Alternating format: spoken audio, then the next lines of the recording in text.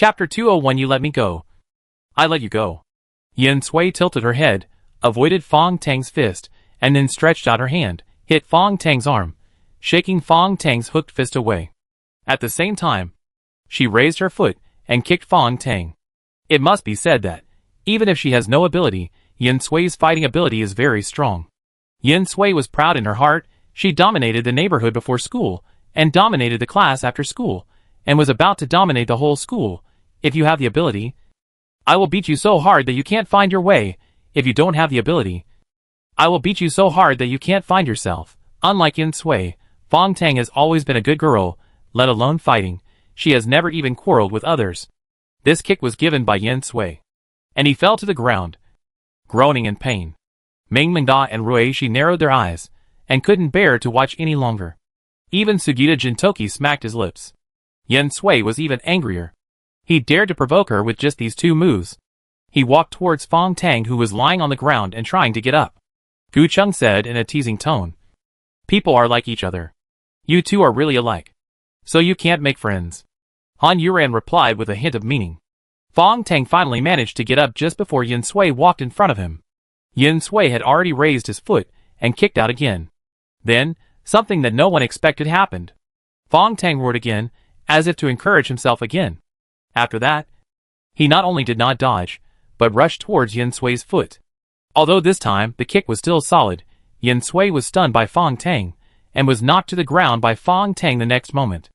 Fong Tang endured the pain from his abdomen, stretched his legs, and wrapped around Yin Sui like an octopus, and his hands were not idle either, scratching and scratching Yin Sui's face. A grab was a handful of hair, and a scratch was a few bloody marks. Yin Sui was stunned by this kind of treatment for a long time, and then she reacted and wanted to get up, but she was tightly clamped by Fong Tang. The randomly swung hand made her upset again, and the stinging pain from her scalp and face made her angry, and she opened her mouth and bit the hand that Fong Tang slapped. At this point, Fong Tang successfully led the competition between the two to the shrew style. Sugita Jintoki didn't know whether to laugh or cry. Looking at the two people rolling on the ground, shouting and cursing, with their teeth bared, he swallowed his saliva in fear. Women are animals. No matter how big or small they are. They are too scary. Fuck! How dare you stick your nose in my nostrils? I'll kill you. Tang Fong. You pinched my breasts first. You pinched my breasts first. Ah! Tang Fong screamed, and most of the hand that was sticking in Yin Sui's nostrils was bitten into Yin Sui's mouth. Han Yuran felt her face was a little hot, burning, and a little embarrassed. She glanced away, unable to bear to look. The two people struggled for about 10 minutes before they became weaker. Yin Sui's nose was stuck upside down. His eyes were full of tears, and he said weakly with the hand biting Fong Tang, "Let me go, and I'll let you go." Fong Tang's face was deformed by Yin Sui's pulling. At the temple, Yin Sui grabbed a piece of skin and flesh and pulled it tightly, swallowing her saliva. She replied with red eyes, "Okay. I'll count to 1, 2, 3. Together," Yin Sui said. And this time Fong Tang finally reacted and pulled her hand out of Yin Sui's hand, leaving 2 rows of small teeth marks. And a piece of blood. 1, 2, 3, Yin Sui said, and suddenly stood up and rushed towards Fong Tang. But halfway she bumped into Fong Tang's body, and the two of them collided so hard. Chapter 202 The stranger is as beautiful as jade, and the young master is unparalleled in the world. After the two met unexpectedly in midair, they were knocked back again, and they were in so much pain that they couldn't get up. Yin Sui said bitterly, "You actually wanted to sneak attack me. How shameless." Fong Tang countered with disdain, "You also want to sneak attack me. So you should have some shame when you speak." The two of them had a tacit understanding for the first time. And then they got hurt. "If you don't cheat, I will beat you to death." Yin Sui was very unwilling. "And she didn't fight like this." "How did I cheat? I didn't use my ability." Fong Tang was very proud, and a little happy. "So this is what fighting is like. It feels good, although it hurts a little. Let me take a break, and then continue. I'm afraid of you. Wait a minute, I have something else to do." Gu Chum walked to the middle of their heads, looked down at Yin Sui, and then at Fong Tang. Yin Sui rolled his eyes. "After this mission, fight again, do you dare? Or when you go on a mission, I'll be there for you anytime." Yin Sui accepted Fong Tang's request to go on a mission with her again. Fong Tang also figured it out. Since the superiors had given the order to go together, there must be no problem. I was just overthinking. So he replied, during the mission, you must not make trouble. Of course. We will fight again after the mission. Okay. Sixth brother, come and treat us. Ruishi ran over quickly, and covered the two with a healing light. Sometimes, women's friendship is also fought out. When Ruishi treated the two, she also said, although I can treat you, you are still the ones who feel pain when you are injured.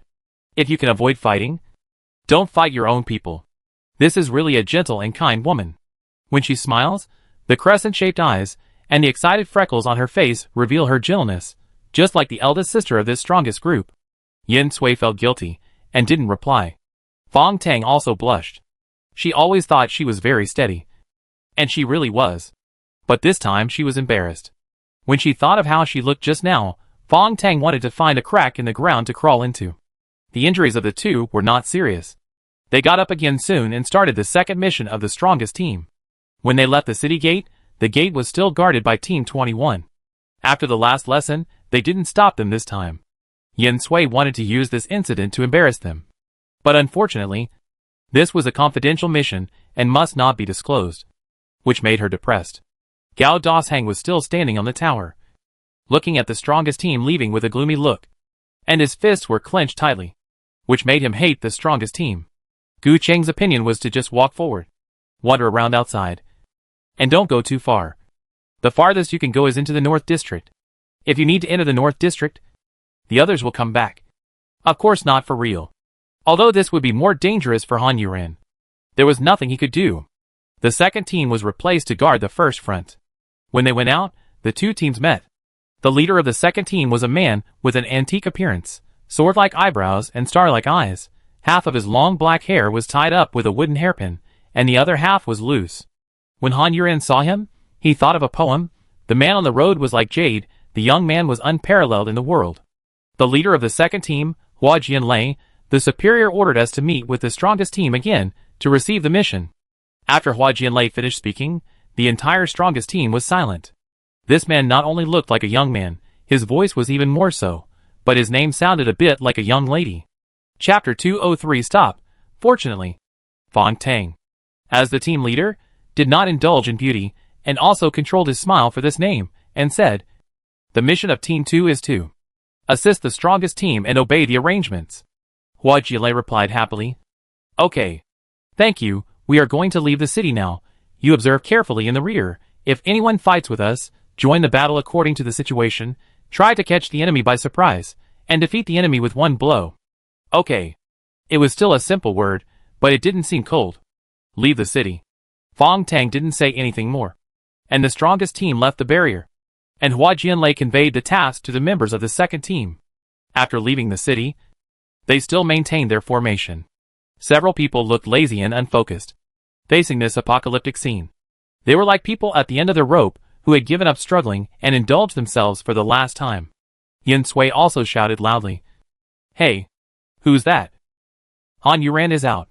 Come out quickly. After saying that, he laughed and swung the pink rabbit in his hand. No one stopped her. Nor was there any need to stop her. Han Yuren was called out by name. And they followed her out blatantly. But after Yin Sui called out several times, no one showed up. Feeling bored, she stopped calling out, and the others continued to stroll forward leisurely. Han Yuren looked at the inky dry grass at her feet, wondering who the other person could be. Do you think all the animals in the world are dead? The bored Yin Sui asked another question. We didn't see any normal animals last time we went out. Maybe they were all taken away by the aliens. Ming Mingda said with a hint of expectation. Although they were taken away by the aliens, it was better than being dead. Sugita Jintoki shook his head. There are so many animals, and they can't understand words. How can we take them all away? It's too troublesome. Well, it's hard to say. Aren't the robots gone too? Min Mingda still didn't want to believe it, and gave a good proof. If the other party uses robots, then it will be really useless. Stop! Fong Tang suddenly spoke, and all 7 people were so quiet that they didn't even breathe. Yin Sui looked around curiously, but a sound came into his ears. It was the sound of a musical instrument, long and melodious, vicissitudes and sorrow. Did you hear it? Yin Sui asked quietly. The other 6 people nodded. And Fong Tang said, It's on the city gate in the North District in front. No one spoke again, waiting for Fong Tang's order, or the opponent's attack. But Han Yuren frowned. She was familiar with this song. Very familiar with it. And her mother had played it over and over again. As a flute player, her mother used to be so beautiful. When she stood on the stage, when she was a teacher, she was always shining. But this song was her mother's. Her mother had never performed it on stage, nor had she taught it to anyone else. So after her mother passed away, she was the only one who knew this song. Fong Tang did not give any orders, because she felt that Han Yuren was not in the right mood, and the song was finished very quickly. The moment the song stopped, the man hidden in the cloak stepped out from the North District gate 1,000 meters away, and when he appeared again, he was already 100 meters in front of the strongest group. Chapter 204. You've grown up. The person who suddenly appeared, like a leaf blown by the wind, without making any sound, but shocked the strongest team into a defensive state immediately. Han Yuren, who was at the front, looked at the person hidden in the cloak 100 meters away. The gray world made it difficult for her to see the face in the shadow, but she could feel that the other person was staring at her, straight and straight. Did you ask me to come out? Han Yuren asked, with a sickle already in her hand. It's me. Same voice. It was indeed the person from last night. Do you know me? Yes. Who are you? The other party fell silent, but Han Yuren felt that the gaze on him was even heavier. Suppressing the strange feeling in his heart, he swung the sickle in front of him. If you don't say anything, I'll just do it. The other party was still silent. Han Yuren stopped talking nonsense, turned his wrist holding the sickle, and gave the order. Attack! The next moment, Han Yuren had shot out like an arrow, and the air around him was shaking violently in an instant, and it seemed to have turned into a visible white, and it flashed past Han Yuren. Yin Sui followed closely behind, and the cute flying sword also shot out. Sugita Jintoki created 4 clones, guarding the periphery and observing the situation around. Han Yuren was like a black arrow in front, with a huge rabbit in the middle, and a sword formation flying across the sky behind him. The shining swords made the sky and the earth bright wherever they passed, and the wind howled.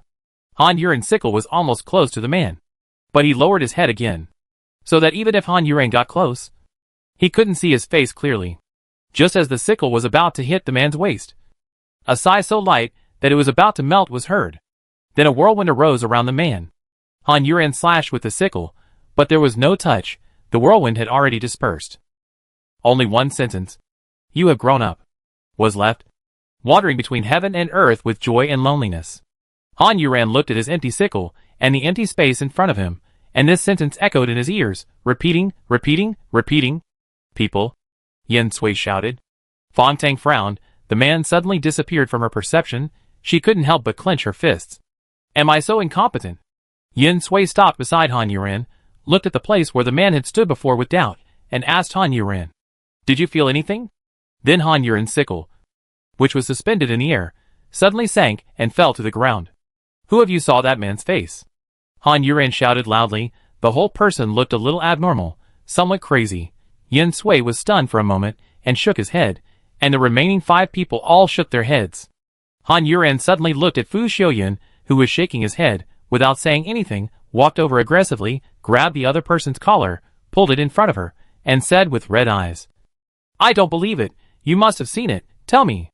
Fu Xiaoyan was suddenly attacked by her, but he was not panicked at all, and he was not angry even when his collar was grabbed at this time.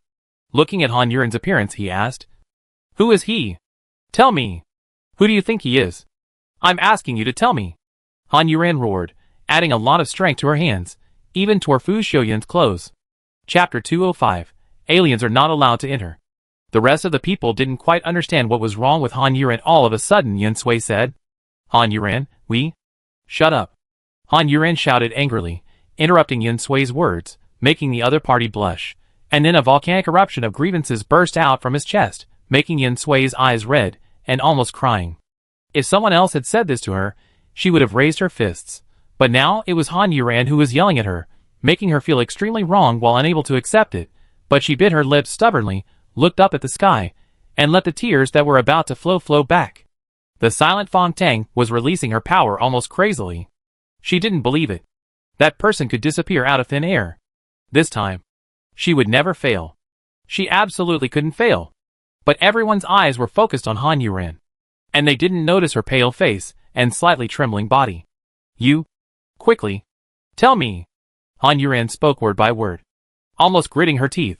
Fu Xiuyan looked directly at Han Yuran's crazy eyes without avoiding it, and replied, I don't know. I'm not lying to you. The last 3 words were spoken lightly, but they were loud and clear. The madness in Han Yuran's eyes instantly dissipated, leaving only a sense of loss. She powerlessly let go of the hand that was holding Fu Xiuyan's collar. She believed Fu Xiuyan, and he was not lying to her. He really didn't know. Her hands and head drooped with disappointment. But that person was like a fishbone stuck in Han Yuran's throat, making her feel uncomfortable and unable to breathe. She always felt that that person was very important to her, but she couldn't grasp the slightest feeling, and couldn't remember who it was. Was there really such an important man in her life? Just as Han Yuran fell into the vortex of disappointment, Fong Tang suddenly spurted out a mouthful of blood. Her face was as pale as paper, and she turned around and pointed to the first front line. I feel it. He's there. As soon as the voice fell, Han Yuran, who was still in a state of dismay before, stepped on the ground, leaving only a series of afterimages, and ran straight towards the first front line. Ruishi quickly covered Fong Tang with a healing light. Fong Tang was already shouting at the top of his lungs. Team 2. Martial law. Completely blocked the barrier. After Fong Tang finished speaking, a light that looked like the aurora suddenly shot out from the barrier, forming a semicircle, covering Han Yuran and the others from the sky. It was like a colorful cover, covering this area. And in the midst of the gorgeous colors, just as it was about to approach the barrier, a black shadow in the air had to stop, and the cloak on its body moved without wind. Hua Jianlei stood behind the brilliant colors, inside the barrier, with her hands behind her back, looking up at the person in the air. Rays of light passed over the person from time to time, but he was still black. In the Kingdom of Wings, foreigners are not allowed to enter, Hua Jianlei said, with a tone that was neither humble nor arrogant. Like a noble young man, Han Yuran had already come behind the person, but this time she did not use a sickle, but a pair of flesh palms, and directly grabbed the other person. Fong Tang looked at the sky full of light, and the foreigners who could not hide in the air, biting her teeth hard, and she felt so ashamed that she could not raise her head. Han Yuran grabbed with her palm, but still grabbed nothing. The person seemed to be able to teleport, although his figure could not be hidden this time. He moved to another place in an instant. Chapter 206 Press. The man had just dodged to the side, and before he could stand for a second, a huge pink fist had already smashed down. But the man seemed to have eyes on his back and retreated again. Before he could stop this time, a number of sharp swords had blocked his way, and Han Yuran and Yen Sui came up from the left and right. This was not the end. A 3-legged bronze tripod appeared above the man's head. The tripod exuded an ancient atmosphere, and it fell headfirst towards the man. Above the tripod was a woman with an ordinary appearance and a powerful aura, with her loose red hair floating gently behind her head. She stretched out her hand and pressed it downwards, as if she was pressing down the sky. Her hand had 6 fingers, and her eyes were ruthless. She was Akashi from Team 2. Below the man, the ground rolled. The sand and gravel crumbled, slid down, and a huge earth dragon formed in the dust. It twisted its body and circled upwards, its mouth wide open, its whiskers fluttering, and it looked like it was going to swallow the man. It had to be said that compared to the strongest team, the abilities of Team 2 were too cool. A man with a headband and his hair standing on end was squatting beside Hua Jianlei, with his hands on the ground. Ivan from Group 2 had the ability to control anything with the earth element. The man's escape route was blocked in an instant. Han Yuran tried hard to see his face, but he always had his back to him. Tell me, who are you? Han Yuran yelled, and saw the man's body tremble slightly, and then turned into a whirlwind. Pressure, Akashi said, his brown eyes flashing coldly. As soon as he finished speaking, the small tripod began to spin rapidly, bringing with it a circle of fierce winds, which changed the shape of the whirlwind that the man had transformed into. The small tripod became bigger and bigger as it spun. Hua Jianlei shouted, "The strongest team, please evacuate temporarily." Han Yuran was unwilling, but the tripod had already pressed down, swallowing up the whirlwind, and even swallowed half of the earth dragon in the same group. Finally, Yen Sui's fist hooked back, hugged Han Yuran, and took Han Yuran back. As they retreated, The remains of the earth dragon fell to the ground, dust splashed everywhere, the small tripod turned into a giant tripod and hung on the ground. The whole ground shook twice. Akagi had already landed lightly on one of the 3 legs of the giant tripod. The hair that had been flying behind her calmed down, but her eyes were still very cold. Live or die? Akagi asked, meaning that this person had been caught. Alive! Han Yuran shouted nervously. Alive! Tang Fong also spoke quickly, and they ran back at this time. Seal. Akagi said only this word, and then flew up from the giant tripod again, raising his hand to wave at the giant tripod, and the giant tripod flew towards her, and at the same time changed back to its original size. At this time, Hua Jianlei also retracted the light that looked like the aurora. Tang Fong walked up to Hua Jianlei, trying to pretend to be normal, and said, "Thank you for the help of Team 2. This is our mission, and it is our responsibility." Hua Jianlei did not show any mockery or contempt for them, but was still the same as before, which made Tang Fong feel better, but also more depressed. "We are going to take this person back. And we also asked this miracle worker to go back with us." "Okay." Akagi readily agreed, but only glanced at Han Yuran, because the other person's gaze on the small tripod in her hand made her feel a little uncomfortable. Chapter 207. Thank you with your body. Akashi and the strongest team entered the city together, and entered the hall. Gu Chung was very surprised when he received the news. He didn't expect them to come back so soon. Looking at the people who were unharmed, his eyes finally fell on Akashi, and the small tripod in Akashi's hand. "Is he here?" "Yes." Akashi responded coldly. "Come with me." Gu Chung left after he finished speaking, Akashi followed, and Han Yuran stepped in front of Gu Chung, and almost bumped into Gu Chung. "Where are you taking him?" Han Yuran took the initiative to grab Gu Cheng's arm this time, and she grabbed it very hard. After Gu Chung understood Han Yuran's situation from her eyes, his tone was less serious than usual, and it was much gentler. "Come with me." Han Yuran had never liked Gu Chung so much before. She wanted to hug his face and kiss him a few times, but she still held back. She only said a little awkwardly, "Thank you. Thank you with your body.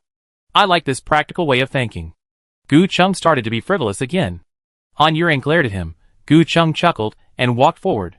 Gu Chung didn't harass Han Yuran all the way. Han Yuran just stared at the small tripod, and Chi-Si felt uncomfortable being stared at by her. It wasn't until Gu Chung stopped in front of him that Han Yuran moved his eyes away from the small tripod and looked up. The door that Gu Chung was opening was the door leading to the front of the hall, where the big fish, which was where the gods were. It was quite unexpected for Han Yuran to come to this place, but the door was already open, and Chi-Si also went in. Gu Chung was standing by the door. After Han Yuran came in, he locked the door again from the inside.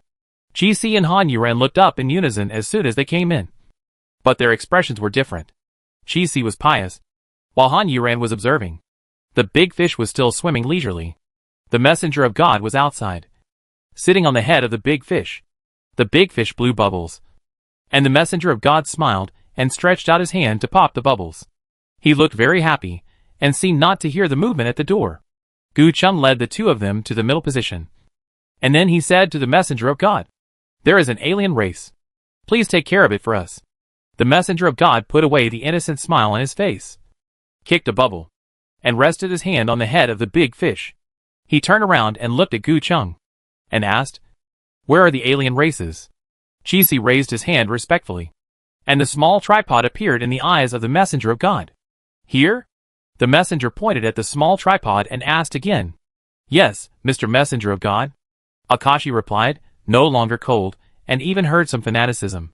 The messenger of God shook his head and turned his head back. "There are no aliens inside." Akashi raised her head suddenly and opened her mouth to refute, but when she saw the big fish and the messenger of God, she swallowed her words back. How could she refute the sacred messenger of God? Han Yuran shouted, "What do you mean?" She was not fanatical about the messenger of God, so she didn't care whether her behavior was appropriate or not. "Akashi, open the cauldron," Gu Chung said, and he took away Han Yuran's rude words just now. After his superior gave the order, Akashi opened the small cauldron. But he was worried. On the one hand, he told himself that he should believe the words of the messenger of God, and on the other hand, he believed that he would never fail. It can be said that he was extremely contradictory. Chapter 208. Die under the peony flowers. Being a ghost is also romantic. and the hand that had been pressing Han Yuren's arms back suddenly pushed back, and at the same time, his elbows hit both sides of Han Yuren's back, and knocked Han Yuren into his arms. One leg was still between Han Yuren's legs. This posture can definitely drive a good car. It's a pity that before Gu Chung, the old driver, stepped on the accelerator, Han Yuren had already killed the car. In the moment before the action, Han Yuren closed his eyes. Gu Chung intuitively felt that the other party was about to use a big move, but the other party's speed exceeded his estimation. When he felt it, he only had time to squat down suddenly, and at the same time release the hand that was pressing Han Yuren's arm. Even so, he still felt a buzzing pain at the back of his head, along with his hair falling helplessly, and a knee hit him straight in the chest, making him fall to the ground. The next moment, the sharp blade hooked behind his neck again. Han Yuren only needed to exert a little force to make Gu Chung shed his head and blood. Han Yuren endured the pain caused by twisting her wrist forcefully, looked coldly at Gu Chung, who was sitting on the ground without any movement, and only looked at her, and asked, "Do you think I dare not kill you?" Gu Chung smiled. His eyebrows curved. "No. I believe you dare. And similarly, I believe I will not be killed by you." Han Yuren raised his eyebrows, said "Oh" in a seductive voice, and asked, "Do you dare to try it? It is my responsibility as a man to accompany women for fun, and I feel honored." In such a dangerous situation, Gu Chung still maintained the appearance of dying under the peony flowers, and being a ghost, and being romantic. As for the situation between the two of them, everyone who passed by and saw it pretended not to see it. Not even one person was meddling in their affairs. Han Yuren was very satisfied with Gu Cheng's answer, and gave him a rare smile. But before the smile faded, she had already hooked the hand holding the sickle back with force. Gu Chung still did not move, and the sickle hit the back of Gu Cheng's head without any surprise, but it also stopped. There was no sound or blood. Gu Chung was still the same Gu Chung. It was just that his hair was cut off from where the sickle fell, and fell all over the floor. All of a sudden his hairstyle looked awesome. Han Yuren stared at Gu Chung. At the moment when the sickle hit the back of his head, although he was trying hard to hold back, Han Yuren still caught a glimpse of his pupil shaking. That is to say, he was not in pain, but he was just too good at pretending. Han Yuren continued to exert his strength, but the sickle still couldn't break Gu Cheng's scalp. Gu Chung smiled proudly. "Look, neither of us lied. If you dare to kill me, I have the ability to prevent you from killing me. It turns out that you are not only thick-skinned, but also thick-scalped." After Han Yuren finished speaking, she reluctantly put away the sickle, no longer looked at Gu Chung on the ground, and strode back. Although she was disappointed that she did not kill Gu Chung, she had to admit that she was relieved in her heart. If she really killed Gu Chung, it would be a big deal. I guess she would not only not be able to stay in this Wing country, but also be judged. She would definitely resist at that time. And then others would kill her. And she would kill others. And she would have to take Anya with her, which would probably be a dead end. However, after fighting with Gu Chung, she felt much better. So when she returned to the original place, looking at the 5 pairs of expectant eyes, she said happily, "The person is not in the small tripod. I don't know when he ran away. Our mission failed again." Chapter 209. I have mysophobia. Han Yuren said it so lightly, but the other 5 people felt so heavy when they heard it. Failed again. These 3 words were like a hammer that made them feel depressed and wanted to vomit blood. Gu Chung followed closely behind, not giving others time to speak, but when they saw Gu Cheng's slightly sharp hairstyle, they suddenly forgot what they wanted to say. Yen Sui couldn't help it. Puff. And laughed, pointed at Gu Chung and said, "Even if you are not ugly, you don't have to be so confident to have such a hairstyle." It was unclear whether this sentence was a compliment or an insult, which made Gu Chung even more arrogant and shook the remaining hair in front of him. "I am handsome, I am happy." After saying this, Yen Sui laughed even louder. "The strongest team, you failed the S-level mission this time, so you are punished to go to the training room for training, and train until the next mission." After Gu Chung finished speaking, he was about to leave and added, "If anyone is lazy, does not follow the instructions, and makes trouble, they will be punished in the small dark room. You should know from the name. What a lovely punishment this is. Don't be scared, I believe you." After saying these meanly, Gu Chung left in front of everyone's rolling eyes. "What the hell, we work hard outside, and we still have to be punished. We are so tired, and we still have to train. I will train your ancestors." Yen Sui cursed angrily, pointing in the direction where Gu Chung left. "Except for Fu Xiuyan. The others were all listless and had no motivation. After 2 consecutive failures, the blow was really big. Fong Tang sighed and said, "Let's go eat first, and then go to the training room." "Are you really going?"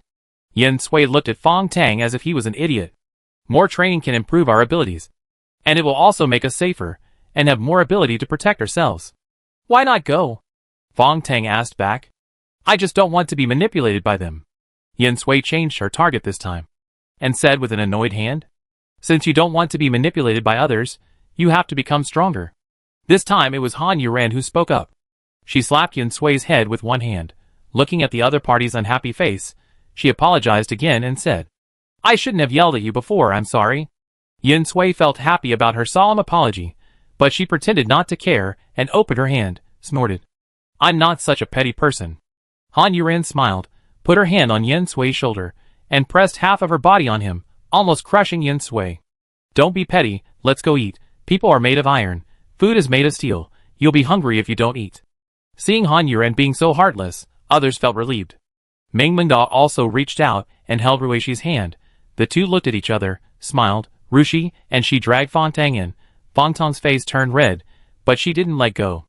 So 2 of them were arm in arm in front, and 3 of them were hand in hand, good friends. Only Sugita Jintoki and Fu Xiuyan were left.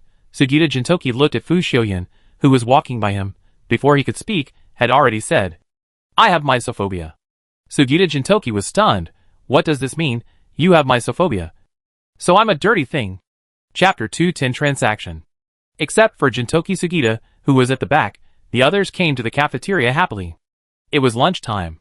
The cafeteria, which seemed very empty, was now crowded with people. At a glance, it was full of heads. "Old Four, I'll give you a bowl of hot sauce," Meng Mengda said to Han Yuran, who was leaving.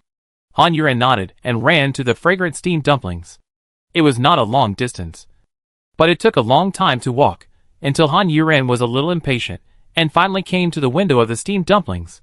"Give me a plate of big steamed dumplings stuffed with pickled cabbage." After Han Yuran finished shouting, she heard the ant inside reply, "There is no pickled cabbage left. The last plate is for this boy. Girl, you can choose something else." Although Han Yuran was a little confused, she still reacted very quickly, and grabbed the boy next to her, who was about to leave with a plate of big steamed dumplings. "Hello, handsome man, can you give me a few? Just a few will do." Han Yuran's voice was particularly sincere. She had a problem. If she wanted to eat something, but didn't get it, she would feel uncomfortable all over. The boy had a buzz cut, and a scar on his right eyebrow that went all the way to his hair. He was almost 2 meters tall, and had a solid body. So he looked a bit naive, and hard to mess with. "Are you Han Yuran from the strongest group?" the boy asked, sizing Han Yuran up. Han Yuran's eyes lit up immediately, and he straightened his back. "What? Are you my little fanboy?" After hearing Han Yuran's words, the boy had an expression that looked like he wanted to laugh, but was trying hard to hold it back, which made Han Yuran realize that she was overthinking. "I'm not your little fanboy." Han Yuran nodded, not feeling embarrassed at all, and glanced at the big steamed dumpling from time to time. I guess if she looked at it again, she would use a trick, like a hungry dog pouncing on its food. "I'm Gao Dashang's younger brother," the boy said again. Han Yuran perked up a bit, and asked, "Who is Gao Dashang?" The boy frowned, and he used more force to hold the plate. He was already wondering if Han Yuran was stupid, but he resisted the urge to walk away. "Gao Dashang is the leader of Group 21. The one who stopped you." Han Yuran got serious this time, and distanced himself from the boy. He asked with a little disdain, "Why? Do you want to get revenge on your brother?" The boy looked amused. "How is that possible? I mean, I can give you the dumplings, even all of them. But you have to beat him up next time you fight him. Beat him so hard that he has to lie down for 10 days or half a month." Then he pushed the dumplings too. Han Yuran came forward and gave him a hand, laughing. "As a younger brother, it's not easy for me to do it myself. You should understand that." Han Yuran's brain worked hard for a few times, trying to understand the boy in front of her. Finally, she gave up, snatched the plate from the boy's hand, and promised, "No problem. And I won't betray you. Don't worry." The boy smiled with satisfaction and stretched out his hand to Han Yuran. "Gao Tianyi." Han Yuran stretched out her empty hand and shook his hand. "Deal." A slightly funny deal was done. Han Yuran took the big steamed dumpling with satisfaction, and found the seat where the strongest group was sitting. She picked up the dumpling and dipped it in the hot sauce. She was so beautiful that she was about to let out an exclamation. But she couldn't help but yelled with her lips drooping. Fuck. It's so spicy. My mouth is so spicy. Chapter 211 Training Room. The meal ended with Han Yuran gasping for air. During the meal, everyone took turns asking her to give up the hot sauce. But she refused mercilessly, dripping with sweat. It's so spicy. It feels good, Han Yuran said with her tongue sticking out. It was so spicy that she couldn't feel her mouth. The others couldn't bear to look at her red lips. Ruishi had planned to save Han Yuran with the healing light, but was still rejected. What? Then my hot sauce was eaten in vain. Everyone looked at her. She was really an idiot. Okay. We're done. Let's go to the training room, Fong Tang said, holding her empty plate and standing up. The others followed. And after sending the food to the recycling area, they walked out. Yin Sui blinked his eyes. Why haven't I heard of a training room? You guys are going to the training room. It's just right. I want to go too. Let's go together. An extremely rough voice suddenly sounded, and several people turned their heads to look. Han Yuran called out. Jindali. Why are you here alone? Where's Quinn? Jindali was stunned. He's not my follower. He scratched his head and said, I don't know what's wrong with that little brat these past 2 days. He takes a nap every day at noon. He said that this way he can grow up. Han Yuran suddenly felt that not only his mouth was hot, but also his face seemed to be hot. After laughing twice with a fake smile, he changed the subject and asked, Then let's go together. What is the training room? When he heard Han Yuran mention the training room, Jindali's eyes suddenly lit up, and he came up to him. As the group walked out, they listened to Jindali's eloquent speech. First, the training room is huge. Second, there are a lot of people in the training room. Third, the training in the training room is really tiring. The first 3 points are basically nonsense.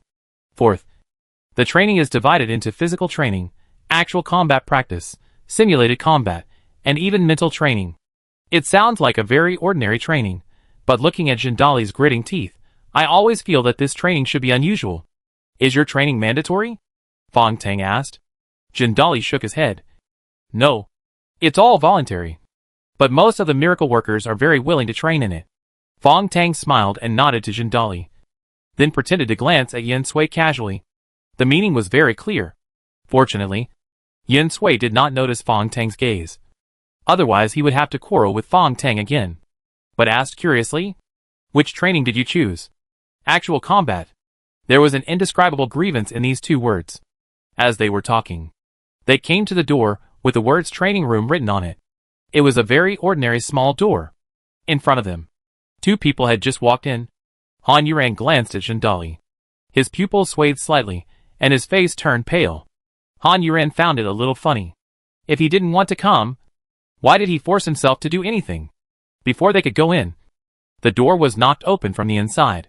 Sugita Jintoki, who was walking in front, took a step back to avoid being hit by the suddenly opened door. Before Sugita Jintoki could get angry, a figure fell to the ground with the door being knocked open. Several people looked down and saw the skinny man lying on the ground, shaking uncontrollably. His hair was not known to be soaked with sweat or something else. He looked extremely weak.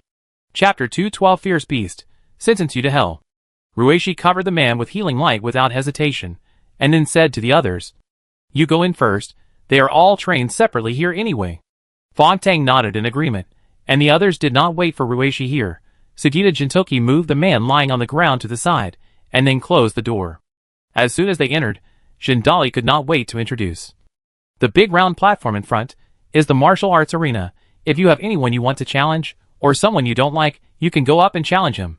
Jindali's words drew the eyes of the strongest team to the round platform in front. A simple platform, and at this time, 2 people were standing on it facing each other. Above the round platform, there is a screen similar to a projection. The 2 people are on the screen, but they are fighting fiercely. The fat man, who is as big as a mountain, raises his fist and punches his chest like a gorilla, shaking his head and shouting. His shout is like a beast. When he punches, the phantom of a beast appears around him instantly, wrapping him in it. It is a white giant ape, with red eyes revealing ferocity. white hair on his body standing up like needles, long arms hanging directly to the ground, sharp claws like weapons. The white giant ape is just like the fat man in its body, and it also raises its hand and punches its chest, then opens its sharp mouth and shouts. As it shouted, circles of visible sound waves in the shape of waves attacked the opponent on the opposite side, like a tidal wave. Is its opponent a blind man?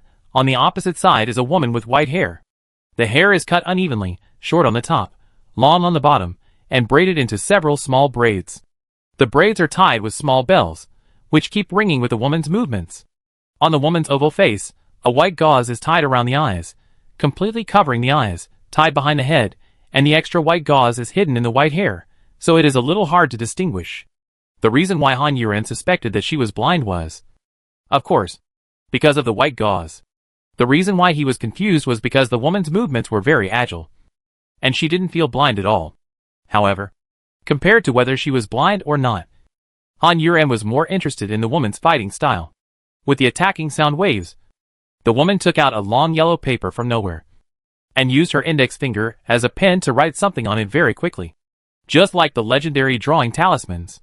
Soon the woman stopped, and Han Yuren looked at the bright red on the yellow paper. Using blood as ink? This fighting style was not very advantageous. The woman who stopped her hand, opened her hand again and grabbed the yellow paper, and squeezed it hard, and the yellow paper caught fire in her hand. The next moment, a large cloud of black smoke emerged from the fire, and then all the black smoke spun again, and Han Yuren could see clearly that the black smoke was actually a black dress. Ferocious beast, I will sentence you to hell.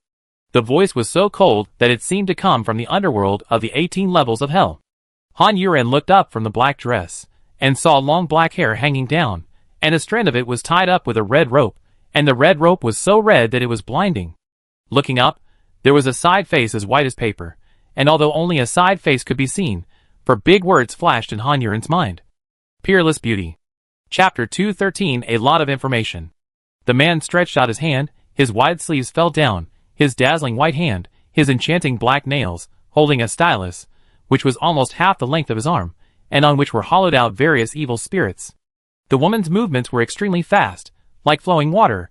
From the time she took out the yellow paper to the time the man holding the stylus appeared, Han Yuren estimated that it would not take more than 3 seconds, which could be described as a flash of lightning. The man casually pointed the stylus in his hand, and the attack sound waves that had just arrived all stopped in front of the stylus. The man read another word. Okay. After he finished speaking, the white giant ape howled and roared again.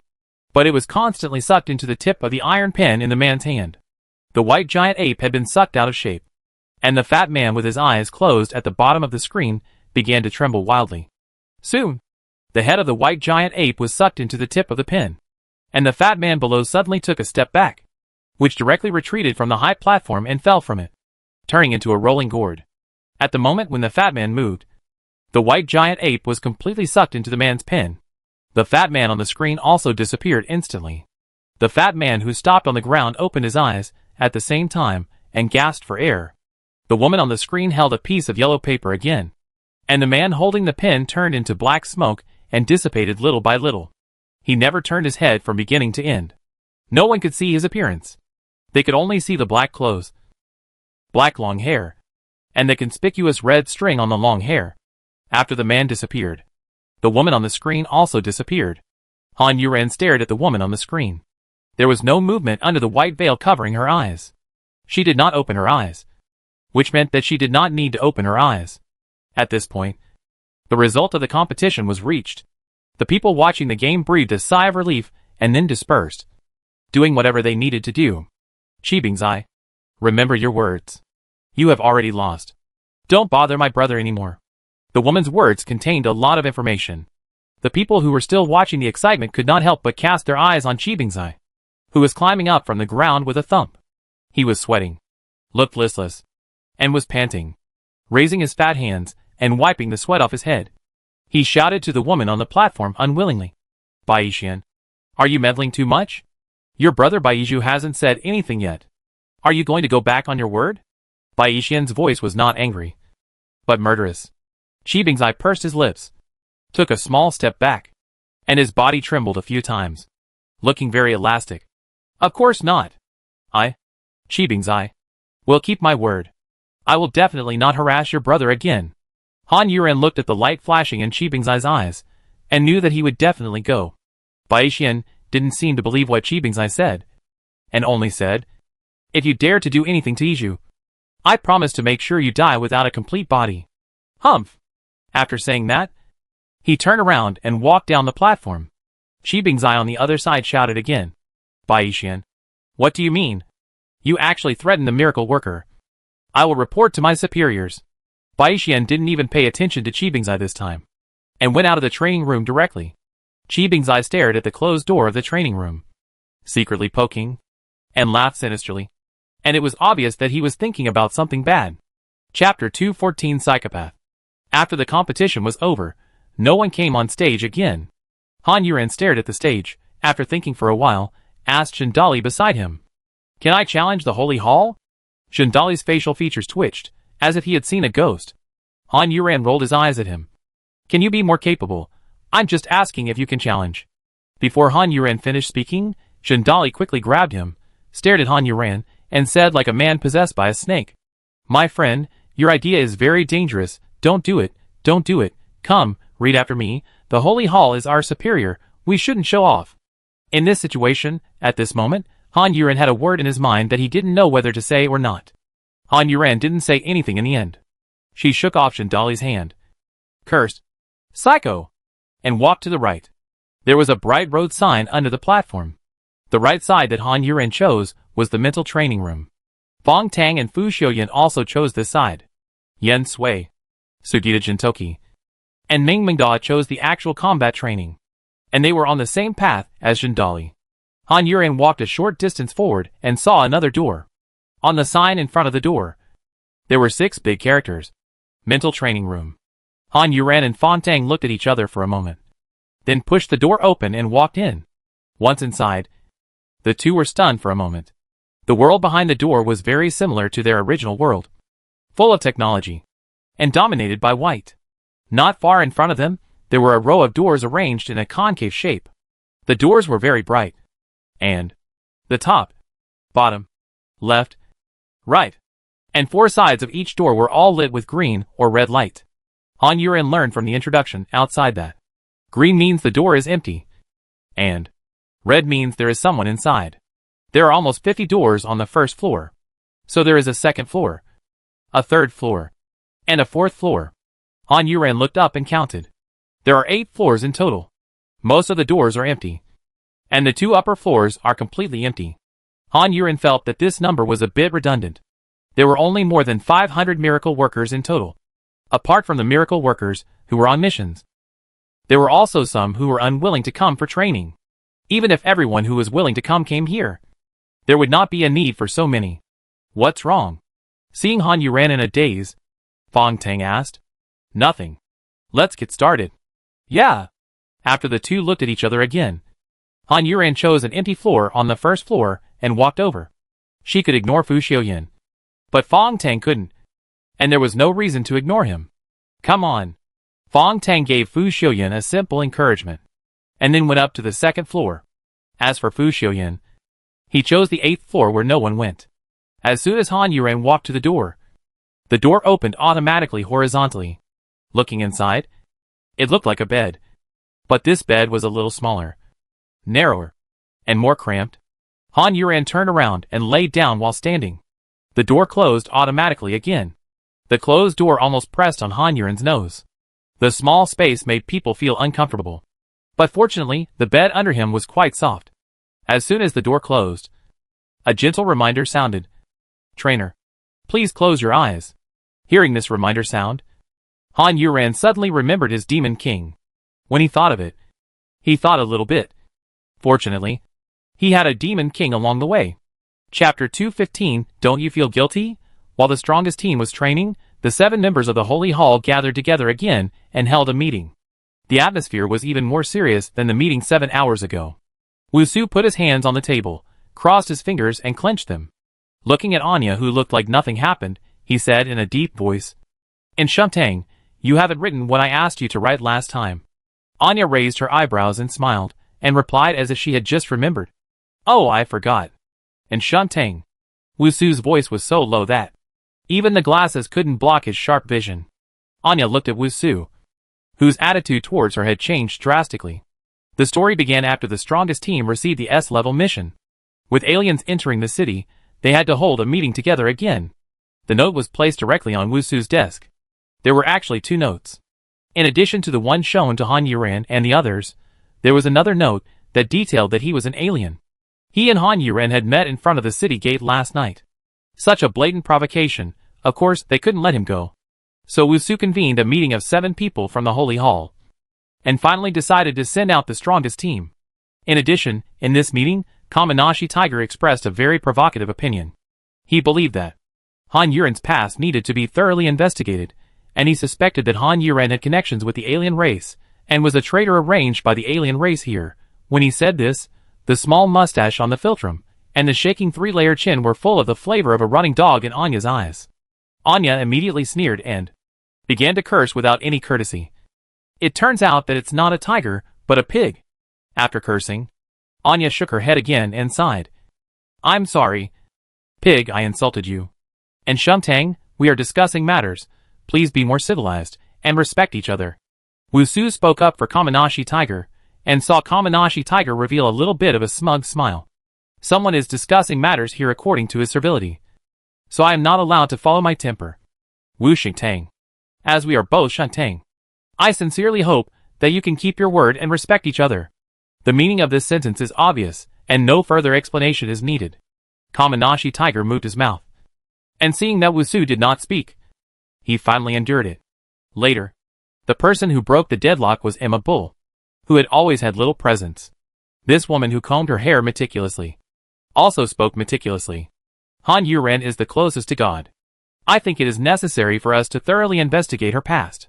Kamanashi Tiger laughed secretly again when he heard this. Emma Bull paused and continued. But I think Kamanashi Temple's suspicion of Han Yuran is not sufficient and too rash. I do not agree to put Han Yuran on trial because of this suspicion.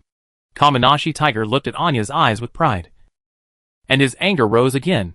He turned his anger and shouted at Emma Bull excitedly. How can the reason not be sufficient? It was the alien who asked to see her by name. And why didn't the alien fight her that night? There must be something fishy. Kamanashi Tiger roared and trembled all over. Emma Bull continued with an unchanged expression. If there is really something fishy going on, how could it be so blatant? After saying this word, Kamanashi Tora didn't know what to say next, but he was unwilling to give in, and said shamelessly, maybe they did it on purpose to dispel our suspicions. You let me talk, don't you feel guilty? Anya sneered. Chapter 216. You are much meaner than I thought. Seeing that Kamanashi Tiger was about to be angry with Anya, the meeting ended unhappily for the time being. The point is that after this unpleasant ending, Anya not only cursed, she also read people's expressions. From Wusu's attitude towards her and Kamanashi Tiger in the meeting, she understood Wusu's thoughts. But she couldn't let Wusu's idea come true. Han Yuran must not be thrown into trial. When everyone left, she sat in the meeting room and thought about it. She stood up, tidied her uniform, and smoothed her hair, and came to the second floor where Wusu was. As soon as she arrived, she saw Wusu sitting behind the table, looking at the stairs, looking like he was waiting for someone. When he saw Anya again, he extended his hand to the chair opposite the table. Anya still sat down with her legs crossed elegantly. And Shumtang and Han Miracle have lived next door to each other since childhood. They have known each other for 20 years. They support each other, share hardships, and have experienced life and death together. It is really a touching friendship. As soon as Anya sat down, Wusu started talking about all this, with a gentle smile on his face. Anya sneered. You can just say that you investigated us and know our past very well. Yes, I know it very well. So, I don't understand why Han the Miracle is so good to you, the murderer of your father. And I don't understand how An Shumtang can calmly face a person whose father you killed. You are much meaner than I thought. Anya smiled and said something that was irrelevant. Wusu adjusted the frame of his glasses, and rested his hands on the table in front of him. He didn't get angry because of Anya's words. And Shumtang, do you really think that a person can forgive the murderer of her father? Anya swung her legs and asked back. Han Yuran is the closest to God. You should protect her. Why are you targeting her? And Shumtang doesn't understand? The two of them stared at each other in midair. Anya raised her finger on the handle of the chair, and dropped it with a click. Her bright red lips slowly opened and closed. Do you think that if one of you who is closest to God dies, God will give you another one who is closest to God? The eyes behind the lenses showed a cold smile. And Shuntang is really smart. Humph! Anya snorted coldly and raised her eyelids. She said in a firm tone. During the mission, Fu Xiuyan did not care about the life and death of his teammates. He fought with his teammates in dangerous moments and even hid his strength. His behavior was weird. I'm afraid he has different thoughts and is not one of my people. After Anya finished speaking, she looked at Wusu with a smile. She looked gorgeous, but in Wusu's eyes, she was a femme fatale. You are threatening me. I am threatening you. After saying this, Anya stood up and walked downstairs. She walked gracefully. Even the tightly wrapped uniform could not hide her sexiness. Although she looked very confident, only she knew that she had no confidence at all. She could only pray that Han Yuran and the others did not catch that person. If they really caught him, the hypocrite Wusu would definitely make that person say a lot of slanderous words against Han Yuran as evidence. When the trial came, Han Yuran would be finished. Later, things went through twists and turns. And Anya's heart was also ups and downs. Finally, Wusu held this meeting again. At this time, the two looked at each other, and no one's attitude changed. They were still opponents, they both wanted to win. Chapter 217 Gentleman Scoundrel. After Wusu fell silent, Kamanashi Tiger started shooting for his master. He first snorted, and then said in a sarcastic tone, 2 teams, 14 people, and the strongest team among them, didn't catch anyone. This is too abnormal. No one responded to his words. This time, even Anya didn't respond to Kamanashi Tiger's words. This made him feel a little embarrassed. He coughed and gurgled for a long time, but still no one spoke. Anya was looking at Wusu. She was waiting for Wusu's answer. As for Gu Chung, who had once declared Han Yuran to be his woman in front of everyone, and forcefully kissed Han Yuran, and sexually harassed her many times, but now, he did not make any move. Anya wanted to pull him to her side, but later she gave up. She wanted to see whether this man was sincere or fake to Han Yuran, and the result made her a little disappointed. Wusu looked at the woman opposite him, and suddenly regretted that he had called her back at that time, otherwise, he would never be as entangled as he is now. When Anya was swaying away, she was about to walk down the stairs without stopping or looking back. Wusu still lost. He called Anya to stop her. And Shuntang, in such a doomsday, do you really want to put yourself in danger for something like friendship? When he said this, his tone was quite regretful, as if he cared about Anya very much. If you don't care, why did you stop me? Wusu, don't you think what you said is ridiculous? Anya looked back, and there was no expression on Wusu's face that matched his tone. He wore gold-rimmed glasses, and his hair looked very soft and neither long nor short. He had a perfect face and a pair of dangerous eyes. It was most appropriate to describe him as a gentleman scum. You went against me and fought to the death with Han Yuran and Fu Xiuyan. Do you think you'll be better off? Anya lifted the hair beside her ear. Anyway, I have the confidence to send Fu Xiuyan to be buried with Han Yuran, and I also have the confidence that, if Fu Xiuyan dies, you won't be better off. Doesn't Shuntang think I'm the kind of person who values friendship? Wusu laughed as he spoke. This time his laugh was different from his usual gentleness, but had a kind of rebellious feeling, and he leaned back on the wide chair behind him, with a bit of ruffian air. You don't need to talk so much nonsense. Anya, must protect Han Yuran. I can give you a simple solution. You can deal with me first, and then figure out how to kill Han Yuran. Anya turned around and walked down the stairs without stopping. She heard a voice from above. Good idea. As Anya walked down the stairs, she raised her hand and touched the long sword hanging on her waist. The cold feeling of her touch made her feel much more comfortable. Since Han Yuran mentioned it last time, she has been carrying this sword again, waiting to bump into Han Yuran and give it to her. But now she thinks it's good to carry this sword. It gives her a sense of security. For example, now that she is the only temple without power, the only temple against Wusu, she can have some confidence sitting here with a sword and meeting with them. At most, she can chop them with a sword, and let them die with some injuries. Anya is thinking about how to kill Kamanashi Tiger by luck when she takes action. Wusu's mind is also racing. This is a silent battlefield, while Han Yuran is struggling in pain. Chapter 218 The person I don't want to see again. After hearing the prompt tone, before Han Yuran could think of the devil for a while, he felt a sensation like being bitten by mosquitoes all over his head, estimated to be at least 10 places. Before he could count them, the next moment, Han Yuren's head exploded. Boom! Han Yuren really felt it this time, and couldn't help cursing. Fuck! Electric shock.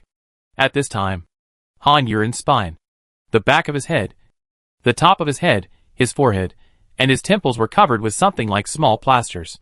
Han Yuren was stunned by the electric shock, and she didn't even realize that this was a forced mental sharing. Her head was buzzing, and her face and lips were trembling in pain. If she had reacted according to her body's instincts, she would have gotten up long ago. However, because of mental sharing, the other party took advantage of the moment when Han Yuren was stunned by the electric shock and changed from sharing to suppression. Very strong suppression. So Han Yuren could only endure the pain, but couldn't react to offset the pain. She couldn't even open her eyes.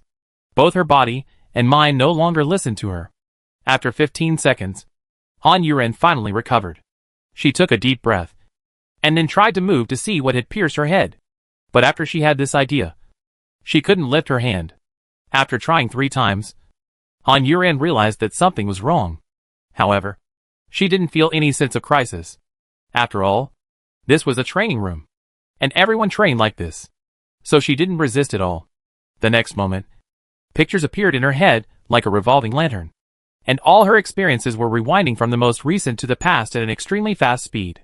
Han Yuren felt a little nauseous, and dizzy, just when she felt that she couldn't help but vomit. The picture in her head finally froze, and froze on a face that she didn't want to see again in her life. She was disgusted before, but after seeing this face, Han Yuren didn't feel disgusted at all. The frozen face looked young, but too sloppy, with stubble on the chin, dark circles, bags under the eyes that drooped to the corners of the mouth, a dirty face, and messy hair that reached her shoulders and was in wisps.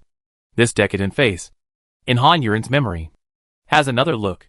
The other look is in the photo. Green grass, warm sunshine, sparkling water. He has neat short hair, clean and soft like a small animal, wearing a white shirt, with the top button unbuttoned, simple jeans, looking full of energy. His clear eyes are full of tenderness. The earring on his left ear is illuminated by the sun, but it is not as dazzling as the smile on his mouth.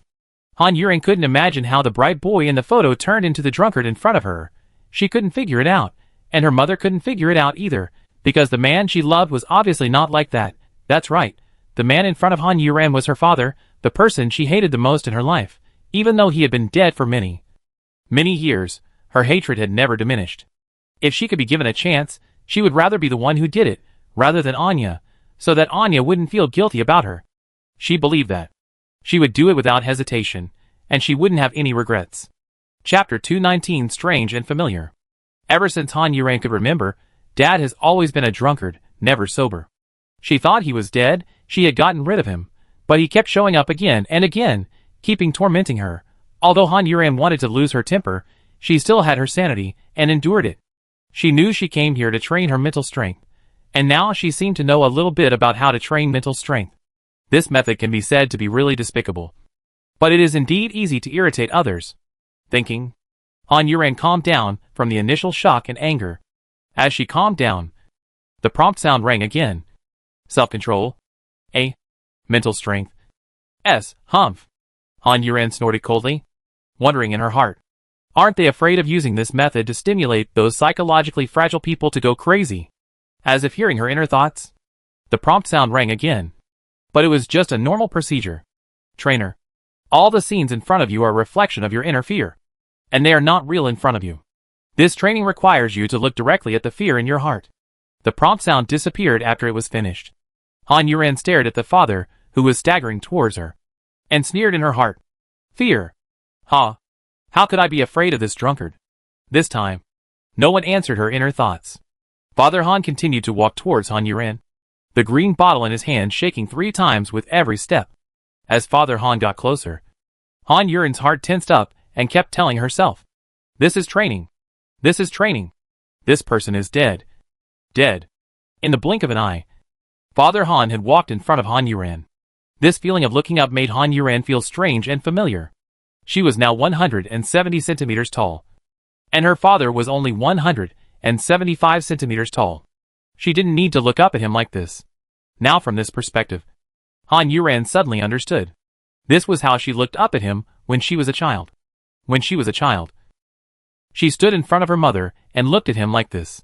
People don't just have memories in their heads, their bodies also have memories.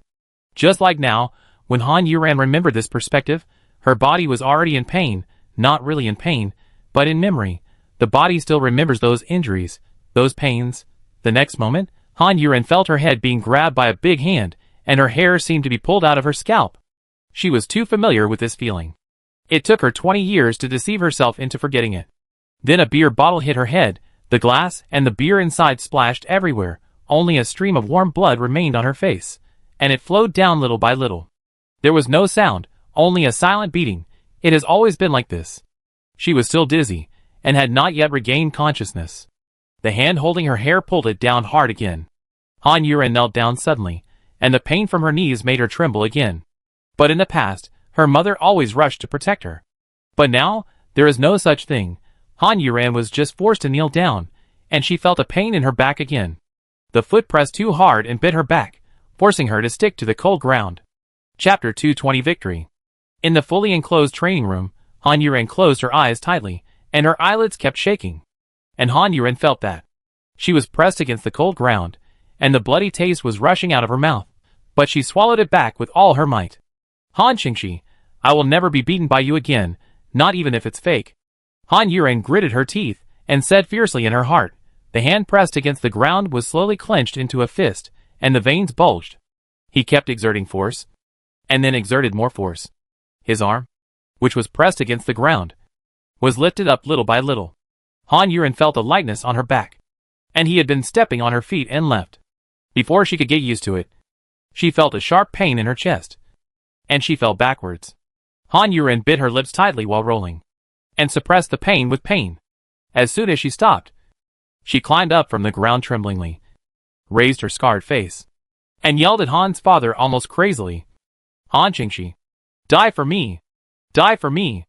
Han Yuran shouted and rushed towards Han's father, while Han's father on the opposite side still walked towards her with an expressionless face, as if he was a robot carrying out a mission. Han Yuran only felt that he and Han's father had collided with each other. The sickle suddenly appeared and swept across Han's father's neck. Han Yuran regained his calm appearance, as if the previous madness was just an illusion. Han Yuran leaned against Han's father's chest and said calmly, "If you are my fear, then I will kill my fear." After saying that, Han Yuran swung the hand holding the sickle. A silver light flashed in the air, and the sickle was carried on Han Yuran's shoulder. At the same time, a thin red line appeared on Han's father's neck. The next moment, the thin red line split open. His head rolled off, and his body fell. Han Yuran looked at Han's father's body with a sickle, without any ripples in her heart, as if she was killing someone who had nothing to do with her. Outside, Han Yuran, whose eyelids had been shaking, finally stopped shaking. But a tear suddenly fell from the corner of her eye, and Han Yuran herself didn't even know it. Trainer, you violated the rules of training. You should face fear, adapt, and finally win. I live. He dies. Is there any more obvious victory than this? Han Yuran said it easily, but only she knew that before this person died, she almost couldn't suppress her murderous intent. But when the sickle cut through his neck, Han Yuran's heart calmed down, and she didn't go crazy. I want to end the training. The training results did not meet the standards. There is nothing wrong with your body. Refuse to end the training. Han Yuran was a little surprised that this training machine actually took this path. Before she could say anything else, her head hurt again. Fuck! Han Yuran cursed. She was shocked again. Han Yuran was forced to undergo training. In the conference room, Anya and Wusu's confrontation also came to an end. Thoroughly investigate Han Miracle's past. As for the suspicion of the Turtle Holy Hall, no trial will be conducted before there is evidence.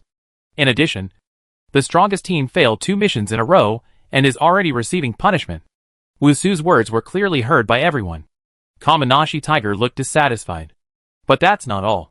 Wusu then said, Han Miracle is the closest being to God, but he ran away during the mission. I think we need to let the messenger of God check the fragments of Han Miracle carefully. Chapter 221 Miscalculation. Before Anya could be overwhelmed by the joy of victory, her face turned cold because of Wusu's words. What do you mean? The messenger of God can take out the fragments and send them back, and it will not cause any harm to the miracle worker. This was witnessed by several other temples, so Shuntang does not need to worry. Just take it out and check it. If there is no problem, return it to Han the miracle worker. Wusu said the truth, and the things he was worried about were indeed worth worrying about. Anya looked at Wusu's eyes that seemed to have everything under control. It turned out that the other party had not given up on taking away Han Yu's ability. It was just that his reasons were much better than that of the pig Kamanashi tiger. He was not doubting Han Yuran, but was worried that there was something wrong with the fragment that was closest to God. What a good plan. After Anya said this silently in her heart, she stared at Wusu and said, "As far as I know, Han Yuran is not the only one who went berserk." Wusu then adjusted his glasses. In that case, the strongest group will collectively accept the inspection of the messenger of God. Unconsciously, Anya had changed her posture, leaning against the table tightly, with her back straight. She understood. Wusu even hooked up with the messenger of God. After another period of silent staring, Anya said, "Okay." Wusu smiled faintly. "Please write down everything you know about the Doomsday test plan as soon as possible." And Shuntang, "I'll try my best." Anya also smiled and replied, but her trying her best was not trying her best to do this. This time she miscalculated. She didn't expect that Wusu would bring up the messenger of God. The meeting was about to end with Wusu's great victory. But Han Yuran's situation was not optimistic, since she was awakened by the electric shock for the second time. Her memory was frozen in a scene that she dared not even dream of, when she saw her mother struggling to reach out to her in a crowd. Han Yuran could no longer control her madness. The unrestrained murderous intent almost occupied every cell in her body. At the same time, the prompt sounded. Trainer status all. Before the prompt sound was finished, there was no chance to speak anymore. At the same time as the sickle appeared in Han Yuran's head, a sickle also appeared in her hand in the training chamber, and the sharp blade directly cut the training chamber into pieces. As she ran towards the people who were holding her mother in the picture, she opened her eyes in the training chamber, took a step forward, and walked out of the broken training chamber. At the same time, red lights flashed in the entire mental training room, and another prompt sounded. Training chamber number 15 was destroyed, and all training chamber programs were terminated. In addition to this, the red lights on the wall outside the mental training room also lit up, repeating the same words. In the conference room that was about to adjourn, on the seemingly ordinary round table, a picture of the mental training room suddenly popped up. Anya stood up excitedly, and after looking at Han Yuran, who was holding a sickle with red eyes in the picture, she suddenly looked at Wusu. Wusu also frowned slightly, looking surprised, but he still pressed a button that popped up with the picture calmly, and gave an order. Han the miracle worker is running away, and all the miracle workers present, without endangering their lives, should be punished. And Shuntang, what are you doing? Wusu looked at Anya, who pressed another button to stop her from giving orders, and asked angrily for the first time. Chapter 222 Rampage. For a moment, the atmosphere in the conference room and the mental training room was tense to the extreme. The other miracle workers, who were unaware of the situation and were standing at the entrance of the training room, saw a team push open the door and quickly run to the mental training room. They followed them out of curiosity, including Ruishi, who had just entered. After being forced out of the training room, the confused miracle workers heard Wusu's order that ended without him knowing why.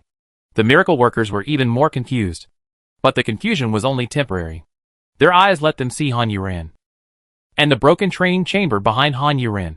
They knew who Han the miracle worker was talking about. The strongest team member, Han Yuran.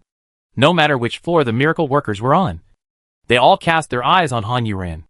Although Wusu did not finish his words, his meaning was very clear. He wanted them to catch Han Yuran. Some people were already eager to try. Fu Xiaoyan stood by the railing next to the aisle on the 8th floor, holding the railing with one hand, and looked down at Han Yuran below. He didn't expect that the other party would go berserk again so soon.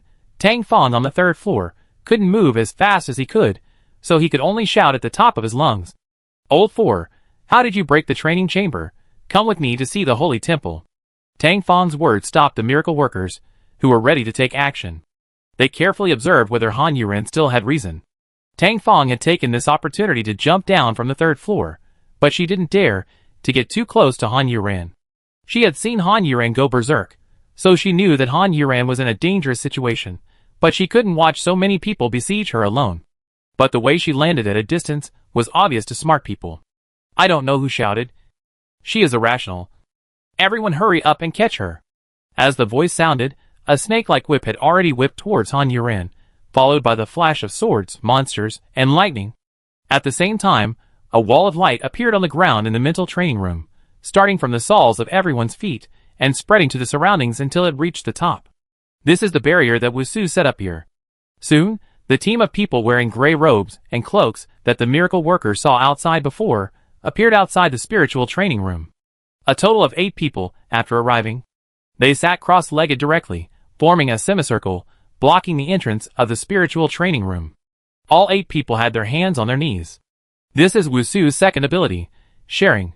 Another layer of light appeared from the bodies of these 8 people, completely covering the spiritual training room. The few miracle workers who followed were confused, whispering to each other, guessing what was going on. Ruishi was also trying to guess. Fa Tang inside looked at the miracle workers, who were attacking Han Yuran, and shouted, "You will hurt her if you do this." But no one stopped.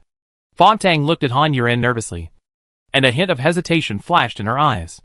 But the next moment, she rushed towards Han Yuran. But she didn't attack Han Yuran, but planned to block some attacks for her. She knew Han Yuran was very powerful, and she was even more powerful after going berserk. But even so, she didn't believe that Han Yuran could withstand so many attacks alone. But before she could get there, she saw Han Yuran, who had been lowering his head, raised his head and looked at her, and said with difficulty, "Let's go!" Chapter 223 Fatal Danger. Han Yuran suddenly spoke, making Fa Tang pause. Looking at the struggle in those red eyes, she was struggling too. But the other miracle workers obviously didn't give them time to struggle. While Fa Tang was hesitating, the attacks had already hit the 2 of them indiscriminately. Fa Tang missed the opportunity to retreat, but she was not good at fighting. She was only good at taking a beating. Fa Tang, who couldn't retreat, no longer hesitated, and didn't even turn around. Planning to resist, she shouted to Han Yuran, "Old Four, you must win, watch out behind." Han Yuran's head moved stiffly, and the struggle at his eyes became even stronger. The long whip that attacked first made a snap sound and hit Han Yuran's back. The long whip bounced first, and then bounced back like a snake, wrapping around Han Yuran's waist. Han Yuran did not move from beginning to end. But when the long whip hit her body, the murderous intent in her eyes became even stronger. The slender woman with the long whip saw that she succeeded, and a trace of pride flashed in her eyes. She pulled the long whip back with her wrist, trying to pull Han Yuran over. Fa Tang looked at Han Yuran, who did not move, and felt distressed. But there was nothing she could do. As for the attack on her, she had completely given up resistance. An iron fist with a vortex of wind breaking hit Fa Tang's vest. A burly man with a caliper hairstyle, with snake-like eyes, as if he had drawn eyeliner, and raised the corners of his thin lips. At this moment, his fist had become completely steel. Han Yuran, who was pulled back, had been struggling, and his eyes suddenly fixed behind Fa Tang. The man, who was a head taller than Fa Tang and a circle thicker, had a ferocious smile, and Fa Tang just looked at her worriedly, wanting to use his body to block the attack from that side for her. Han Yuran, who had been holding the sickle without moving his hand, finally turned it, and the sickle that was horizontally held stood up. At the same time, golden arrows with barbs also whizzed in. Dangerous and dangerous. In the conference room, Anya and Wusu no longer needed a stalemate, and Anya was no longer there. When the fight started in the mental training room, Anya had already rushed out of the conference room. During the fight, Kamanashi Tiger reached out to stop him, but Anya said nothing, and drew her sword and chopped at Kamanashi Tiger. Although Kamanashi Tiger had the ability, he had never used it. He was frightened by the sound of the sword being unsheathed, and dazzled by the bright long sword. He was so frightened that he even forgot to use his ability, and quickly shrank back. The sharp tip of the sword almost slid down his face. Anya didn't have time to waste with him. She kicked the door, and ran to the training room at the fastest speed. Wusu kept staring at the screen on the table. For Anya's departure, he did not say anything to stop her. The arrow was about to hit Han Yuran's left shoulder. Behind Han Yuran, a pair of huge wings opened with a bang. The sacred light made people's souls stagnate. The wings that had just opened, like a budding flower, flashed forward, wrapped Han Yuran in the middle, and stood off the ground. But the arrow that shot in and was in the wings suddenly slowed down, so slow that it was almost like stopping. The other side is resisting, everyone. Hurry up. Another voice came out of nowhere, but this time, before they could go up, Han Yuran went up first. The closed wings waved again and spread out. While the wings were flapping, Han Yuran had already arrived in front of Fong Tang, and with a sickle in his hand, he chopped down Fong Tang horizontally. Chapter 224. She doesn't need it. I'll help her. Fong Tang stood there, looking at Han Yuran, who suddenly came to her. At this moment, she was not afraid, but was happy for Han Yuran. Happy that her wings could finally be used to fly. Although the sickle seemed to be about to chop her, she believed that Han Yuran would not hurt her, even though her bloodshot eyes did not look at her at all. Next to the railing on the 8th floor, Fu Xiaoyan was staring at Han Yuran with interest. But he did not know that his expression was fully seen by Wu Su. Wu Su stared at Fu Xiaoyan above the screen, and pressed his hands harder and harder on the table. Kamanashi Tiger, who was about to complain to him about Anya, swallowed his words after glancing at Wu Su's hand, and also looked at the screen. But he was looking at Han Yuran. When he saw Han Yuran being besieged, he couldn't help but smile. Han Yuran's sickle chopped down close to the sugar cube, but the sharp blade did not hurt the sugar cube, and did not even cut her clothes. But her sickle is double-edged. There was a scream, and the iron fist hit the sickle hard, and then, without any pause, hit Fong Tang's back. But when the iron fist hit Fong Tang's back, it no longer had any attack power, and could only be helplessly divided into two parts. The lower part fell off, and the upper part showed bone stumps, and blood flowed on the sickle. The big man withdrew his hand in pain, and the half of the iron fist left on the blade of the sickle also left the blade as he withdrew his hand. For a moment, everyone stopped moving. Some were stunned and looked at Han Yuran. They didn't expect that she would be so cruel. The big man withdrew his fist, covered his stump, and squatted on the ground twitching in pain. In the end, a soft girl couldn't stand it anymore, ran over, and stopped the bleeding for him. Han Yuran held the sickle in her hand, and gently pulled it back, and the sickle blade pushed Fong Tang in front of her, and she grabbed Fong Tang's shoulder with her other hand. After that, before Fong Tang could speak, the hand holding Fong Tang exerted force, and lifted Fong Tang up, and in the other's shocked eyes, she threw it upward with force, and the direction was exactly where Fu Xiaoyan was.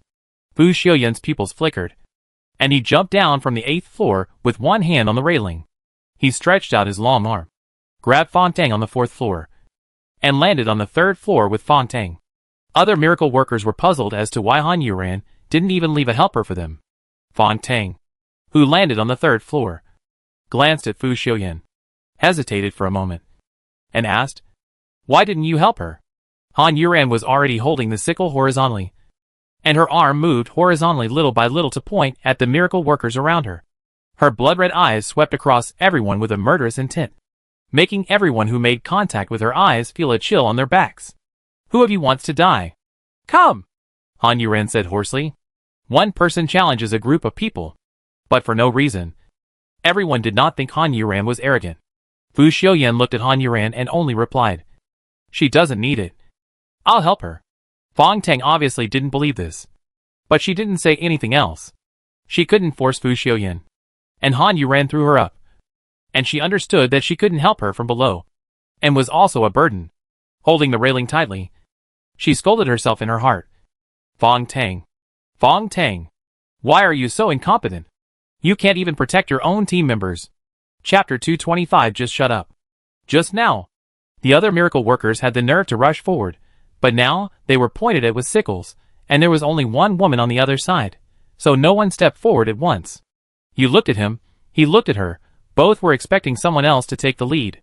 Outside, Anya pushed open the door of the training room and ran to the mental training room in a hurry. Her sudden appearance immediately attracted the attention of the miracle workers, who were waiting to watch the excitement. Anya kept walking, and was about to go in, but after encountering that layer of barrier, she was stopped again. Anya's face turned cold instantly. The miracle worker, who had been waiting for a long time without seeing any good show, was so excited that he was about to climax. "Open the barrier," Anya said. The person on the far left of the 8 people said, "There is a fight inside. In order to protect the hall, the barrier cannot be opened." The eyes of the miracle workers watching lit up, and they turned to look at the door of the mental training room.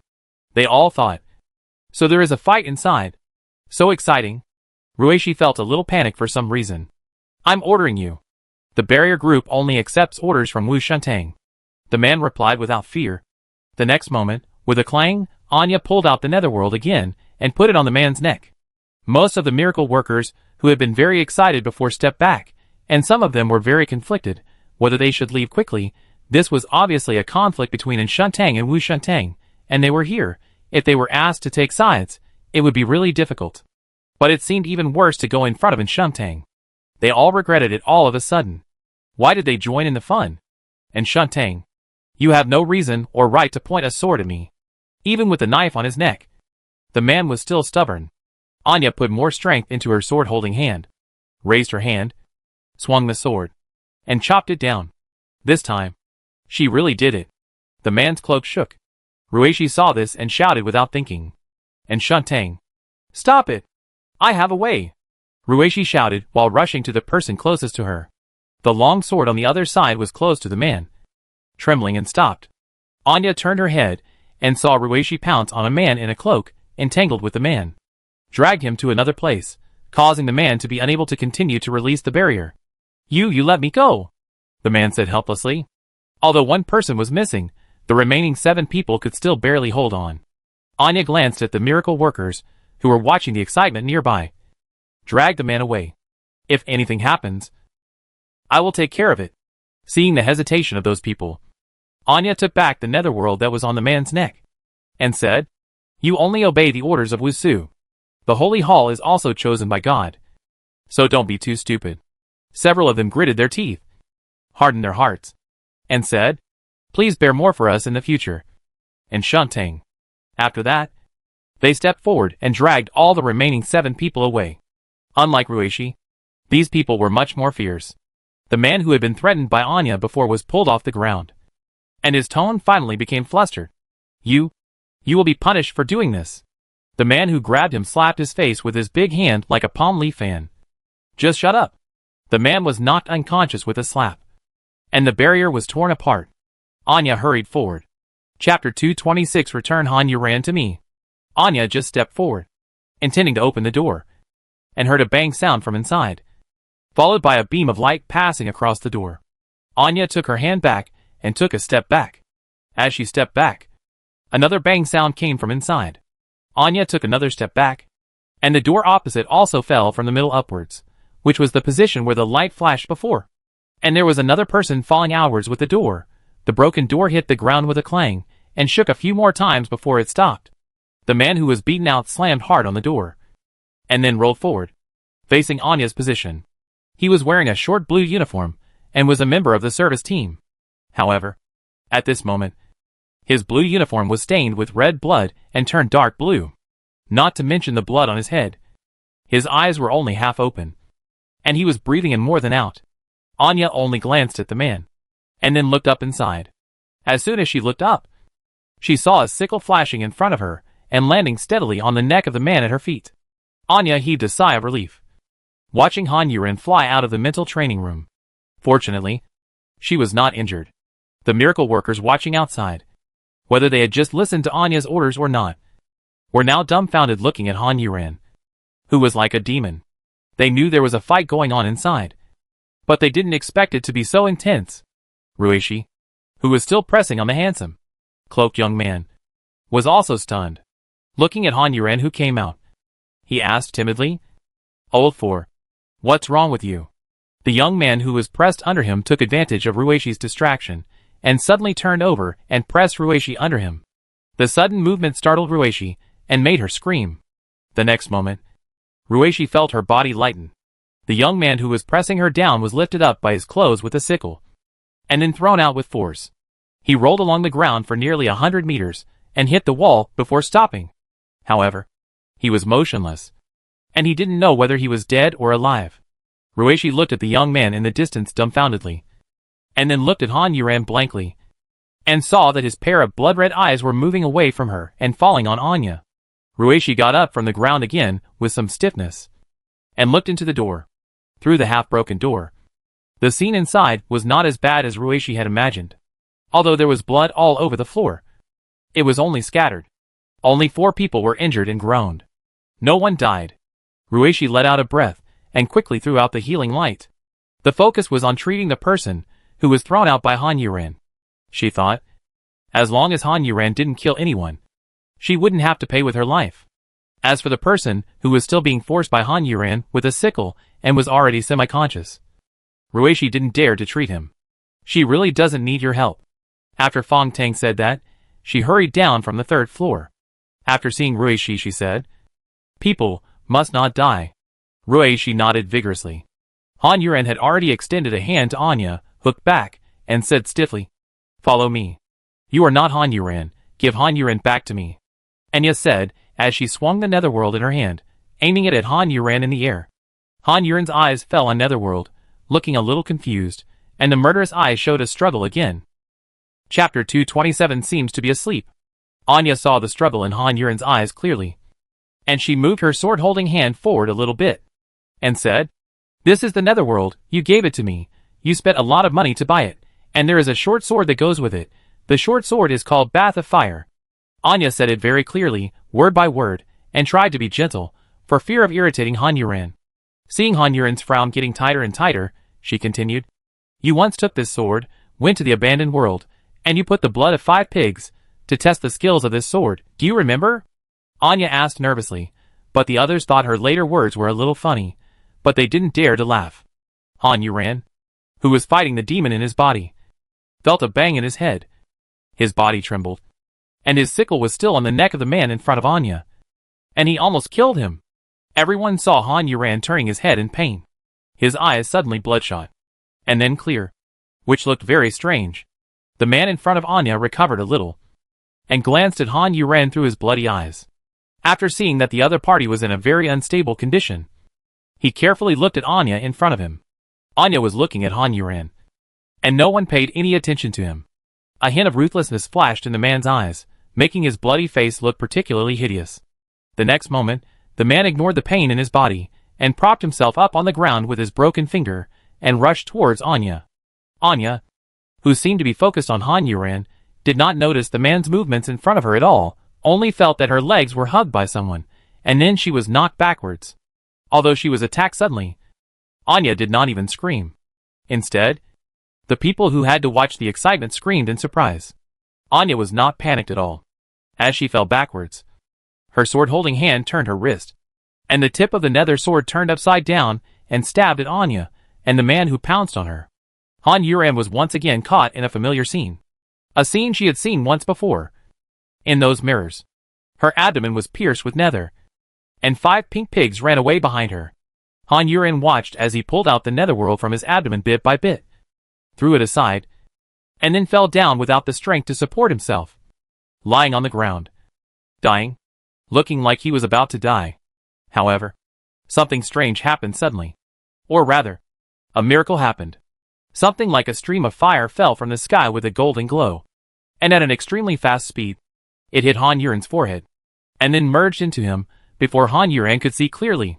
Afterwards, Han Yuran, who was about to die, began to breathe steadily again. Her abdomen stopped bleeding, and her wounds began to heal rapidly. Han Yuran watched all this in shock. In her memory, there was no such thing. In her memory, she secretly ran to the abandoned world with 5 pigs, bled them, and successfully activated the skills of the netherworld. She was too tired from bleeding, so she closed her eyes for a while, and returned to the city after waking up. Han Yuran's wounds healed very quickly. It didn't even take an hour for her to have a ruddy complexion, steady breathing, and look like she was asleep. When this thought came to Han Yuran's mind, Han Yuran was stunned, and she repeated it again, just like she was asleep.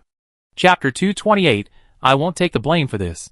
Ignoring Han Yuran's shock, Han Yuran, who had almost died and came back to life, stretched and lazily opened his eyes, yawning and standing up. He actually fell asleep. It seems that bleeding is also a strenuous job. After saying that, Han Yuran happily and preciously put away the netherworld, and secretly returned to the city.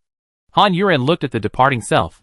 This was how she woke up in her memory, and everything she said was exactly the same. It turns out that I died once. Ah!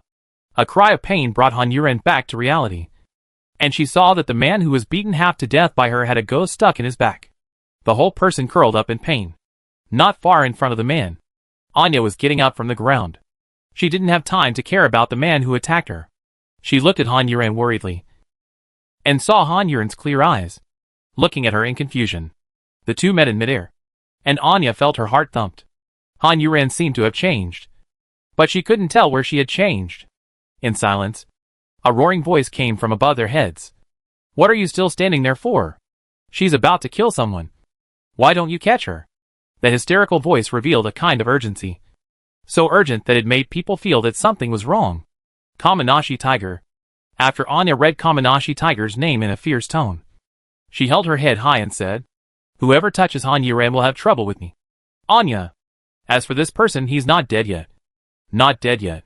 Ruishi suddenly spoke, and ran towards the man who was stabbed by Anya, and pulled out the ghost behind the man cleanly. Blood suddenly gushed out from the man's back, and the man groaned in pain and passed out. Ruishi ignored the shocked eyes, and quickly began to treat him. Because Anya spoke, no one spoke for a while, and there was no voice from Kamanashi Tora from above. The reason why Kamanashi Tora was silent was because he was being stared at by several pairs of eyes. Kamanashi Tora wiped the sweat on his face with his chubby hands, and said without confidence, "They almost killed someone. So what if I shouted? Why are you looking at me like that?" Gu Chung snorted disdainfully, and the expressions of the other people were also very meaningful. Only Wusu looked at Kamanashi Tiger coldly, scared him so much that he quickly shut his mouth, looking like he wanted to say something but stopped. "And Shungtang, on the miracle teller, please come to the second floor and explain the matter clearly," Wusu said. Anya was about to reply, but saw Han Yuran winking at her, and Anya swallowed the words that were about to come out of her mouth.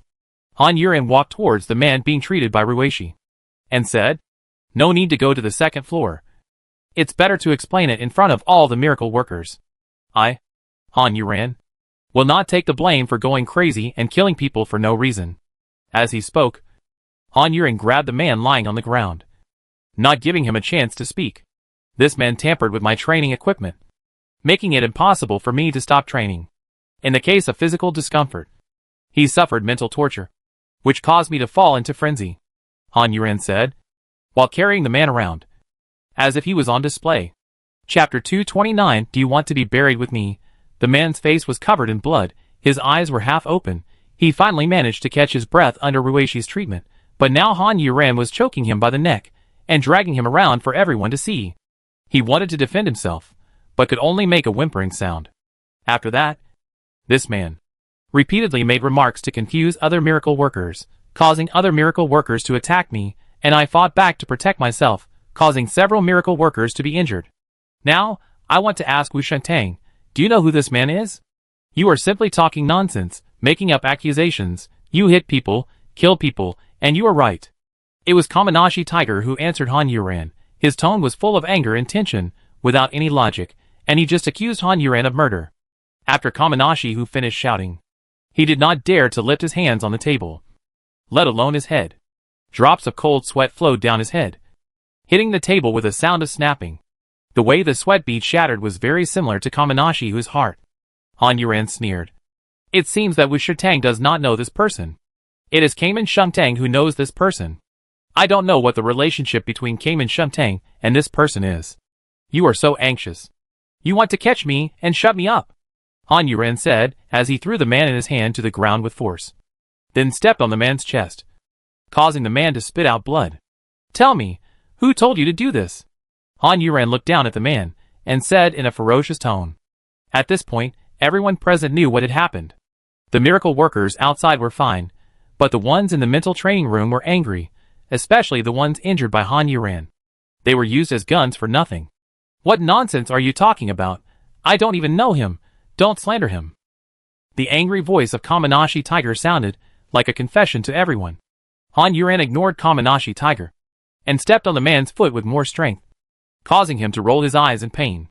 You are just an ordinary service team member with no ability. I have never had any intersection with you, and there is no grudge between us.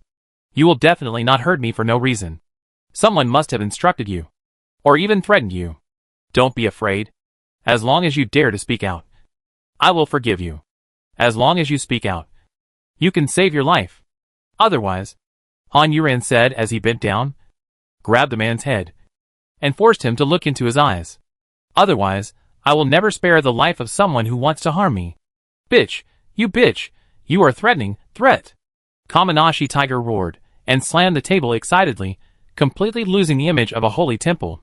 Han Yuran moved his feet off the man, and pulled him up a little, and whispered to his ear. Just like that dead turtle, he scolded me, he is going to die. Do you want to be buried with him? Han Yuran said as she squinted at the man, and saw the man's pupil shaking and looking at her. The two looked at each other. Han Yuran smiled, but it scared the man so much that he almost peed. What are you talking to him about, you bitch? If you don't do it, I will personally deal with you. Bitch. Kamanashi Tiger was completely confused, waving his hands randomly, and spitting when he spoke. After saying this, he rolled up his sleeves and tried to walk out. His face already red as liver color. Chapter 230 The Gun That Cannot Be Controlled. But just as Kamanashi Tiger turned around, he heard a weak voice, intermittently saying, Yes, it was Kamanashi Shingtang. It was Kamanashi Shingtang who told me to do this. I dare not disobey him. Please forgive me. Please. The voice of begging for mercy, which was choked with sobs and lost its dignity, made Kamanashi Tiger almost spit out blood. Kamanashi Shingtang, please come with me. Wusu spoke, forcing Kamanashi Tiger to stop, and after a long while, he finally had the courage to turn around, and when he turned around, he saw that his face was flooded with tears. Wu Shengtang, I don't know that person. That person was forced by that bitch to wrongly accuse me. You must not believe it. As soon as Kamanashi Tiger finished speaking, he heard the choking voice again, making him feel like he was struck by lightning. I have a recording of the Turtle Holy Hall asking me to do these things. What I said is true.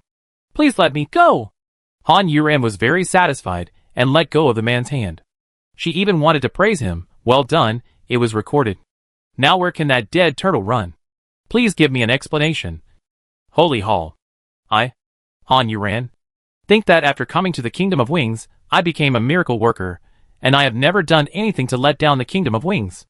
I went on missions regardless of life and death, and this is the result. It's too disheartening. Han Yuran said it calmly, but there was a bit of suppressed grievance in her calmness, which was really sad to listen to, not to mention the other people who were miracle workers like her. When they thought of their superior, there was actually someone in the temple who would plot against them, they felt chilled. Fong Tang was the first to stand beside Han Yuran, and only said, Please give us an explanation. Holy Temple. Ruishi was the second, then, there was the third, and the fourth one even included the miracle worker, who was previously injured by Han Yuran. Please give us an explanation. Holy Temple. This is public outrage. If you want to solve it, you can only ease it, not suppress it. Kamanashi Tiger's calves were shaking like sieves, although he was stupid, but he was not stupid enough. He knew what the current situation meant. Kamanashi Tiger looked at Wusu carefully, and shouted in fear. Wu. Kamanashi Holy Hall. It's come to this. Just admit it. Wusu interrupted Kamanashi Tiger directly, turned back to look at Kamanashi Tiger, and said coldly, This matter, you are indeed wrong. The miracles are the only hope for our winged country to lead mankind to take back the earth. As long as they don't betray the country and violate the rules, we should use all our strength to protect them, instead of hurting them out of selfishness. Kamanashi Holy Hall, you really disappoint me. Wusu's words were transmitted very clearly. His deep sorrow for Kamanashi Tiger, his love for the miracles, his justice and fairness, all show that he is a good leader. Anya smiled with extreme disdain. Kamanashi Tiger's lips trembled, but he couldn't say a word. Under Wusu's gaze, he couldn't say anything to beg for mercy, let alone, I did this because of your instruction. I couldn't tell everyone that I was also a gun that couldn't help myself. Kamanashi Tiger was soaked in sweat. After a moment of silence, he saw Wusu holding his eye sockets. Kamanashi Tiger knew that Wusu was impatient. Chapter 231 Master. Kamanashi Tiger gritted his teeth. Wusu was about to abandon him, and he could only accept it. Others did not understand Wusu, but he knew him very well. Because of his understanding, he could not even think of resisting. He reluctantly let go of his clenched teeth. Kamanashi Tiger said in a hoarse voice, I'm sorry, I was wrong. He looked extremely embarrassed because of the sweat all over his body, as if the flesh on his body had drooped at this moment. Wusu closed his eyes, turned around and stopped looking at Kamanashi Tiger, the useless chess piece, and looked at the screen. The indignant faces were more excited than the protagonist Han Yuran. Han Yuran was calmly throwing the dying man to Ruishi. All miracle workers, please gather on the second floor. We will give you a satisfactory answer. Wusu's words were equivalent to announcing Kamanashi Tiger's death sentence, which made Kamanashi Tiger shudder. He stood there like a lost soul. Like a pile of fat meat without a soul. The broadcast had resounded throughout the city. All the miracle workers, except those on duty at the first and second fronts, all gathered on the second floor. Han, the miracle worker, you can go without worry. We must not let the people above us bully us for no reason. We must make him give a satisfactory result. A miracle worker said excitedly, although he did not know Han Yuran. When he spoke, many miracle workers echoed him. Han Yuran smiled at the miracle worker, and said to the miracle workers, "Thank you, everyone. Before, I was overstimulated in my brain, which caused me to lose control for a while. I am really sorry." Han Yuran bowed to everyone apologetically. Anya watched Han Yuran's actions, and thought, she has really changed. If it were in the past, she would never say such nonsense. Now she is very good at talking and being a person. Han Miracle Master, you don't have to be so polite. Helping you is helping ourselves. We will not be in danger and treated unfairly in the future. It was the Miracle Master from before who spoke. Han Yuran couldn't help but take a closer look at him. He should be in his early 30s, with deep facial features, strong contours, a very European look, short hair close to his scalp, and a very tough look. "Then let's go," Han Yuran said. And everyone responded again. Han Yuran didn't say anything after that. She grabbed the half-dead man wrapped in the healing light, and walked to the door of the training room with Anya, Fong Tang, and Ruishi in front. They met many miracle workers in training along the way. When they were about to go to the second floor, they were stunned when they saw Han Yuran and his group, and then deliberately slowed down and merged into this large group. However, they did not meet Sugita Jintoki, Yen Sui and Jindali. "Sixth brother. That's about it," Han Yuran said to Ruishi beside him in a low voice while walking forward. Ruishi was stunned for a moment, then glanced at the man in Han Yuran's hand. "Yeah, I know." After he finished speaking, the healing light on the man began to fade slowly. Fong Tang heard and saw the words and actions of the two, but did not stop them. Fu Xiaoyan was walking at the end, and someone suddenly approached him and whispered, "Master." Wusu ordered the messenger to check all the sacred fragments of the strongest team. Fu Xiaoyan nodded slightly, and the person who approached him left without a word. Fu Xiaoyan was in distress because of this question. Check the sacred fragments? He also needs talent. Chapter 232, Mouth Cannon. When Han Yuran appeared on the second floor, she immediately attracted everyone's attention. The meanings of the eyes were different. Some were curious, some were gloating, some were disdainful, some were jealous, some were supportive. Amidst these eyes, Han Yuran calmly carried the man, like carrying a rag. The healing light on the man had completely disappeared, and now if the treatment time is delayed like this, it is estimated that this man will become Lin Dayu in the future. Han Yuran and Anya naturally carried the man to the front, in the middle, facing Wusu, Yen Sui, Sugita Jintoki, Jindali, and Quinn, who were standing on the left, looked at Han Yuran in surprise, and then they looked at each other blankly. They never thought that this call was because of Han Yuran. After seeing Fong Tang and Rui, she did not follow Han Yuran. They quickly hooked their hands secretly, and winked, hooked the two over, and then they began to murmur in a low voice. Ruishi was speechless, and it was Fong Tang who said, "No talking. It's a meeting." Yen Sui and Sugita Jintoki were curious, excited and worried, but they all shut up in frustration. Jindali couldn't help but glance at Fong Tang, thinking, this team leader is really strong. After Han Yuran stood still, she threw the man in her hand to the empty space between her and Wusu. From the clang sound, you can hear how hard she was. Not to mention that the man who was woken up by the fall was curled up in pain. Wusu looked normal, and was not angry at Han Yuran's provocative behavior. His performance satisfied the miracle workers standing on both sides, who were staring at him. Han Yuran moved her eyes from Wusu to Kamanashi Tiger beside Wusu.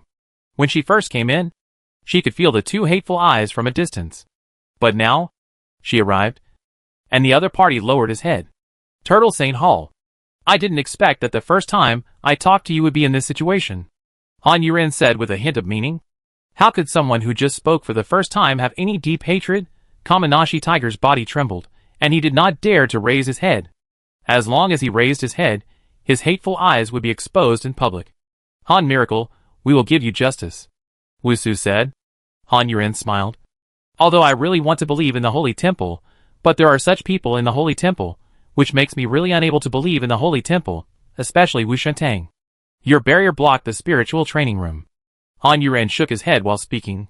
Your barrier group even did not obey in Xingtang's orders, poor in Shentang, who is also a holy temple like you, but she has no subordinates belonging to her, and can only rely on herself, such a weak woman. Han Yuren stretched out his hand and pointed at Anya. Anya stood straight, with beautiful curves. The only thing that was not harmonious was the long sword in her hand. Such a woman who is the highest leader of the Kingdom of Wings, can only rely on the sword in her hand to protect us and defend her opinions.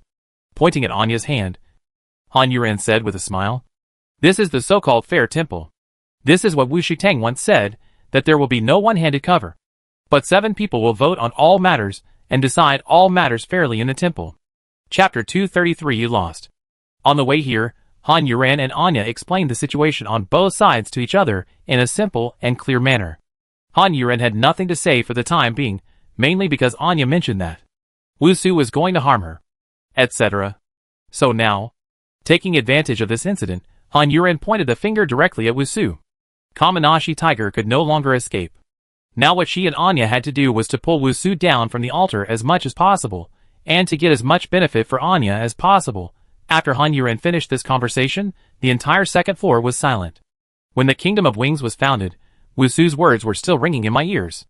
Now this happened, a team that only obeyed him, a woman with no power, the same holy temple. This is just what they know now. What about the things they don't know? Fu Xiuyan stood at the back with his arms folded, looking like he was watching a show, standing out from the slightly heavy faces around him, eye-catching, but he was not aware of his own beauty at all. The expressions of the other 5 holy temples are worth studying. Wu Su's perfect mask still had no flaws. Han Miracle must have misunderstood. Each holy temple has no subordinates. The reason why the barrier group obeys me is because their bodies can bear my protection and share to protect our wing country. They themselves have no ability. Han Yuren shook his head again. It was Wu Shentang who misunderstood. The important thing is not whether they have the ability or not, but that they only obey you. But if your decision is wrong, the consequences will be terrible. For example, what happened just now? Han Yuren shook his head again. It was Wu Shentang who misunderstood. The important thing is not whether they have the ability or not, but that they only obey you. But if your decision is wrong, how terrible will the consequences be? For example, what happened just now? Han Yuren turned around and faced the miracle workers, slightly tilting her head, and spoke loudly enough for everyone to hear.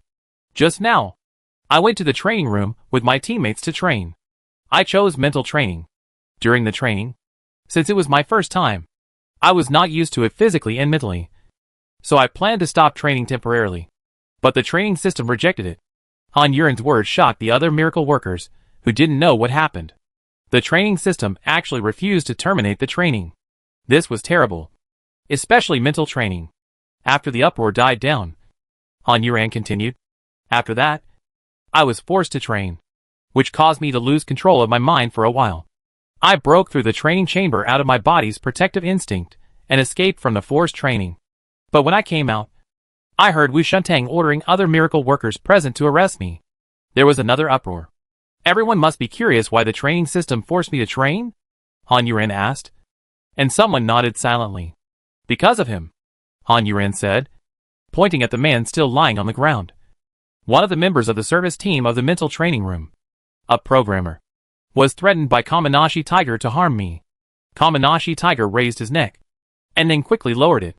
The man lying on the ground was also afraid to avoid the sight. Then why did Kamanashi Tiger want to harm me? Han Yuren's voice suddenly rose octaves. Everyone was so shocked that they cast their eyes on her again. Wu Su's eyes flickered, and he looked at Anya, and saw that the other party was smiling slightly, and his eyes seemed to say to him, "You lose." Chapter 234. Don't forget your original intention. Wu Su lost because he had too many plans and wanted too much. Han Yuren and Anya were different.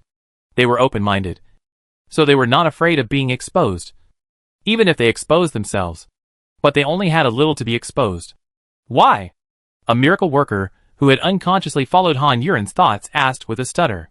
Han Yuren's eyes swept over everyone, and said in a heavy tone, "Because my ability is the closest to God, Because the light of my wings is the same as the sacred fragment, because in the temple, some people are not satisfied that I am the closest to God, and want to get rid of me and replace me with someone else. Anya looked at Wusu's face, which finally turned a little pale, and smiled even more brightly. This was the only thing that could be exposed between her and Han Yuran. But it would not cause much loss to them. But this was not what Wusu wanted to see. This time, there was no uproar on the entire second floor, and it seemed that even the sound of breathing was smaller.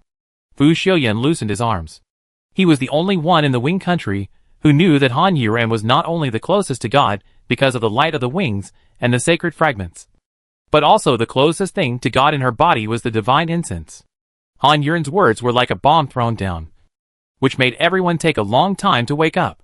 Some smart people have noticed the meaning of Han Yuran's words. She mentioned the Holy Hall, not Kamanashi Tiger.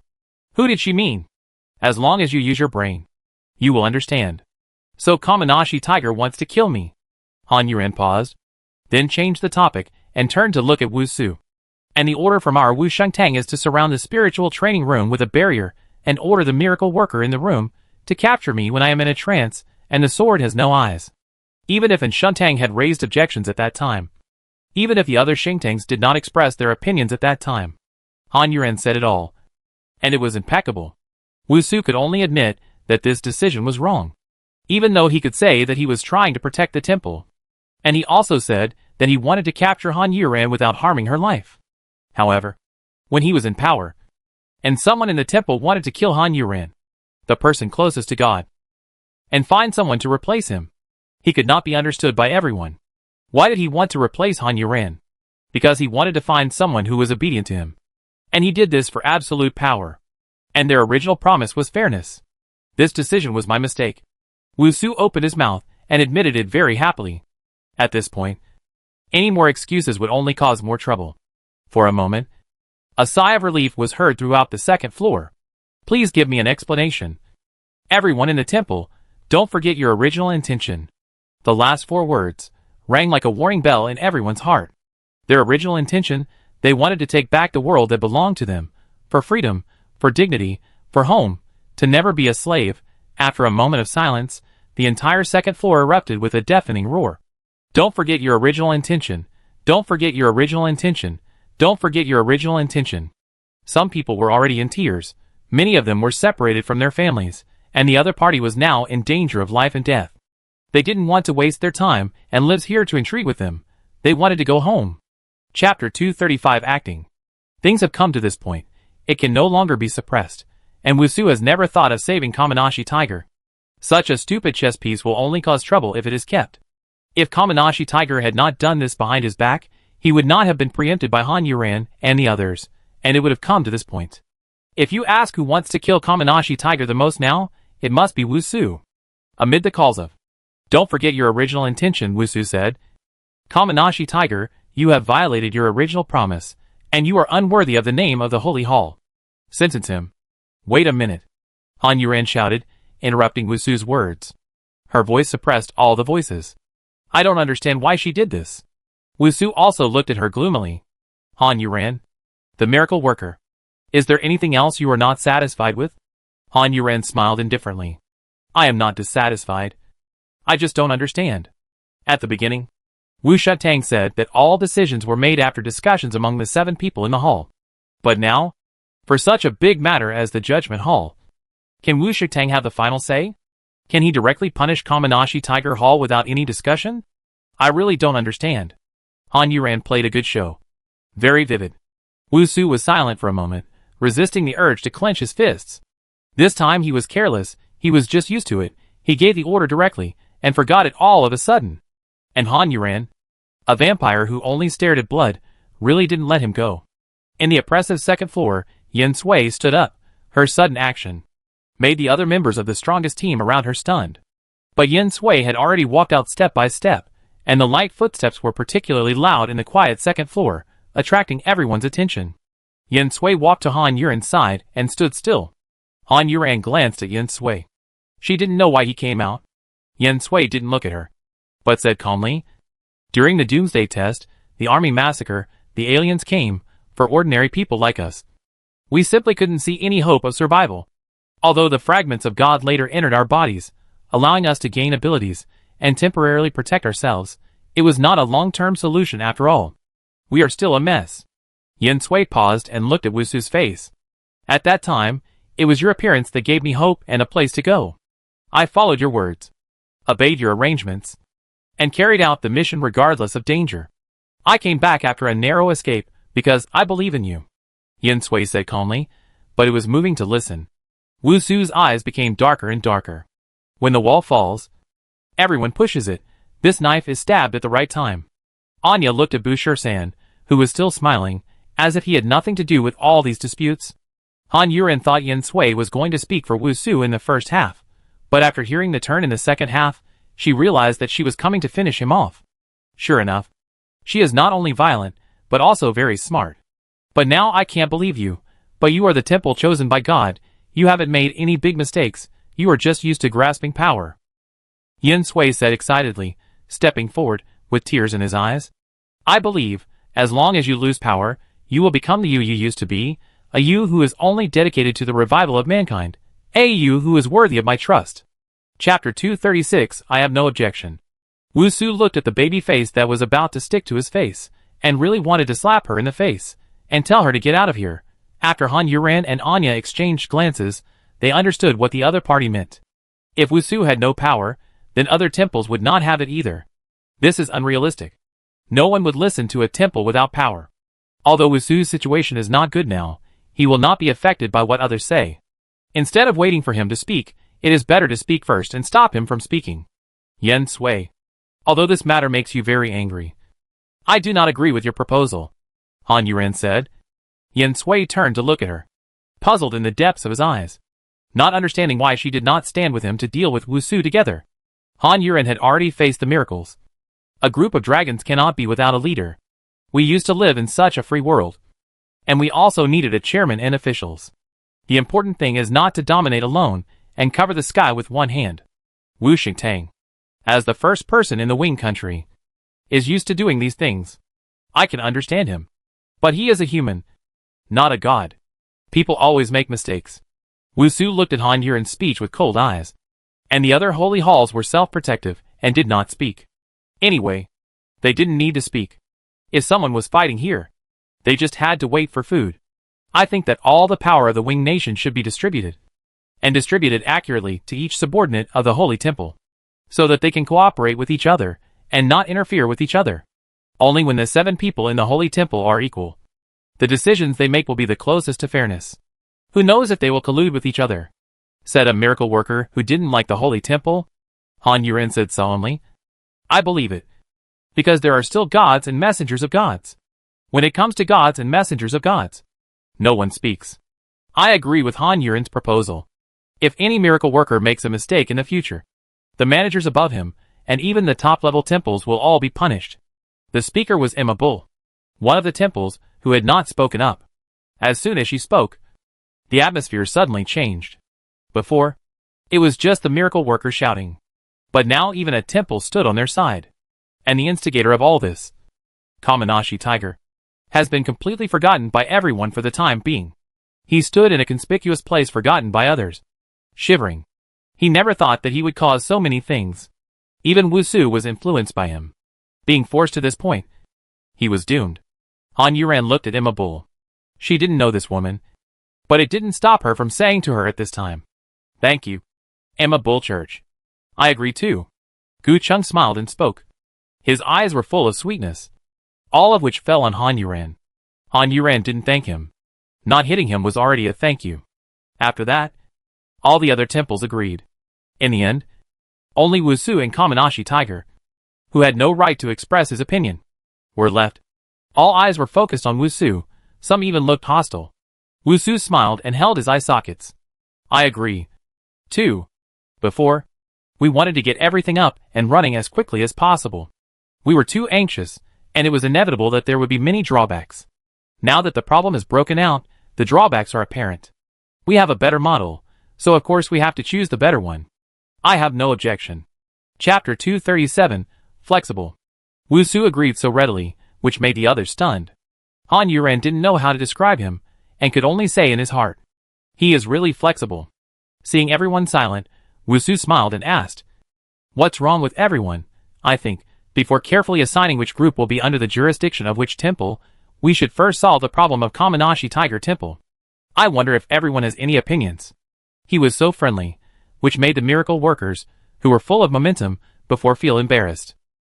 As Han Yuren said, Wusu really didn't make any big mistakes. And if he wasn't there, where would the Kingdom of Wings come from? Everyone has always believed this. So they listened to him. Kamanashi Tiger shuddered when he heard his name. He understood that Wusu had nowhere to vent his anger. So he had to find him first to vent his anger. Seeing the miracle workers nodding one by one, and the miracle workers shouting to execute him, Kamanashi Tiger swallowed his saliva. The noisy shouting continued, and Wusu just smiled and watched. If it had been before, he would have stopped it. But he didn't do it now. The quarrel lasted for nearly 10 minutes.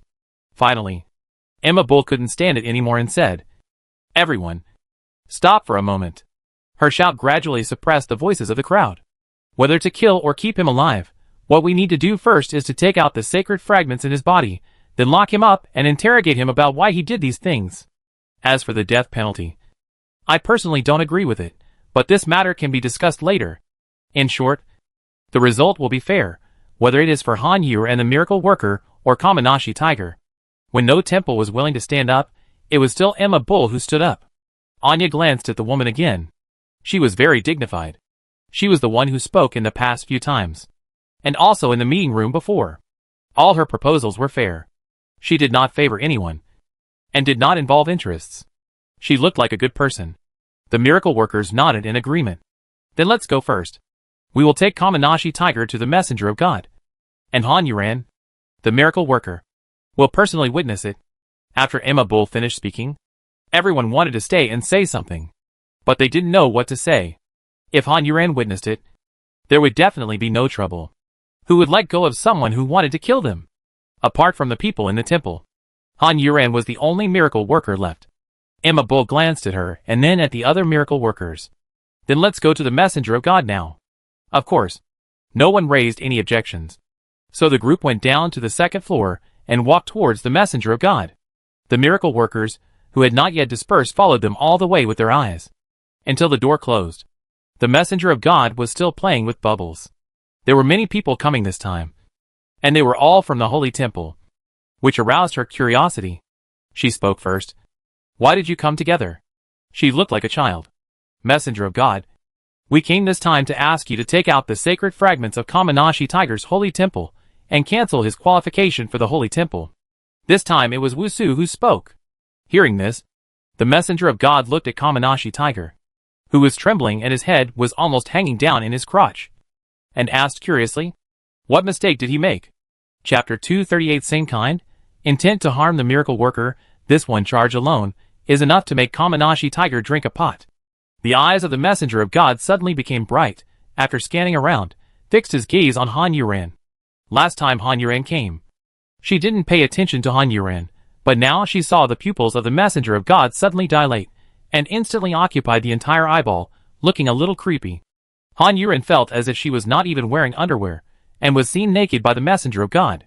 In a flash, the pupils of the God's messenger returned to their original state, and he floated towards Han Yuran in the bubble, and stopped only when the bubble was about to hit Han Yuran.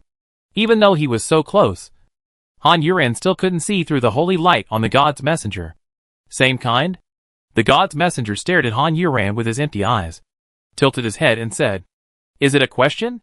The other holy halls, although their faces were normal, were shocked in their hearts. They only knew that the light of Han Yuran's wings was the same as the sacred fragments. But they didn't dare to imagine that Han Yuran and the God's messenger were of the same kind. Just when they were shocked, the God's messenger straightened his tilted head again, denying his previous doubts. "No, but it exists." After the God's messenger finished speaking, he came to Kamanashi Tiger's side. Kamanashi Tiger was already kneeling on the ground in fear. No, it could be said that he was already crawling on the ground, like a mountain of meat. The messenger of God looked down at this humble human being, and his hollow pupils revealed a ruthless emotion. "If you dare to harm my kind, you must not be allowed to stay." After saying that, he did not give Kamanashi Tiger a chance to speak, although he did not dare to explain and directly reached out to Kamanashi Tiger. A white light appeared on Kamanashi Tiger's left arm, and then a sacred fragment floated out. The messenger of God caught the sacred fragment in the bubble, rubbed it gently twice, like a caress, and then sent the sacred fragment out. Go. After saying that, the sacred fragment disappeared in front of everyone's eyes, and a new miracle worker was about to be born. Kamanashi Tiger, whose sacred fragments were taken away, collapsed on the ground like a puddle of mud. His eyes were lifeless, and being alive was the same as being dead. This was not the end. The messenger of God flew back to the mouth of the big fish, and then he began to chant again. The big fish began to change color, and a lotus appeared on the forehead of the messenger of God. Then a thin yellow line appeared on Kamanashi Tiger's body. The ring on his finger began to become blurred and slowly disappeared. Kamanashi Tiger's face was pressed against the ground, and his eyes were staring at the ring on his hand that was gradually disappearing. Tears flowed down, but there was no sound at all. At this moment, he was also quite pitiful. The yellow light left his hand, and then shot out. Han Yuren felt a pity. Why didn't you choose me? I am the closest to God. Okay? Could it be because of the devil in my heart? The yellow line disappeared quickly, and the big fish and the messenger of God returned to their original appearance. The messenger of God's eyes fell on the temple. Giving you the ability is a gift to you, to prevent the extinction of mankind, not to let you fight. Although I don't want to ask too many questions, I advise you not to exceed my bottom line. Otherwise, your ending will only be worse than his.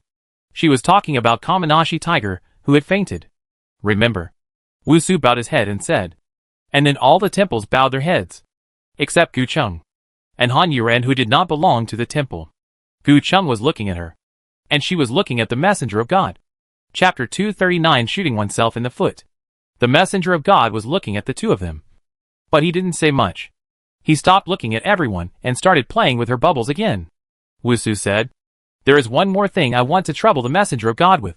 The bubble he just spit out was crushed by the messenger of God with one finger. And he asked impatiently, What else? It's like this. The strongest team went out on a mission before, and was poisoned with a hallucinogenic poison.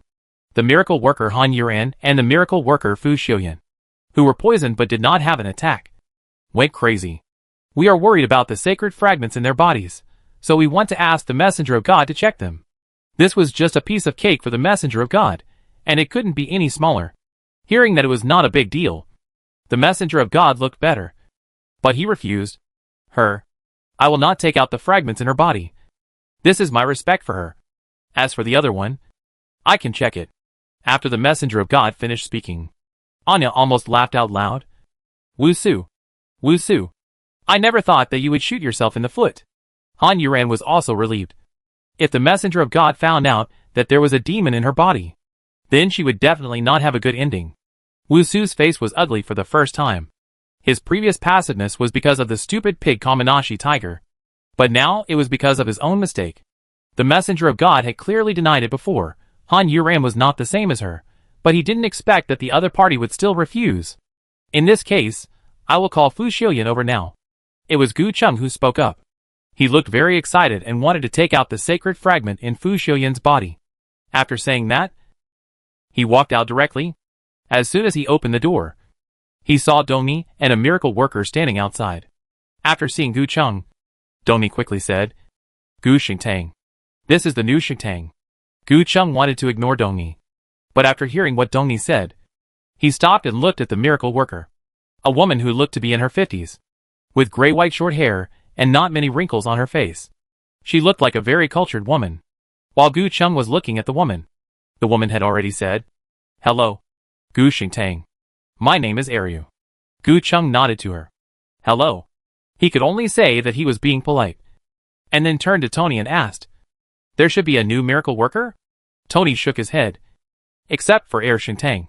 There is no one in the city, and there are no changes. Gu Cheng smacked his lips and said, Call Fu Xiuyan. Dongni obediently pressed a few buttons on the device at the door, and began to broadcast. Fu Xiuyan, the miracle worker. Please report to the gate of the god's residence on the first floor.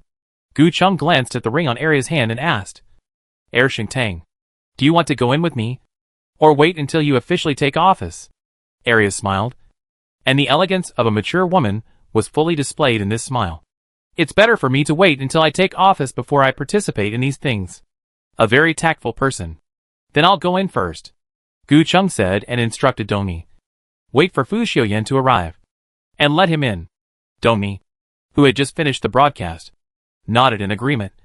And Gu Chung did not stay any longer and went back. Soon, Fu Xiuyan arrived, opened the door, and walked in as if he knew nothing. Chapter 240 The Damn Light Clan. After Fu Xiuyan came in, he stopped and asked, Why did you come to me? You, go and ask the messenger of God to take out the fragments in your body for inspection. Gu Chung pointed at Fu Xiuyan and said, not polite at all.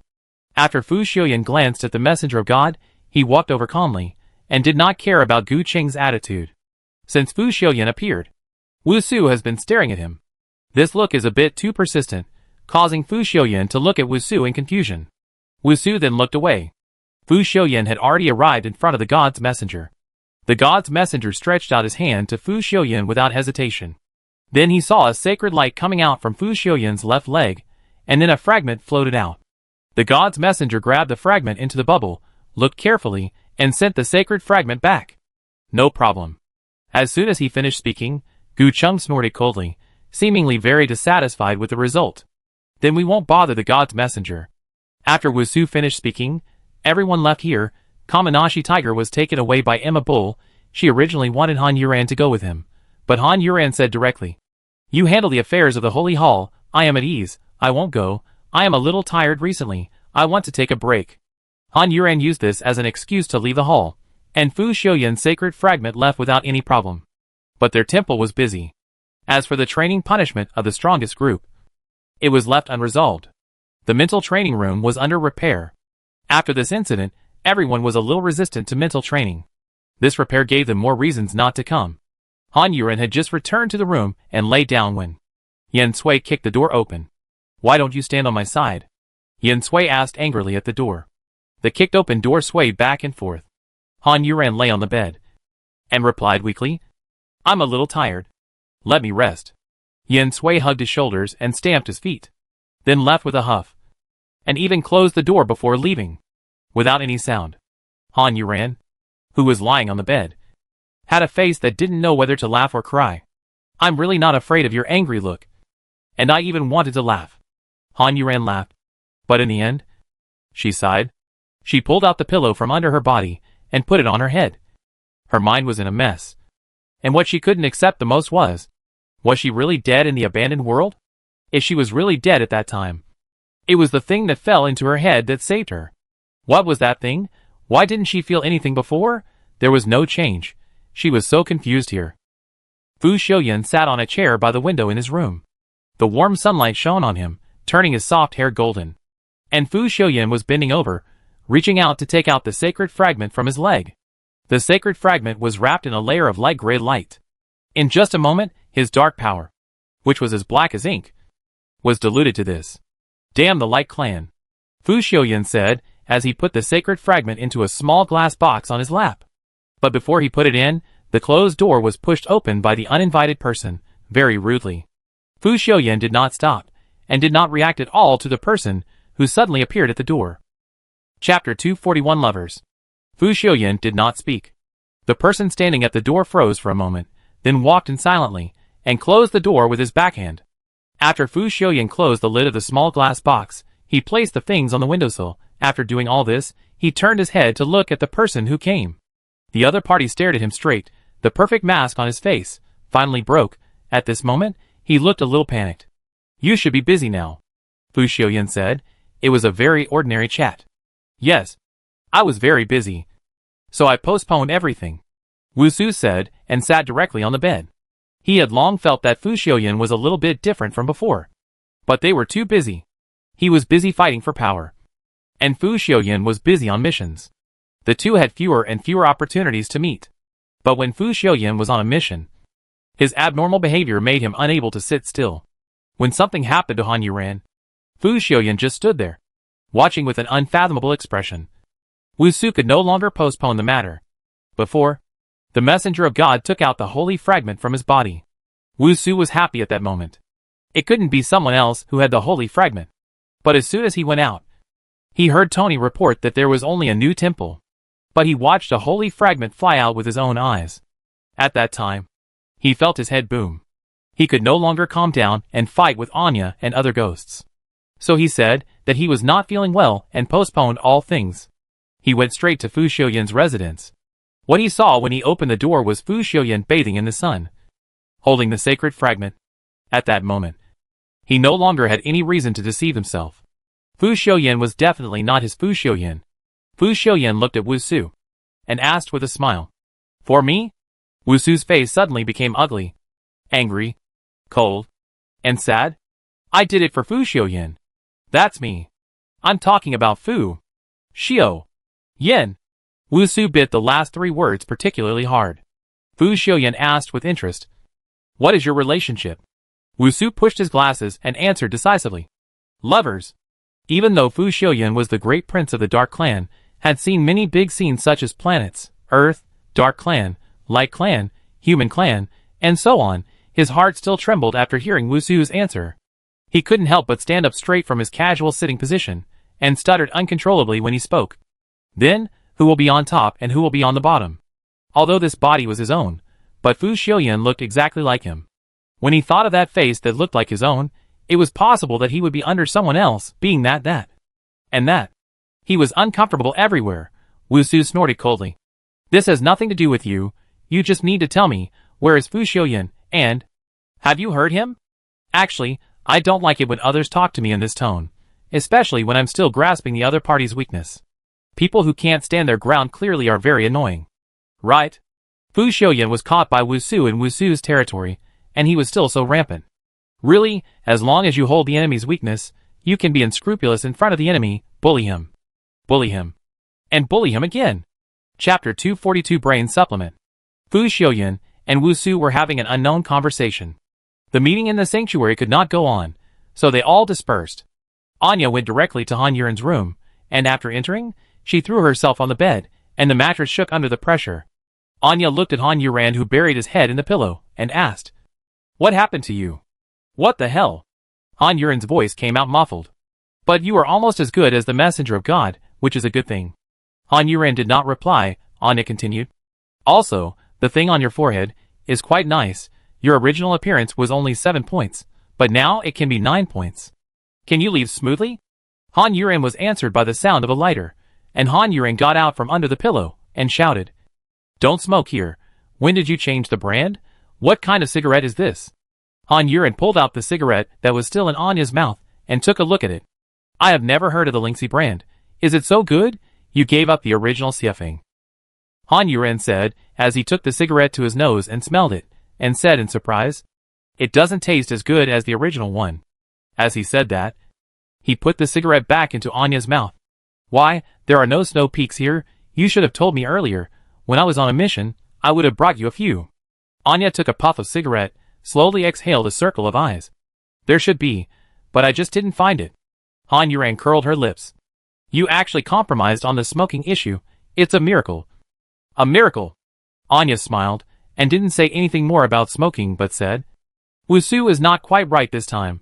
It seems that his mind is not on this, otherwise he wouldn't give in so easily." "What did you talk about in the meeting?" Before the meeting started, Wu Su said he was not feeling well and left. "Where did he go?" Han Yuren said, as he fanned the lingering smoke. Anya deliberately took a deep puff and spit the cigarette towards Han Yuren's face. In return, Han Yuren kicked her, almost kicking her off the bed. Han Yuren reached out and pulled her back. Anya held the cigarette, but couldn't find a place to press it, so she could only hold it in her hand. She didn't react at all to the fact that she almost fell off the bed. She said in a slightly vulgar way, "I went to Fu Xiuyan's residence." Han Yuren thought it was nothing, but when she saw Anya's expression, she immediately understood the deep meaning of Anya's words. She was shocked, and Fu Xiuyan's face suddenly flashed in her head, and she was lying on him at that time. The heat from his words seemed to remain on her neck, making her feel numb. Han Yuren stretched out her hand and scratched her neck, said in disbelief, "No way, they both look straight.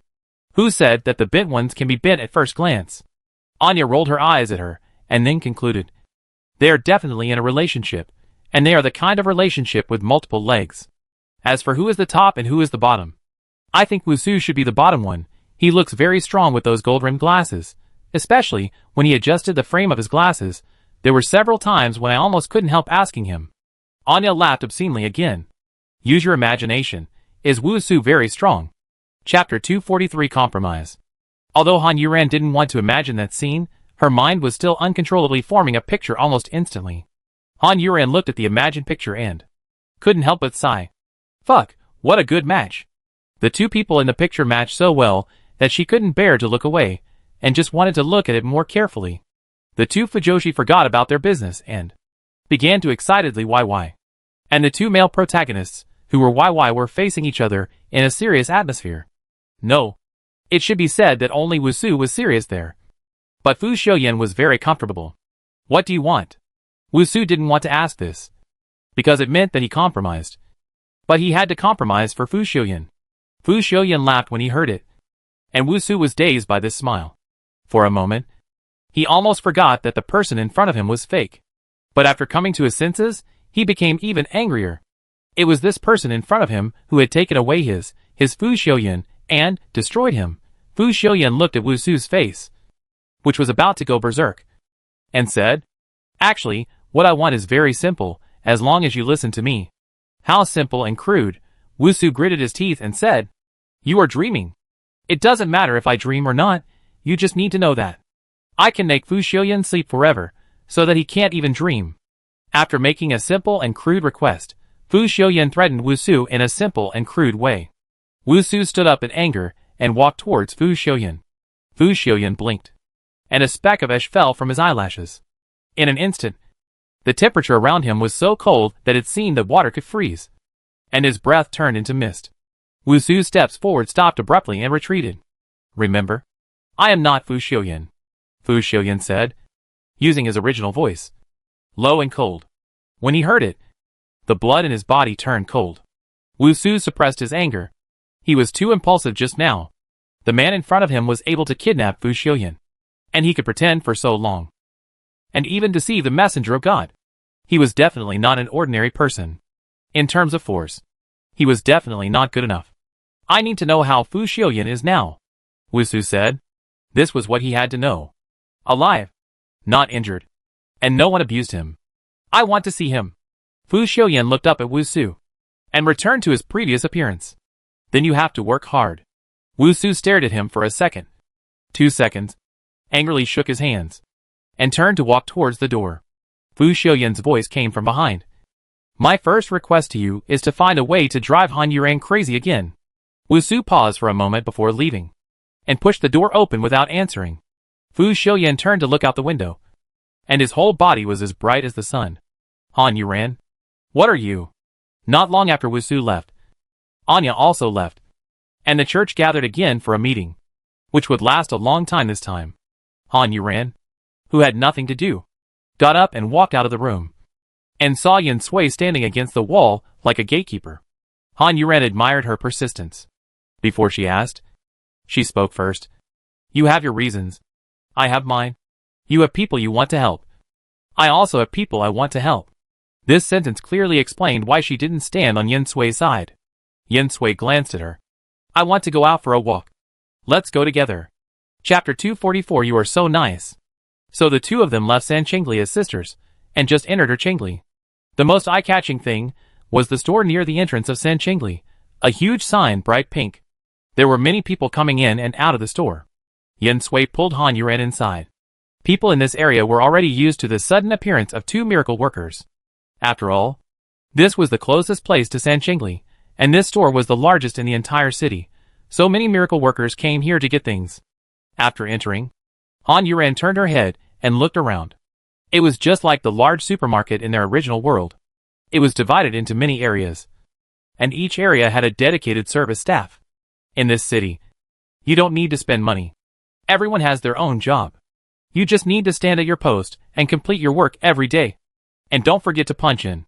These stores in the city are public property, so you can go to any store and take what you want, provided that you don't waste it. Everyone has their own file, and there are surveillance cameras everywhere in this city, so any violation will be recorded, and serious violations will be punished. On the last day of every month, all violation records will be played on the big screens embedded in the walls of the 3 cities. the second city, and the first city. Compared with their free world before, the current world is very strict. But there is no way around it. They have too many things to do. Excessive freedom will only lead to indulgence. Han Yuran and Yen Sui wandered around the supermarket casually. Although there were many people in the supermarket, it was very quiet. Even when talking, they spoke in a low voice. Yen Sui picked up something from time to time and put it in his mouth to eat. After passing the snack area, he came to the alcohol and tobacco area. Yen Sui secretly pulled Han Yuran and said, "Why don't you drink a few bottles of wine?" Han Yuran looked at her like that and knew what she was thinking. She asked with some surprise, "You still drink?" Yen Sui shook her head and said regretfully, "No, I'm too young." "You still know, wait until you grow up before drinking." "But I may not have the chance to grow up," Yen Sui said naturally, but Han Yuran felt very sad when he heard it, looking at the cute, strong-willed, and smart little girl in front of him. She may not even have the chance to grow up. Not only herself, there are many such children. Thinking of this, Han Yuran felt that drinking was not a big deal, so she nodded and said, "Okay, buy a bottle of wine." Yen Sui jumped up excitedly, pulling Han Yuran's arm, and kept saying, "You are so nice, you are so nice." Beyond the life and death struggle, beyond the intrigue, this is clearly an innocent, lively, and lovely child. Han Yuran raised her hand and rubbed Yen Sui's head with pity, and finally chose a bottle of cocktail she had drunk. This kind of cocktail is like soda. It's okay to drink less. After getting the wine, turned his head, his eyes fell on the neatly arranged cigarettes. Han Yuran took a glance and saw Xiafeng. Then Han Yuran looked through all the cigarettes and still couldn't find Lingxi. "Miracle Master, what cigarettes do you want to buy?" a chubby girl asked in a sweet voice. "Have you always had this Xiafeng since the store opened?" Han Yuran asked. She always felt something was wrong. Chapter 245. Smoking is harmful to health. "Yes, there has always been stock since the store opened," the fat girl answered quickly. Her eyes glowed with admiration. Looking at Han Yuran and Yen Sui, she knew that these two people were the strongest team. "The strongest team is the best." Han Yuran nodded and asked, "How long have you opened your shop here?"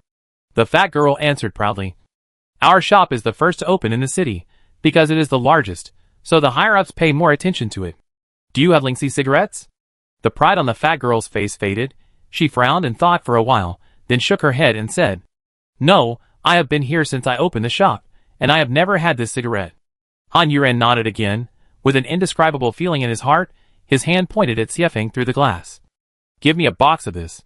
The fat girl quickly took out the cigarettes, and when she handed them to Han Yuran, she secretly rubbed Han Yuran's fingers, and kept looking at Han Yuran and Yen Sui after they turned the corner, then excitedly looked at the fingers she had just touched Han Yuran, with a look of intoxication on her face. Yen Sui chewed a chocolate bar. "I didn't expect you to smoke." "I don't smoke. You know, if a person smokes only one type of cigarette for more than 10 years, he usually won't switch to another." Yen Sui blinked and thought for a while. "Just like I only like chocolate bars. I never eat other flavors." Han Yuran nodded, and the hand holding the cigarette unconsciously exerted force, and the cigarette box was deformed. All the way thereafter, Han Yuran was a little absent-minded, which made Yen Sui lose interest. He pushed Han Yuran away. "Get out of here. Go shopping by yourself. It's better for me to go shopping with you than with you." After Yen Sui finished speaking, he turned around and walked towards the street. Han Yuran stood there, took a few breaths, opened the cigarette box in his hand, took out a good cigarette, put it in his mouth, touched his body, and then remembered that he didn't smoke at all. Where did he get the lighter? Hello. Smoking is not allowed in the city. Han Yuran was depressed, and a member of the security team appeared in front of Han Yuran and said. His tone was polite, but not flattering. "Do you have a lighter?" Han Yuran asked. And the 17 or 18-year-old boy opposite was stunned, and his thick eyebrows and big eyes glared. "No smoking in the city." This time, the tone was much more severe. Han Yuran asked again, holding a cigarette in her mouth. "Do you have a lighter? Lend it to me. I'll go outside to smoke." "No, smoking is harmful to health. You're a girl, so don't smoke." The young man stretched out his hand and pulled the cigarette out of Han Yuran's mouth, and then tried to grab the box of cigarettes in Han Yuran's hand. Han Yuran never thought that someone would dare to pull something out of his mouth, which made the young man succeed. "What are you doing?" Han Yuran asked. At the same time, his face became serious. She suddenly got angry, making the young man blush with embarrassment, but he still said stubbornly, "Smoking is bad. I'm doing this. This is for your own good. Get out." Han Yuren said coldly, and her aura soared. Even the passers-by on both sides could feel it. Before the young man could say anything, a middle-aged uncle suddenly ran out from behind, grabbed the young man from behind, and apologized to Han Yuren. "I'm sorry, Master Miracle Maker. This kid has a screw loose in his head. Please don't mind. I'll take him to apologize to you." Chapter 246. This smoke is really choking. Han Yuren ignored the aggrieved young man, nor the middle-aged uncle, and walked quickly towards the city gate. She wanted to leave the city now. She would rather go out of the city to fight those aliens to death. She didn't want to stay in the city, even for a minute. Han Yuren walked faster and faster. Later, wings appeared behind her instantly, startling the people on both sides, looking at the huge wings with envy. With a light wave of the wings, Han Yuren flew up. After flapping the wings only 3 times, Han Yuren left the city gate. Team 21, who was guarding there, watched Han Yuren suddenly fly out of the city, thought for a moment, and did not stop him. Han Yuren continued to fly forward, and was about to break out of the barrier, when Hua Jianlei suddenly appeared in front of Han Yuren and blocked his way. "No white jade butterfly. No passage," Hua Jianlei said. "Business as usual. Do you have a lighter?" Han Yuren asked, unexpectedly. After Hua Jianlei was stunned for a moment, he really took out a lighter. This time, it was Han Yuren who was surprised. She flew over, took the lighter and said, "I didn't expect you to smoke." Han Yuren took another cigarette and lit it. After taking a deep puff, she started to cough. Tears came out of her cough. She cursed in her heart. "What's so good about smoking this kind of thing? You're crazy." Hua Jianlei looked at Han Yuren, who was about to die from coughing, dumbfounded. Only then did she realize that she was the one who couldn't smoke. After coughing for a long time, Han Yuren stopped and said to Hua Jianlei, "This thing can also make you addicted. You are torturing yourself." Hua Jianlei listened to her funny tone and looked at her face full of tears. She didn't know what to say for a moment. Han Yuren was wiping the tears from her face, and said, "This cigarette is really damn spicy." After saying that, she put the cigarette in her hand into her mouth again, and slowly inhaled it. The tears on her face could not be wiped away. She exhaled a mouthful of white smoke. And Han Yuren, who could not wipe away the tears, said again, "This cigarette is really choking." Hua Jianlei said him, and said nothing more. Han Yuren leaned sideways, tilted her head, smoked a cigarette, and wiped the tears that were choked out. Han Yuren wiped her tears while cursing herself in her heart. "Why are you crying? What's there to cry about? Why are you losing face here?" But no matter how she cursed in her heart, her tears were like a tap that had been turned on, and they just couldn't stop. The cigarette in her hand had already burned to the butt, but she didn't notice it. Hua Jianlei saw it and wanted to remind her, but seeing Han Yuren crying so pitifully, he couldn't speak. It wasn't until her hands felt a little hot that Han Yuren came back to her senses, but she was too embarrassed to look at Hua Jianlei. She still tilted her head and said, "Can I go out of town for a while? Just a while." Hua Jianlei looked a little tangled, and her heart was even more tangled. Finally, she said, "Yeah." This sentence again, Han Yuren pursed her lips, said in a hoarse voice, "Thank you." Then she lowered her head, and quickly flew past Hua Jianlei. Hua Jianlei hurriedly reminded her, "Don't stay too far away." Before she finished speaking, Han Yuren had already left the barrier, but she didn't stop, and flew forward a long way, before landing on a dead tree.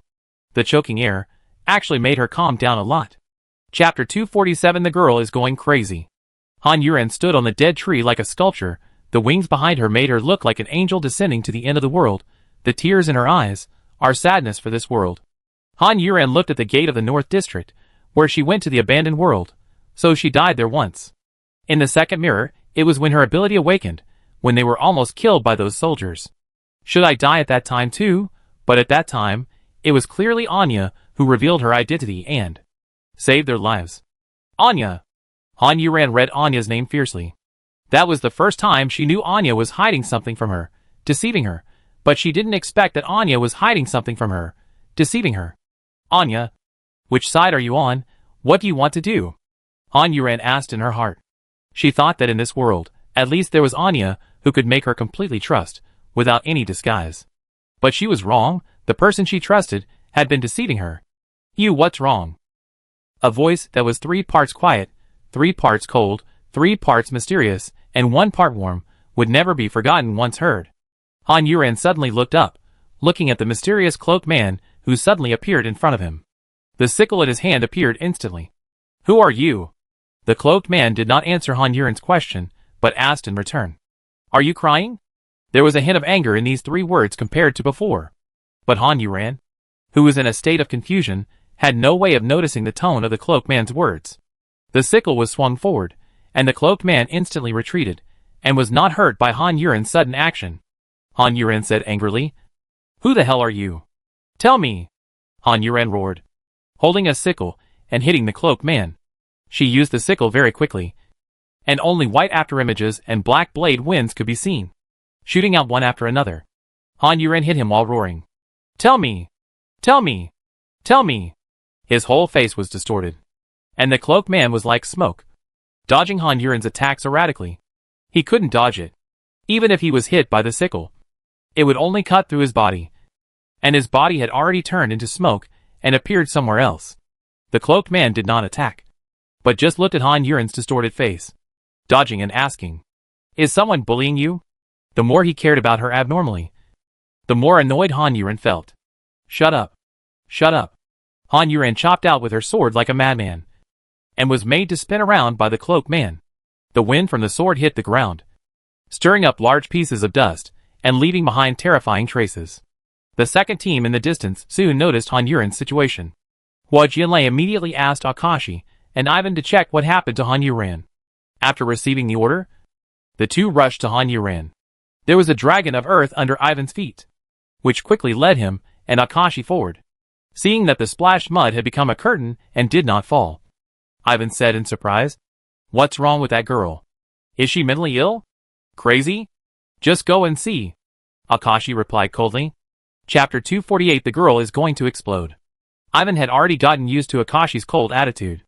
The cloaked man who was avoiding Han Yuren looked at Akashi and Ivan who were coming over, and then looked at Han Yuren, whose eyes were slightly red, and was in a very abnormal state. But he had no choice now. He could only turn into smoke, dissipate in front of Han Yuren's eyes, and leave here. The crazy Han Yuren didn't even notice that the cloaked man had disappeared, and continued to chop one by one. The splashed mud fell into the wings, and slowed down the speed. Because there was too much mud falling, it looked like her wings were made of mud instead of holy light. After that, the mud disintegrated little by little in the wings. When it was about to reach her attack range, Akashi held his hand in front of Ivan, and the earth dragon under his feet stopped. The 2 looked at Han Yuren who was going crazy alone. Ivan murmured, "This fighting power. It's really like a madman. Not gossiping behind people's backs is a person's quality," Akashi said, and shouted to Han Yuren. "Han Yuren, the miracle man, what happened to you?" Ivan, who was scolded, was not angry at all. This problem of habit is terrible. Thinking back to the beginning, he still disliked Akashi very much. He did whatever Akashi didn't like, and the result was that Akashi used force to suppress him again and again. In the end, he didn't get mad but got used to it.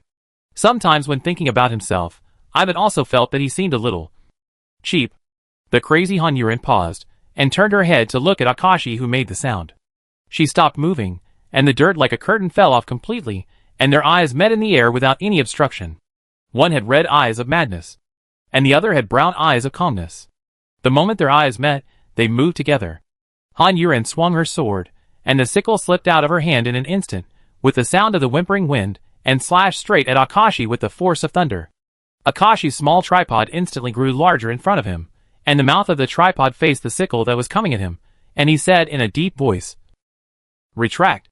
Ivan, who was a beat slower, controlled the land under Han Yuren, thinking that as long as he caught Han Yuren, she would have no way to attack. The ground beneath Han Yuren suddenly rose up, forming hands that grabbed at Han Yuren, and the arms were entangled like twisted vines. "Break it," Han Yuren yelled, her long hair dancing like a group of demons. The moment she shouted, the word death on the sickle lit up, but only for a moment. And this moment was when the sickle collided with the bronze tripod. The blade of the sickle was longer than the mouth of the bronze tripod, and it was erected at this moment, and the handle hit the bronze tripod. A loud muffled sound rang out. Akaji's brown pupil shook, and the color of his eyes seemed to darken. The bronze tripod was cut by the sickle, leaving a white mark. The sickle was still trembling and buzzing. The clay hand slowed down after entering the light of the wings, and the mark on Han Yuren's forehead also lit up. The wings behind him spread again. This time they were brighter than before, and a circle larger. Each feather seemed to be solid, looking extremely gorgeous. As the wings spread this time, the clay hands in the light of the wings were instantly disintegrated. Fuck! Ivan roared in disbelief. Chapter 249. The girl is finished. Don't say dirty words. Akaji, who was competing with Han Yuren at this juncture, also scolded Ivan out of habit. Ivan pursed his lips, but didn't say anything. He didn't dare to say anything. He could only control the mud under Han Yuren again. This time it turned into a long whip, turned into bullets, and attacked Han Yuren in countless forms. The reason why he dared to attack like this was because he was not worried that he would hurt Han Yuren at all. Because he was very confident in himself, he would never be Han Yuren's opponent. The mark on Han Yuren's forehead became brighter and brighter, and the blood color in her eyes became lighter and lighter. In an instant, there was only a trace of blood. She looked at Akashi and Ivan in a daze. And the sickle, she had leaned against the bronze tripod. As her eyes regained clarity, the humming sickle finally quieted down. But the next moment, the wings retracted by themselves. Han Yuren was still in a daze, not knowing what was going on. Akashi and Ivan in the opposite side changed their faces at the same time, with a look of fear on their faces, and shouted to her, "Be careful." Han Yuren was about to ask what to be careful of, when she felt something hit her feet, legs, abdomen, chest, back, almost every part of her body. The piercing pain made her scream out uncontrollably, and golden blood gushed out, with a fragrance. Han Yuren turned her eyes downwards, looking at the earth arrow that shot into her shoulder. She finally reacted at that moment. She wondered in her heart, was she crazy again? Did she kill someone this time? Otherwise, why would they be so cruel to her? Then a earth whip hit Han Yuren's back. Han Yuren spat out a mouthful of blood, and fell face down on the ground, making a hole, and eating a mouthful of dirt. "What are you still standing there for? Stop it!" Akashi yelled at the dumbfounded Ivan. Ivan then gave up control of the mud in a panic. And the mud he had shot at Han Yuren fell to the ground again. Akashi had already rushed to Han Yuren's side, and looking at Han Yuren who was motionless inside, he hurried down.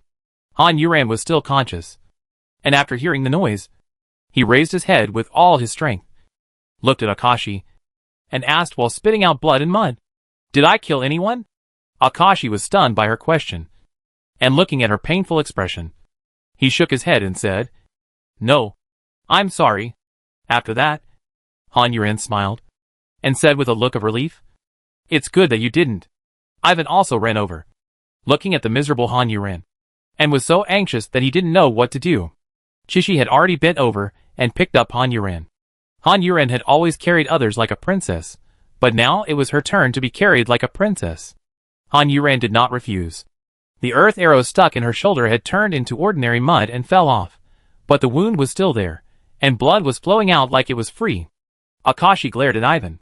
"Go back quickly." Ivan nodded quickly, condensed into an earth dragon again, and took the three of them back quickly. Golden blood dripped all the way. Han Yuren leaned palely in Chishi's arms. She was now covered in wounds, but she couldn't shed a single tear. She had been going crazy more and more frequently recently.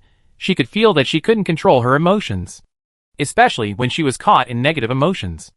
Chapter 250. Sister, I'm not okay. Will I become a madman who only knows how to kill people, and then be killed by a gang? Han Yuren was thinking about this question in her heart, and she had completely ignored the pain in her body.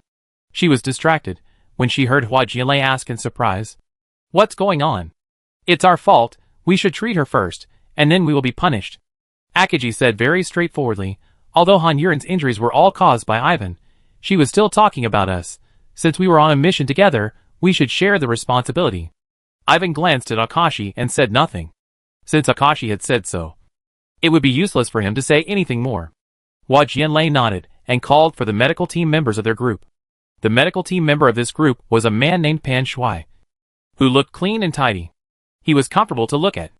After he came to Han Yuren, he put his hand on Han Yuren's right hand, in a posture of taking a pulse.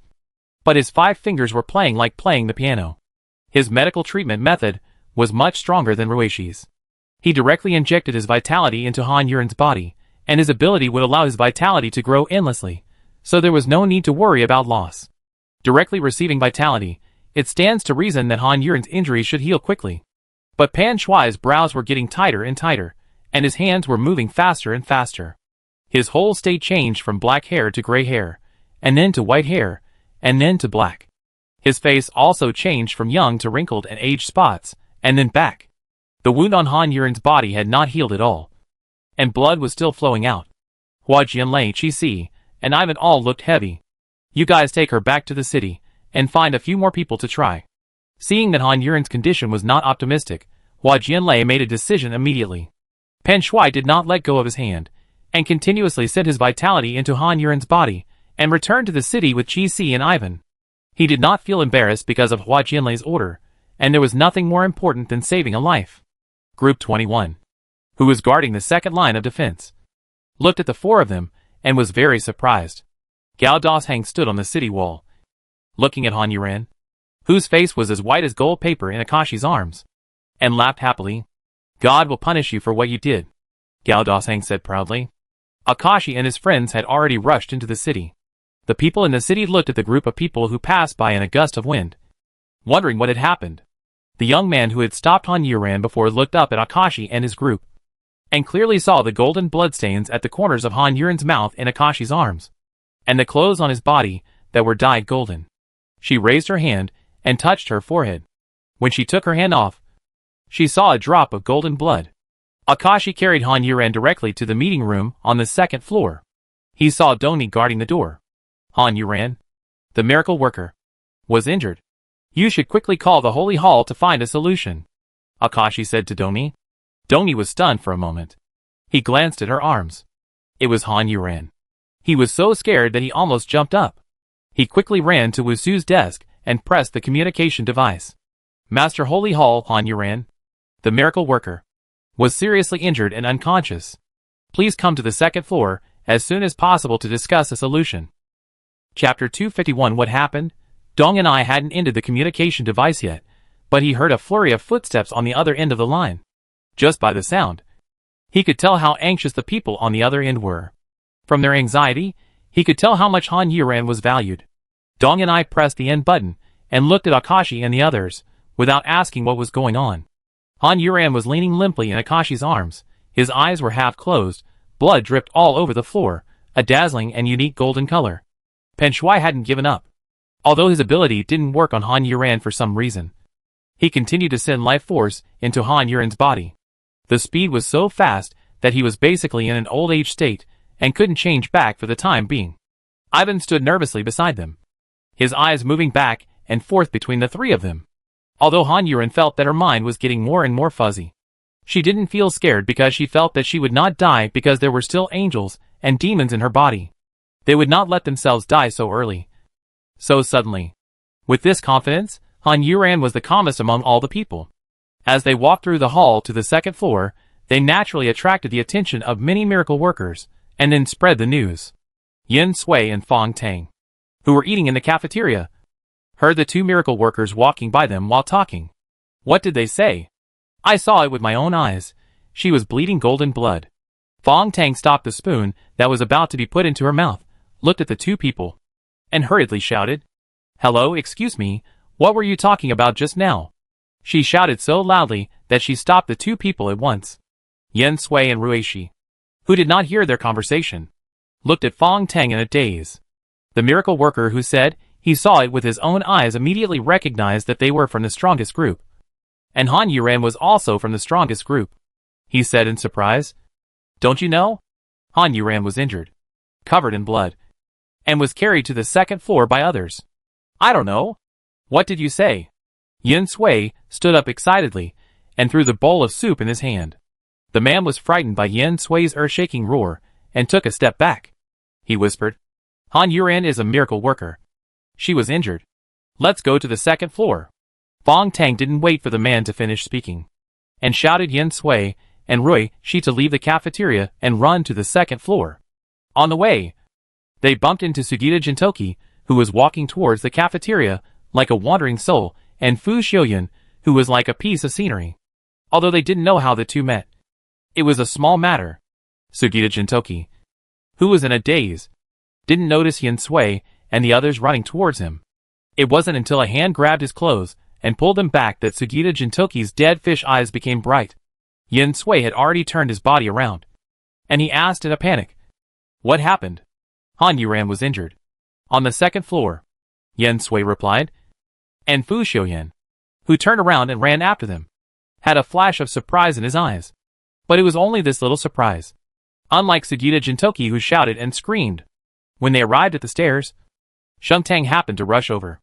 Logically, Shentang and the others should give way to him. And Shentang also thought that they would give way to him. But they didn't give way. They turned without stopping, sprinted, and went upstairs. Chapter 252. You hold on. Wu Su, who was walking in the front and was about to go up the stairs, was squeezed down by the strongest team. Helplessly, Shentang had to follow them and ran to the second floor. The people on the second floor heard the rumbling footsteps. There must be more than 7 people. Dongyi looked in the direction of the stairs and saw Yen Sui appearing, followed by a series of people from the strongest team, and then Shentang. The strongest team came directly to Han Yuran. The Ruishi people had not arrived yet, and the healing light had already covered them. Pen Shui also let go of his hand. His ability was useless to Han Yuran. Since someone good at treatment had come again, it was meaningless for him to insist on it. Maybe it would cause trouble. The reason why he insisted on it before was mainly because he felt more at ease. After Pan Shui let go of his hand, the age spots and wrinkles on his face disappeared quickly, and he soon returned to his youthful appearance. This time, Ruishi's healing light was not like the light that sprinkled down and covered. This time, the light seemed to condense into substance, wrapping Han Yuran's whole body tightly. But they soon found that it was useless, because the golden blood had already penetrated the healing light and flowed out. "What's going on?" Wu Su asked, but his eyes fell on Fu Xiuyan first. Fu Xiuyan pretended not to notice and gathered around Han Yuran with the strongest team. Anya ran over, pulled away the people in front of her, and looked at the dying Han Yuran. Before she could say anything, her tears fell. Yen Sui, who was pulled away by her, wanted to get angry. But when she saw Anya's expression, Yen Sui suddenly felt that all the words were choked in her throat and couldn't speak. Gu Chum looked very calm, just glanced at the golden blood on Han Yuran's body, and didn't know what he was thinking. "Call all the miracle workers who are good at healing." Immediately, Anya was crying, but her tone was surprisingly calm. Tony took action immediately, and all the radios in the city sounded, and ordinary people became uneasy and panicked again. The miracle workers, who had healing abilities, all put down what they were doing and flew to the hall. Anya grabbed Han Yuran's hand very hard. "You must hold on." Han Yuran, who was about to faint, opened his eyes again in a daze. Looking at Anya, who was blurred in his sight, said weakly, "You leave to me again."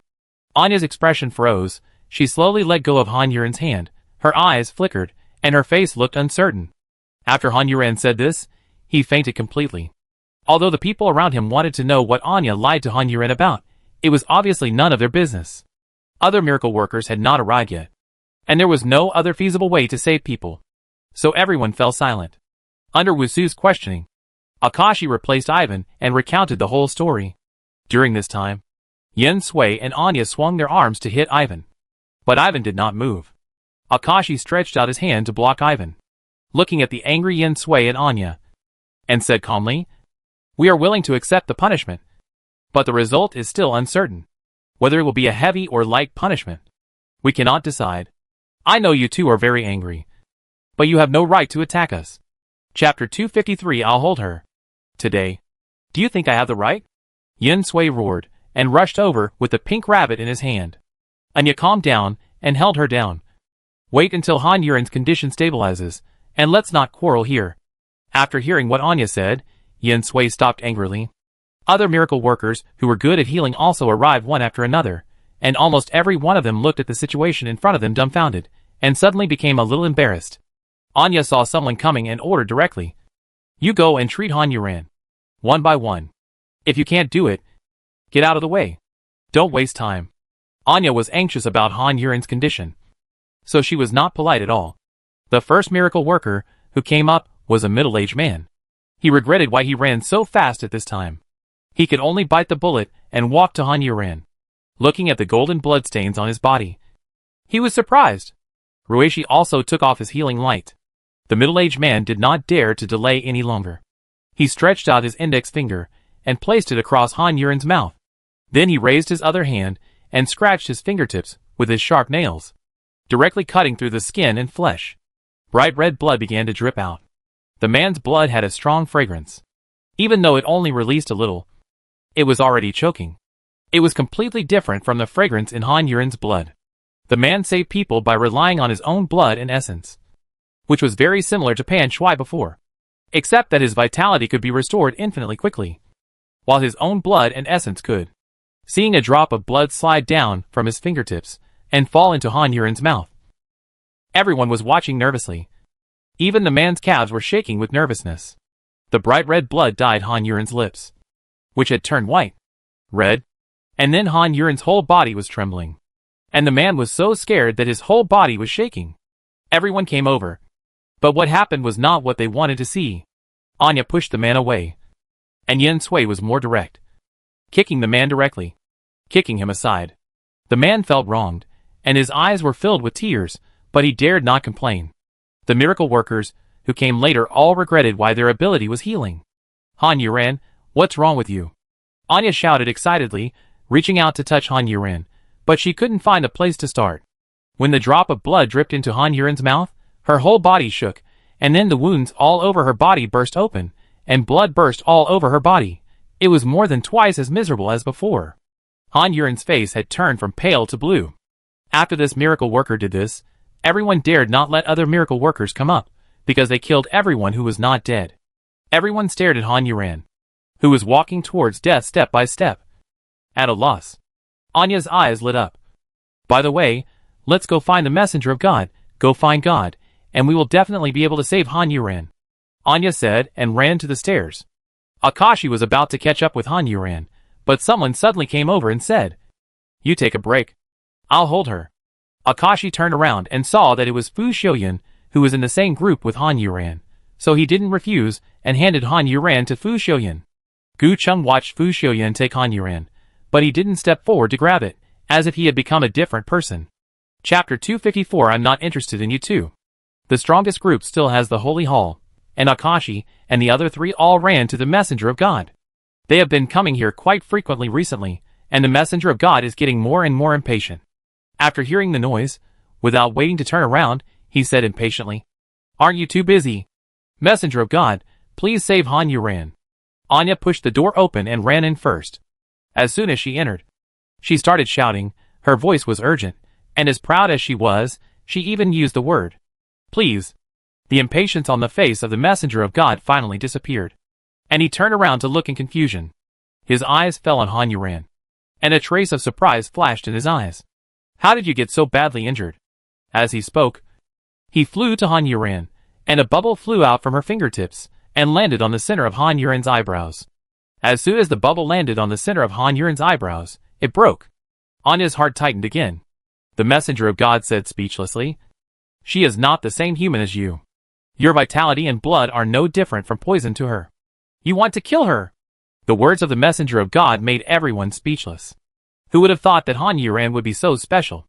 The Messenger of God added, "The life of God cannot be defiled by mortals." As the Messenger of God spoke, the voice of the devil in Han Yuren's body rang out. Angrily, "Finally I found someone who is not stupid. Otherwise I would torture you to death." Han Yuren sat on the edge of the blood pool. If Anya and the others hadn't found someone to save her desperately, she would have recovered slowly. But who could have thought that Ivan's attack would have made a hole in her heart and injured her seriously? Even the angels and demons in her body would need some time to recover. But once the vitality and blood essence flowed into her body, the angels and demons, who were gods and demons, were busy taking care of themselves, and they had no time to care about her. The angels and demons lost control, and the power exploded in her body. Her body could not bear the impact, and her wound burst open, and she bled. Fortunately, at the critical moment, Anya remembered the existence of the Messenger of God, and finally found the right person. The Messenger of God stretched out his hand and pulled Han Yuren into his bubble, and the angels and demons in Han Yuren's body became dormant. Han Yuren floated in the bubble, lying in front of the messenger. The messenger took her back to the big fish and said, "You guys go." Anya was worried and wanted to say something, but Yin Sui beside her reached out and pulled her, whispering, "Let's not mess with the messenger." Anya swallowed her words and left with the others. The door was closed again, and the messenger looked at Han Yuran in front of him, his eyes flickering, and he didn't know what he was thinking. The big fish stopped moving behind her. After a long while, the god's messenger suddenly said, "You too. Stop hiding. I'm not interested in you. I'm not interested in you either. Thank you." The devil and the angel spoke at the same time, with completely different attitudes. Han Yuran's consciousness was clear, and she was still sitting on the edge of the blood pool, but she couldn't talk to the god's messenger outside her body. However, seeing that the god's messenger was so calm, she should be fine. As long as she didn't die, she would be fine. As for them, they could chat as long as they wanted. I just don't know which of the three of them is stronger. Are the gods, messengers, and angels the same race? Chapter 255. I'm so arrogant. You parasitize her body, and you let her get so badly injured. Don't you want to live? God's messenger said. What do you care? The devil roared angrily, without any awareness that the life and death of his parasite was in the hands of God's messenger. Fortunately, God's messenger didn't bother with him, but asked, "Who are you? What do you care?" The devil was like a repeater, and didn't even change his tone.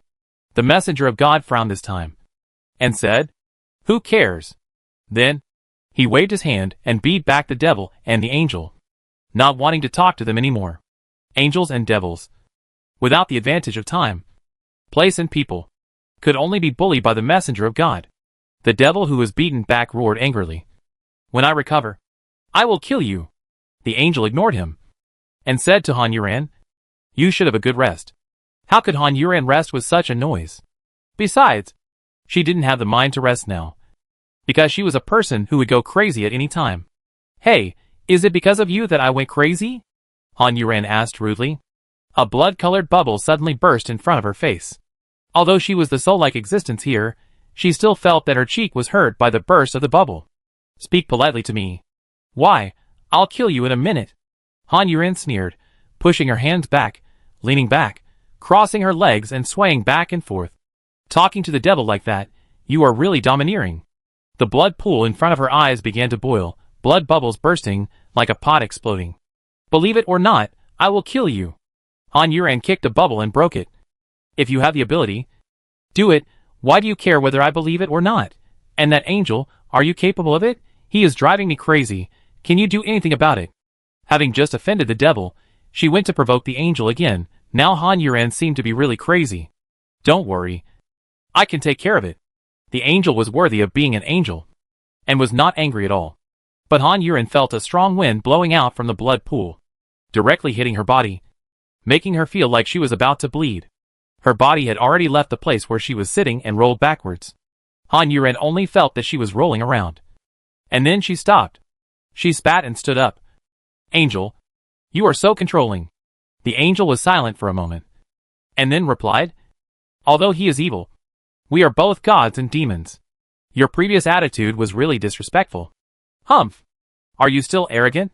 the devil said proudly. Han Yuran stopped, put his hands on his waist, took a deep breath, and roared like thunder. "I am so arrogant." "So what? You two think you are so great. You still have to stay on me like a parasite. Let me respect you. I have always been a person who respects me 1 foot, and I respect you 10 feet. If you dare to put on a sly look, I will dare to smack you. If you want to pretend to be an ancestor in front of me, you can die now, and lie in my ancestral grave. I will definitely kowtow to you and burn paper for you." Han Yuran cursed in a very unpresentable and uncultured manner. The devils and angels who heard it were dumbfounded. They have lived for so many years, and they would fight after a few words of disagreement. Who would yell such ugly words at the top of their voice without fear of embarrassment? Chapter 256. Struggle. After Han Yuran finished cursing, she took 2 breaths and exhaled.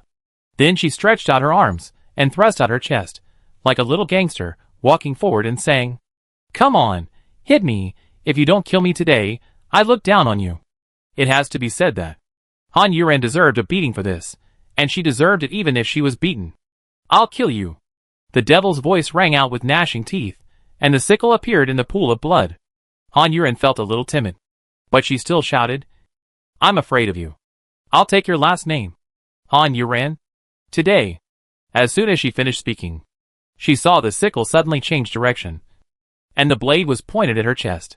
Seeing this, Han Yuren's guilty conscience disappeared, and she shouted desperately, "Come on! Kill me! Kill me!" The handle moved, and the sickle shot towards Han Yuren, shattering a blood-colored bubble in the process. Han Yuren paused in midair, and continued to move forward. At this moment, she was not afraid at all. But because of this, she finally understood that she wanted to die. When did she have this thought? Maybe it was after her mother left.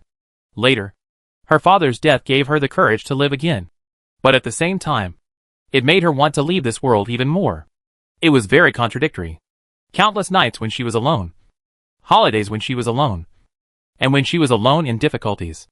Maybe it was the accumulation of these times that made her want to leave this world. Or maybe it was this crazy world where she could die at any time, the body and mind that she could not control, the deception of the people around her, the many unknowns, that made her want to leave. She just didn't want to admit it. Or maybe it was because she had died before, and for some reason she was still alive, that made her want to leave. She watched the sickle getting bigger in front of her eyes. The tip of the knife almost touched her clothes, and then it suddenly stopped. It stopped. But Han Yuren didn't stop, and continued to move forward. The stopped sickle suddenly retreated backwards, inserted into the blood pool again, and sank. Han Yuren stopped at this moment, and there was a hole in her clothes. A waste who wants to die. "It's not worth my effort," the devil said disdainfully. The angel sighed. Han Yuren looked down at the hole in her clothes, sat down, leaned to one side, hunched like a shrimp, and began to sleep. In fact, she was not seeking death, because she knew that she could not die at all. And the angel and the devil would not kill her for the time being. She just wanted to experience the feeling of death. Remember it, and then keep herself away from it. Han Yuren fell asleep quickly. The messenger of God was staring at her outside. He said to the big fish behind him, "It seems that there are many discordant factors in the king's plan this time. The person he chose was parasitized by gods and demons. The prince of the dark tribe is still lurking here. I don't know what he is planning." It turned out that the messenger of God found out that Fu Xiuyan was fake. That's right. After all, the fragment of God that Fu Xiuyan snatched was just sent out by the messenger of God. Unless the messenger of God was blind, how could he not recognize it? But the messenger of God did not expose him. It seems that everyone here, God, Dark Tribe, has their own little thoughts. It's just that some are high above, and are controllers, and some are chess pieces low in the dust. Everyone is struggling to get what they want, and they are willing to sacrifice a lot for this. A lot. Chapter 257. It's no use looking at me. Because Han Yuren was handed over to the messenger of God, she would not die, so Anya and Yen Sui's faces towards Ivan were a little better. So their punishment would not be too severe. Akashi told them everything they saw, without missing a single word, without exaggerating anything. As for the cloaked man, they did not see him. So from what she said, it seemed that Han Yuren went crazy on his own, and could not be controlled. They suppressed him with force, and Han Yuren somehow regained his spirit, and they were not in a hurry to stop, which led to Han Yuren being seriously injured. The truth is actually similar to this. They are really unlucky. But even so, they were still punished. After their shift, they had to go to the wall-facing room and reflect on their mistakes for 3 days. After receiving this light punishment, Akashi and Ivan left. Anya and Yen Sui did not say anything about this punishment. Han Yuren's affairs came to an end for the time being. The meeting continued in the sanctuary. Others who should have dispersed. But before they dispersed, Lu Guangzhu, the assistant of the first group, ran back covered in blood. As for the people outside the temple, although they were curious, they had to leave. Not long after, the broadcast sounded again. Group 3. Fu Xiuyan. Gather on the second floor. As he and Sugita Jintoki were walking towards the cafeteria, Fu Xiuyan stopped. Sugita Jintoki said in surprise, "You are the only one in our group? I'll leave first," Fu Xiuyan said and walked back. He had roughly understood in his heart that Wusu must have disliked him and deliberately added him in. He was really not afraid of killing Fu Xiuyan. Gu Cheng was still waiting to explain the task to them. After seeing Fu Xiuyan, he rolled his eyes. "Your task is to support the first team and work with the first team to complete the task." After Fu Xiuyan came back, he paid attention to what the first team was assigned. It was to explore all the existing mechanisms in the North District. This was a long-term task, and he would not be able to return for a while. After everyone received the task, Fu Xiuyan said, "I have something to see Wu Shantang." "No." Gu Cheng refused without even thinking about it. Fu Xiuyan asked again. "Then, can Wu Shantang come to see me?" "No. I'm asking about Wu Shantang. I'm the only one here." Gu Shantang. "The third team hasn't set off yet. Bring all your people with you," Gu Cheng said proudly. All the members of the third team looked unlucky. The team leader, the marshal, said, "Let's go." The other team members immediately ran downstairs. The marshal looked at Fu Xiuyan, who was motionless and staring at Gu Cheng, and said, "Fu Xiuyan, the miracle man, you are now under the organization of our third team. Please respect the orders of me as the team leader." Gu Cheng looked like he deserved a beating. Fu Xiuyan suppressed the urge to beat him up, turned around and ran downstairs, with the marshal following behind. Gu Cheng looked at the stairs and said disdainfully, "Fight me." Fu Xiuyan followed the team silently. As soon as he got down the second floor, he turned around and ran directly to the meeting room. His movements were so fast and natural that the marshal, who was following behind him, didn't react at all. He didn't come to his senses until he felt a gust of wind blowing by. He shouted to Fu Xiuyan, "Where are you going?"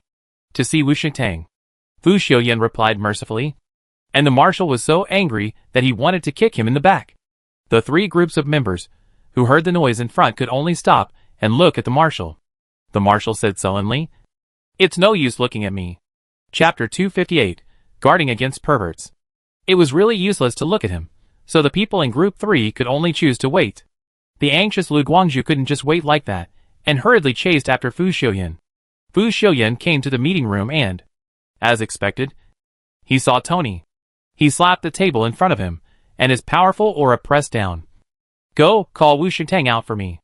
Although Tony was shocked by his aura, he still asked with principle. "Fu Xiuyan, the miracle man, may I ask what you want? The Shantang is in a meeting. If it's not a big deal, please wait a moment." Fu Xiuyan's eyes narrowed dangerously. "Just say Fu Xiuyan is going to die." Tony looked at Fu Xiuyan in front of him with a smile and tears, thinking, "Can you find a more decent excuse?" Before he could speak, Lu Guangzhu caught up with him. "What are you doing here? We have to go support the first team." Fu Xiuyan leaned forward again, almost hitting Tony.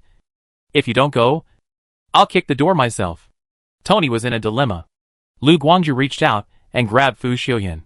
But before he could grab him, Fu Xiuyan suddenly turned around and looked at Lu Guangzhu. His eyes were not pretending to be indifferent, but they made Lu Guangzhu feel cold all over. And he took his hand back with some trembling. Fu Xiuyan closed his eyelids, removed the blood-curdling gaze, turned around and walked towards the door of the conference room. Seeing this, Dong and I gritted his teeth, and had to press the communication device on the table. "Wu Shantang, Fu Xiuyan the Miracle Master, I have something to ask you. I'm waiting outside." In the conference room, Shantang, who was discussing seriously and solemnly, was interrupted by Dong Ni's voice, and everyone looked at Wusu. Wusu's face was very gloomy, as if since these things happened, his mask was not so firmly worn, or he became more casual. Wusu pushed the pen in his hand hard on the table, and the tip of the pen snapped and broke. It was obvious that he was very strong and very angry. "I'll go out for a while." "Quickly," Wusu said, and without waiting for everyone to speak, he stood up and walked straight to the door. As soon as Wusu opened the door, a shadow blocked his way. Before he could see clearly, a big hand was placed on his shoulder. And then, he was dragged forward with great force. In terms of strength, Wusu was no match for Fu Xiuyan.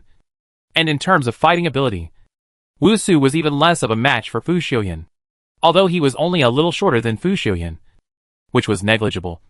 He was being dragged by Fu Xiuyan like a chick, staggering, and his glasses almost fell off when he swayed just now. Dong and I and Lu Guangzhu looked at Fu Xiuyan and Wusu dumbfounded, and they couldn't believe what they saw. At the same time, they wanted to poke their eyes out, fearing that Wusu would cause trouble for them in the future for his reputation. "What are you doing?" Wusu said angrily. Fu Xiuyan had already pushed open the door of a room, and was really lucky. There was no one in the dark inside. Fu Xiuyan threw Wusu in with a flick of his hand, and then closed the door. With a bang. Wusu was frightened. and for some reason, he raised his hands to block himself. Fu Xiuyan turned around and saw Wu Su's move to prevent perverts. He snorted disdainfully. You are gay. What are you afraid of? I have the same face as Fu Xiuyan. Aren't you looking forward to it? Chapter 259. Bang, bang, bang. Wu Su looked at Fu Xiuyan coldly, his glasses tilted to one side high and the other low. I'm not as cheap as you.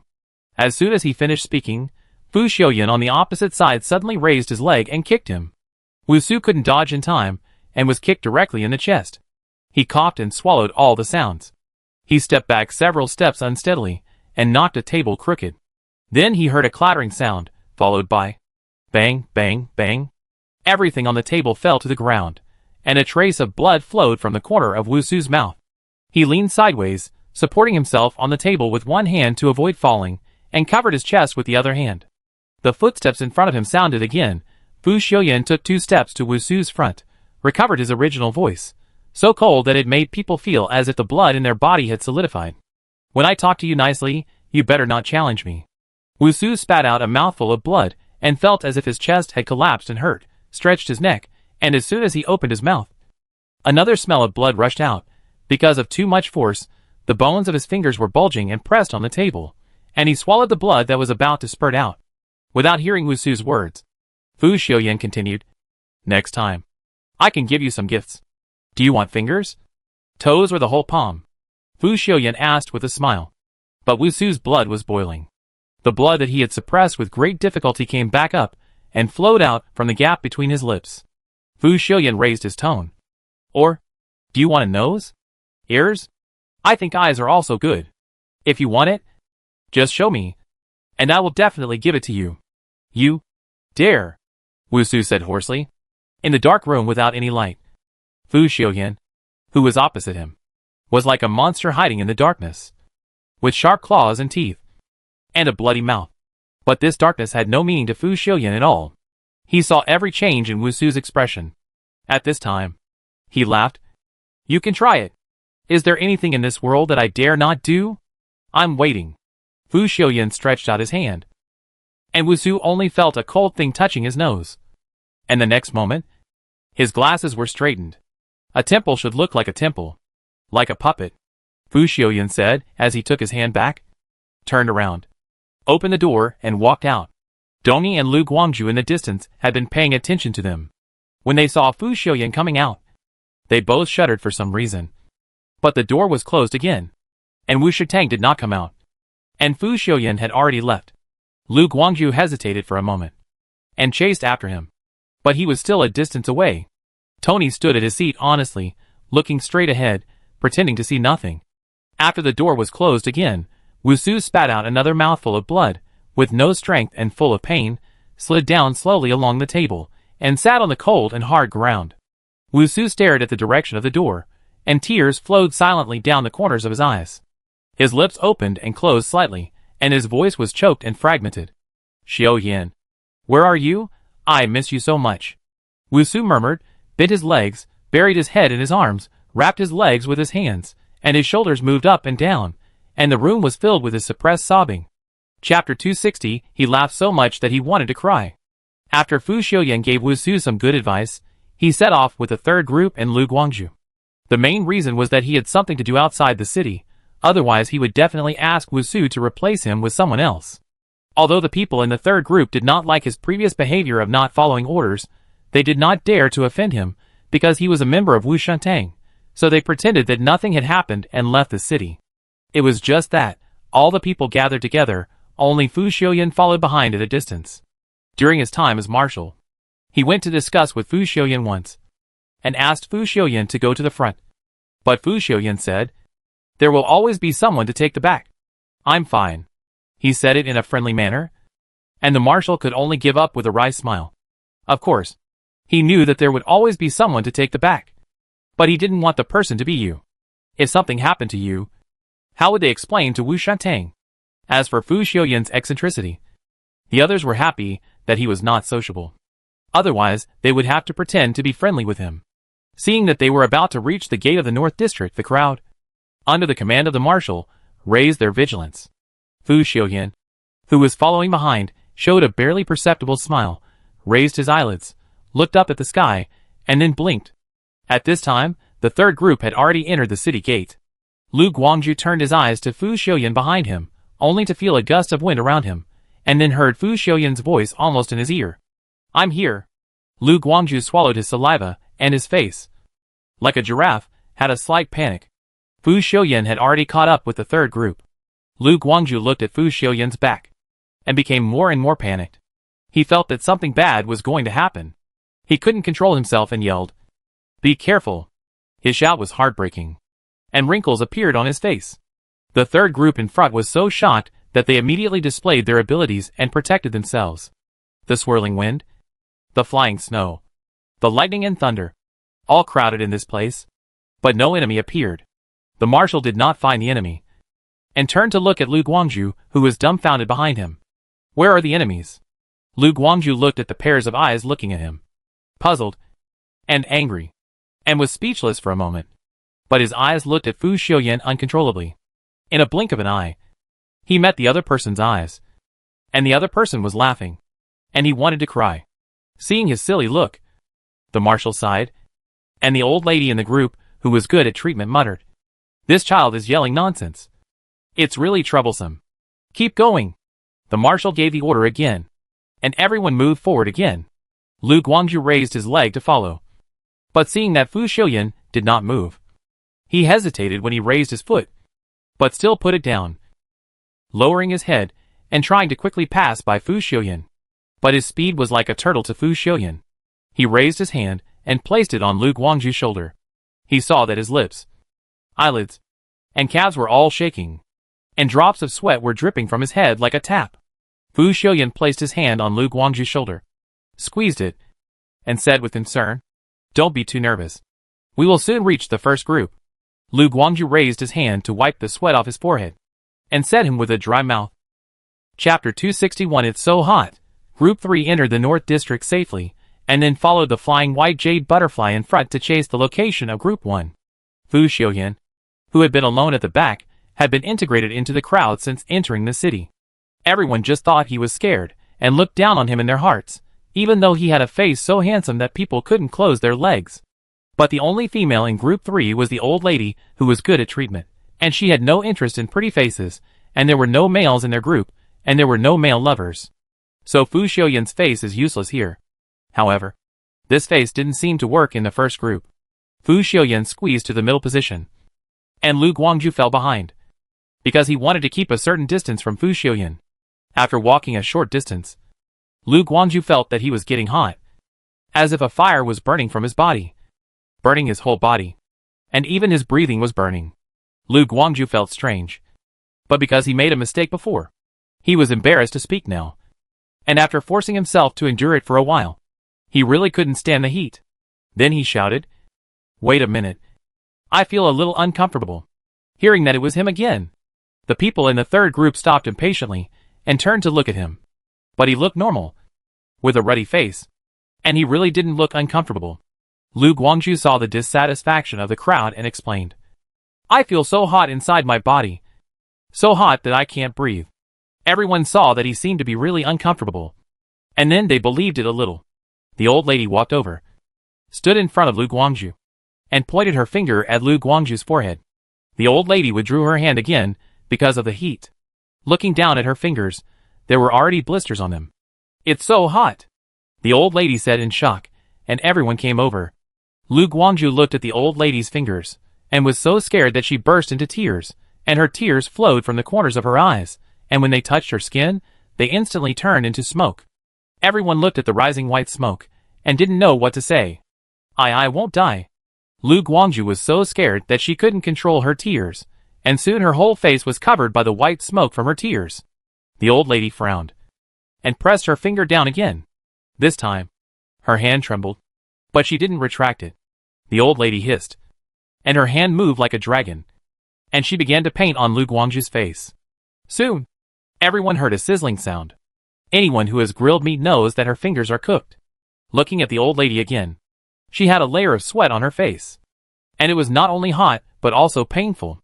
Fu Xiuyan stood at the outside, staring at the white mist, and said a silent bang with his upper and lower lips. As soon as he finished speaking, a bang sound really came from Lu Guangzhu. The people around him retreated almost instantly, and saw white smoke coming out of Lu Guangzhu's body. But Lu Guangzhu didn't move at all. "How are you?" The marshal just stopped and shouted. The old lady was also shocked and had to retreat. Looking at her bloody index finger, it was burned like this. She didn't even feel it before. Lu Guangzhu didn't reply. It should be said that he didn't know someone was talking to him at all. He just felt hot. He lost consciousness due to the heat, and then he really lost consciousness. Chapter 262. What is he doing to die again? After Lu Guangzhu lost consciousness, everyone saw his body with white smoke coming out, falling forward. Fu Xiuyan took a step forward and caught Lu Guangzhu. Everyone then realized and felt a little embarrassed because no one of them stepped forward to catch him. "Are you still alive?" Fu Xiuyan asked while holding Lu Guangzhu. He grabbed Lu Guangzhu's hand and exerted force, and his pupils seemed to become a vortex and spun towards the center, and the color became lighter as it spun. At a certain point, the vortex spun back in the opposite direction. After it stopped, his dark pupils turned brown. Others also came over. The old lady drew a few strokes on her index finger, leaving no marks on her finger. The wound stopped bleeding. Not only did it stop bleeding, but it also slowly recovered as if the picture was played upside down. After the old lady fixed her hand, she didn't look at it anymore and came to Lu Guangzhu's side. At this time, the white smoke on Lu Guangzhu's body also dissipated. He closed his eyes tightly, and there was no injury on his body. He looked like he was sleeping. However, his chest did not rise or fall, and no one could hear any breathing. He looked like he was dead. There was no need for the old lady to help. The marshal put his hand under Lu Guangzhu's nose, but he did not feel any breath. The marshal's face turned pale, and he took his hand back with a trembling hand. He did not know how to speak for a while. But the people were not stupid or blind, and they could see it. "But why did he die? We have been together all the time, and we haven't met the enemy yet." A big and strong man named Lu Huan, who was in charge of the third group, roared angrily, and no one knew who he was questioning. The others shook their heads silently, and the marshal sighed. "Why don't we send him back first? It's not far away." As soon as he finished speaking, Fu Xiuyan shouted in surprise, and everyone looked over and saw that Lu Guangzhu, who had been determined to be dead, actually jumped up from Fu Xiuyan's hand, pushed Fu Xiuyan away, and rushed out, running deep into the city. Although everyone did not react, they instinctively chased after him. Fu Xiuyan, however, took advantage of Lu Guangzhu's push and fell in front of everyone, shouting and blocking everyone. After everyone helped him up, Lu Guangzhu's shadow could no longer be found in sight. "What the hell is going on?" Lu Huan shouted again. No one answered him. Only Fu Xiuyan apologized. "Sorry. He attacked too suddenly. I was not prepared. I didn't expect it." There were several more sighs. Who could have expected it? Lu Guangzhu, who disappeared from everyone's sight, stood behind a dilapidated building, raised his eyelids, looked up at the sky, and then blinked. Then his body changed, his flesh seemed to roll, his bones seemed to move. When his flesh returned to normal, it was another Fu Xiuyan, or another Sari. The pupils of this Sari also began to spin, and finally turned brown. When his pupils were completely transformed, the hair on his left ear fluttered without any wind. Sari raised his hand and touched his left shoulder. There was nothing there, but he seemed to have touched something. He said, "Michael, what is he doing?" Chapter 263. The Vicious Dog Guarding the Door. After Sari finished speaking, his body was like fragments blown away by the wind, floating backwards from feet to head, and before it floated far away, it had already disappeared out of thin air. At the third group, there was a cloud of gloom. One of the war advocates, who looked like Bald Chung, Einstein sighed with a sad face. "It's really a bad start, a bad start." "Team leader, what should we do now?" Lu Huan asked. The marshal's eyes, which were as round as copper bells, rolled around, and said helplessly, "Let's send someone back first to inform the higher-ups about this matter." "I'm willing to go back," Fu Xiuyan said very actively, which can be said to be the most active since he left the city. The people in Group 3 looked at his handsome face, and wanted to leave some color for him. The marshal was very happy that this ancestor was willing to go back, so he agreed without saying anything, and finally reminded him, "Be careful." After that, Fu Xiuyan turned around and flew back, and separated from Group 3.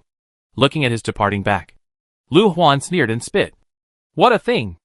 A sissy with a pretty boy. The marshal put his arm around Lu Huan's shoulders and advised earnestly. Okay. They are leaning against a big tree to enjoy the shade. We can't compare with them. Humph. The assistant Gao Chong in the group raised his thin lips in disdain. I think he is just a bookseller. After he said this, everyone laughed obscenely. But the old lady couldn't stand it anymore and coughed. Everyone stopped laughing and continued to rush to the location of Group 1. Fu Xiuyan, who sent his clone out, listened to the unpleasant words behind him. And his face was normal.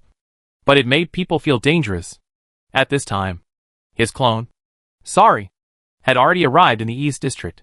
At the gate of the East District, there were a row of men in tuxedos standing on the left and right. 8 people in a row. Each person had a black iron chain in his hand. And the iron chain was tied with black hair, red eyes, wings, 4 legs, and a sharp spike on the tail. Evil dog. Then 16 evil dogs lying lazily on the ground. All raised their black and shiny triangular ears, and climbed up from the ground at a very fast speed, with their front legs bent down. In a kneeling posture, the 2 rows of men in the tuxedos, seeing the action of the vicious dog, were all shocked, and straightened their backs. But their eyes were somewhat uncontrollably looking at the wind blowing in the middle of their front.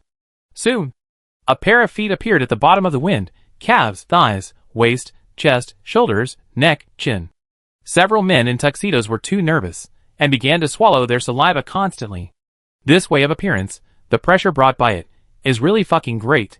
An alien, who was about to enter the city, waving his huge tentacles that looked exactly like an octopus, walked towards the city gate. As he walked, the human-shaped upper body kept muttering, "These nobles. It's enough. They really treat us commoners like humans." As he spoke, he saw a headless thing blocking his way in front of him, and a tentacle swung out with a snap sound, and shouted, "I won't go. What are you blocking the way for?" The kneeling vicious dog whimpered twice, and began to tremble. And the men in tuxedos also looked at the octopus man, with a deathly look. The swung tentacle was easily caught by the man who had grown half a head again. Chapter 264. The aura is too strong. If you don't obey, you will meet the king of hell. When the man grabbed his tentacles so easily, the octopus man felt bad at the time.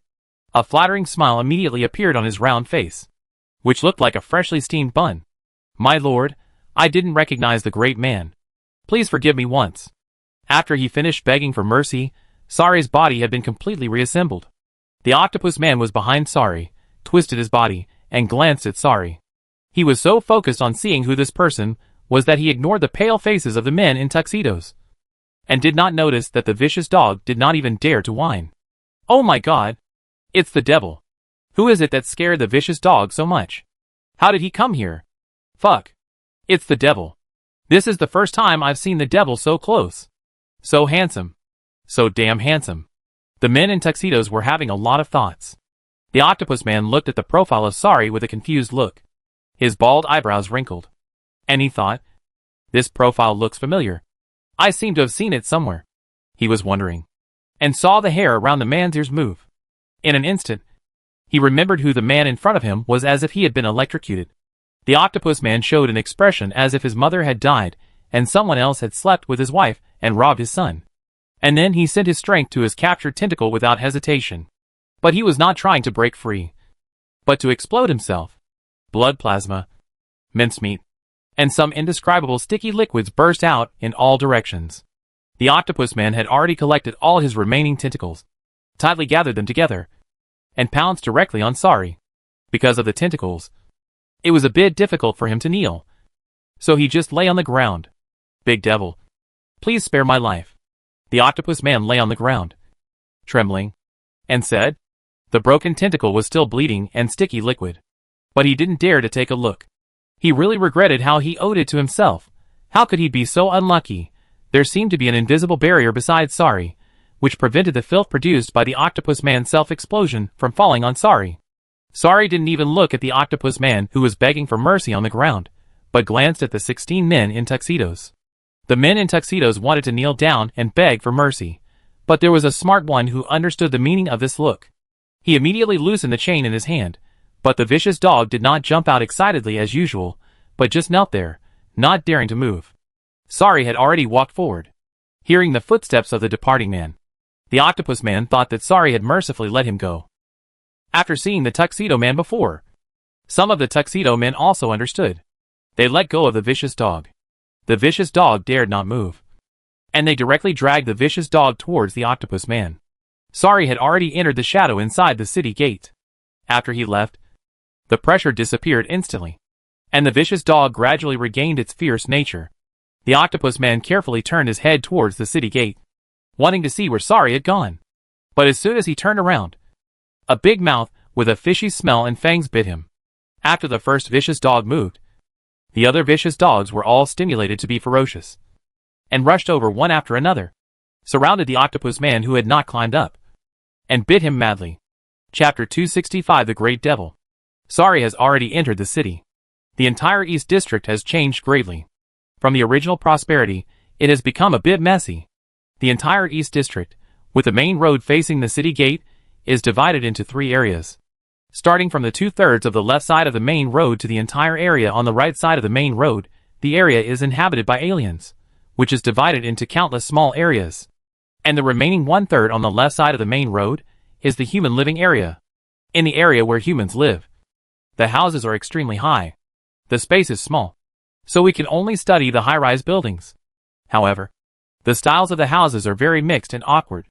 The reason for this is that the houses that don't match are directly lifted from the houses in the area where the aliens live and thrown on top. The area of the aliens was rebuilt after all the original buildings were cleared, and it looks very delicate. The aliens can move freely in the city, but the human race can only move in their small enclosed area, and they are monitored by the aliens on duty outside when they move. Many people came here again and regretted their original choice. Some chose to accept it even if they regretted it, while others wanted to escape. As for their fate, no one ever saw them again. The 3rd area, which is in the middle and back, is where the royal family is. There is an ancient European-style palace, where all the royal family members live. The foreigners wandering on the street, after noticing Sorry, all had expressions like seeing a ghost, but couldn't shout. They all bowed their heads respectfully, and even tried to keep their breathing to a minimum, not wanting to attract even a glance from Sorry. Sorry was used to it, and walked forward leisurely. As soon as he arrived in front of the palace, he saw Michael waiting at the bottom of the stairs, looking like a sunny boy. After seeing him, he squinted his eyes and smiled, and the teardrop mole under his eye made people want to look at him twice more. "Big Devil, I've been waiting for you for a long time," Michael said to Sorry, who walked in front of him, and it seemed that he was quite resentful of Sorry. "Speak." Fu Xiaoyan only replied with this one word. Michael really stood at the stairs in front of the palace and began to speak. "Fortunately, this is a place exclusively for the royal family, and they never need any guards. There will be no other royal family who will not fear death and come close to Sorry. It's like this. The witch is really in the way in that position, and Lucifer went to look for her a few days ago, but she didn't even see him. I think we should let her down." "Humph!" Sorry sneered disdainfully. "Sure enough, your body is flowing with the dirty blood of slaves. Lowly and arrogant." Michael blinked and said in confusion, "I really don't understand. My father has slept with so many women and has nearly 100 children. Why does the devil only target me?" Sorry turned his head to look at Michael, and said word by word, "Because only you.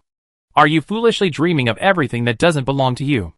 Michael didn't get angry but laughed, and Sorry's eyes became even colder. "So that's how it is. I thought it was because, as the woman you love the most, my mother was slept with by my father, so you..." Before Michael finished speaking, he knelt down with a thump. Just hearing the sound, it felt like his knees were going to break, and the hair that was floating around Sorry's ears fell down again. Chapter 266 I Like You. Michael was forced to kneel on the ground by an invisible thing, and there were 2 spots on his hair that seemed to be grabbed by something. Michael was still smiling, and he did not resist, and struggle. "Big Devil, you are so angry, it seems that I was right. It is because..." This time he still did not finish his words. Sorry had already raised his foot, stepped on Michael's head, and then stepped down hard. Michael's head came into close contact with the stone floor, and the dark red blood happily filled the small pits on the blue stone. Sorry leaned forward, half bent, and stepped on Michael's head with his foot like a cigarette, but as for the thing that was pressing on Michael's head before, it had returned to Sorry's shoulder. "When I find someone to beat up your mother's bitch, I hope you will have the courage to challenge me." When Sorry said this, He didn't even look at Michael under his feet. After he finished speaking, he stepped down hard with his heel. Michael's neck was bent downward, and countless cracks appeared on the stone slab around his head. The dark red blood flowed happily into those cracks. Sari had already loosened his foot and continued to walk into the palace. Michael, with his head buried in the pit, remained motionless, only his hands on both sides of his body slowly clenched into fists.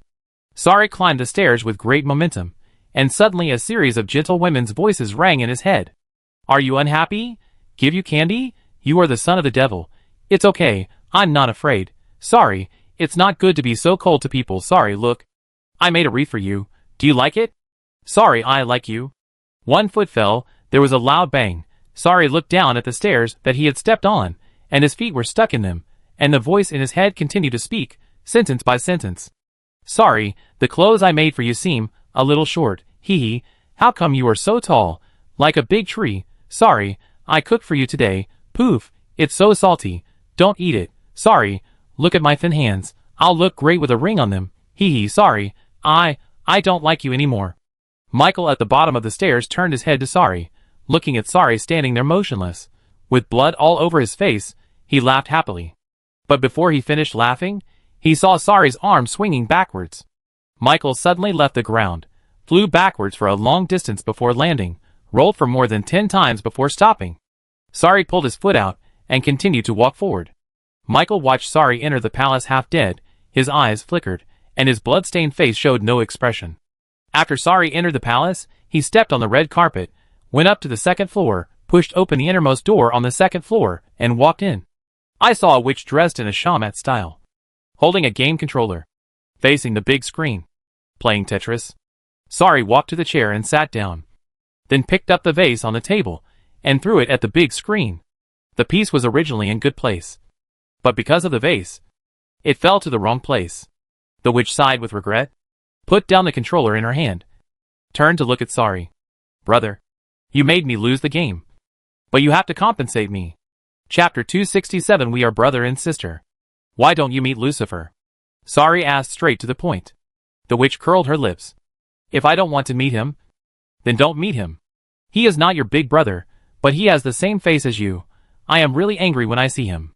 The witch put down the game controller in her hand, moved closer to Sari, while pouring coffee for Sari, asked, "Big brother, what do you want to see me for this time?" "To ask you to abdicate." After Sari finished speaking, he took the ceramic cup with roses handed over by the witch, and took a sip of coffee. This was the first time he drank this kind of thing. It tasted bitter, but tolerable. After swallowing it, it left a lingering aftertaste. The witch was not surprised at all.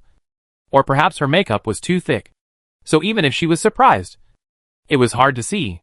She pulled her long hair on her left shoulder with one hand, swaying her legs, and said, "Brother, you want to be the king of the Dark Clan.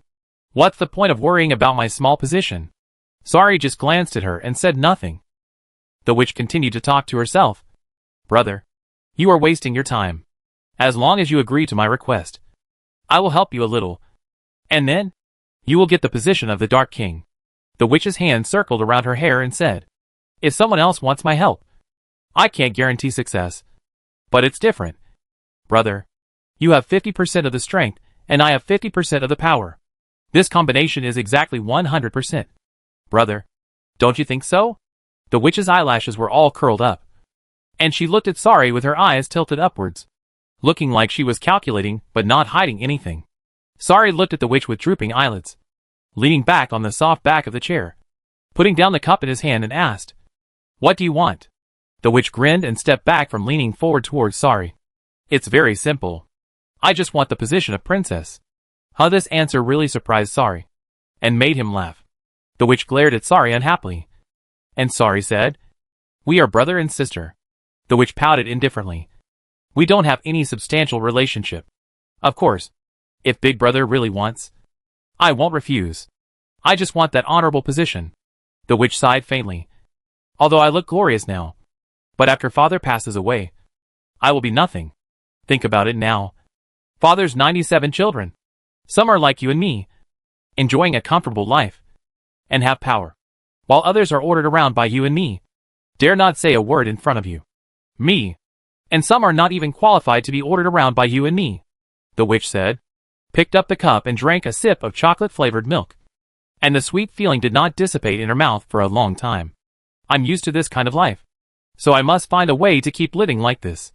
So, brother, you'd better think about it carefully. Although you are my first choice, you are not my only choice. Sari looked at the milk foam on the witch's mouth. She was licking it with her tongue, just like the makeup on her face. There were also demons and monsters in her heart. Sari didn't answer. He got up and left here. He went down the second floor, left the palace, and walked to the only independent 3-story building next to it. That was his residence. Chapter 268 Get Lost. As for Michael, he had already left. After returning to his room, Sari threw himself onto a chair by the window, and then raised his legs and dropped them on the table.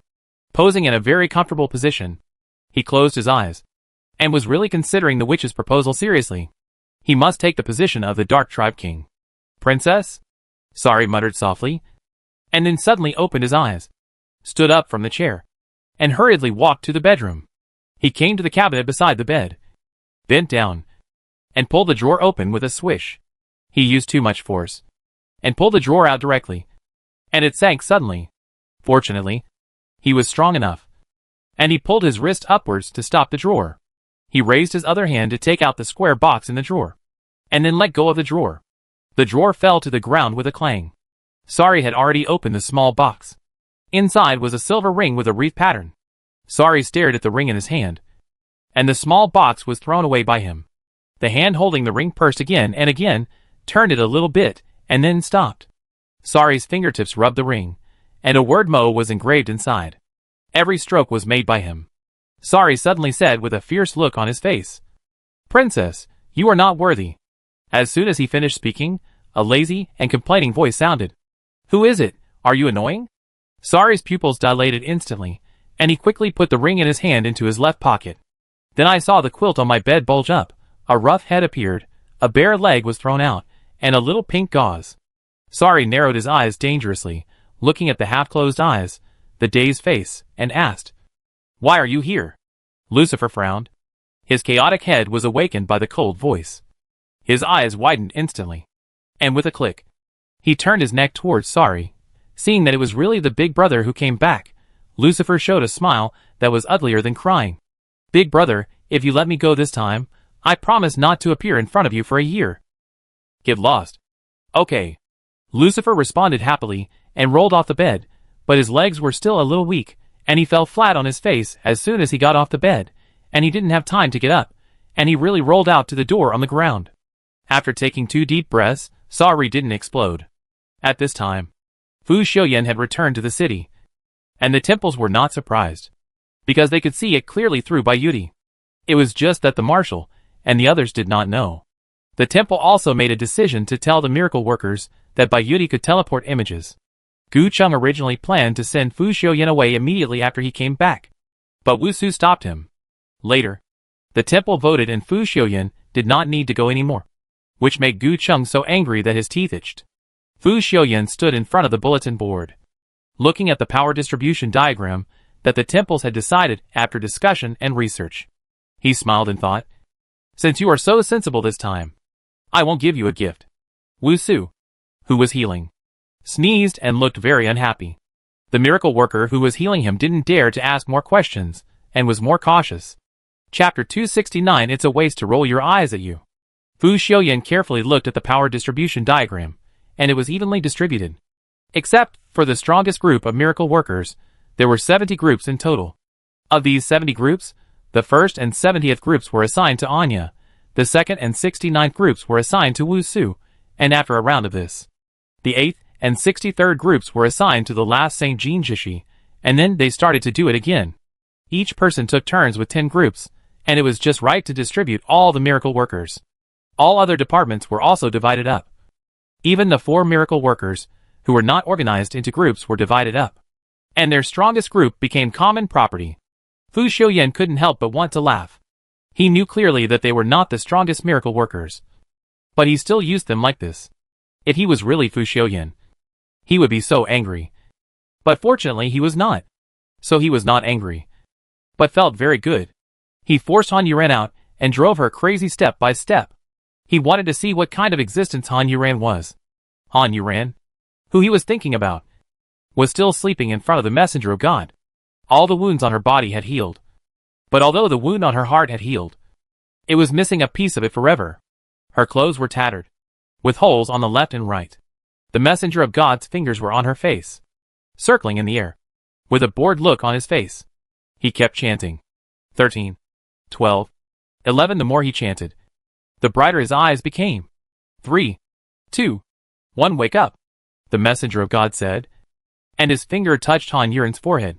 When his finger left, Han Yuran's eyes, which had been tightly closed, suddenly opened. Her eyes were a little straight, without any spirit. After a while, Han Yuran's eyes slowly lighted up, like a living person. She didn't get up immediately, but turned her eyes to look around, and saw that it was the messenger of God. Those dormant memories slowly came back. She was completely awake this time, and as she stood up, she said, "Thank you." The messenger of God sat on the head of the big fish, swinging his slender legs. "You're welcome. Since we are in similar places, it's nothing to save your life." Han Yuran hesitated for a while, and asked, "What are you? God?" The messenger of God blinked his butterfly-like eyelashes, looking a little cunning. This look made Han Yuran feel a little strange. The messenger of God they met at the beginning was cold and indifferent, with a very empty look in his eyes. "Even if I am a god, you are not a god. Then what am I?" The messenger of God smiled, pretending to be unfathomable. "It cannot be said." Han Yuran rolled her eyes. "Then what are those two things in my body?" The messenger of God, puff, laughed. "You call the things in your body things, okay." After the messenger of God finished laughing, he answered the question. "They are very powerful things." Han Yuran wanted to roll her eyes at her again, but when she thought about it, it would be a waste. She didn't want to ask anything more. "It's okay, I'm leaving now. Bye." The messenger of God waved to her very kindly, and sent her to the door directly with Bubbles. The service was very good, and the attitude was very kind. Han Yuran walked out of the door with a gloomy face. As soon as he came out, he saw Anya standing not far in front of him, folding her arms, lowering her head, walking in circles on the spot, looking absent-minded. Chapter 270, I Only Ask You Once. Han Yuran looked at Anya, and for a moment she couldn't tell what she felt in her heart. And Anya, who heard the noise, also stopped, turned to look at the door, and their eyes met, and Anya's eyes were full of surprise.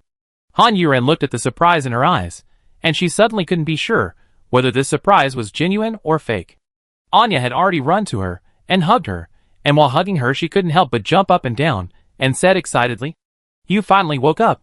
Oh my God, do you know how long you've been sleeping? I was so worried."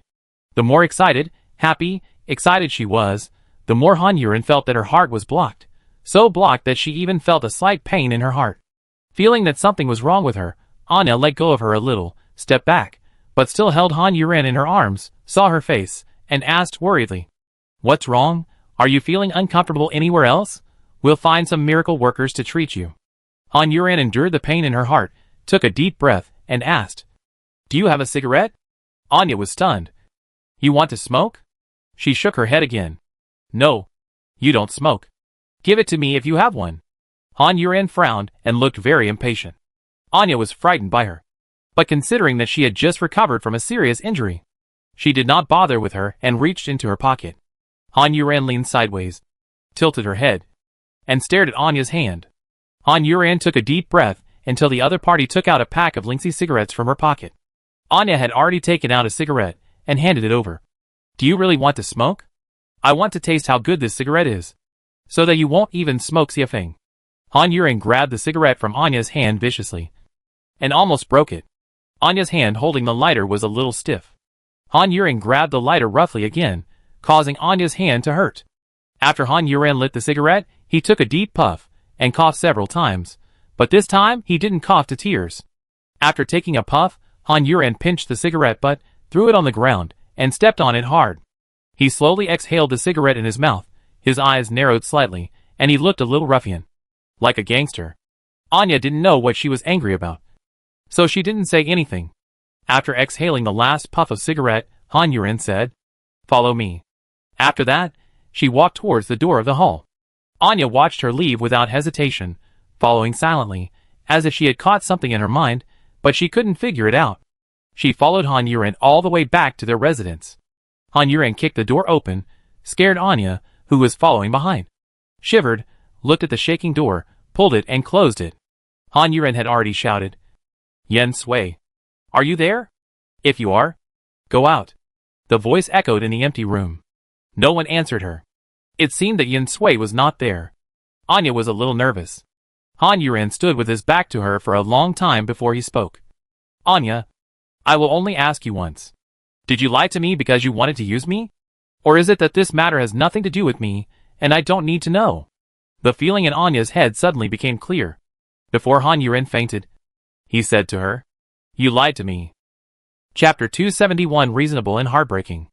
"I just changed the brand of cigarettes," Anya said with a wry smile. "You'd better answer my question directly."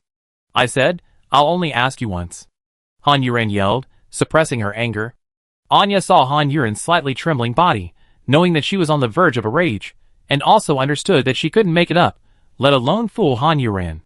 Her eyes kept flickering, organizing her words, thinking about where to start, so that Han Yuren could accept it. But on second thought, Han Yuren's question, there are many loopholes to be found. Anya raised the corner of her mouth, and said, "The reason I lied to you is because it has nothing to do with you directly." Han Yuren turned around, looked at Anya, and snorted with a fake smile. "What indirect relationship is there?" Anya looked a little embarrassed, and after a long silence, she said very seriously, "I have my mission. You just need to know that I won't hurt you."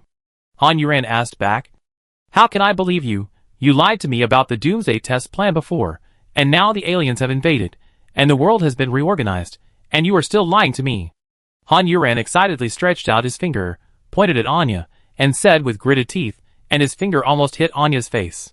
Anya let Han Yuren's fingers tap in front of her eyes. She didn't even blink. After Han Yuren finished yelling, she replied calmly, "Just because you are still standing here alive. If I wanted to hurt you, with your attitude towards me, you would have died more than 800 times. This was reasonable and heartbreaking." Han Yuren moved her neck slightly, pursed her lips, tapped her fingers a few more times. But she didn't know what to say to express her current mood. "Because of my attitude towards you. Because I believe in you. You have the chance to kill me. Now you want me to thank you for lying to me. But you don't kill me." Han Yuren really wants to slap the face in front of her. She was so angry that blood rushed to her eyes. But Anya stiffened her neck, looking like she was justified. Han Yuren tapped her finger again, put it down, turned around and left. At this time, Yen Sui pushed the door open from the outside, and saw Han Yuren's aggressive back walking upstairs, while Anya stood there motionless, with her hands clenched into fists. This time, it was clear what had just happened. Yen Sui's eyes immediately wrote two big words. Gossip. Thinking that she was more familiar with Han Yuren, she had no intention of comforting Anya, and she ran after Han Yuren, but saw that the door of Han Yuren's room was closed. She quietly pushed it, but it didn't move. "Oh my god!" The door was locked, Yen Sui muttered, standing at the door and scratching her head curiously. She had no choice but to glance at Anya downstairs. Finally, she couldn't resist her curiosity, so she went downstairs again and walked towards Anya. Before the people arrived, she started laughing. What happened to you?" Unexpectedly, Anya turned around, gave her a very beautiful smile, and said, "Nothing." Then she ignored her and left the building. Yen Sui looked at Anya, who walked briskly, and stamped his feet in frustration. "What? You think you are an actor? It's nothing." Yen Sui pinched his throat and said the last sentence, imitating Anya's way, looking very stupid. Chapter 272 You guys are boring me. Han Yuren lay on her bed, and buried her head with a pillow. She said in her heart, "Fuck, Nima, I'd rather die directly, so that they won't plot against me." Of course, this was just a thought. She survived so hard not to die. Just when she was feeling depressed, the radio started to sound again. Psycho, it keeps ringing all day long. Han Yuren cursed and jumped up from the bed, wearing her ragged clothes, and walked out of the small building aggressively, and flew directly to the main hall. After flying halfway, I saw that the other miracle workers were all heading towards the city gate, and the people in the city were naturally looking in that direction. Han Yuren took a deep breath, tried to change her mood, and listened carefully to the broadcast. All miracle workers, in a defensive state, gather outside the city. Repeat. All miracle workers. Han Yuran was confused. What was going on? But her speed was not slow. A sickle appeared in her hand, and her wings spread behind her, taking her to the city gate. I have to say, her big wings are still very eye-catching and cool. All residents in the city, all go to the safety zone in the second city, take shelter, wait for the announcement to come out, repeat, in the city. When Han Yuran was about to reach the city gate, the broadcast changed to this. She looked down and saw the security team directing the residents in the city to walk to the safety zone in the second city. The road was suddenly crowded with people, and the word panic was written on everyone's face. They walked towards the second city as instructed, while turning back to look at the city gate from time to time. There was deep worry in her eyes, worry about their fate. Han Yuran had already left the city gate, and saw several rows of miracle workers standing in front of her, probably at the edge of the barrier. And the 7 people in the middle, who were not standing behind the miracle workers, were the holy temple. All 7 holy temples came out. Han Yuran took a look and found Yin Sui, but there were people standing around her, so she had to find a random place to stop. As soon as she stood, she heard the people around her say nervously, "What happened?" "I don't know." "You don't know yet. Didn't you hear the aliens on the opposite side say that they felt too bored and came to cause trouble?" The person standing in front of them turned his head deliberately to explain. "Aliens." The 2 men shouted in shock at the same time, and Han Yuran shouted in shock in her heart. She flew a little higher, looked past the people in front of her, and looked across, but she saw nothing. After a while, Doni walked to the side of Wusu's temples and said, "Everyone is here." Then Emma Bull said to the other side, "You can come out now." When she finished speaking, it was like a curtain suddenly opened in the air, or like slowly pulling a corner of the torn wrapping paper. Countless aliens were revealed. There were humanoids, monsters, and everything else. And the alien king sitting in the middle, the front, a little Lolita, who was a killer. She sat on her throne, and said slowly, "The 4-eyed guy who talked to me before, I said, I will keep you for a while only if you make things more interesting, but now, you are boring me too much." Chapter 273. What do you like? The sky was originally gray, and now it was darkened by the aliens and monsters. On the left was a square formation of people wearing tuxedos. Next to it was a square formation of people wearing maid outfits. Next to it stood a bunch of messy monsters, some with bones, some without bones, some with wings and some without wings. In addition to the ferocious-looking ones, the disgusting ones actually had cute ones. The fluttering transparent little wings looked like a flower fairy, and there was actually a flower bud on the tiny head. There are red, orange, yellow, green, blue, purple, flower buds of various colors. Next to them is a square formation of leather jackets, which is really hot just looking at them. The witch is in the middle, and a man is standing next to her to serve her. The man has a pointed face, and his black and shiny hair is combed into a 2:8 split, almost reaching the length of his shoulders, and the ends are curled outwards. He wears round glasses with only one temple, same as Wusu's, also with a gold rim, and a thin gold chain hanging down from the temple. He was also wearing a tuxedo. The material was much better than those, wearing white gloves, and pouring tea for the witch. Wusu wore the same gold-rimmed glasses, and he looked like a gentleman, and this guy looked like a slave. Looking to the side, it was the bunny costume team, and the point was that all the men in this team were 1.78 meters tall, wearing pink bunny costumes, with bunny ears, fishnet stockings, and 10-centimeter high heels. If it was in the past, walking on G Street, it would be a big deal. Han Yuran swallowed his saliva, and his eyes kept running to the bunny costume square. He thought, what a benefit. This battle is worth fighting. You like this? Fu Xiuyan, who had secretly stood behind Han Yuran at some point, saw Han Yuran's useless look and teased him. His sudden words scared Han Yuran so much that she shivered. Just like those people who were caught watching porn. Feeling guilty. Turning around and seeing that it was Fu Xiuyan, Han Yuran was no longer intimidated, and rolled his eyes at him. It has nothing to do with you. Then he turned around and continued to scan the square reluctantly. This time the square was a bit eye-catching. The greasy men with more exaggerated nose hair than leg hair, and more prominent armpit hair than nose hair, painted big red lips, looked at colorful eyeshadow, and had 2 red spots on their cheeks. Han Yuran almost vomited. What was even more bloody and brutal was that these people were actually wearing bikinis. Han Yuran wanted to curse. You are a grown man, can't you go shirtless? Next to them was another formation of young people wearing sailor suits. The way they deployed their troops was too tortuous, scary. The aliens were confronting them here. In the East District, Lucifer rushed to Sari's residence. When he arrived at the door, he hesitated again. He didn't dare to knock on the door. He hesitated back and forth, until Sari inside said impatiently, "Speak." Lucifer chuckled. "Brother, that damn girl led the team to the human race to cause trouble." Sari inside the room knew, of course, he was not deaf. Lucifer outside murmured in confusion again. "I don't know what that damn girl is going to do. According to the agreement, we can't let humans die so quickly." Sari's eyes were deep. He knew why the witch suddenly acted. She was proving to him that as long as she wanted, humans could be extinct in an instant, and then he would have no chance to kill his opponent in the absence of his father. Chapter 274 Group Fight or Single Fight. Humph. Sari snorted disdainfully, trying to force me to submit. Really think that my title of the Great Devil is for nothing. Without hearing Sari's reply, Lucifer had told him everything he wanted to tell him, and said, "Brother, I'm leaving now." After waiting for a while, after confirming that Sari had nothing to tell him, Lucifer left, and went to find Michael. After he left, Sari in the room turned into fragments and disappeared on the chair. The two teams were on high alert.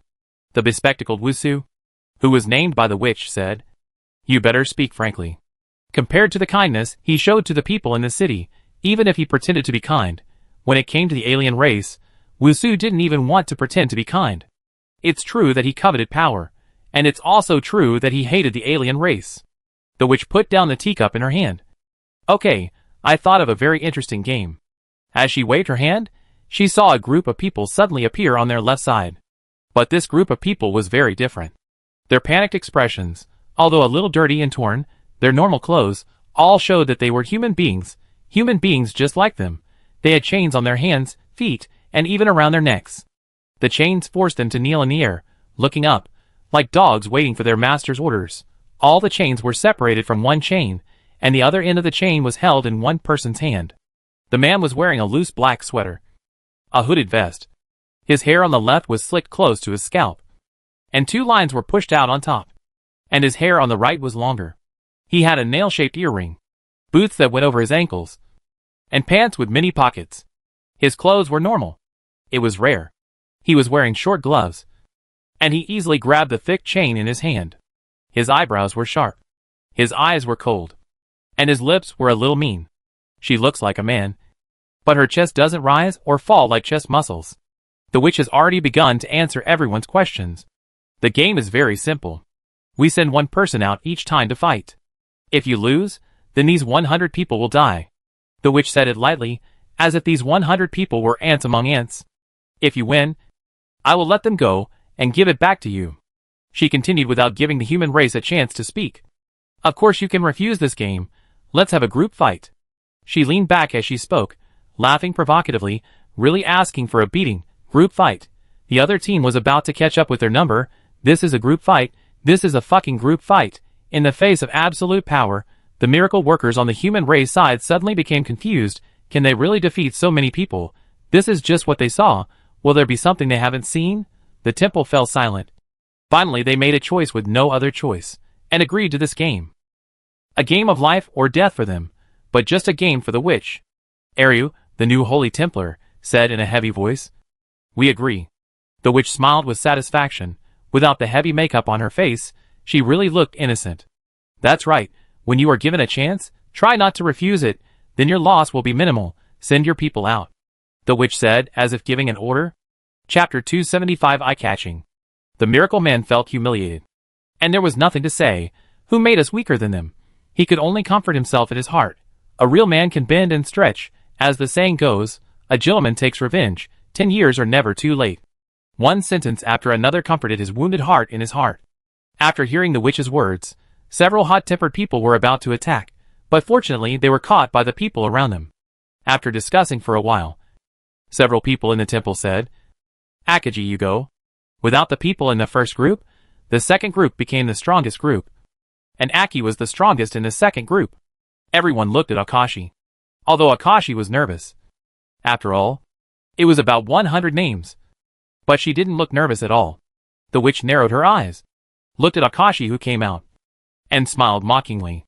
She said casually, Whoever wants to go. Go. It seemed that she didn't take Akashi seriously at all. And Akashi didn't take them seriously at all. She walked to the middle of the two teams, raised her chin and waited for the other party, her red hair flying behind her. Full of momentum, the witch pursed her lips, and the smile disappeared. A man who was so hot that he would make people cry automatically came out of the hot eye team. He was wearing a pink translucent underwear, and there was hair on his chest, and on his stomach, and even on the bottom, there were hairs sticking out of his underwear. His body was greasy, and there were patches of hair on his arms. He had 2 braided pigtails, and there were big red flowers on them, and his bangs were tilted to one side, and held in place with a pink heart-shaped hairpin. Eyebrows as thick as fingers, upward eyelashes, 2 red lumps that looked like blood, pink lipstick applied to the chin, making the beard on the chin pink. Ryan walked towards Akashi with a cat-like walk. Han Yuren felt sorry for Akashi. To fight with such a thing, you really have to endure both physical and physiological attacks, and you can't win without strong body and mind.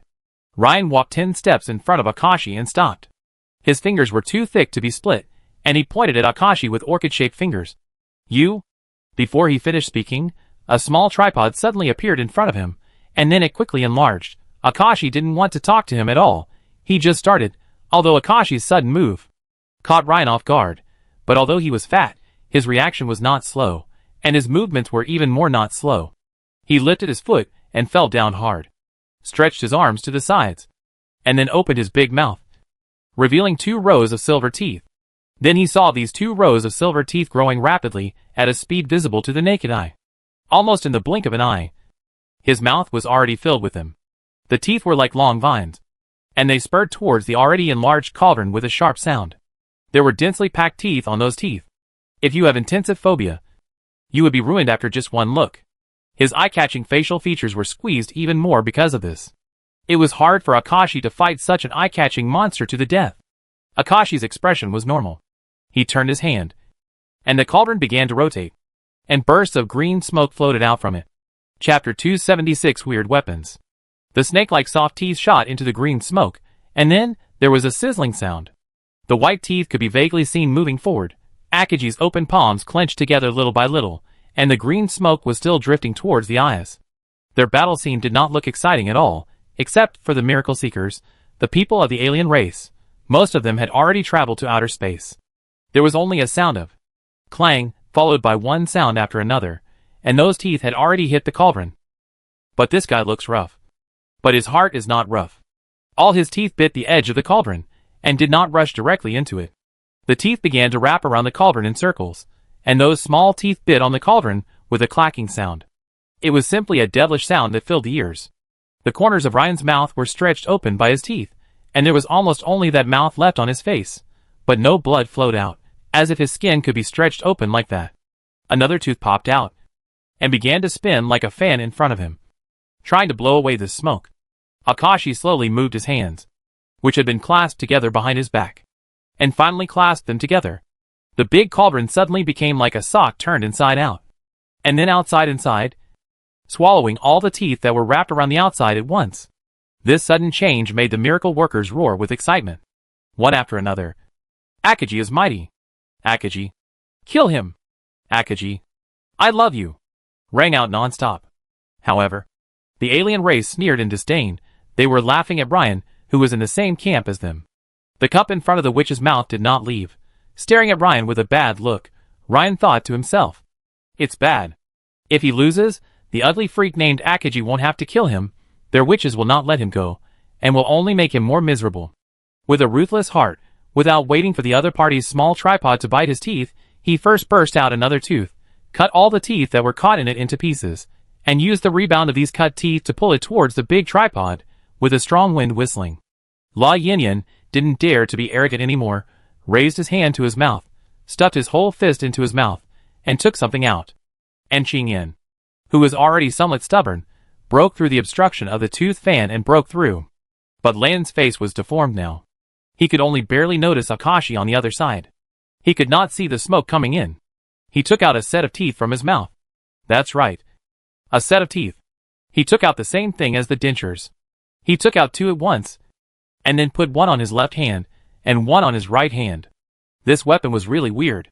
The miracle workers were dumbfounded. Xiao Ding had refined all the teeth. Akashi loosened his hands behind his back and waved his other hand forward. Xiao Ding opened again, and the ashes of the teeth refined by it poured out towards Lan. The tooth fan in front of Lan was still fanning non-stop, and he had already taken his new weapon and ran towards Akashi. He wanted to fight in close combat. Akashi closed his eyelids and gently hooked his hands behind his back, and the green smoke that had already broken through the siege turned again, caught up with Lan from behind, and covered him. Chapter 277 Teeth Monster. La Yanyan did not feel the green smoke covering his back, and still ran towards Akashi. This time, there were no teeth like vines in his mouth, and his face returned to its original appearance. The teeth were no longer in his mouth, but those vine-like teeth grew on the false teeth weapon on his hand. Before the person arrived, the teeth vines were whipped toward Xiao Ding first, and some teeth vines ran from the top and bottom, and left and right of Xiao Ding, and whipped towards Akashi, who was standing behind. Many of the refined tooth ashes poured out of the small cauldron were stained on the tooth vines. But Lan didn't notice it. He only noticed that his tooth vines that bypassed the small cauldron were about to hit Akashi. Someone here shouted anxiously, "Akashi, be careful."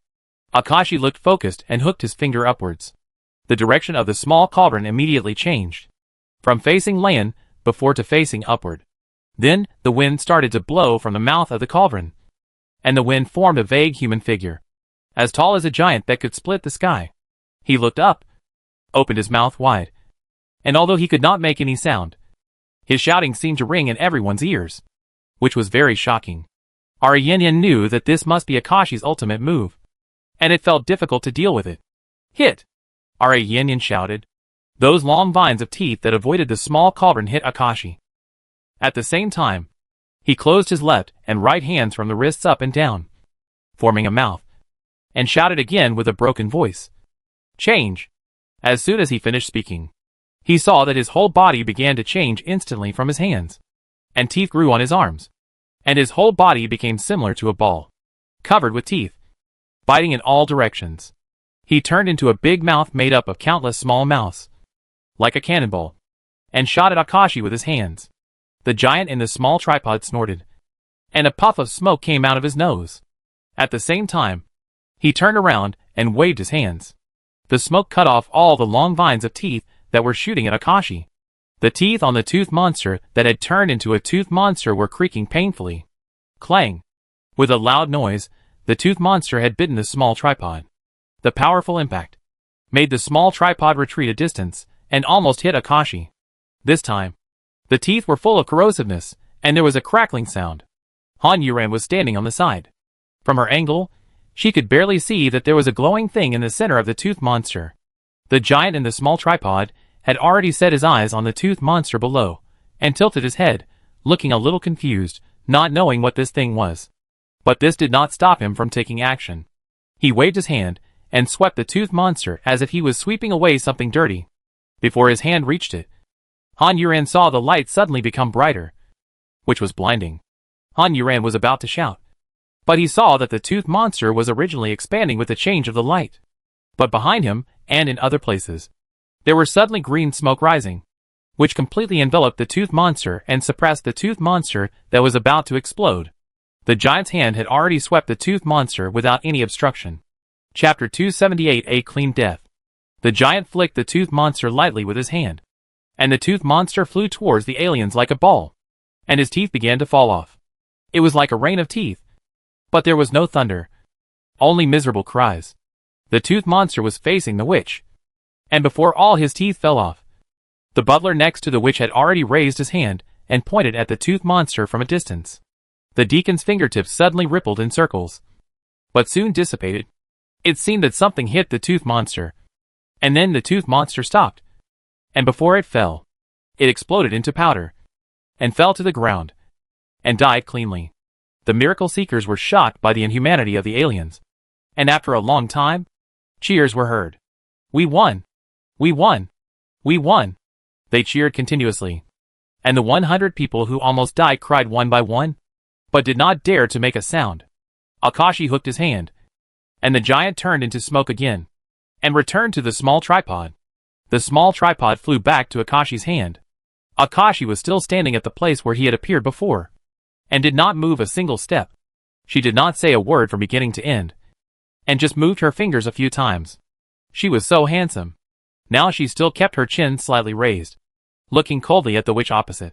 The witch nodded, and the deacon said, "Let him go."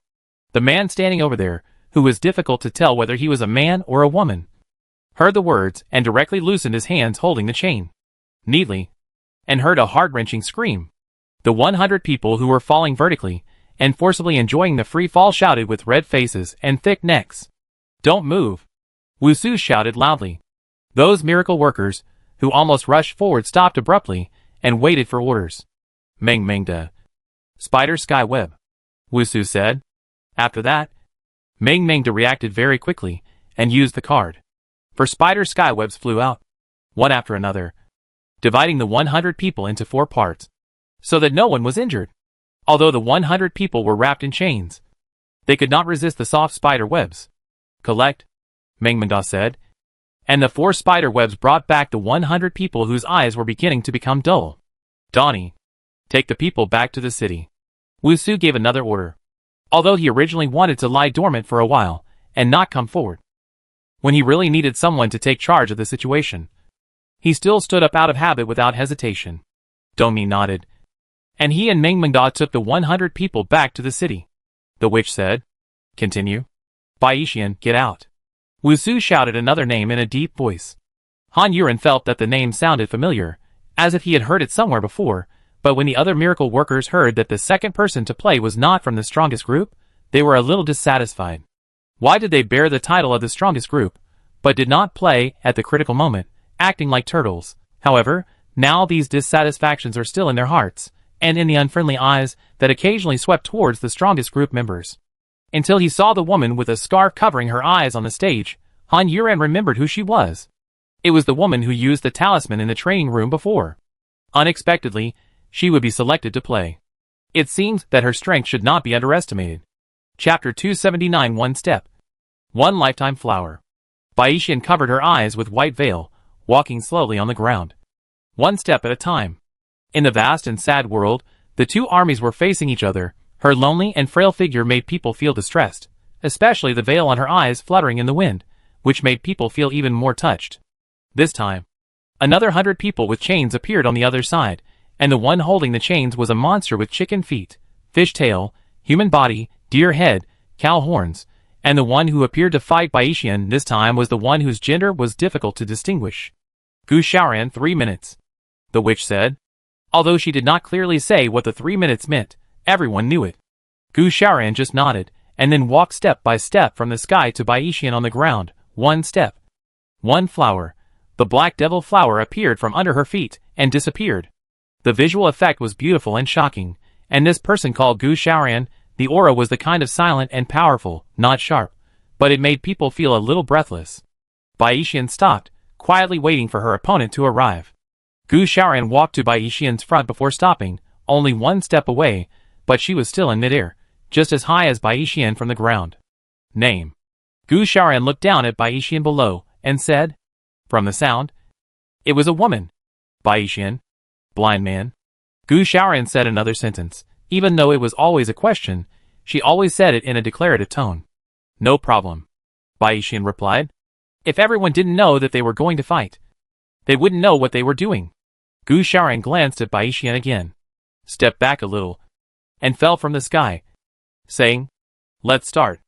"Okay," Baixian replied politely again.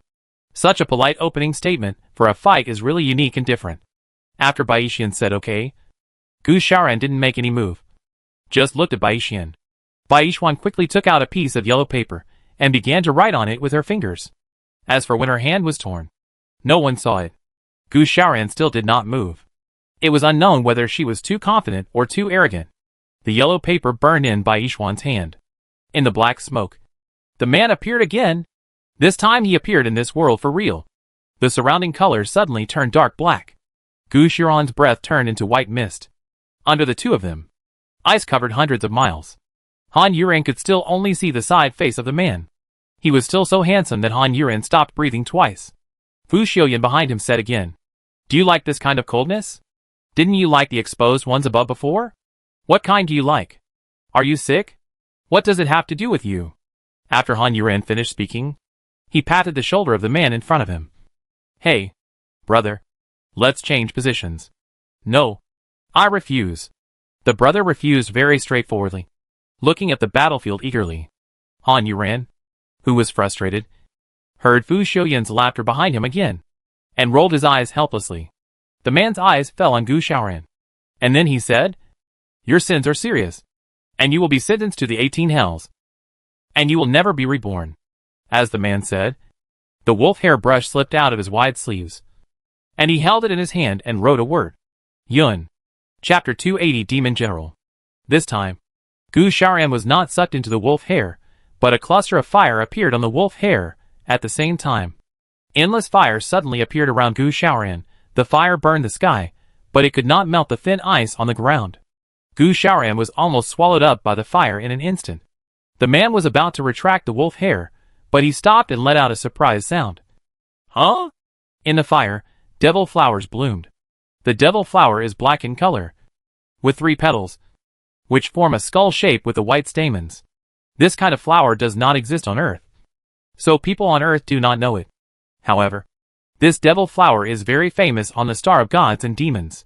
The devil flower only blooms in the Dark Clan, and only blooms for the oldest and most ancient Gu clan in the Dark Clan. And every member of the Gu clan is extremely powerful. They will choose a king, make a vow, and follow him to death from now on. But the Gu clan is small, with only one person in each generation. The latest generation of the Gu family is Gu Xiaoran. She chose the witch. If other people obeyed the witch because of her status, then she was the only one who obeyed because of her loyalty. For devil flowers bloomed, circling Gu Xiaoran in the east, south, west and north, blocking the burning fire, and began to push it outward.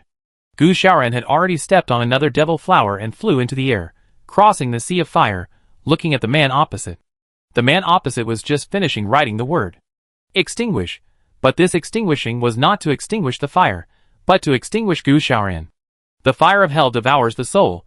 Even with the obstruction of the devil flower, Gu Xiaoran still felt that his soul was being pulled out bit by the fire under him.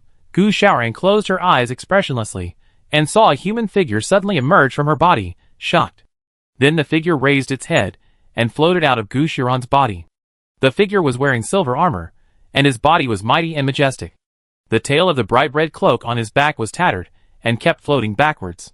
He was holding a huge axe, and his curly long hair hung down from under the helmet to the front of him. Unlike the last battle, this time, the aliens were all staring at the battlefield. When they saw the shadow floating out from Gu Xiaoran, some of them couldn't help but whispered in surprise. She actually summoned the demon general directly. Gu Xiaoran opened his eyes, closed his lips, and said one word. Kill. As soon as he finished speaking, the demon general swung the giant axe in his hand forward. With a powerful momentum, there was a loud rumbling sound, and the whole ground shook. Everyone's eyes were in the air. The giant axe was still swung towards the man, and in front of the giant axe, a rotating black hole was formed. A hurricane blew around, attracting everything and swallowing everything. The ground was suddenly filled with flying sand and rocks. Everything on the ground around the man, except for the man and Bai Yixian behind him, was all sucked into the black hole in front of the giant axe. Crack! A sound that could break the eardrum suddenly sounded, accompanied by a white light that temporarily brightened this dark world. The miracle workers used their own abilities, and were not sucked into the black hole, but their bodies were somewhat uncontrollably moving forward. Their clothes were ripped and rustled, and their hair became messy. The veil on Bai Yixian's eyes was taken away by the wind, revealing Bai Yixian's dead gray pupils. Chapter 281 The voice was broken by the wind. The veil that floated towards the black hole lightly without any resistance was suddenly grabbed by a hand with distinct joints and particularly beautiful appearance. The wide black sleeves were not attracted or pulled by the black hole at all, and they hung quietly. The man stretched back the hand holding the veil. Although Bai Yixian could not see it, he reached out and took the veil back and tied it on his eyes again. In the distance, there were thunders in the sky, from far to near, merging little by little, from the initial thinness of a silver snake to the thickness of a bowl when it hovered over the man's head. The demon general was shouting in triumph, but his expression was a little heavy. It was obvious that he had a hard time striking with the axe. Han Yuren squinted her eyes. still feeling the pain of her eyeballs being pulled by the wind, especially the hair that was whipped from behind her ears, hitting her face like a whip. She gritted her teeth and endured the burning pain on her face, staring hard, wanting to see the end of this battle. Suddenly, something passed over her scalp, sweeping away all the disobedient hair on her face. At the same time, she felt a gust of wind behind her. A gust of wind that was different from the wild wind that had been blowing all the time. Normally, the wind would pull her in front of her, but she felt that the wind behind her was spinning. Han Yuran knew that Fu Xiuyan was behind her. She didn't want to look back, but her hair was grabbed by someone, so she had to look back. She turned her head and met Fu Xiuyan's eyes. She saw that his eyeballs were spinning, and the color changed from light to light. Almost instantly, they stopped spinning, and the ink-like eyes were looking straight at her, and then a smile was gradually stained in them. In the distance, at the gate of the East District, Lu Guangzhu's body fell silently and rotted. Han Yuran opened her mouth and felt her face being pulled back by the wind. She said with difficulty, "Why are you pulling my hair?" Her voice was almost cut into pieces by the wind. Fu Xiuyan raised his hand, grabbed Han Yuran's hair, and said with a smile, "I'm afraid that when the wind stops, you will be swollen like a pig's head. It will be embarrassing in such a serious and tense moment." Fu Xiuyan's voice also reached Han Yuran's ears in bits and pieces. Just as she was about to yell at her again, Fu Xiuyan said, "If you don't turn your head, the battle will be over." Han Yuran didn't care to argue with him when she heard it. She turned her head quickly. Although Fu Xiuyan grabbed her hair, he didn't use force, so Han Yuran didn't feel any pain in her scalp. When she turned her head, the thunder as thick as a bowl had already hit the man. Bai Xian was still standing not far behind the man, and was also within the attack range of the thunder. But there was no panic on her face. She was as calm as when she first came on the stage, with only the veil fluttering in the wind behind her head. The miracle workers were all so nervous that their hearts were in their throats. Except for one person, the fat man who lost to Bai Xian before. Qi Bingzai? He stood out among the miracle workers with his fat body, expressionless, but his eyes betrayed him. At this moment, he didn't care about the lives of the 100 people, nor did he care about the life and death of Bai Xian. No, he cared. He wanted Bai Xian to die, so that no one could stop him from sleeping with Bai Zhu. Chapter 282. The Unlucky Guy. Seeing the huge thunder about to fall on his head, the countless silver snakes dancing around him made a crackling sound. The protagonists, however, all looked calm.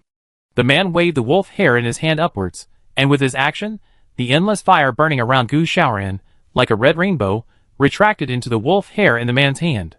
Without the cover of the fire, the devil flower was completely exposed. No one from the alien race dared to stare at the devil flower.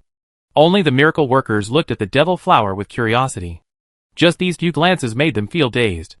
In their sight, the skull in the center of the devil flower grinned, very sinisterly, and then opened its mouth wide in an instant, biting towards them. A total of 5 miracle workers were hit. Though they were standing in different places, they almost took a few steps back at the same time. 2 of them waved their weapons and smashed forward. The 2 men attacked suddenly, and the unlucky guys in front of them were all hit. Han Yuran was worried about Bai Xian on the field, and heard a cry of surprise. Before he could find out where it came from, several people on both sides were already flying out with blood spurting out. The tip of the wolf hair brush in the man's hand had already collided with the thunder. The thick thunder flashed with dazzling white light, and hundreds of silver snakes were flying around. Compared with it, the wolf hair brush seemed a little thin, no matter in terms of size or momentum. But such a wolf hair brush blocked the thunder. At the same time, there was a panic on both sides of the miracle workers. After a few flashes, several miracle workers flew up and suppressed the 2 miracle workers. Han Yuran didn't know which one to focus on. Thunder and wolf hair entered a stalemate almost instantly. Only the 100 silver snakes were entangled with the wolf hair. But no matter how they broke, there was not even a trace of smoke on the wolf hair. Several more miracle workers flew out, picked up the miracle workers who were beaten and injured before, and began to treat them. Wu Su suddenly said, "Don't look at the flowers next to that person. Remember." With his reminder, Han Yuran almost subconsciously looked at the flowers next to Gu Shaoran. But fortunately she held back. However, there were a few who couldn't hold back. This time, one person was fooled and was about to take action when he was held down by the people around him. although the miracle workers were caught off guard, and it was at such a tense moment.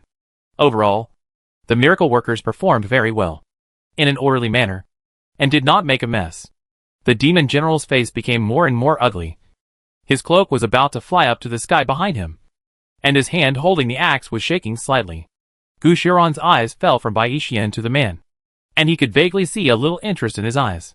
Jin Shishi had already called all those who participated in the incident, whether they were beaten or suppressed, and began to ask questions.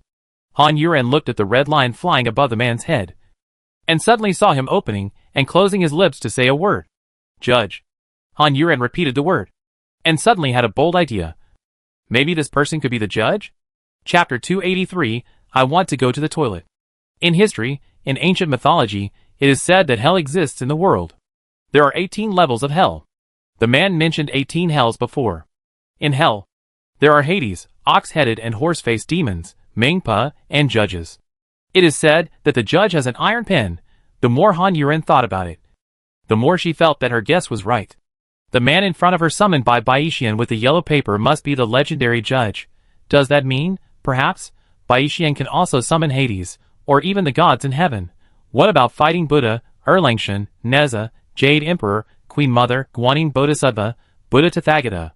Han Yuren became more and more excited as she thought about it.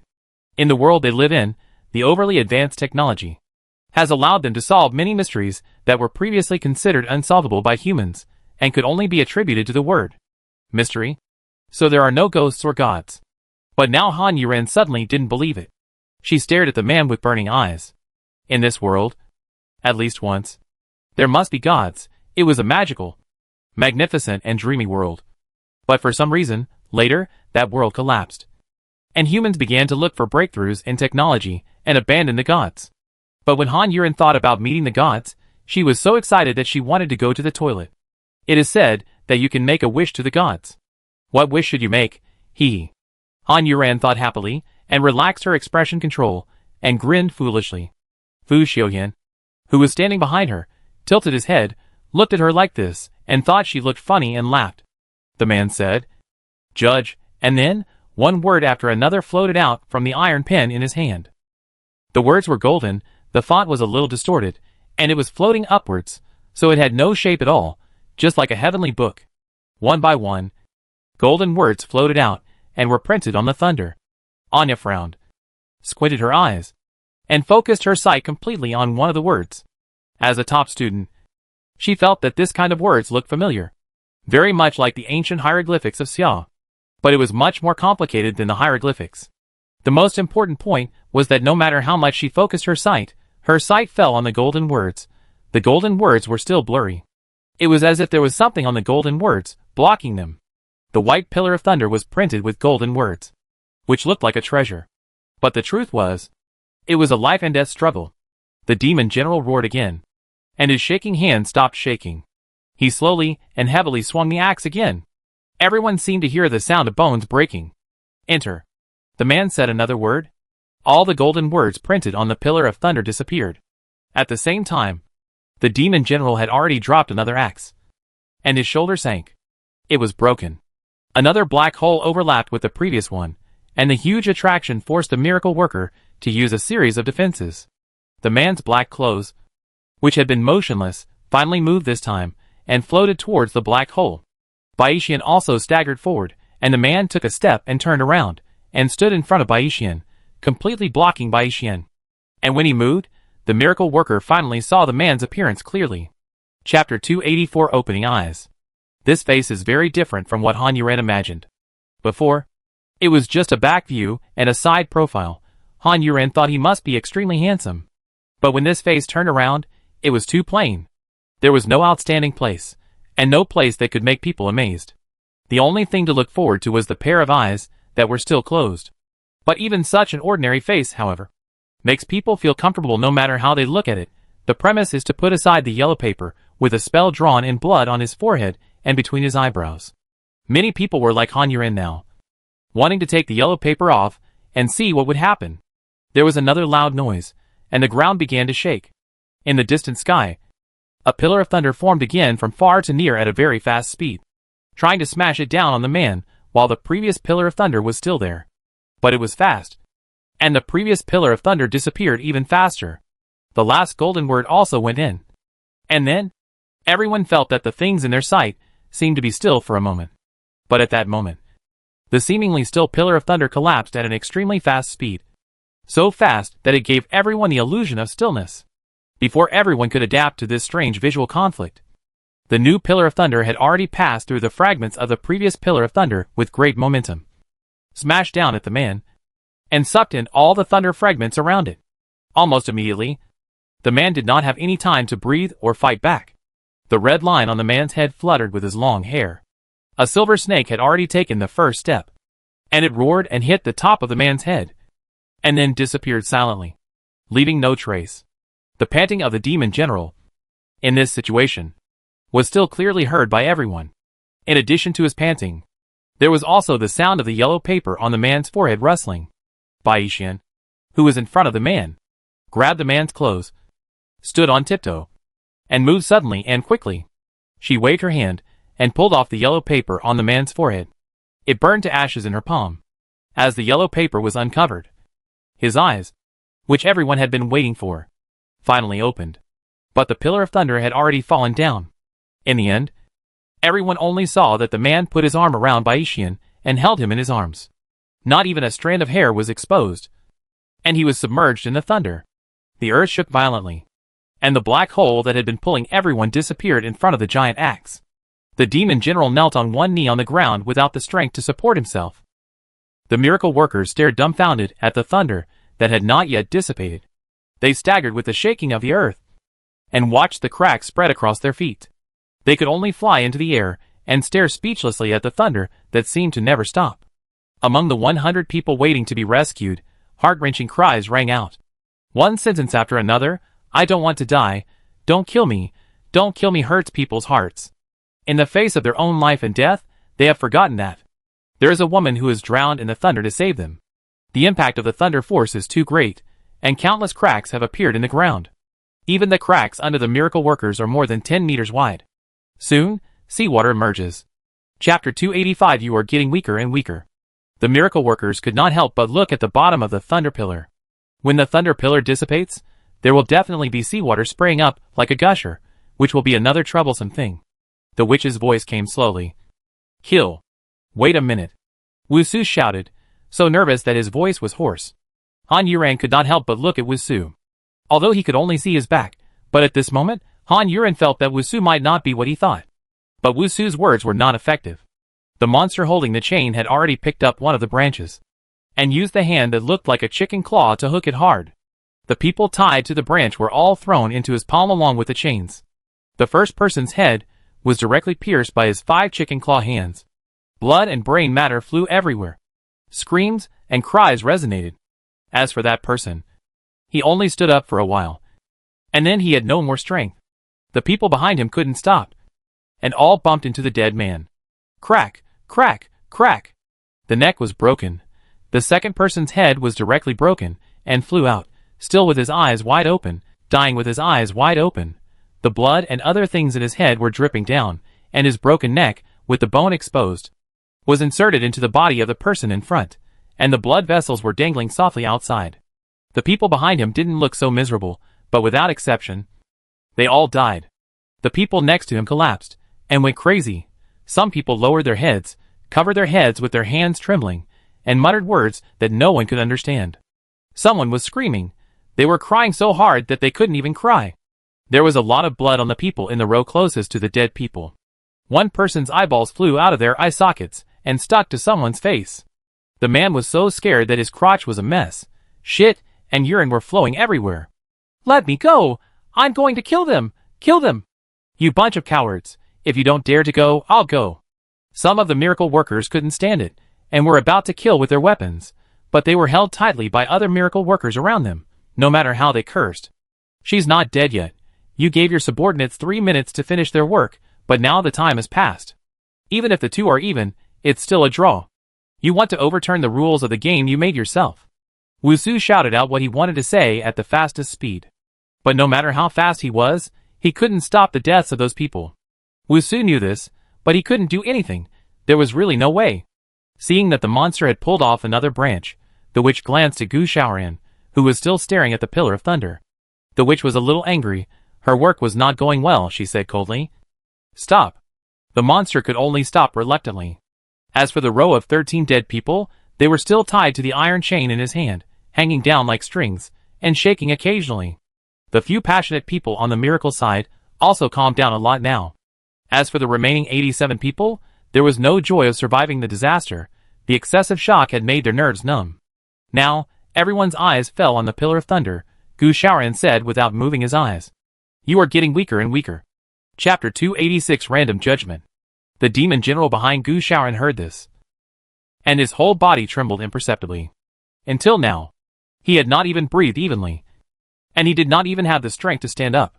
He rarely met opponents who needed him to use the Thunder God axe, not to mention that he had to use it twice. He felt a little aggrieved, not that he was getting weaker and weaker, but that the opponent this time was too strong. But he did not say it, because it was too embarrassing. That skinny man who looked like a little chicken could be so strong. You lose. Without guessing his thoughts, Gu Xiaoran continued to speak. A trace of shock flashed in the demon general's eyes. No. Before he could finish his words, the pillar of thunder had dissipated. But surprisingly, the sea water did not shoot out like a fountain as the miracle workers had imagined. There was only the man in black ancient clothes, and Bai Xian, who was slowly released from his arms. Qibing's heart, which was about to cheer, suddenly sank to the bottom. In contrast to him, the other miracle workers, after being stunned for a moment, happily, excitedly, and sincerely congratulated Bai Xian. Wu Su's tense face relaxed a lot at this moment. He didn't know whether Bai Xian was dead or not. At that moment, he just tried to delay as much time as possible so that he could think of other ways.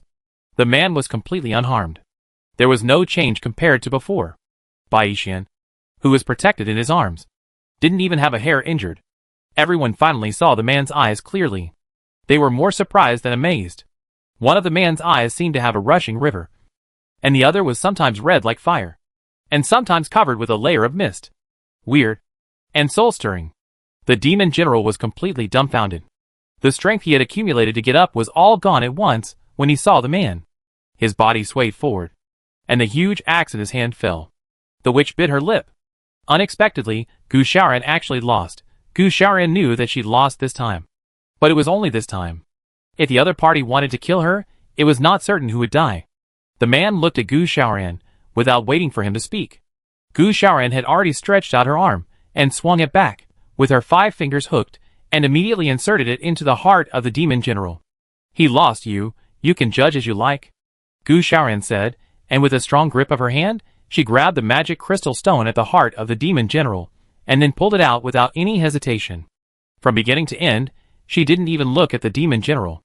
She didn't see the shock, complexity, and sadness in the demon general's eyes when her hand was inserted into his heart, and didn't see the demon general's expression twisted in pain when she pulled out the magic crystal stone. Nor did she see that, when she completely pulled out the magic crystal, the demon general turned into nothingness behind her. The bright red cloak gradually turned gray from the uneven hem and disappeared. The demon general grabbed his giant axe with his last strength and cast his eyes on Gu Xiaoran. The look was like a dog loyal to its master. It once chased prey for its master, tried its best, and was covered with wounds. Later, it got old and lost. It thought its master would comfort it, but its owner picked up the butcher knife and swung it at him. He wanted to hide, struggle, and ask why. But facing his owner, he could do nothing but whimper. With a hint of sadness and ridicule for his own life, and helpless relief, he walked towards the death given by his owner. Chapter 287. The game must be fair to be interesting. Gu Xiaoran held the magic crystal in his hand, and the demon general, who was as big as a small mountain, disappeared and collapsed behind him. The aliens were accustomed to this, and they never had much sympathy for the defeated. However, there were many people on the miracle side who were more or less moved and sympathized with the demon general. The man did not stop Gu Xiaoran's action until Gu Xiaoran threw the magic crystal in his hand to the man. And then the man reached out to catch it. The demon will be completely destroyed at this point. The man turned the magic crystal in his hand, and Gu Xiaoran had already turned around and walked back, not worried that the man would suddenly attack her from behind, or she had the confidence that even if the man attacked, she would be unharmed. Although she had obviously lost, she was not panicked, afraid, and not worried that the witch would punish her. The witch just stared at Gu Xiaoran's face, which seemed to be fine, and said angrily, "Let him go." The monster reluctantly let go of his hand, and the corpse fell to the ground before the living person. On the Miracle Maker's side, several large moths suddenly flew out. The large black moths, flapping their wings, appeared on the dumbfounded people in an ugly and clumsy posture, quickly catching all the living and dead bodies, and flew back. At the same time, the wolf hair in the man's hand touched the magic crystal stone, and the magic crystal stone was sucked in by the wolf hair. Then a piece of yellow paper burned in by Yixian's hand, and when the smoke died, the man disappeared. This time, the Miracle Man won again. The faces of the aliens turned ugly. But Wusu cleared his throat and said, "Witch, we the Miracle Man won this battle. But your men brutally killed 13 of us. I hope you can give us an explanation for this matter. Otherwise, there is no need to play this game that does not follow the rules." Hearing this, the monster raised its scaly eyelids and glared at Wusu, its sharp teeth biting with a crunching sound. "So what do you want?" the witch asked. She was a game fan. She always liked to follow the rules of the game, beat the opponent to pieces, and get absolute victory. This feeling made her feel better than breaking the rules and forcing a victory. Hearing her ask this, the monster's heart skipped a beat. He always felt that he was going to be unlucky this time. Wusu replied word by word, "One life for one life." These 5 short words made the hearts of the miracle workers boil. They were forced to play this ghost game, and watched helplessly. Those 13 people died tragically, but they were powerless and dared not move. At that moment, some people could no longer stand such an alliance, such a temple, and such a humiliation. But at this moment, Wusu's sonorous and powerful words, like a fire with oil, ignited their blood and made it boil. They can lose. They can die. But they can't lose without any resistance. "Die? You are dreaming." The monster laughed with a hint of fear, and roared impatiently, and the gills on both sides of his face kept bulging. Wusu didn't even look at her, he only looked at the witch. The game must be fair, there is no point in playing it. Undoubtedly, at this moment, he had figured out the witch's mind. The two of them stared at each other in midair. The miracle workers were all in an excited state. Han Yuren had no doubt that, at this moment, as long as someone shouted charge, they would rush out without hesitation, regardless of their own life and death. Chapter 288 Bloody Fireworks. The witch retracted her gaze first, waved her hand, and said, "Okay, those who want to die, come out." After she said this, the entire alien race was silent, and for a moment, the scene was a bit awkward. Very uncooperative. There was not a single person in the alien race who wanted to die, so no one stood up.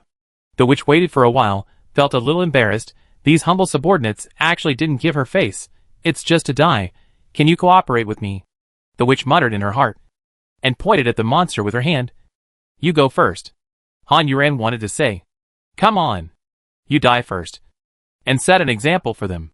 The monster didn't want to move, and didn't dare to move. It looked at the witch tremblingly, but the witch was already very impatient at this time. The deacon beside her, as the witch's lackey, had always been very good at observing the words and expressions. So he made a move at the right time, still stretching his hand towards the monster, and ripples appeared, spread out, and disappeared. The monster that wanted to say something more was blown into bloody fireworks without any fancy tricks, and died a bit hastily. Looking at the bloody fireworks, the aliens and the miracle workers had different thoughts. The miracle workers felt happy. It was great. At the same time, they secretly resisted the cruelty of the aliens. As for the aliens, they were on the verge of being named and killed at any time, without any feelings at all, just hoping that the unlucky person was not themselves. The witch was very satisfied with the deacon's approach, and asked again, "Who want to die? Take the initiative." Still no one moved. The scene was awkward again, but these aliens did not ask for mercy. At this time, speaking would only make them die faster. The witch said impatiently, "Dogleg, I leave it to you." As the first dogleg, the deacon was really called a dogleg, which was quite straightforward. After the deacon was commissioned by the witch, he turned his head to look at the aliens. Every alien lowered their heads, not wanting to have an ambiguous contact with his eyes. At the same time, he was thinking and recalling whether he had offended a dogleg since he was born. But with a long history, before a dogleg became a dogleg, who knew who he was? So few people figured it out. The dog-legged villain's eyes had already passed through the lens and began to scan the people. But he didn't dare to look at them one by one, wasting time. So he tapped here and there with his fingers. It was as if there was a laser cannon in his fingers, shooting wherever he pointed, bombing wherever he shot, and killing wherever he bombed. In a blink of an eye, 12 aliens were bombed, and the blood of the people around them was splashed all over them. No one knew whether these 12 people had any grudges with the dog-legged villain. Only the dog-legged villain knew. The lackey attacked and withdrew his hand quickly, and stood back to the witch's side in a humble and cautious manner. The witch looked at Wusu and said, "Now we can start." After that, without waiting for Wusu to speak, she called out directly, "Call Han Yuren out." Being called out by the witch, the leader of the alien race, Han Yuren immediately attracted everyone's attention. Even she herself was surprised. She couldn't figure out when she caught the witch's eye. Looking forward, she saw Anya's eyes were somewhat conflicted, looking at her with great concern. But Han Yuren felt that the person behind her, their breathing seemed to be a little heavier, but soon returned to normal. Amidst the gazes of many people, Han Yuren stepped forward to fight the most anticipated battle in her history. Chapter 289, Domineering CEO Style. Han Yuren had a calm expression, but her heart was turbulent as she walked through the crowd and headed forward. The temple also made way for her. There was Wusu between her and Anya. She did not look at Anya, because she had not forgiven Anya. Anya was angry when she saw that Han Yuren did not even look at her. But at this time, she did not dare to be angry. When Han Yuren passed by, she warned him, "Be careful." Han Yuren's footsteps paused, but she did not stop. Nor did she look at Anya. She continued to walk forward at her own pace. Anya felt a pang in her heart, looking at her figure going away. Does she really not want to forgive me? Han Yuren came to the battlefield before and stopped. No one from the alien race had come out yet. This time the aliens really didn't dare to come out, not because they were afraid of Han Yuren, but because they were afraid that they would make a mistake and die in the hands of the witch. "This time I bet on 300 people," the witch suddenly said. 300 people suddenly appeared under her throne, and a woman appeared with these 300 people. The woman was wearing a white feather outfit. All the parts that should be covered were exposed. A large part of her chest was exposed, and her skirt was short to her belly button, and behind her was a pair of wings, real wings, not like Han Yuren's wings that were created by divine light. It was just a few sizes smaller than Han Yuren's wings. This size, at best, was S. The woman held a chain in her hand, and it gave off a feeling of SM. Han Yuren had a hunch that her opponent should be this woman. As expected, the woman opened her cherry mouth, revealing a soft and red tongue, and licked her lips, making the mole on the left side of her upper lip particularly attractive. The woman then stared at Han Yuren and said, "Woman, are you my opponent?" Her voice was full of tempting magnetism, and the word woman sounded particularly domineering and doting. Han Yuren was a little surprised. She thought the woman was a slutty bitch, but she didn't expect that she would speak like a domineering CEO. After nodding in a daze, she felt a little frustrated, so she straightened her neck and said, "That's right. Woman, your opponent is me." The woman smiled, loosened the chain in her hand that was like a toy, waved the wings behind her, and flew towards Han Yuren gracefully. "You are very interesting." When the woman hovered above Han Yuren, she said. Han Yuren smiled and said, "You have good taste." The aliens booed, and the miracle workers held back and only rolled their eyes. "My name is Jessie. I am the daughter of the Dark Tribe King, and I am 2 levels higher than the previous ones." Jessie introduced her status and position generously. As the 36th child of the Dark Tribe King, Jessie was able to inherit the title, relying on her own strength. Han Yuren, the miracle teller, is 1 level higher than the previous ones. Han Yuren wanted to talk about how noble her status was, but she was not a second-generation official, and she did not have any impressive status. "You go first." Jessie did not care about her status, and said. Han Yuren raised the corner of her mouth. "Are you sure?" "I am sure." Jessie had just finished speaking when a sickle came at her, with the momentum of ripping her open. Chapter 290, Woman. You need to try harder. The sickle and the wind slashed towards Jessie's belly almost at the same time. Jessie laughed softly, and stretched out her fingers to easily clamp the blade of the sickle. First, she crushed the wind without any damage, and then clamped the blade of the sickle effortlessly. The action was done in one go, and it looked very easy. The miracle worker said, "Huh?" Anya stared at Jessie. In the list said by the alien race, There was Jess's name. She remembered that it was clearly recorded on it that she was good at. Berserker. Anya exclaimed in her heart. The different races in the alien race were good at different things, just like the miracle workers also had their own strengths. And Jessie was one of the berserkers. Just the name, Anya knew it, without having to think too much. It was just a pity that the list only introduced Jessie as a berserker, but did not mention what kind of crazy talent she had. Han Yuren's sickle was clamped between two slender fingers.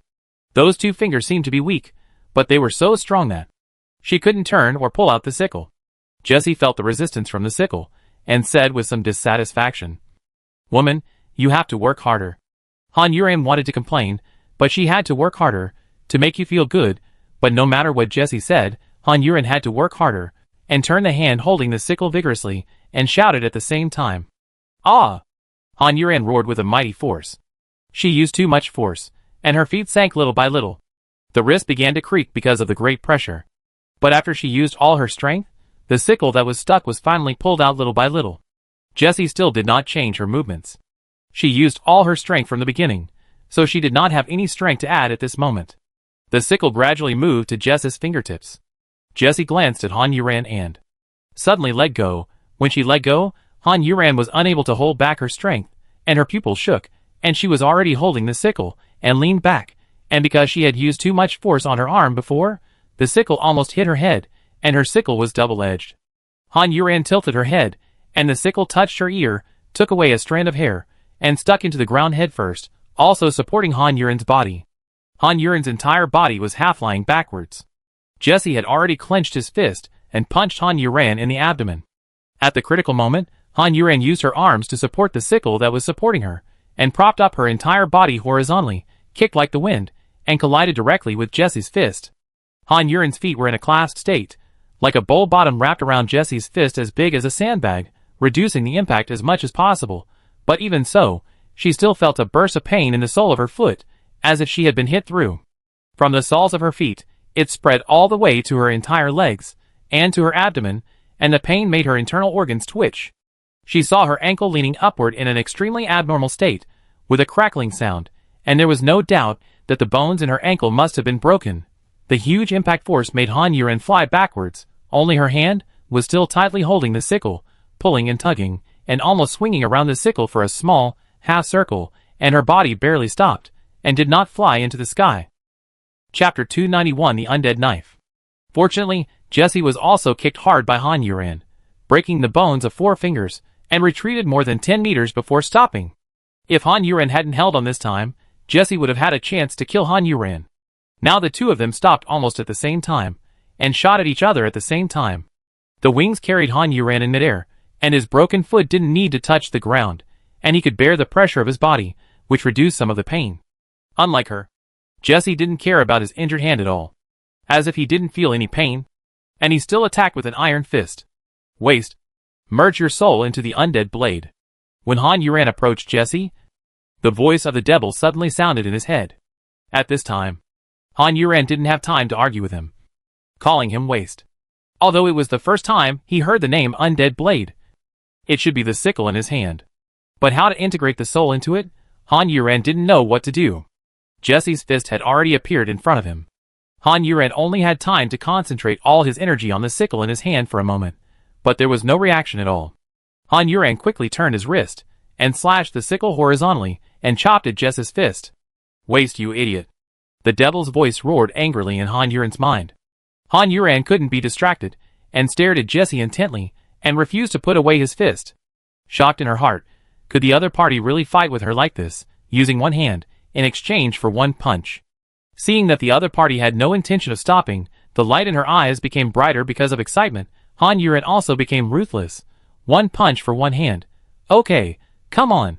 Han Yuren's eyes were fierce and crazy, full of blood.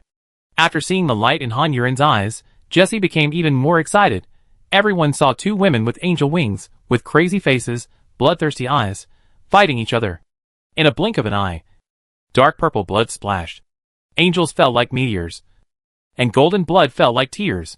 There was also an indescribable strange fragrance. Jessie didn't even look at her broken wrist. Her eyes became more fanatical, and she let the blood flow, leaving her bones. She just licked the golden blood that splashed on her mouth with her tongue. After the golden blood touched her tongue, there was a sizzling sound, and a black spot was left on her face. Jessie felt the taste coming from her tongue, and she chased after Han Yuran, who was flying backwards with a wild laugh, and shouted at the same time, "Divine fragrance! There is actually divine fragrance in your blood." Han Yuran held the sickle and flew backwards 100 meters without stopping. His originally high nose collapsed under the punch, and his face around him turned purple, and 2 nosebleeds spurted out. It wasn't because of the pain, but because Han Yuran's nose was sore and tears were in her eyes. Close your eyes, concentrate, and focus all your mental power on the blade of the undead. Go and summon it.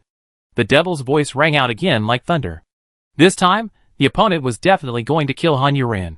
Instead of waiting until Han Yuran was beaten half to death, and then trying to save her, it would be better to directly develop her power, and let her survive. Han Yuran closed her eyes obediently, and the tears that had always been in her eyes were squeezed out of her eyes. There was the sound of the cold wind in her ears.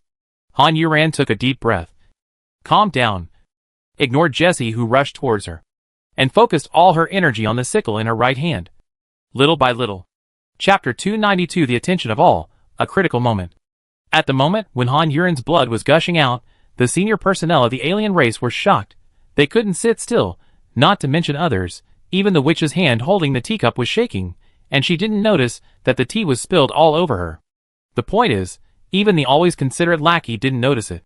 They looked at Han Yuran flying backwards in shock, and they could never have imagined that, among humans, someone would actually have the divine incense. The divine incense was only owned by their natural enemy, the Light Clan, and in the plan to conquer the Earth this time, according to the agreement, people from the Light Clan should not appear. Moreover, according to the constitution of the Light Clan, the ecological environment of the Earth is too dirty, and the Light Clan cannot survive here at all. From this point of view, the person who possesses the divine incense must have a human constitution. So, why would a human possess the divine incense? The witch frowned and thought seriously, and there was only one answer, which was more reasonable. That is, the people of the Light Clan made some moves in secret. But did they only make this move? Or did more people possess the divine incense? Han Yuran, who didn't know that he was just beaten and bled, and caused an uproar among the aliens, was concentrating on feeling the sickle in his hand. And at the same time, he called out in his heart again and again, "The sword of the dead wakes up," until she even felt the oncoming fist wind that made her face hurt. The sickle in her hand still had no reaction. "It is my lifelong wish to kill a person with divine incense," Jessie shouted excitedly. Han Yuran's eyes twitched twice. The miracle workers were anxious, confused, why she didn't do it. Anya clenched her fists anxiously, and the people in the strongest team were also nervous. Yin Sui waved his fists, and couldn't help shouting excitedly, "Han Yuran, what are you doing? Do it!" Fu Xiuyan raised his fingers and put them down, looking a little hesitant. Gu Cheng, the man who wanted to sleep with Han Yuran, looked uncertain, and it was hard to tell what he was thinking. Jessie couldn't control her smile. In the Star of Gods and Demons, as a race suppressed by the Light Clan, even if she was the prince of the Dark Clan, she couldn't kill the Light Clan members at will. And the Berserkers were not just what Anya understood, just powerful in combat, and they were very aggressive, murderous, and wanted the Dark Clan king to start a war. So being able to kill a person with a divine incense with one's own hands, and in public, in accordance with the rules, without having to bear any consequences, was simply a pie in the sky. Her right hand was broken. This time, Jessie hit out with her left hand. She could see clearly that Han Yuran's face had changed shape under her fist. Although she didn't know why she didn't move. She didn't think too much about it. She only knew that her fist would definitely smash her head. Her fist would come out from behind Han Yuran's head, with blood and brains, regardless of the danger in front of her.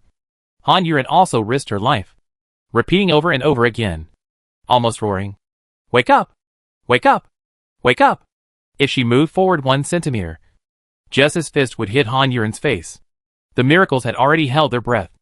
Anya and the people in the first group shouted in fear.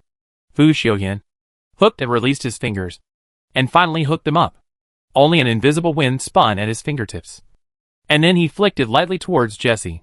Chapter 293, I will never let you go in this life. Gu Cheng's expression was tense. At this moment, he was really nervous. Anya was pulled hard by Wu Su, not allowing her to rush towards Han Yuran. Even though Anya struggled like crazy in her hands, She yelled and beat him, and even scolded him. He did not let go, and ordered. Suppress the strongest group. Yen Sui, who had just jumped onto the back of the rabbit, was surrounded by a group of miracle workers. Even Ruishi and Fong Tang, who had little fighting power, were surrounded by the miracle workers around them. Their eyes looked sympathetic, but they were not sympathetic at all. Fu Xiuyan did not make any move at all. But the people around him still looked at him vigilantly. Only one of Sugita Jintoki's clones broke out of the encirclement of the miracle workers. And the other 7 clones, including the real body, were all suppressed. Sugita Jintoki, who ran away, flew towards Han Yuran at his fastest speed. It was too late for him to do anything now, and he could only be a shield for Han Yuran. But he was slow after all. Wu Su, if Han Yuran dies today, I will never let you go in this life.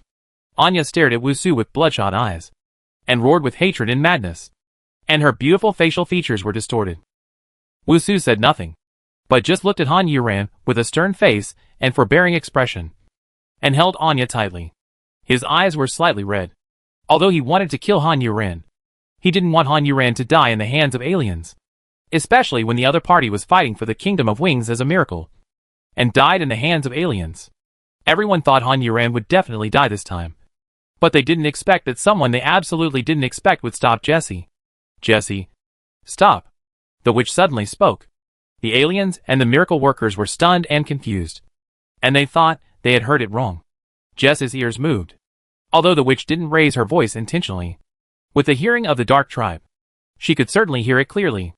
But she could kill a person with the divine incense soon, and she was asked to stop.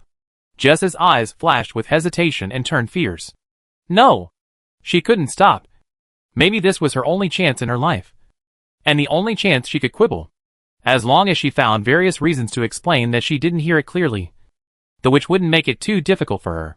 Jessie made up her mind and did not stop. The witch saw that she did not stop. Her eyes showed a fierce look, raised her hand and slapped the handle of the chair hard, and repeated it with a voice several degrees colder. Jessie, wake up! Han Yuran was originally yelling in her heart, but she could not control herself and shouted the words out, and it seemed that she had used up all her strength to say these 3 words, and the veins on her scarred face were bulging. At the same time, a swirling and almost invisible breeze appeared on Jess's abdomen. Seeing that Jessie didn't stop, the witch also waved her hand, pointing at Jessie. The witch's action. The swirling breeze and Han Yuran's roar burst out together, and her fist finally touched Han Yuran's face. But the result made Jessie unable to react at all. First, something hit her abdomen, and she could feel her entire abdomen collapsed and was crushed. The blood that came up spurted out of her mouth uncontrollably. But Qi Shuang in front of her opened her eyes. But those eyes were no longer the same as before. She saw that in the pupil of her left eye, there was a blood-red thing that she didn't recognize. Chapter 294. I release 1 million people. If it were a human race, seeing what was in Han Yuran's eyes, they would have recognized it as a word. Death. Although the miracle workers were standing behind Han Yuran, they could not see the words in her eyes, but they could clearly see the black smoke coming out of her body.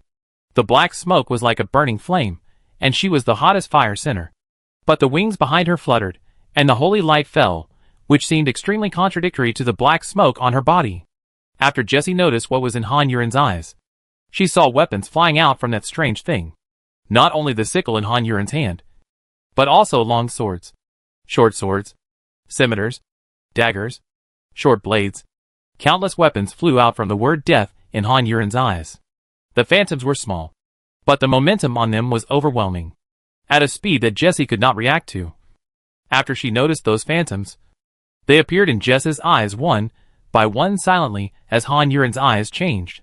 At this moment, Jessie not only had to endure the pain in her abdomen, but also suffered an extremely domineering attack from behind. She reacted immediately, and the attack from behind came from the witch, because she could feel that all the bones in her body were running towards her back like crazy. They were scrambling to leave their bodies from the attacked part of their backs. This was the witch's method. Bone extraction. With a crackling sound, Jessie's body was completely deformed, and a white bone pierced through the flesh in the center of her back and emerged. Jessie's facial features were twisted by pain. She could never have imagined that the witch would kill her directly. She could never have imagined that Han Yuran would evolve at the last critical moment, after the first sickle came into her eyes. It instantly appeared in her mind. The sickle spun rapidly, and with each rotation, pieces of blade wind shot out, chopping her head into a mess. Her body was damaged. Her mind was damaged. But Jessie didn't understand who attacked her abdomen. Bones popped out from Jess's back impatiently and rearranged themselves into human shapes. Jessie's body began to twitch little by little. Her eyes were blurred, and blood and saliva mixed together at the corners of her mouth, flowing uncontrollably. Jessie, who was a beauty before, was destroyed almost instantly, at the moment when she was about to realize her long-cherished wish. It was cruel. However, fortunately, her head had been chopped into mud by various weapons, so she would not feel uncomfortable, or she did not feel anything, which made her death more comfortable. In the end, even the skull ran out from Jess's back. Jessie was completely left with only a piece of skin, which looked a little scary and slowly fell to the ground. The bones that were rearranged into a human shape stood motionless in the air. The word death in Han Yuren's eyes turned to the left. "Give this person to me, and I will release 1,000,000 people," the witch said to Wusu. If she used force, she was confident that she could take Han Yuren away by force. But she felt that there was no need. She still had so many useless humans. So what if she released them temporarily? After all, they would die sooner or later. Chapter 295. Never compromise. Rather die than yield. Rather break than bend. There was an uproar at the Miracle Man here regarding the deal suddenly proposed by the witch. Anya, who was still caught by Wusu, was stunned for a moment, and then grabbed Wusu's collar and spit out saliva. "You dare!" Wusu looked at the witch opposite with a grim face, who looked like she had everything under control, and he had to admit that he was tempted for a moment. The witch waved her hand, and the 300 people who were the bet flew towards the Miracle Man, as if to show her sincerity. "You're dreaming!" Yokosue shouted excitedly, and the clone of Sugita Jintoki, who was the only one who broke out before, but did not participate in the final battle, still ran in front of Han Yuren, stretched out his arms, and blocked Han Yuren behind him. His actions explained his meaning. "How are you?" Sugita Jintoki stood in front of Han Yuren and said. But he did not hear Han Yuren's answer, and quietly turned his head back a little, and glanced at Han Yuren. The other person lowered her head, and the black air coming out of her body obscured her face. So Sugita Jintoki could not see what her expression was. He just felt that the black air was cold and gloomy, and it seemed to have a bloody smell. Sugita Jintoki was a little worried, and wanted to reach out to touch Han Yuren. But just after he stretched out his hand, he heard Han Yuren hidden in the black smoke suddenly say, "Don't touch me. Stay away from me." Sugita Jintoki only felt that Han Yuren's voice was just like the black air, cold and full of blood. After her hand froze in midair for a moment, she retracted it, turned her head, and walked 2 steps forward, keeping some distance from Han Yuren as she said.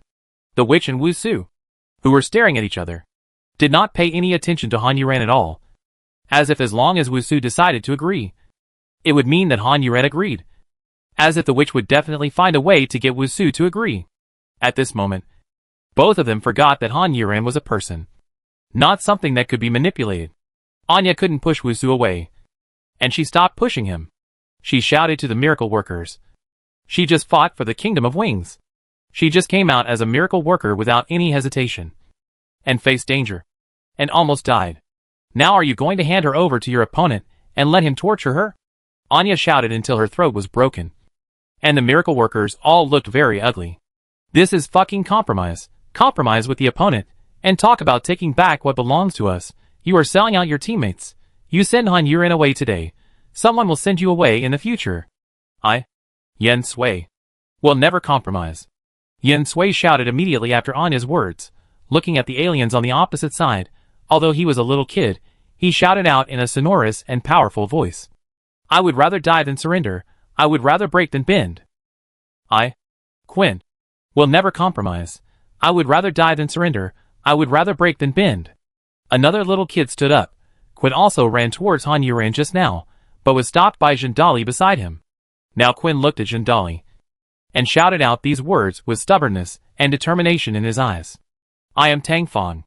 I am Ruishi. I am Minmingda. Although Minmingda, who had just returned, didn't understand what happened, but after she heard what Tang Fong and Ruishi said, she didn't think much about it, and stood on their side without hesitation. Chapter 296. Tempting Conditions. I, Sugita Jintoki, will never compromise. I would rather die than surrender. And I would rather break than bend. Sugita Jintoki's real body and the clone in front of Han Yuren shouted together. At this point, the strongest group, only Fu Xiuyan had not expressed his position. So he also attracted a lot of attention. But someone else spoke before him. I, Gao Tianyi, will never compromise. Gao Dasheng, who was watching the excitement, was stunned when he heard Gao Tianyi's name. He turned his head and looked for the voice. He could barely see half of Gao Tianyi's face. The other party still had that cynical smile on his face. And his tone of voice was also casual. Gao Dasheng was so angry that he was burning with anger. He muttered viciously, I don't care about you. It seems that you have no deterrent power over your subordinates. Are you going to rebel? The witch looked gloating. She thought the matter was not big enough and added more chips. In addition to releasing 1 million people, I will also give you the North District. My people will evacuate all the people in the North District. There will be no sneak attacks. Except for attacking you openly. There will never be any aliens appearing in the North District without permission. And 6. Within a month, I will not attack you. If you disagree, then you should prepare 1 million coffins. This condition is too tempting. Even more tempting than the 1 million people. But the final threat is really frightening. After all, what the miracle people want to do most is not to save people, but to drive away the aliens. As for those humans who choose the aliens, they look down on them and think they are traitors and burdens. But in order to gain more support, they need these basic people. Wusu still didn't speak, although he didn't know what the divine incense was. The other party offered such a condition, just for Han Yuran. Even a fool could see how determined the witch was to get Han Yuran. She was so determined that she could now negotiate the conditions. If he refused, the other party could use force to negotiate. Did Wusu actually have any choice? Everyone thought that handing over Han Yuran was a compromise. But if they didn't compromise, how could they win so many alien races in a real battle? They fought with blood. And in the end, blood flowed like a river. The country was destroyed. And the family was ruined. Han Yuran was still taken away. But they had no chance to resist. I, Fu Xiuyan, will never compromise. I would rather die than surrender. And I would rather break than bend. The last person in the strongest group also expressed his position, in a calm tone, but the people in the strongest group were a little surprised, because they all thought that Fu Xiuyan would not stand on their side. And he not only stood on their side, he also flew up from the ground, and stood next to Sugita Jintoki, that is, in front of Han Yuran. Seeing him move, the other people who expressed their positions, also flew off the ground, and stood on the left and right of Han Yuran, surrounding her inside, which was a protective attitude. Ivan looked at Akashi again and again, as if he was about to say something but stopped. Before he could speak, Akashi said, necessary sacrifices cannot be prevented. Ivan looked at him with a flash of disappointment in his eyes, lowered his head, and swallowed back what he was about to say, because he already knew Akashi's attitude. Gao Dasheng looked at Gao Tianyi in the air, and his eyes were about to explode with anger.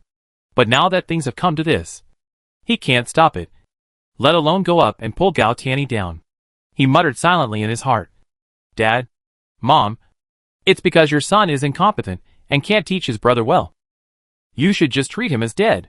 Chapter 297. Sorry. Are you going to betray our wing country? The middle-aged woman in group 21 shouted. Gao Dasheng, who was standing next to her, flicked his pupils for a moment, and stared at the middle-aged woman coldly.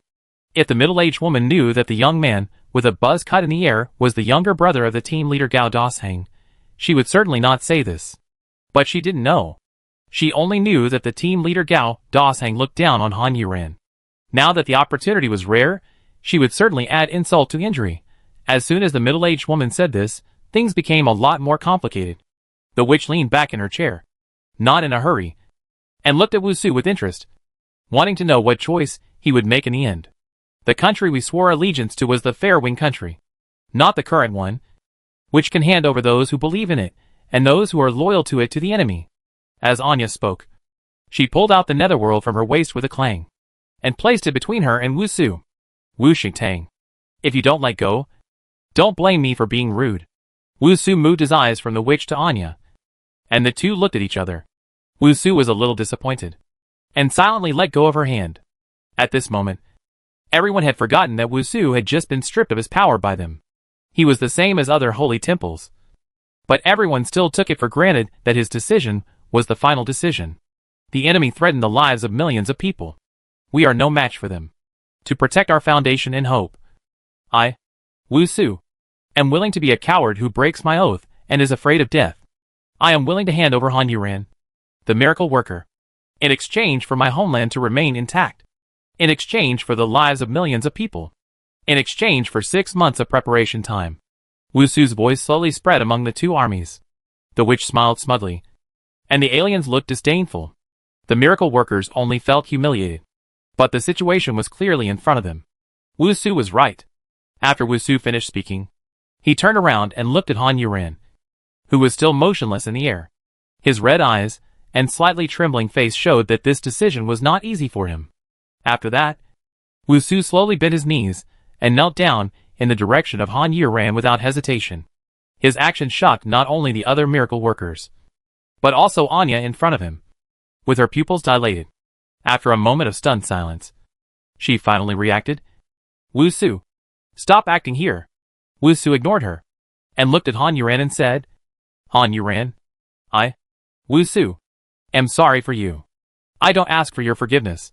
I just want to say sorry to you. Really? Sorry? Wu Su's voice trembled a little when he said the last 5 words, and he lowered his head.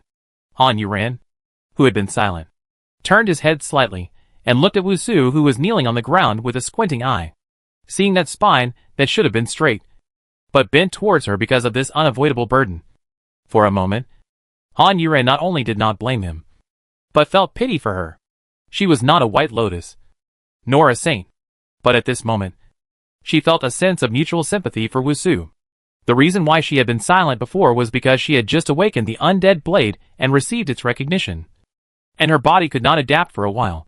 She turned her head back. Since you knelt down to apologize, then this time, I will forgive you once. Chapter 298. I'm going to lose her.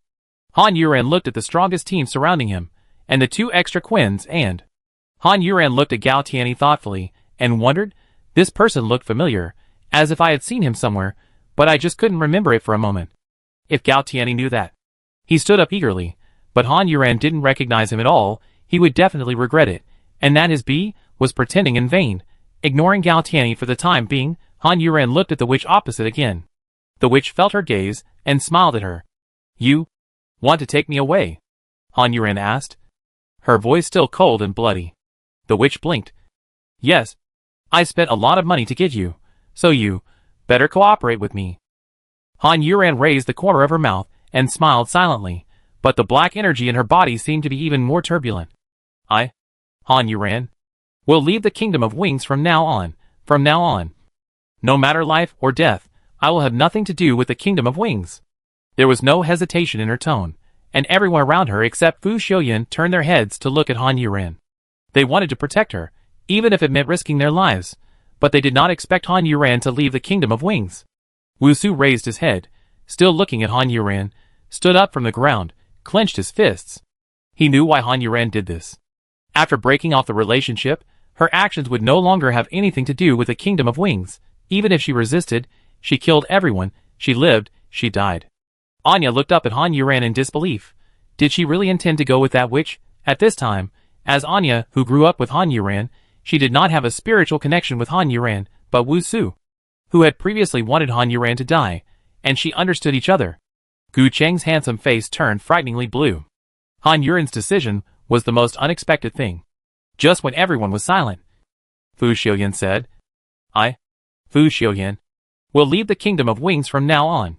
From now on, no matter life or death, I will have nothing to do with the Kingdom of Wings. Han Yuran didn't know what Fu Xiuyan was thinking, but she absolutely didn't believe that he had no intention. Wu Su wanted to remind Han Yuran to be careful of Fu Xiuyan, but he couldn't. In this world, no one was more important to him than Fu Xiuyan. Don't force it, this is my own business. Han Yuran persuaded, she was forced to make this choice. She had no way to continue to stay in the safe haven of Wing Country. She certainly would not go with a witch. If she wanted to fight, there was no need to drag down Wing Country. But why should they follow me? Han Yuran, don't talk nonsense. Anya stood on the ground and roared at Han Yuran. Han Yuran glanced at her. At this moment of separation, All the frustration and grievance in her heart turned into reluctance. The person who had been with her the longest in this world was the one who had deceived her again and again. It was also the one who had saved her from hell. She had wanted to protect her at the risk of her life in this apocalypse. But she seemed unable to do it. Han Yuren smiled. But her smile was a little blurred by the black air on her body. Anya understood her determination in Han Yuren's blurred smile, and felt that the whole world was quiet, that she had lost her voice, and that she was going to lose her. Chapter 299 Smile. Broken hair. Anya felt cold all over, so cold that she seemed to be unable to stand steadily. In this vast world, in her eyes, there was only Han Yuren in the air. In her eyes, there was no unknown black air around Han Yuren, only the Han Yuren she was familiar with. She looked at herself, she was smiling, but the smile was so forced and helpless, revealing a sense of stubbornness. This smile was very familiar to Anya. She remembered that when she was a child, looking out of the window of her room, she could see the messy little yard of Han Yuren's house. Han Yuren would often curl up in a ball, like a wounded animal, whether it was raining or snowing. Her clothes were very thin, and the scars on her body would show through the thin clothes. She would turn her eyes, look around, and then meet her eyes. Anya remembered that every time Han Yuren met her eyes, she would smile like this. Tears welled up in her eyes, but she grinned and smiled at her. Later, Han Yuren was the only one left in the house. Anya saw that she still often sat outside, but she would hold an umbrella when it rained and put on a cotton coat when it snowed. There was no more scar on her body. Her eyes stopped moving around, and she just stared blankly at one spot. Anya would open the window and greet her every time, and Han Yuren would smile like this at that time. Her eyes were lonely, and her grin was silent. Yuren. Anya almost lost her voice and said Han Yuren's name. Tears flowed out of her eyes uncontrollably, like pearls strung together by a string, breaking one by one. She looked so helpless. Han Yuren looked at Anya's tears, and every drop fell on her heart. Every time she was kicked out of the house by that man when she was a child, she would cover her wounds, not wanting others to see them. She looked around vigilantly, and then she saw the doll-like girl in the yard next door staring at her. She didn't want to appear pitiful, so she endured the pain and smiled. Again and again. Later, she was the only one left in the house, but she often recalled the past days. She often sat outside, but this time she was normal. She had an umbrella when it rained and a cotton coat when it snowed. She was no longer afraid of being stared at by others, so she no longer looked around vigilantly. But Anya opened the window again and again, calling her with a bright smile and a cheerful voice. So, she smiled. She didn't want to make the other party worry. They were not relatives, but they were better than relatives. They had the most steadfast friendship, the hatred of killing their fathers, and all kinds of deception. However, neither of them thought of hurting the other, nor would they allow others to hurt the other. Facing Anya's tears, Han Yuren smiled more brilliantly, raised his hand, grasped the hair that was combed behind his head, and then the black hair was like a blade, cutting off her long hair. The long hair turned into pieces and fell down. Anya's pupils flickered, her throat moved a little, and she raised one hand to wipe the tears from her face. With one hand, she pushed all the long hair that was scattered behind her back to the side, and held the netherworld in her hand horizontally, and chopped it off. Han Yuren's eyes were red with laughter, and she let go of the hand holding the broken hair. Anya held back her tears, and also let go of the broken hair in her hand. The hair of the two people was scattered, and no one except them knew what they meant by doing this. Chapter 300 Prisoner. That happened after that person died. Anya was upset when she saw Han Yuren with a messy head of hair, and wanted to ask her to cut it off. But Han Yuren didn't want to, because her mother said that girls look good with long hair, and Anya also had long hair, which was really good looking. Although Anya didn't know why she didn't want to. She let her hair down and said like a big sister, "Don't be afraid. I'll cut it with you, and then we'll grow long hair." After saying that, Anya picked up the scissors in her room, and in front of Han Yuren, she cut her hair that she had kept since she was a child with 2 clicks. After the haircut, Anya shook her head confidently. Her face was still a little chubby at that time, but it was full of confidence. "Look at me.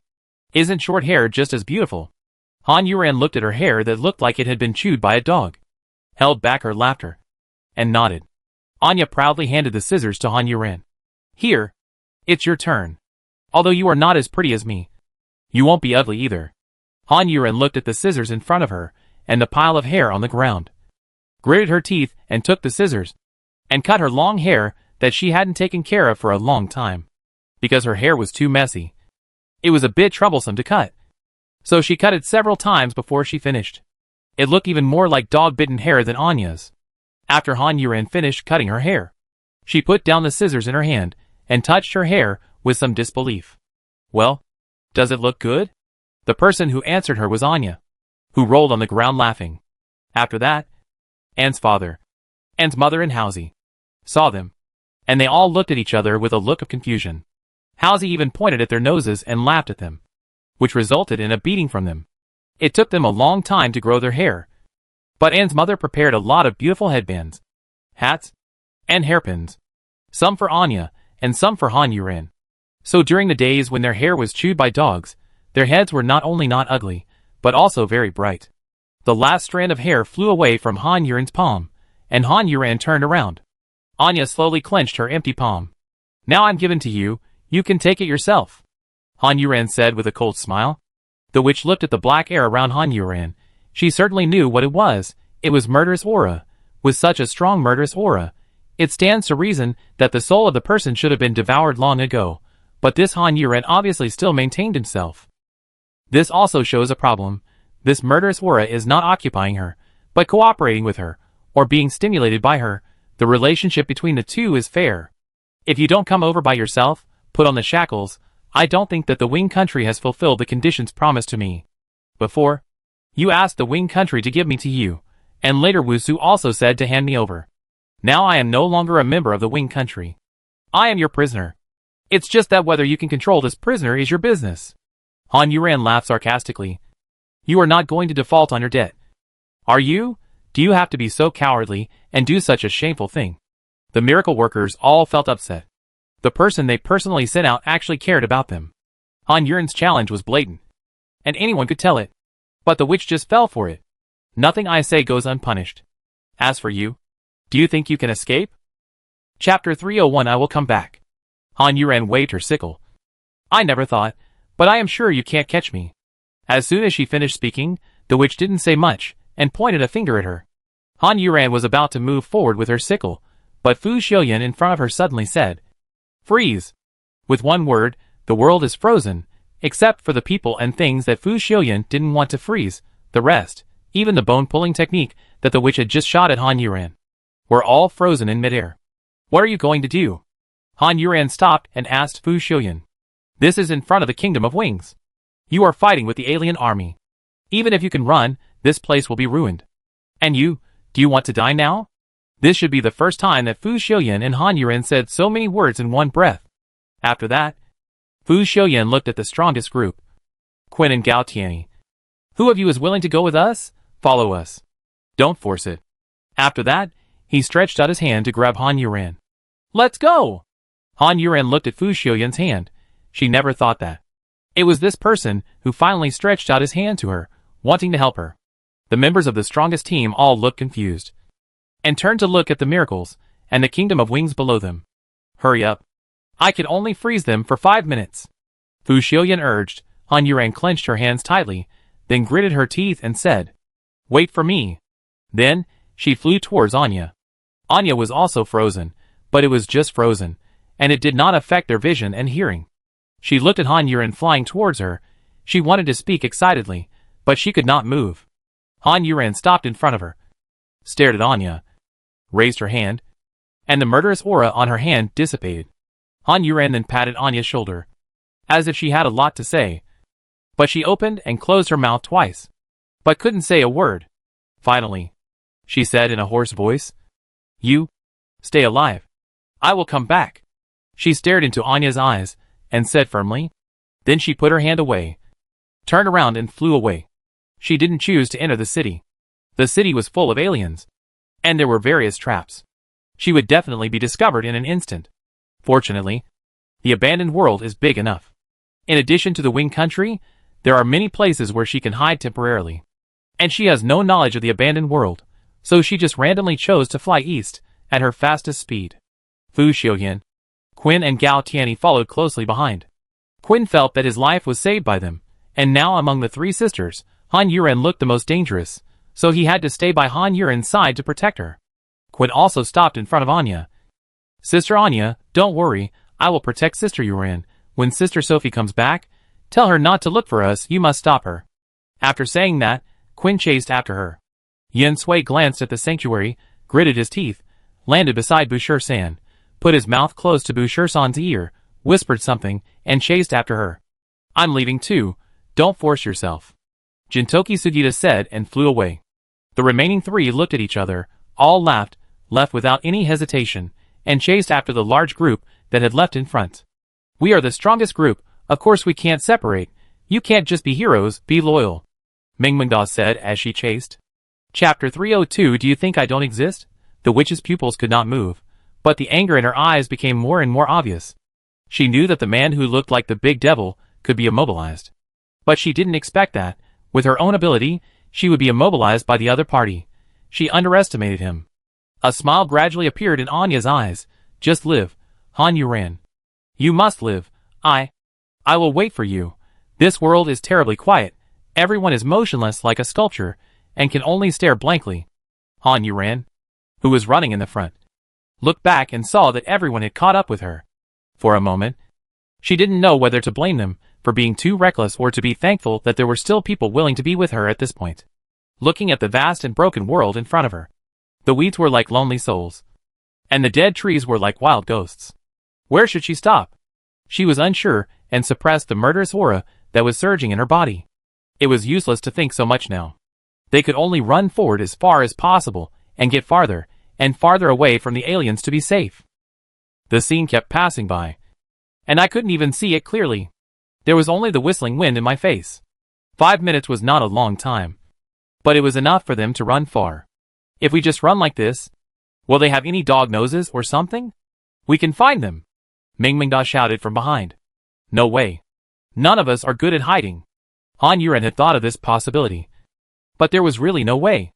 As soon as she finished speaking, Gao Tianyi said with a funny face, Hey, who said there is no such thing? Do you think I don't exist? Are you good at it? You can? Several voices sounded at the same time, and Han Yuren finally remembered who he was. The Gao Tianyi who had made a deal with her. Hey, I promised him that I would beat his brother up for him. But unfortunately, there is no chance for a while. Han Yuren felt regretful. Yen Sui had already shouted. Why don't you hurry up? What are you dithering about? Gao Tianyi rolled her eyes at her, not caring at all about Yen Sui being a lowly, and retorted, I've already started. Why are you still waiting for you to say anything? Do you think I'm as stupid as you are? With one sentence, he retorted to everyone except him. Yen Sui laughed dangerously. Do you think you are smart to be a latecomer and retort to the 7 strongest people in our team? No. There are 8 people including me. Quinn quickly reminded Yen Sui of his existence. You're not going to cross the river and then destroy the bridge. Are you? Gao Tianyi said, blinking his eyes cunningly. Let me remind you. This river has not been crossed yet, no. I won't destroy the bridge. I'll destroy you. Yen Sui said viciously. Sugita Jintoki said with some disbelief. Are you sure you can hide it from them? Gao Tianyi rolled his eyes several times. What's wrong with you guys? If you have the ability, do it yourself. Who are you looking down on here? Okay. Stop making trouble. Let's find a place to rest. Han Yuren stopped and looked at Fontang. Without any communication. Fontang knew what Han Yuren meant. So she closed her eyes and began to feel the situation around her. Han Yuren took this opportunity to sweep her eyes over everyone, and then said very seriously, Thank you. Her seriousness made others feel a little uncomfortable. Yen Sui shyly confronted Han Yuren, and smiled awkwardly. What are you doing? You're trying to be sentimental. I can't stand it. Chapter 303. Each one depends on his own ability. Mingmingda also showed a lovely smile. You don't have to thank us, anyway. I just don't want to stay there anymore, not for you. Han Yuren looked at her and smiled. Of course he knew that she said that, just to avoid blaming herself. Ruishi nodded. Mingmingda and I are the same. I'm not, I'm just for you, you have to be grateful to me. Sugita Jintoki licked his face and said, causing everyone to laugh. The tense nerves before were also relaxed a little. Han Yuren smiled and nodded. Okay. I'll think about how to thank you. Sugita Jintoki immediately stiffened his neck. Of course. I will pledge my love to you. He said this with a long tone, and then turned his head and said, Of course I don't agree. I am a plump person. He stretched out his 2 hands and grabbed twice. Looking very wretched, Yen Sui kicked him directly. I am also a plump person. My confidant, Gao Tianyi said with shining eyes, and shook hands with Sugita Jintoki with mutual respect. Quinn bit his lip and secretly glanced at Yen Sui. He didn't know whether Yen Sui would be plump or washboard in the future, so he finally gave up joining the topic. Fong Tang also opened his eyes and pointed to the left. About 1,000 meters over there, there is a forest. Apart from that, there is no particularly active life. Everyone, please give your opinions, Han Yuren said. Gao Tianyi crossed his arms, and his expression suddenly became serious. To be honest, the forest itself is a relatively dangerous existence. The others nodded in agreement. I think we should go first. Hide on the periphery, and not go deep. Wait a minute. The aliens will definitely search, so we can't keep running for the time being. Fong Tang put forward his own opinion. Everyone nodded, and no one had other opinions, so they turned around and flew to the left. When they arrived in front of the woods 1,000 meters away, the 5-minute spell was also opened. At the moment of opening, almost everyone leaned forward, but Anya did not. She slowly raised her hand and touched her shoulder, where the warmth left by Han Yuren had long gone. Then she turned around and looked in the direction Han Yuren and the others had left, but they had already disappeared. Monster group, chase them. Don't come back if you can't find them. The witch's voice rang out angrily, and the various monster groups were named. While thinking that they were unlucky, they chased in the direction Han Yuren and the others had gone. The monsters that covered the sky and the sun disappeared from everyone's sight in a black mass, at an extremely fast speed, and their shouting sounds, which pierced the world. I hope you don't forget your words, and fulfill your promises. Wusu stepped forward and said. The witch looked at Wusu with a grim look, snorted coldly. I don't even want the alms given to beggars, she said with a wave of her hand, and disappeared from her seat. With her departure, the remaining aliens also evacuated. At the same time, the miracle workers saw countless aliens flying out of the North District, completely blocking the sky, and the whole world was dark. The miracle workers stared at the aliens in amazement. Such a spectacular number really made them feel a little scared. Can they really win? The group of monsters chasing Han Yuren and the others dispersed at the command of the leader, who looked like King Kong. Only one sentence was left in the air. It depends on your ability. Chapter 304. What kind of ghost forest is this? This sentence, everyone depends on their ability, made the monsters in the monster group excited. The monsters that are good at tracking, like the ground rat with barbs all over its back, a pink patch in front of its body, and 2 rows of small pink in heads, and the mandarin duck-tailed wolves that look very similar to wolves, but with a pair of fleshy wings, all relied on their talents to chase forward quickly. As for those who are not good at tracking, they were divided into 2 groups. One group was the shameless ones, who followed the good trackers, like the 4-horned lizard with bones growing outside the flesh, or the blind-nosed monster with colorful feathers in the sky that looked like the ancient mythical beast Phoenix, the blazing feather monster. They all followed the monsters who were good at tracking, and followed them no matter how they chased them. The remaining group was too lazy to chase, and it was like a white dead tree barrel lying on the ground. But suddenly a pointed head stretched out from the trunk, and 4 thin legs like praying mantis emerged from under it. It moved on the ground, chose a moist place, and laid down again. The head and 4 legs were also retracted. The aliens had left, and the miracle workers also turned their eyes from the direction of the North City to the direction where Han Yuren and the others left. Gao Dasheng clenched his fists tightly, and rolled his eyes at Gao Tianyi. The middle-aged woman beside him smiled flatteringly. Team leader, Han Yuren will definitely die this time, humph, and those fools who are willing to follow her are really rushing to die, so stupid. The more the middle-aged woman thought about it, the more beautiful it became. Her snake-like eyes narrowed as she smiled, as if she had seen the tragic death of Han Yuren and the others in her eyes. Gao Dasheng glanced at the middle-aged woman. His eyes were normal, but he hated this stupid woman in his heart, and had silently made up his mind to find a chance to get her. Unless Gao Tianyi is fine, I will kill her, or make her live a life worse than death. The middle-aged woman was still complacent, and did not notice the hatred hidden in Gao Dasheng's eyes. Anya slowly turned her head, and walked towards the city. The matter here had been settled. She could not help Han Yuren, It was useless for her to stand here any longer. She was really useless. Many of the miracle workers were attracted by her. Most of them showed deep sympathy. But some were gloating. However, no matter what their eyes were, Anya did not care. Without Han Yuran, the others were meaningless to her. Wu Su looked at her dejected figure as she left, and said in a rather frustrated tone, "Go back to the city. Then everyone will return to their positions." Under his command, all the miracle workers turned back to the city. This time, no one said he was arbitrary.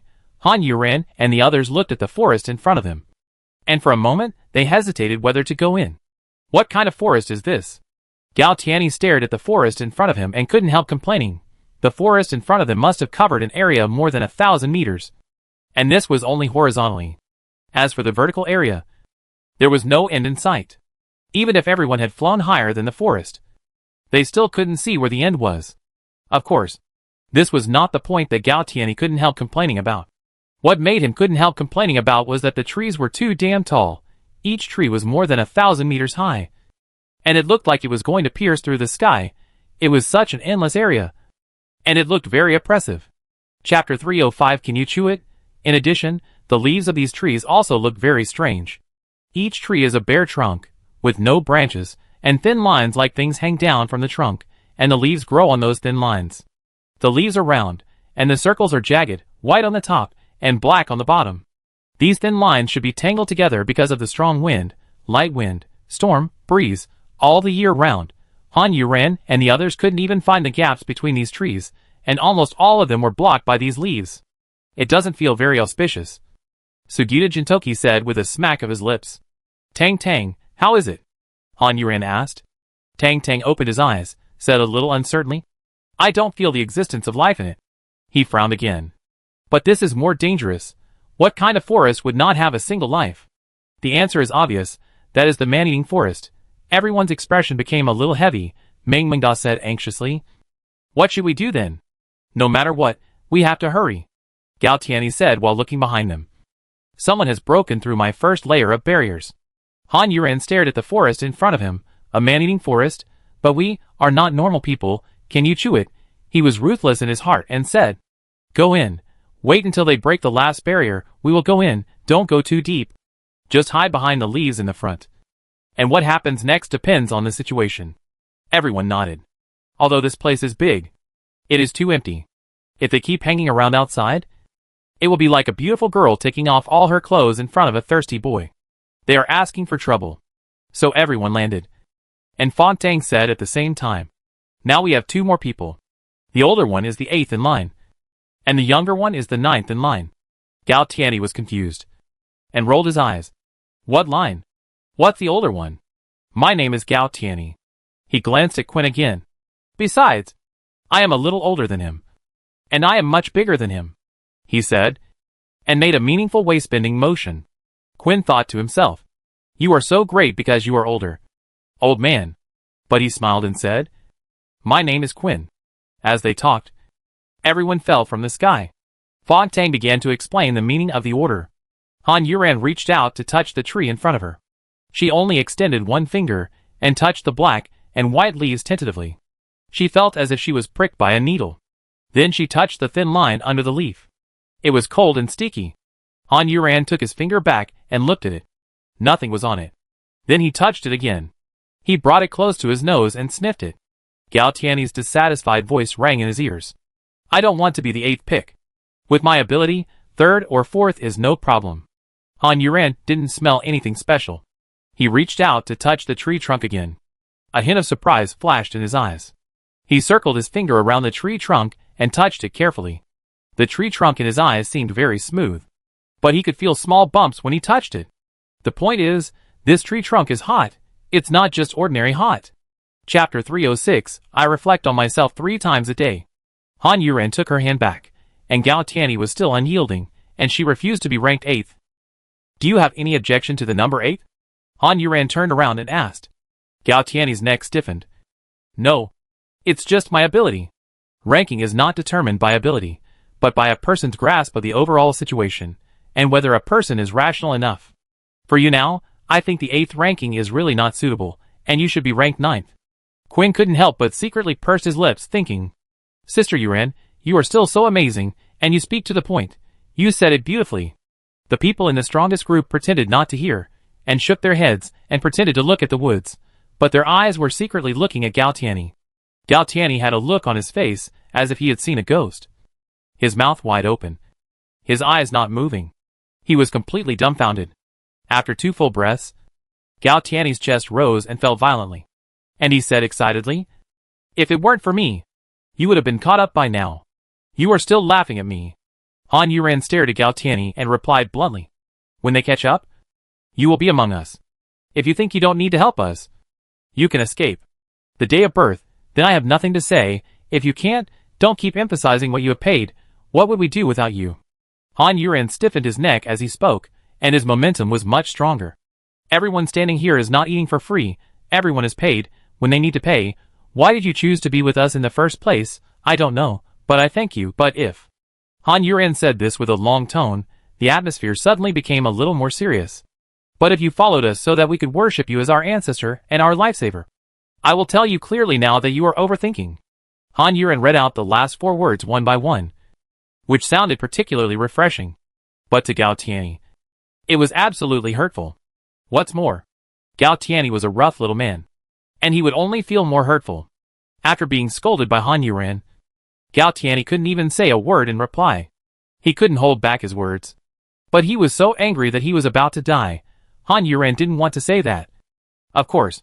But in order to reduce unnecessary conflicts in the future, it's better for him now. And for everyone to correct their attitude. Sure enough, the people who had secretly glanced at Gao Tianyi before, after listening to Han Yuran's speech, all looked thoughtful. Although they didn't want others to thank them like Gao Tianyi. There is a saying that goes, I examine myself 3 times a day. It's always good. Han Yuran saw that Gao Tianyi's face had turned the color of liver due to his anger. And he couldn't say anything. He was really worried that he would be angry to death. An iris-winged wolf in the monster group raised its claws and pushed a small stone at its feet to the side.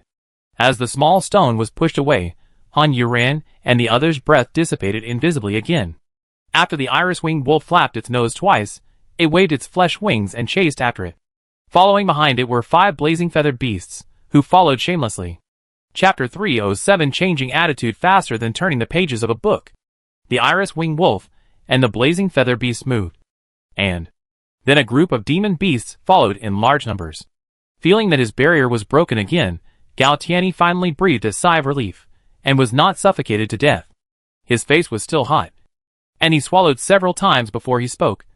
I, Gao Tianyi, would not do such a low-level thing. I came out with you. Not for you. I admit that I need to help each other.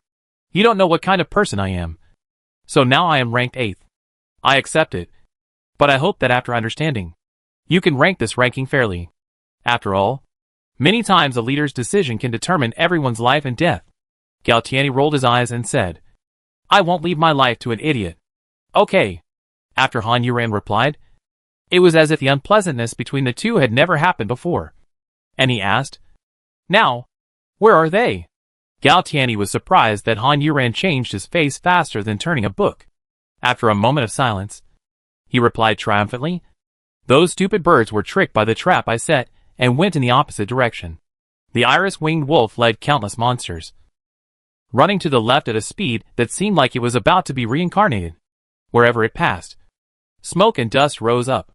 There were constant strange cries. The distance between them and Han Yuran and the others was getting farther and farther. However, there were still some who only believed in themselves and were still searching carefully. Yin Sui and the others were a little surprised. They didn't expect Gao Tianyi to be able to hide, set up defenses, and even lure the enemy. The key point was that they didn't see any movements from him along the way. He was always in the air with them, flying forward continuously. After hearing what Gao Tianyi said, it seemed that they still had some time to catch their breath. This tree is very strange. Han Yuran told all the strange things about this tree. Yin Sui pinched his chin and said seriously, Why don't we break one and see? As expected, he was a violent person. The first method he thought of was basically violence. Fong Tang shook his head. I think it's better for us not to hurt these trees. These trees are definitely not ordinary. If we take the initiative to hurt them, we may be counterattacked by them. Speaking of this, Fong Tang looked at Han Yuran. Do you feel anything strange on your fingers now? Han Yuran stared at the fingers that had just touched the strange tree and said, Nothing strange. When we go in later, try not to expose your skin and contact the trees. Everyone nodded, then chose a place. Han Yuran took the lead, pulled off the part of his sleeve that was folded upwards, wrapped it on his hand, and began to pull the tangled leaves to both sides. She moved very carefully and slowly, untangling the tangled leaves one by one. Everyone stood on both sides of her, staring at her movements without blinking. Sugita Jintoki's two clones were closest to Han Yuran. If anything happened, they would be the first to serve as human shields. Thinking about it this way, Sugita Jintoki should have experienced the feeling of death many times. After all, he lost one clone after another. This ability suddenly made him feel a little sad. The gap became bigger and bigger, revealing the situation inside. Everyone was dumbfounded again. What the hell? Gao Tianyi threw a fist into the air and couldn't help but say, Chapter 308 running to the end of the world. Who could have imagined that, under these densely packed trees, there was actually a rushing river? But this river was very unusual. First, this river was basically still, at least it looked that way. Second, this river was blood red. After clearing the leaves, the strong smell of blood choked my nose. This was definitely a blood river. Third, floating on this still blood river were not dead leaves and broken branches, but countless white bones. Han Yuran and the others could see at a glance, there were dozens of human skulls. In addition to human skulls, there were also some unidentified animal hand and foot bones. The blood river occupied all the gaps between these trees, and there was no end in sight. Yen Sui took another step back, looking at the row in front of her, which was the outermost layer of trees. There was indeed no blood seeping out. She walked a little further away, sniffed, and did not smell any blood. Then she walked back along the row of trees, and said thoughtfully, This first row of trees is very strangely neat. Look, even these messy leaves are neatly stopped on that line. Not even a little bit out of it, Yen Sui said, pointing to that little bit with her hand, and said excitedly, Not even a leaf. When everyone heard her say this, they all took 2 steps back and looked down at the leaves. As expected, it was as if it had been measured with a ruler. Gao Tianyi was looking at it, his eyebrows raised, and said, Someone has found our direction. Far away from them, among those who believed in themselves before, a little elf who looked like a flower fairy was taking back the pistol in the flower bud on her head that was like a tongue. After that, the flower bud moved up and down twice, and there was no movement. Then the little flower fairy opened her mouth, and this mouth somewhat affected her lovely image. From 2 rows of shark-like sharp teeth, a small thing came out. Then she closed her upper and lower teeth, bit the small thing into pieces, and a smaller flower fairy flew out from it, the size of an adult human fingernail. The flower fairy immediately flapped its wings and flew towards Han Yuran and the others. After the big flower fairy caught up, another group followed. The iris-winged wolves, who had run in the wrong direction and were getting farther and farther away from Han Yuran and the others, were still advancing endlessly. They seemed to be running to the end of the world. On the other side, the witch who returned to the palace slammed the door angrily, and directly hit the dog leg who was following behind. And his nose was crooked. The dog leg raised his hand calmly, and pinched the bridge of his nose, then twisted it hard, and with a click, the nose returned to its original position. The witch's angry voice sounded again. Call Gu Xiaoran to me. The dog leg rubbed his still sore nose and replied, Yes. When he replied this sentence, even though he was outside the door, he still lowered his head. After that, he turned around, and almost had a close contact with Gu Xiaoran, who suddenly appeared. Fortunately, the dog leg reacted very quickly and stopped, and then took 2 steps back very respectfully. With his status, standing so close to Gu Xiaoran was extremely disrespectful to Gu Xiaoran. Then the dog leg lowered his head again. Although he was the first dog leg around the witch, Gu Xiaoran did not need to flatter the witch. Chapter 309. Dog eyes looked down on people. From the moment Gu Xiaoran appeared to the moment she pushed the door open and walked into the room, she didn't even glance at Guchui, even though Guchui almost bumped into her before. As the door closed, Guchui, who lowered his head, had a cold light in his eyes. He had always known that Gu Xiaoran looked down on him, for no other reason than that he shamelessly licked the witch, like a dog. Before the witch opened her mouth, he had already opened his mouth and bit the person the witch wanted to punish.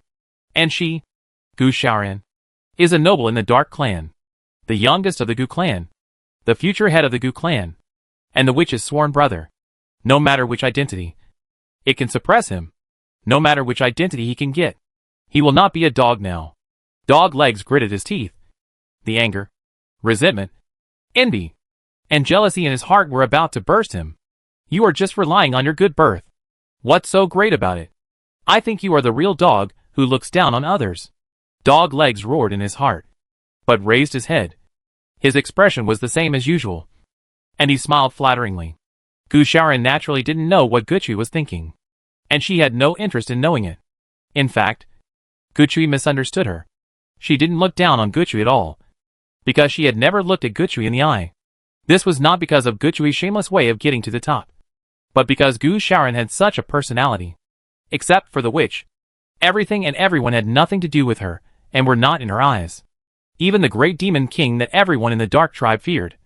She could walk past him without paying attention. In the entire Dark Clan, only she could do this.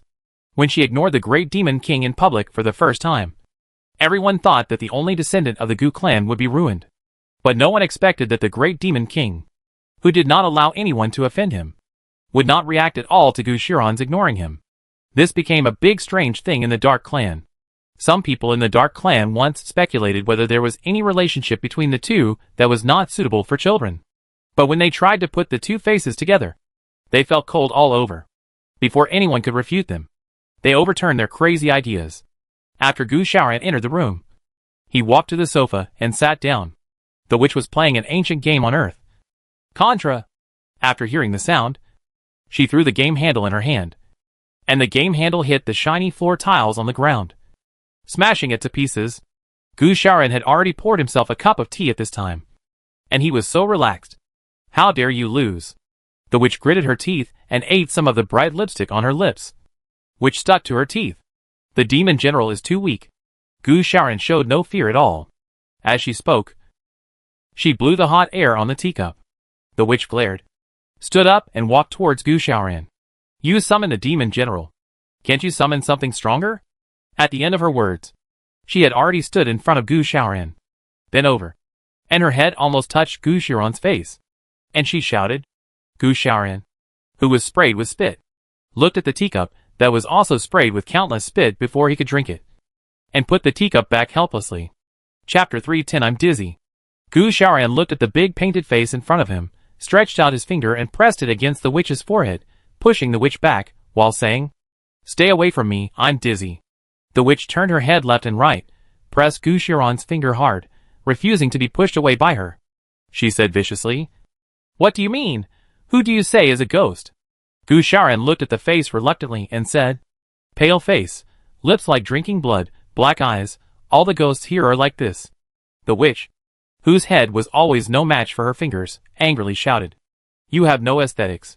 Then, she stood up straight, looked down at Gu Xiaoran and said, Tell me, how are you going to compensate me? Gu Xiaoran said with a funny face, For you, I even sacrificed the demon general I should. You should make it up to me. The witch saw her serious look, and couldn't help but pounce on Gu Xiaoran again. You are shameless. Gu Xiaoran stretched out a palm, and pressed it against the witch's head, and couldn't bear it. Can you stop screaming? The witch regretted it. She really regretted it. Why did she believe Gu Xiaoran's lies in the first place?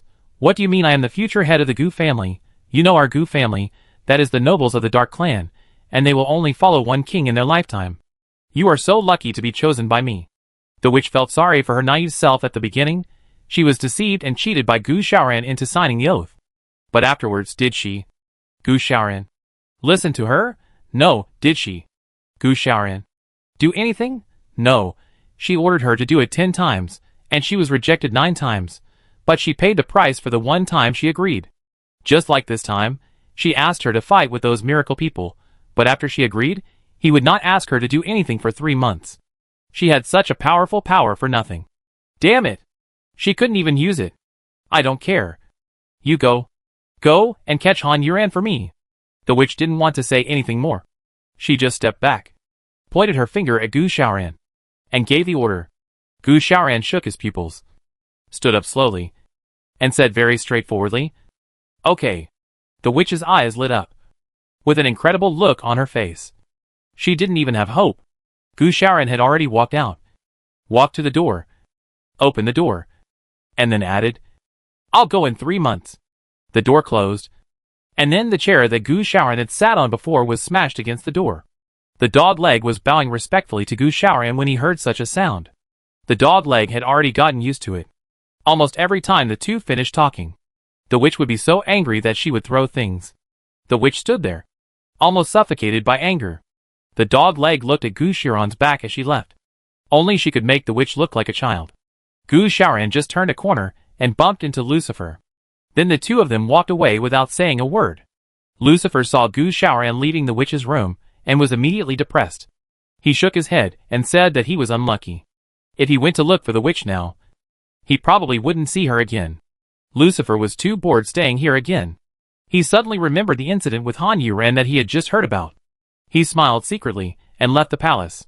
Han Yuran, who was being missed, was now reaching out to the Blood River. The others were protecting her again. Chapter 311 The Sorrow of Short Legs. Han Yuran's extended finger, stained with the blood of the Blood River, felt a little sticky, but other than that, there was no special feeling. She retracted her hand, and everyone came up, looking and smelling. Han Yuran extended her finger in front of Fu Xiuyan. "Do you want to try it?" She did it on purpose, haha, but she really wanted to find someone to try it. She didn't want to try it herself, and among these people, she was reluctant to let go of the others, so she could only choose Fu Xiuyan. Fu Xiuyan looked at her fingers, then looked at her. Then he lowered his head, opened his mouth, and held it. This series of actions can be said to be done in one go. Nothing seemed abrupt. And he did not choose slow motion to stimulate Han Yuran. So Han Yuran didn't expect him to really come and taste her. This unexpectedness gave Fu Xiuyan the opportunity to have her mouth afterwards. Han Yuran was completely stunned because her finger was held in Fu Xiuyan's mouth. Not only was Han Yuran stunned, there were 9 of them in total, except Fu Xiuyan. 8 of them were stunned. They were fine. Han Yuran felt more excited. Damn! She has been single for so many years, and has never been stimulated like this. Even when she was kissed by that shameless Gu Chung before, she didn't feel so excited. Others can't see it, but Fu Xiuyan, he actually licked his fingers with his tongue, licked in circles, licking up and down. Not only did he lick, he also bit gently. Han Yuran swallowed a mouthful of saliva with a gulp. While Fu Xiuyan was doing this, his eyes were fixed on her. But Han Yuran's attention was not on this pretty face at all, until Fu Xiuyan held her finger in his mouth, and backed away little by little, and finally left completely. Han Yuran's finger became clean again, but Han Yuran hadn't come back to her senses yet, and she just felt that time was very long. Very long. It was Yen Sui who came back to his senses first, and shouted excitedly, "What the hell are you doing? There are minors here. Can you have some shame, and not do such an eye-catching thing?" Yen Sui shouted, while reaching out to grab Quinn and covering Quinn's eyes. It turns out that the underage she mentioned refers to Quinn, not herself. What a double standard. However, isn't it too late for her to cover Quinn's eyes now? Quinn was so close to Yen Sui all of a sudden that he was too excited to struggle. Han Yuran was also brought back to her senses by Yen Sui's shout. The finger that was licked began to tremble uncontrollably. After looking at her finger, she looked at Fu Xiuyan, who was still looking at her. Fu Xiuyan ignored Yen Sui's words and said seriously, "It seems to be normal blood.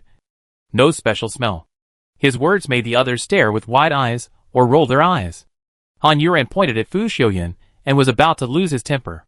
Gao Tianyi's expression was serious. "The last one has been broken. Are we going in?" "Go in." Fong Teng gave an order, and they pushed Han Yuran into the Blood River.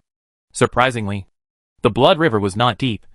It passed Han Yuran's knees and did not reach the thighs. Han Yuran was about to lose his temper, but was interrupted. Even after he entered the Blood River, he was still confused. It was just a pity for Yen Sui and Quinn. The two little guys both lost their waists. This is the sadness of short legs. Chapter 312 I Found You. Jintoki Sugita was the last one to come in from outside through the river of blood. As soon as he came in, everyone hurriedly and carefully blocked the leaves in the gap. Han Yuran stood aside, suppressing her impulse to lose her temper. She kept saying to herself, "This is not the time to lose your temper. Be patient. Be patient. And wait until it's over. Pull out his tongue, break his teeth." Han Yuran thought almost maliciously in her heart, only in this way can she calm down. The gap had been reclosed. Everyone stood in the blood river, looking cautious and careful, even trying to keep their breathing to a minimum. Fong-Tang pointed at Sugita Jintoki and Mengmengda, and pointed back. The two of them understood and turned around, observing the situation behind. There was no end to the forest, and even less to the blood river. Strangely, there were plenty of gaps between the trees, and no leaves were tangled together.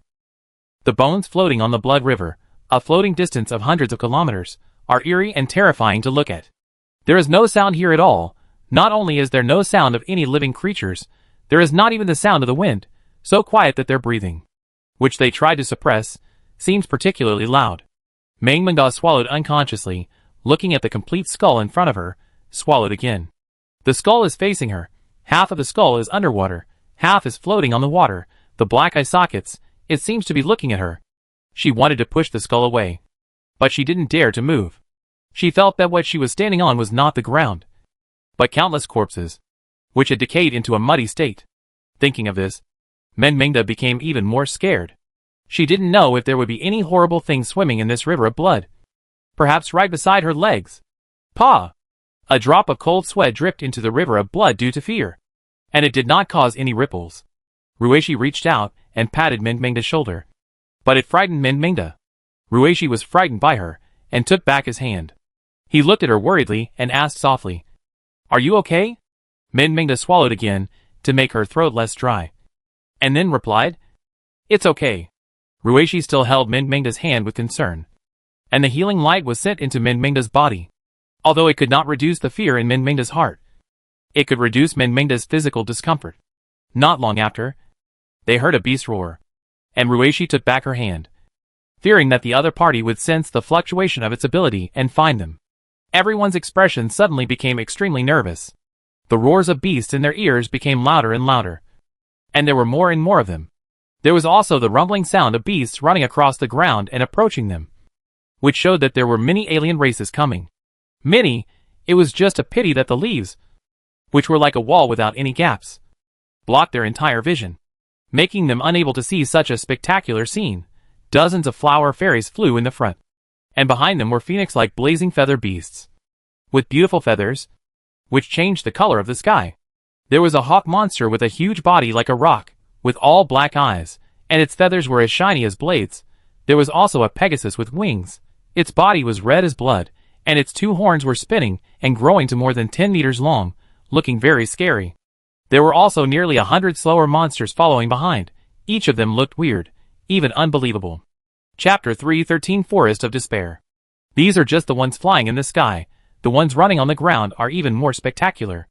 The smoke and dust floated for several hundred meters, and before the smoke and dust behind had dispersed, the smoke and dust in the front had already risen.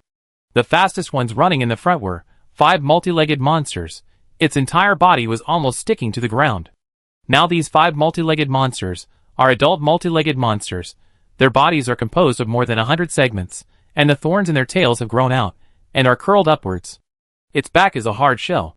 It is seen sticking to the ground, with more than 200 pairs of thin and hard feet crawling forward at a very fast speed. Wherever it passes, it will leave countless small pits on the ground, which are all made by its feet. Following closely behind them is the metal tiger. Metal tiger? Just like its name. Its entire body structure is made of metal, which looks cool and majestic. The level of the metal mad tiger can be seen by just looking at its color. The highest level is gold, then silver, bronze. The current metal mad tiger team is composed of 2 gold, 3 silver and 2 bronze. Even at the bronze level of the metal mad tiger, its speed is faster than most monsters. After all, the Metal Mad Tiger is more famous for its speed than its fierce fighting power. Behind the Metal Mad Tiger are 2 bossy insects, one blue, one dark red. Each one is 100 meters thick. The tails of the 2 bossy insects are entangled together, which shows that they are a couple. There were countless monsters following behind.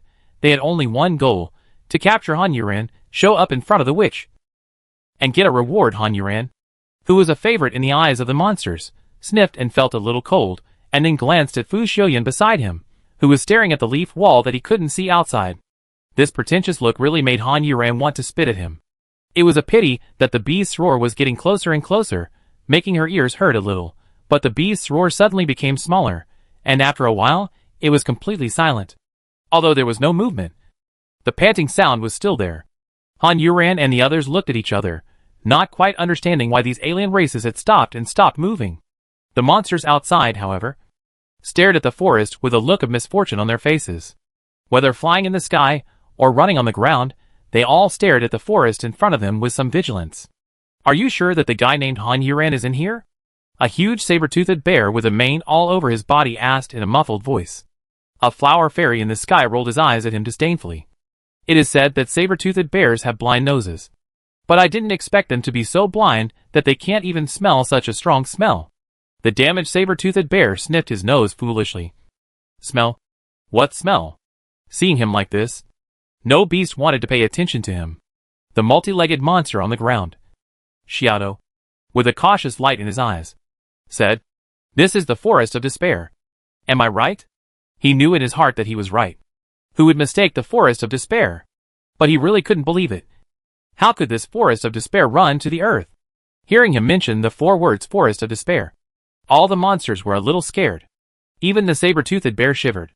And several parasites shivered out of his mane and flew out. Of course, this is the Forest of Despair.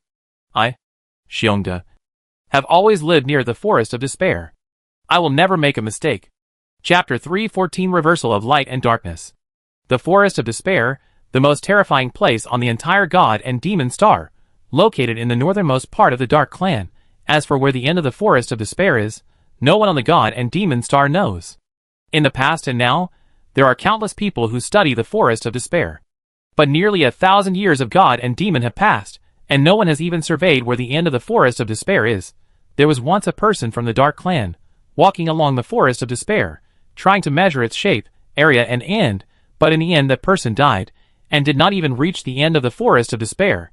Some people from the Light Clan chose to measure the land on foot, despite their physical discomfort with the Dark Clan. In the end, their bodies could no longer bear it, and they were corroded. But they still found nothing. Of course, people wanted to know what was inside the Forest of Despair. According to the historical records of the gods and demons, the gods and demons commemorated the second year and the first day, which was the first day of the second year after the Light Clan and the Dark Clan signed a peace treaty on the Star of Gods and Demons. Something that had never happened before happened on the Star of Gods and Demons. That is, the reversal of light and darkness. The sky of the Dark Clan, which had always been dark, was dispelled for the first time in history, revealing a colorful sky and flowing clouds. All the Dark Clan were dumbfounded and stared at the beautiful sky. It was a beautiful scenery they had never seen before. At the same time, the Light Clan, whose star of light never fell, suddenly became dark. The Light Clan, who had almost never stayed in the dark world, felt unprecedented fear. All this happened in a short time. When people recovered, everything had already returned to normal. The Dark Clan, obsessed with beauty and unable to hide their disappointment, discovered that a forest suddenly appeared in their territory. At first, the Dark Clan concealed the matter and sent people to investigate. However, without a single person, no one had ever walked out of the forest and returned. Even the great demon king of that generation was among the people sent out. The Dark Clan king, who felt the danger of the forest and had lost the great demon king, decided to destroy the forest from the outside. But he sent out 80% of the strength of the entire Dark Clan and fought a fierce battle with a motionless forest. He didn't knock down a single leaf in the forest, but he drove the people of the Light Clan. The king of the Dark Clan was desperate, despairing of this forest that could not be defeated from the outside, and could not be beaten out from inside. Later, the Light Clan joined in eagerly, also sending people at first, and lost contact after waves. The Light Clan started a large-scale attack again. At that time, the day dawned on the Dark Clan's territory, but it was not as beautiful as before. This time it was just pure light. But the result made the King of Light despair. Most of their tribesmen were even exhausted from fighting. But there was still not a single leaf left in the forest. The desperate King of Light and the King of Darkness joined forces again, determined to destroy this thing that did not belong to either side. Under the joint attack of the two tribes, the forest remained standing. Despair. Both the Dark Clan and the Light Clan were desperate for this forest. Therefore, this forest, which remained on the Star of Gods and Demons with its own strong strength, was named Forest of Despair. This endless forest, where no birds can cross, has always existed on the Star of Gods and Demons. As time goes by, It is said to be more and more mysterious. Of course, there are people who want to challenge it every year. Whether they are from the Dark Clan or the Light Clan. There is only one ending. Once you enter the Forest of Despair, you will be separated from the Star of Gods and Demons. Chapter 3:15, I want to give it a try. After hearing what the saber-toothed bears said, the monsters no longer had the courage to deceive themselves. The saber-toothed bears' territory was the Forest of Despair. Before the Forest of Despair, the end of their territory was the end of the Star of Gods and Demons. They could reach out their hands and touch the void outside the Star of Gods and Demons. Of course, the hand they reached out was no longer needed. At that time, the saber-toothed bears were still quite unlucky. Occasionally, a few of them would be sucked into the void by the edge of the wind and die miserably. Later, the Forest of Despair appeared, blocking all the void in that area. Although the Forest of Despair is also very dangerous. If you don't go in and don't provoke it, it won't hurt you. Therefore, although the saber-toothed bear's territory has become a little smaller, it is also much safer. Therefore, the saber-toothed bear clan has a respectful attitude towards the Forest of Despair. For example, this saber-toothed bear has lived for more than 100 years of gods and demons since he was born. Sometimes, in just 1 year, he can see hundreds of fearless people entering the Forest of Despair. When he was young, he had warned those people, but they only laughed at him. But when he saw someone trying to go in, he would still warn them, until his father saw him one day. And then, he was severely punished by his father. According to his father, those were the sacrifices of the Forest of Despair. And we, the saber-toothed bear clan, must not stop them. The saber-toothed bear did not understand what everyone's expression meant, and said in a muffled voice, "Big Bear, I will not go in. This is the clan rule of our saber-toothed bears. You can do whatever you want." After saying that, he turned around and walked back. The remaining monsters stared at his back, and were so angry that their teeth itched. What clan rules? What randomness? Which race would let its people enter the Forest of Despair? Who the hell can do whatever they want in the Forest of Despair? The people behind the tree wall exchanged glances with each other again. Han Yuren's lips moved up and down, and he said silently, "Forest of Despair." The other people nodded, and at the same time they were a little confused. They were confused, and the monsters outside were even more confused. How could this Forest of Despair be on Earth? Could it be that there is one on every planet? Then this Forest of Despair would be amazing. With the departure of the saber-toothed bear, many more monsters left, and many monsters did not leave, but retreated. It seems that they will not go in, but they still want to see what will happen next. The monsters were silent and confused. Han Yuren and the others were glad that the monsters did not dare to come in, but they were more worried. A forest that no monster dared to enter would definitely not be a proper forest. Some monsters gave up, and some monsters wanted to give it a try. A flower elf with a blue flower bud flapped its wings and flew towards the forest. Seeing this, several other flower elves shouted, "Pollen, what are you doing?" Pollen did not look back, and continued to fly towards the Forest of Despair. "I want to try." "You are crazy." Several other flower elves shouted in disbelief. Pollen had already torn a leaf and flew in. Seeing the pollen flying in, the monsters quickly retreated, and the pollen had already passed through the gap and appeared in the eyes of Han Yuren and the others. The position where the pollen entered was exactly between Han Yuren and Fu Xiuyan. The two saw a flower elf flying in, and behind it, the torn leaves slowly fell. Chapter 3:16 If you don't succeed, you'll die. Han Yuren looked at the leaves slowly falling behind Huofen, and suddenly had a bad feeling in his heart. Huofen also rushed in with the mentality of if he didn't succeed, he'd die. Orange's eyes turned left and right, and noticed Han Yuren and Fu Xiuyan on both sides. When he saw Han Yuren, fierceness and surprise flashed in his orange eyes. And when he saw Fu Xiuyan, a trace of fear flashed, and then turned to shyness. Although she already knew that this person just looked exactly like the Great Demon King, but the moment she saw him, she still made a mistake. However, even if he was not the Great Demon King, as long as he had this face like the Great Demon King, he was still very handsome. Huofen became a fangirl at this moment. Han Yuren had already raised his knife and slashed at her. After Huofen rushed into the Forest of Despair, some monsters, who wanted to take a chance, rushed towards the Forest of Despair. Although compared with the large army that came this time, it was only a small number of monsters. But there were still 70 or 80 monsters. And the flower-crazy pollen, feeling the wind of the knife, The orange eyeball actually flew out of the eye socket and instantly grew larger, completely wrapping the pollen. The sickle chopped the enlarged eyeball, and with a click, the eyeball was smashed into the blood river. But it did not break. The sickle that chopped out almost kept changing direction and stabbed into the blood river again. The blood river splashed and surged. Han Yuren's upper body was splashed with blood. The pink rabbit had been thrown out by Yin Sui. It was grabbing forward with one hand. In its palm was a neck that had been deformed by it. Poor flying fire beast that had finally mustered up the courage to break in. After breaking through the leaves, it directly crashed into the pink rabbit's palm. The pink rabbit exerted force and broke its neck. Han Yuren's sickle had already lost most of its blood.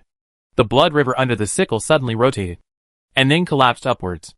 In addition to the blood river bursting upward, a tongue-like thing emerged, wrapped around the sickle, and headed for Han Yuren's head. It was the pistol in the butt of Huafen's head, not a tongue. At this moment, Huafen's pupils had returned to their eye sockets. The blood was too viscous, and she couldn't even flap her wings. Staring at the sickle stabbing at her, she reluctantly moved to the side. Her body was too small, and falling into this viscous blood river was too bad for her. The sickle stabbed into the air, and Han Yuren also turned her head in an instant. Avoiding the pistol, she raised her hand, and the sickle cut through the blood again, and slashed upwards. Huafen was unable to avoid it, and one of her wings was cut off. Dark purple blood flowed out, and she twitched all over in pain. She quickly retracted the pistol and avoided Han Yuren's knife. Ha ha! Han Yuren? An excited voice suddenly sounded with a strong wind. Han Yuren's short hair was blown wildly, and the tree wall in front of her was destroyed. A hairless owl was flying towards her.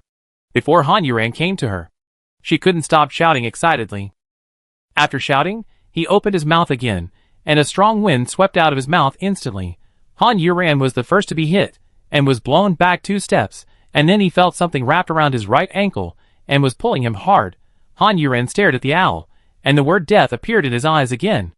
Chapter 317, Don't Become a Burden. Han Yuren swung his sickle at the thing wrapped around his ankle again. His eyes collided with the owl's eyes. The owl's 2 huge eyes shook, and then it covered its head with its hairless wings in pain, and twisted its head in pain. It cried out in pain, and the strong wind in its mouth continued. As it kept turning its head, the wind blew without any regularity, rippled the still blood river, made the leaves rustle, and many of the long vines hanging from the trees were blown up. Several battlefields in the blood river were disturbed by the strong wind. Mingmingda's sword formation was about to pierce the skinless monster on the opposite side into a sieve. The sudden strong wind blew her to the side, and she almost fell into the blood river. The sword formation that was about to shoot was also deviated. It did not pierce the skinless monster, but directly shot out from the tree wall that the monster broke when it came in. There were many monsters that were still outside and refused to leave. Among them, a water monster that was closer was unlucky. It was pierced by Mingmingda's sword formation. The water monster's body was transparent except for 2 sesame-sized eyes. 9 swords pierced through its body with a swish. Clean and unexpected. The water monster fell down weakly and hit the metal tiger. TSK, where did the water come from? Metal Mad Tiger hated water the most. He stretched out his hand to his shoulder in annoyance, torn off a piece of transparent thing, stared at the 2 little eyes for a while, and threw the water monster away. He muttered depressedly, "What bad luck." When Mingmingda fell, the monster on the opposite side seized the opportunity and grabbed Mingmingda with 4 hands. Originally, the 4 normal hands suddenly grew longer, and the flesh without skin rolled, very disgusting. If it had been in the past, Mingmingda would have been confused, but now she won't. Although she is still very scared, but she won't be confused, will not wait for others to save her. She doesn't want to be a burden. Even if she had to fall into the blood river that scared her, she held back. The handprint changed again, the 9 swords that were shot out, turned sharply again, and reflected back. This time, she changed direction again, facing the monster's back. The monster's hand had already reached Mingmingda's head, and Mingmingda could see the lines on the flesh clearly, but she was 1 step ahead, and fell into the blood river. At the moment of falling in, Mingmingda held her breath and opened her eyes wide. The 4 hands followed, reached into the blood river, and grabbed Mingmingda. At the same time, the 3 heads turned 180 degrees together, turned to the back, and the 3 mouths opened wide at the same time, opened to an incredible size, open to the size of a whole face. The 9 swords shot back. Rather than being shot into the 3 big mouths, it would be better to say that they were actively swallowed by the 3 big mouths, because originally 3 swords could not be shot in. The 3 big mouths actually stretched out their tongues, wrapped up the long swords, dragged them into their mouths, and chewed them. After Mengmengda entered the blood river, although he opened his eyes wide, it was obvious that this choice was useless. Because this blood river is really made of blood, after falling in, normal people can't see anything at all. Chapter 318. Where is Mengmengda? Although Mengmengda's eyes were soaked with blood, her eyes hurt, but Mengmengda still gritted her teeth and endured it. When she closed her eyes, she could feel the strange feeling of blood squeezing out from the slits of her eyes. Although she couldn't see anything, she could feel that the 4 hands had followed, and she knew that the sword formation she had before had been destroyed. Originally, she didn't have any hope for that sword formation. Mengmengda devoted herself to the sacred fragment in her heart. When Han Yuran was fighting with the alien Jesse, Han Yuran suddenly stopped moving for some reason, but at that time Mengmengda felt that the sacred fragment in her heart began to heat up. Until Han Yuran returned to normal, the heat of the sacred fragment in Mengmengda's heart slowly dissipated. But Mengmengda received a message in her mind. That is, her ability can be improved, and this time she can get a big killer move, but what happened later was too fast, so she didn't have time to think carefully. Of course, now is not the right time. But it is said that danger can stimulate people's potential.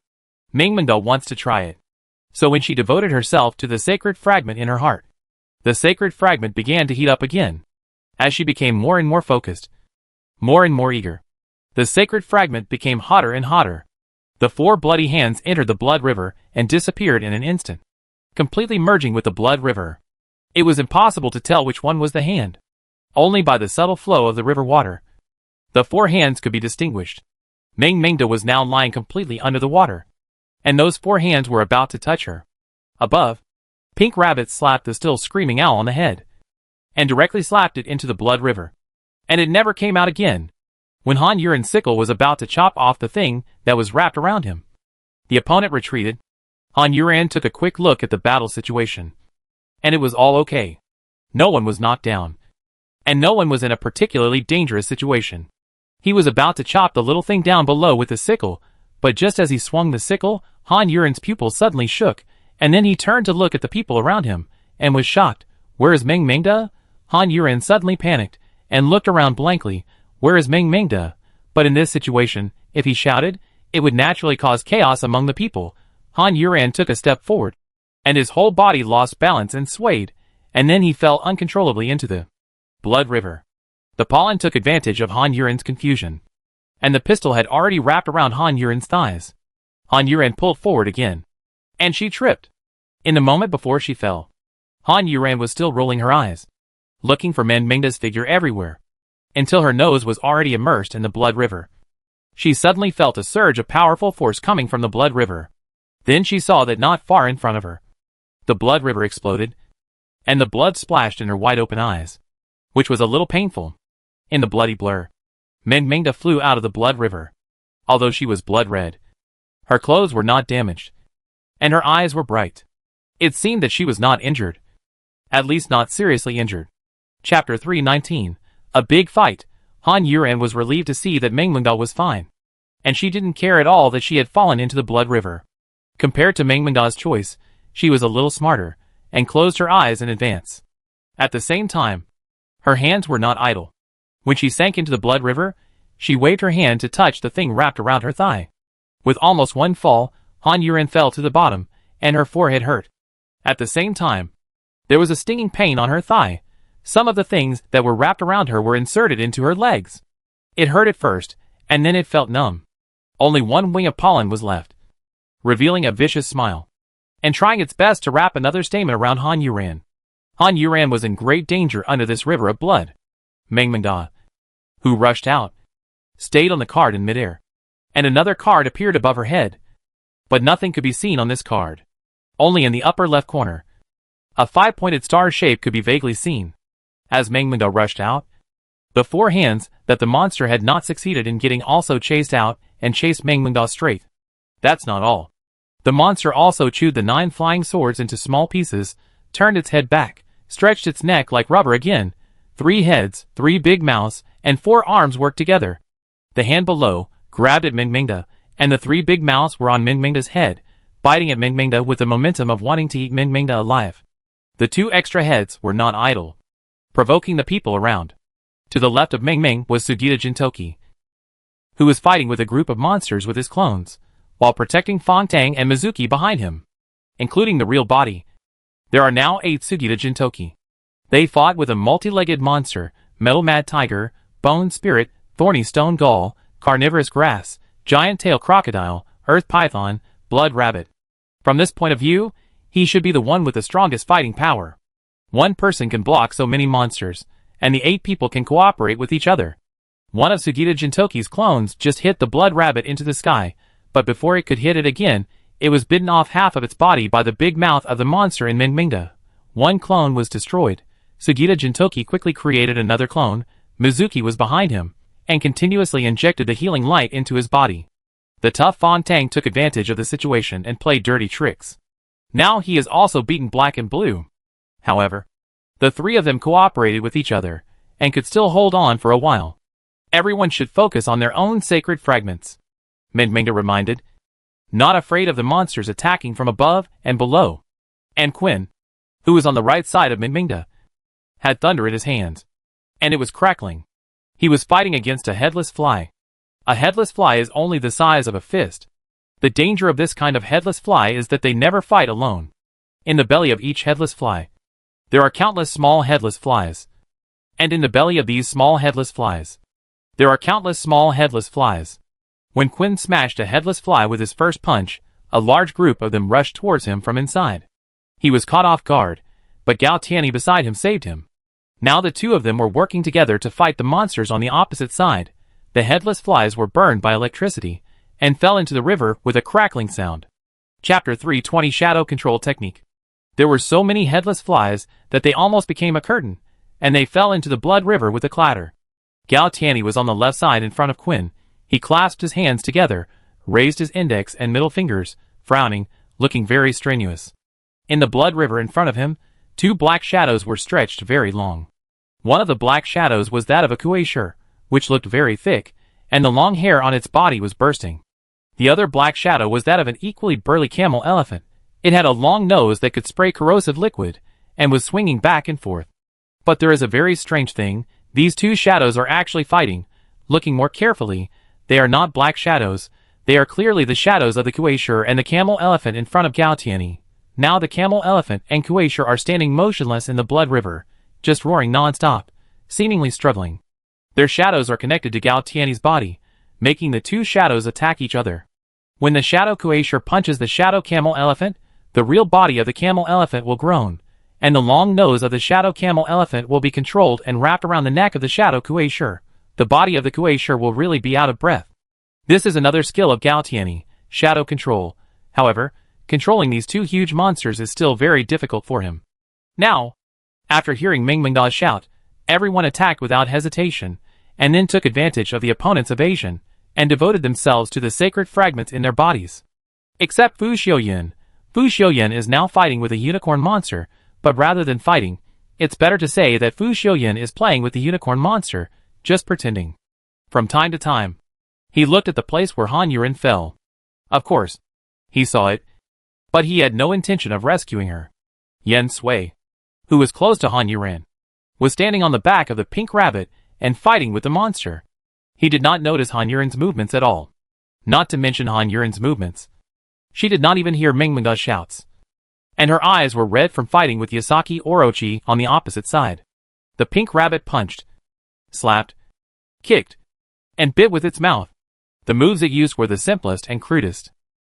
Yen Sui was on the back of the pink rabbit, flying here and there, just like a mosquito around the Yamata no Orochi. Not only biting but also annoying.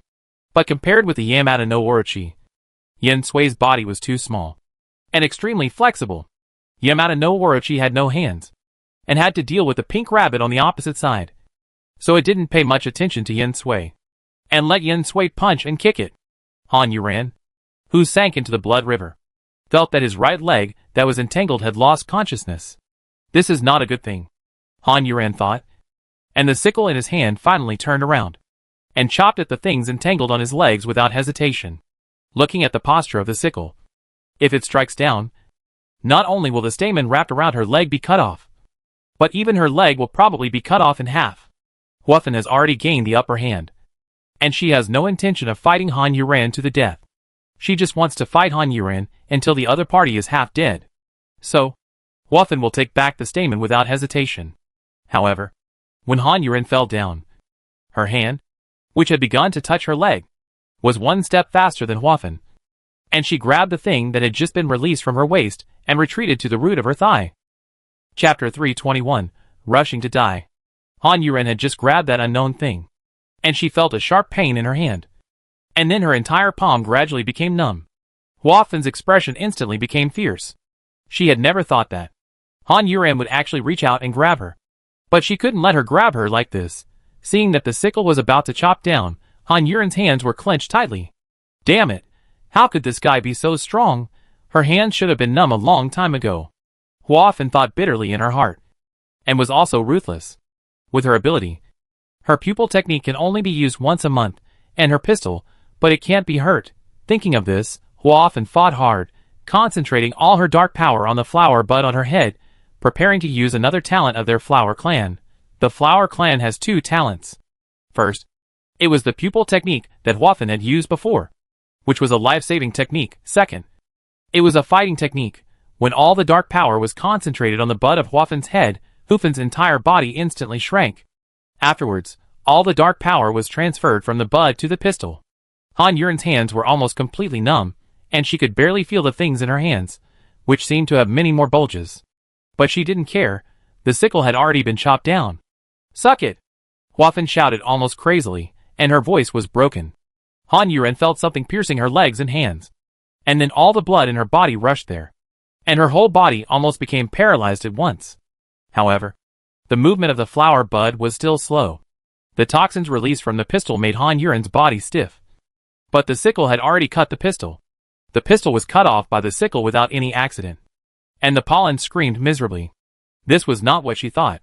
When a person's whole body blood was sucked away, this person should be stiff for a moment. Not to mention that her legs and hands were still numb. Taking advantage of this moment, the toxins in the pistol would completely paralyze Han Yuran's whole body.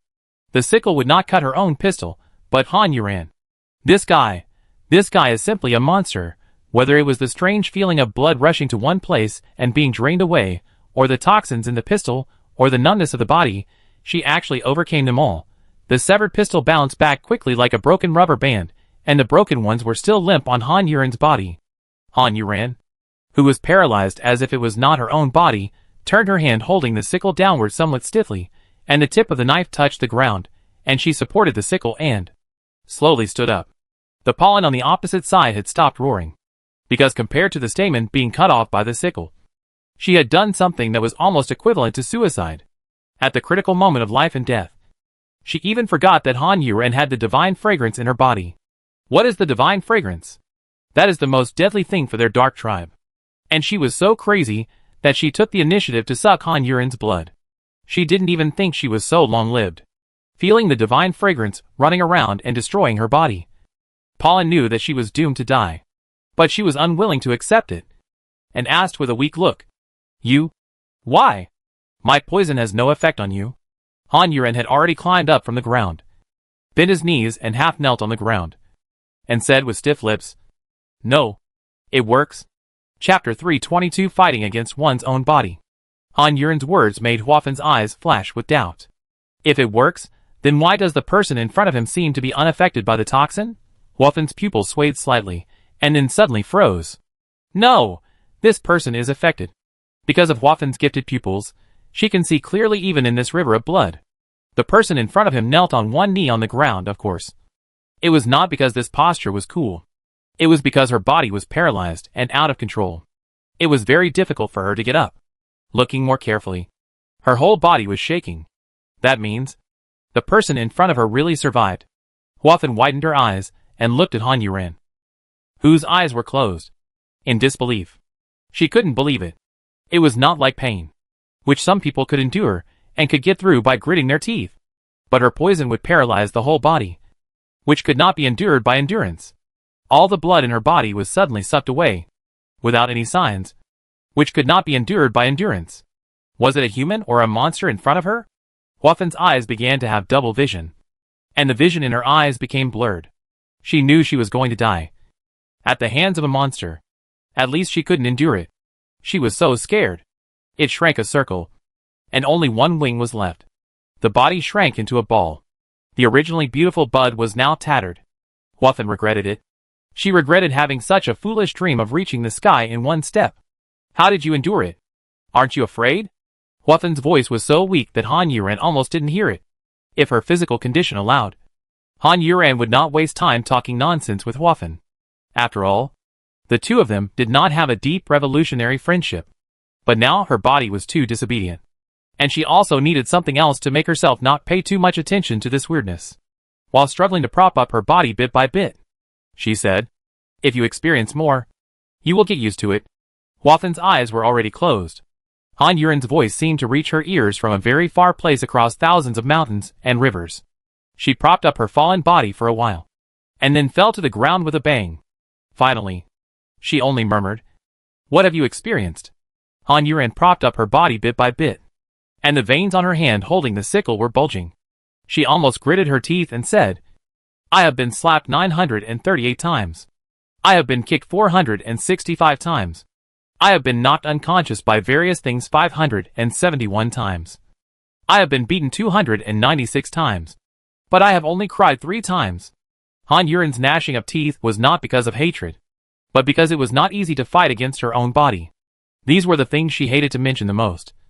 But now she could tell them to a dead person, especially because it could give her more strength. Han Yuren's knees had already left the ground. Han Yuren continued. "The first time, I was beaten for the first time. The second time, my mother was taken away. And the third time, I knew my mother was dead." As Han Yuren spoke, her head had already emerged from the water. Fu Xiuyan, who had been looking at her, retracted his gaze and continued to play with the unicorn monster fighting with him. Chapter 323. The 394th time. Is it so embarrassing? Han Yuren pulled her stiff lips and smiled. The pollen on the opposite side died. She continued to explain. "When I said I only cried 3 times, I meant the days when I was beaten. It's just paralysis all over my body. I've been beaten too many times, and my blood was sucked away. When I was beaten, the blood would also flow to one place. Although it's different, it's almost the same." At the end, Han Yuren gritted her teeth and exerted force. With a cracking sound from her waist, she finally straightened her body completely. As soon as she emerged from the river, Han Yuren shouted, "Reishi, treat me quickly. Protect me." Although Han Yuren had no idea what the battle situation outside was like, she trusted them and didn't care if it was embarrassing or troublesome. She wanted them to protect her. As soon as she finished speaking, she felt warm all over. She knew that it was Ruishi's healing light. Her body began to warm up, and the numbness gradually disappeared. Han Yuren raised her hand to touch the blood on her face. Suddenly, a gust of wind blew in front of him. And then, he heard Yen Sui's voice shouting in front of him. "Are you ashamed of yourself?" Han Yuren wiped the blood from his eyes, opened his eyes, and some blood flowed out of his eyes. This was quite scary. The pink rabbit stood in front of Han Yuren, with its 2 paws stretched forward, pressing against the upper and lower jaws of the Yamata no Orochi. The pink rabbit's paws were grabbing the lips, and the Yamata no Orochi's fangs could only bite in vain. The two of them were fighting, and Yen Sui used a dirty trick, hitting the Yamata no Orochi again and again, causing the Yamata no Orochi's tail to twist and hit her, causing the blood river to explode and splash. Han Yuren's body was still a little stiff, and she listened to Mengmenda's reminder. The first time, only Fong Tang had more time and succeeded. When she put all her mental power, attention, and wholeheartedly into the sacred fragment in her head, she felt that the sacred fragment was getting hot, but it didn't make her head feel uncomfortable. Then, there was a bang feeling, and a message appeared in her head. That was the use of an ability. Fong Tang was stunned for a moment. She didn't expect that the ability could be increased. In fact, only the miracle workers didn't know. The temples knew it, so they added Han Yuren to the strongest group at the beginning. Through the danger, she was stimulated to upgrade, and other miracle workers would also upgrade. Han Yuren also knew these, but she didn't know that she had been recognized by the Sword of the Dead, which meant that she had upgraded. This time, Fong Tang gained an ability that was extremely needed. which was the ability to fight. Fong Tang, who was standing behind Sugita Jintoki, suddenly jumped out. Her sudden appearance also scared Mizuki and Sugita Jintoki. Then, they saw Fong Tang waving her fist and rushing towards the Metal Mad Tiger, who was fighting with Sugita Jintoki in front. Metal Mad Tiger just dodged to the left and avoided Sugita Jintoki's attack. But this dodge hit Fong Tang's fist. Metal Mad Tiger looked at the fist that suddenly appeared, which was almost the same size as her eyes, with squinting eyes, and turned around to roar, eating this fist that didn't know how to live or die. But after its head hit the fist, it never turned around again. Chapter 324 Itchy Heart. The fist that was only the size of the eyeball in the eyes of the Metal Mad Tiger, but it suddenly became bigger, so big that it was bigger than his head. The lines on it were all in a state of being stretched out. This was not a collision, it was just a one-sided hit. The situation between the two was completely reversed from the previous situation, and now the Metal Mad Tiger became a small thing. The sudden change caught the Metal Mad Tiger off guard. His teeth were knocked away, and he fell into the blood river, and Fong Tang's feet were already following closely behind. Similarly, the originally small foot suddenly became terrifyingly large, and stepped directly into the blood river, stepping on the confused Metal Tiger, crushing its head, and only the brains flowed out quietly and violently. Sugita Jintoki and Mizuki were dumbfounded, looking at the extremely disproportionate body of the sugar cube, with their mouths wide open, not knowing what happened. "Don't be stunned," said the sugar cube, and her hands and feet became smaller again. The most exaggerated thing was that she could hold on in such an extremely uncoordinated situation. "Ruishi is fine," Han Yuran, who had recovered on the other side, also shouted. Ruishi came to her senses after withdrawing the healing light, covered Quinn and Gao Tianyi again. Although the two did not seem injured, they could relieve their fatigue and increase their body mass. With the sugar cubes here, Sugita Jintoki should be much better. Han Yuran, who had recovered to normal, swung his sickle, spread his wings, and flew up from the blood river, passed over the pink rabbit, and slashed at the Yamata no Orochi. The battle here was extremely fierce.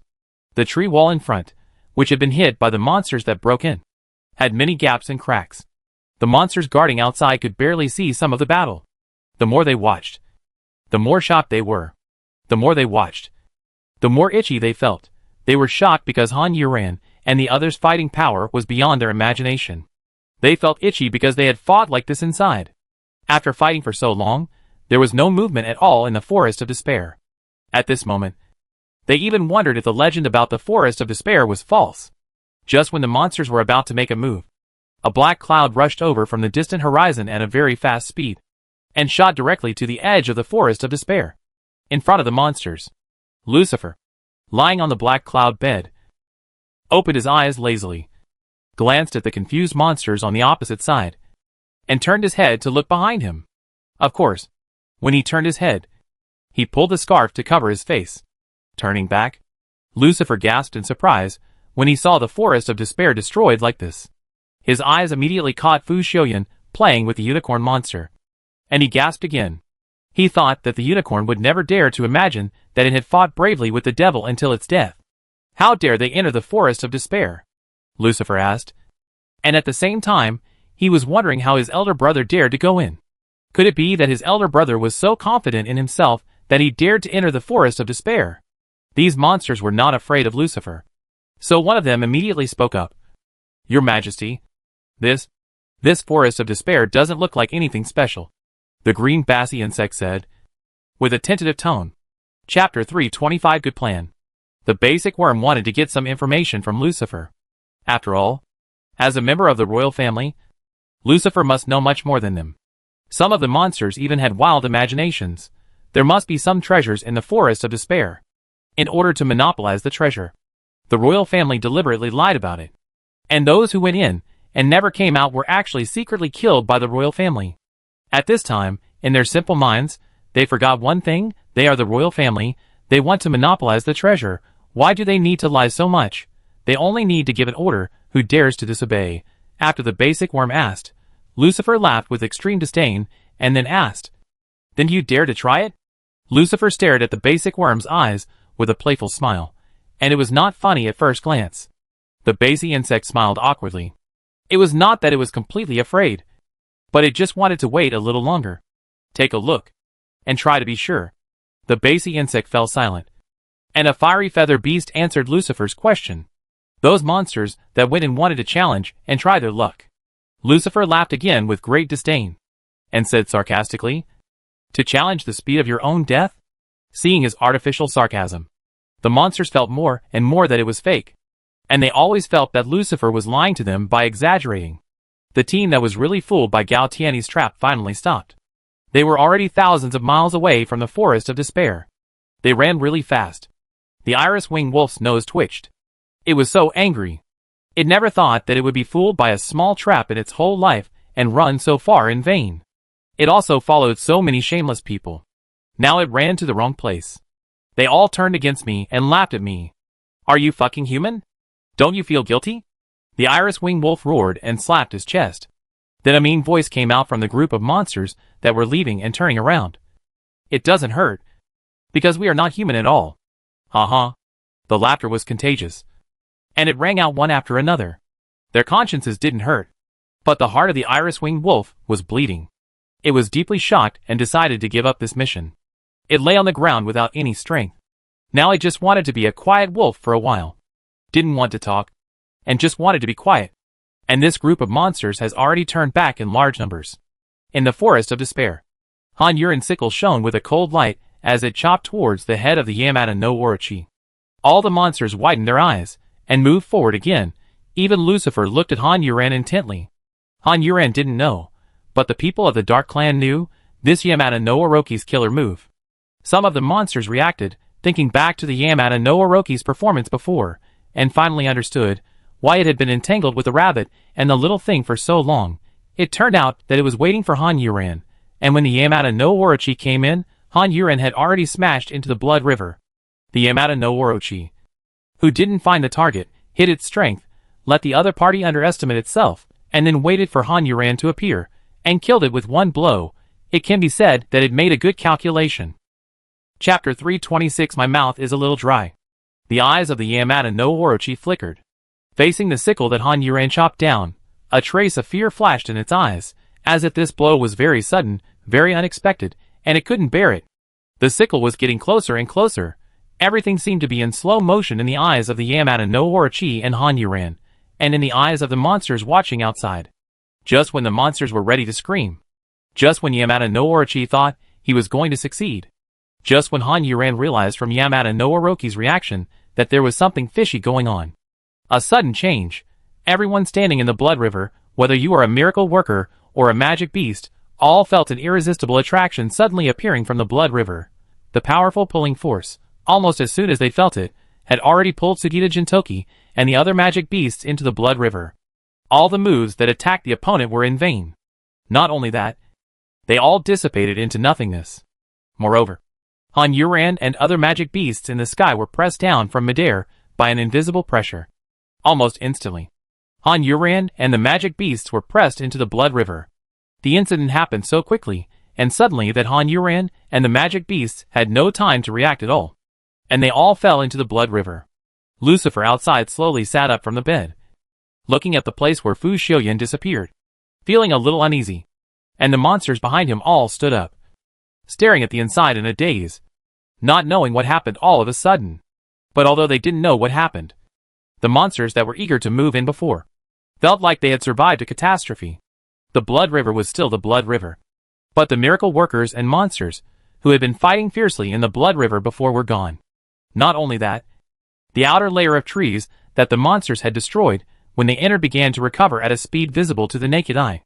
It was not until a gust of wind blew that the monsters came to their senses and looked at the airless tree wall. As if nothing had happened there. The monsters felt a little dry in their mouths and a little weak in their hearts.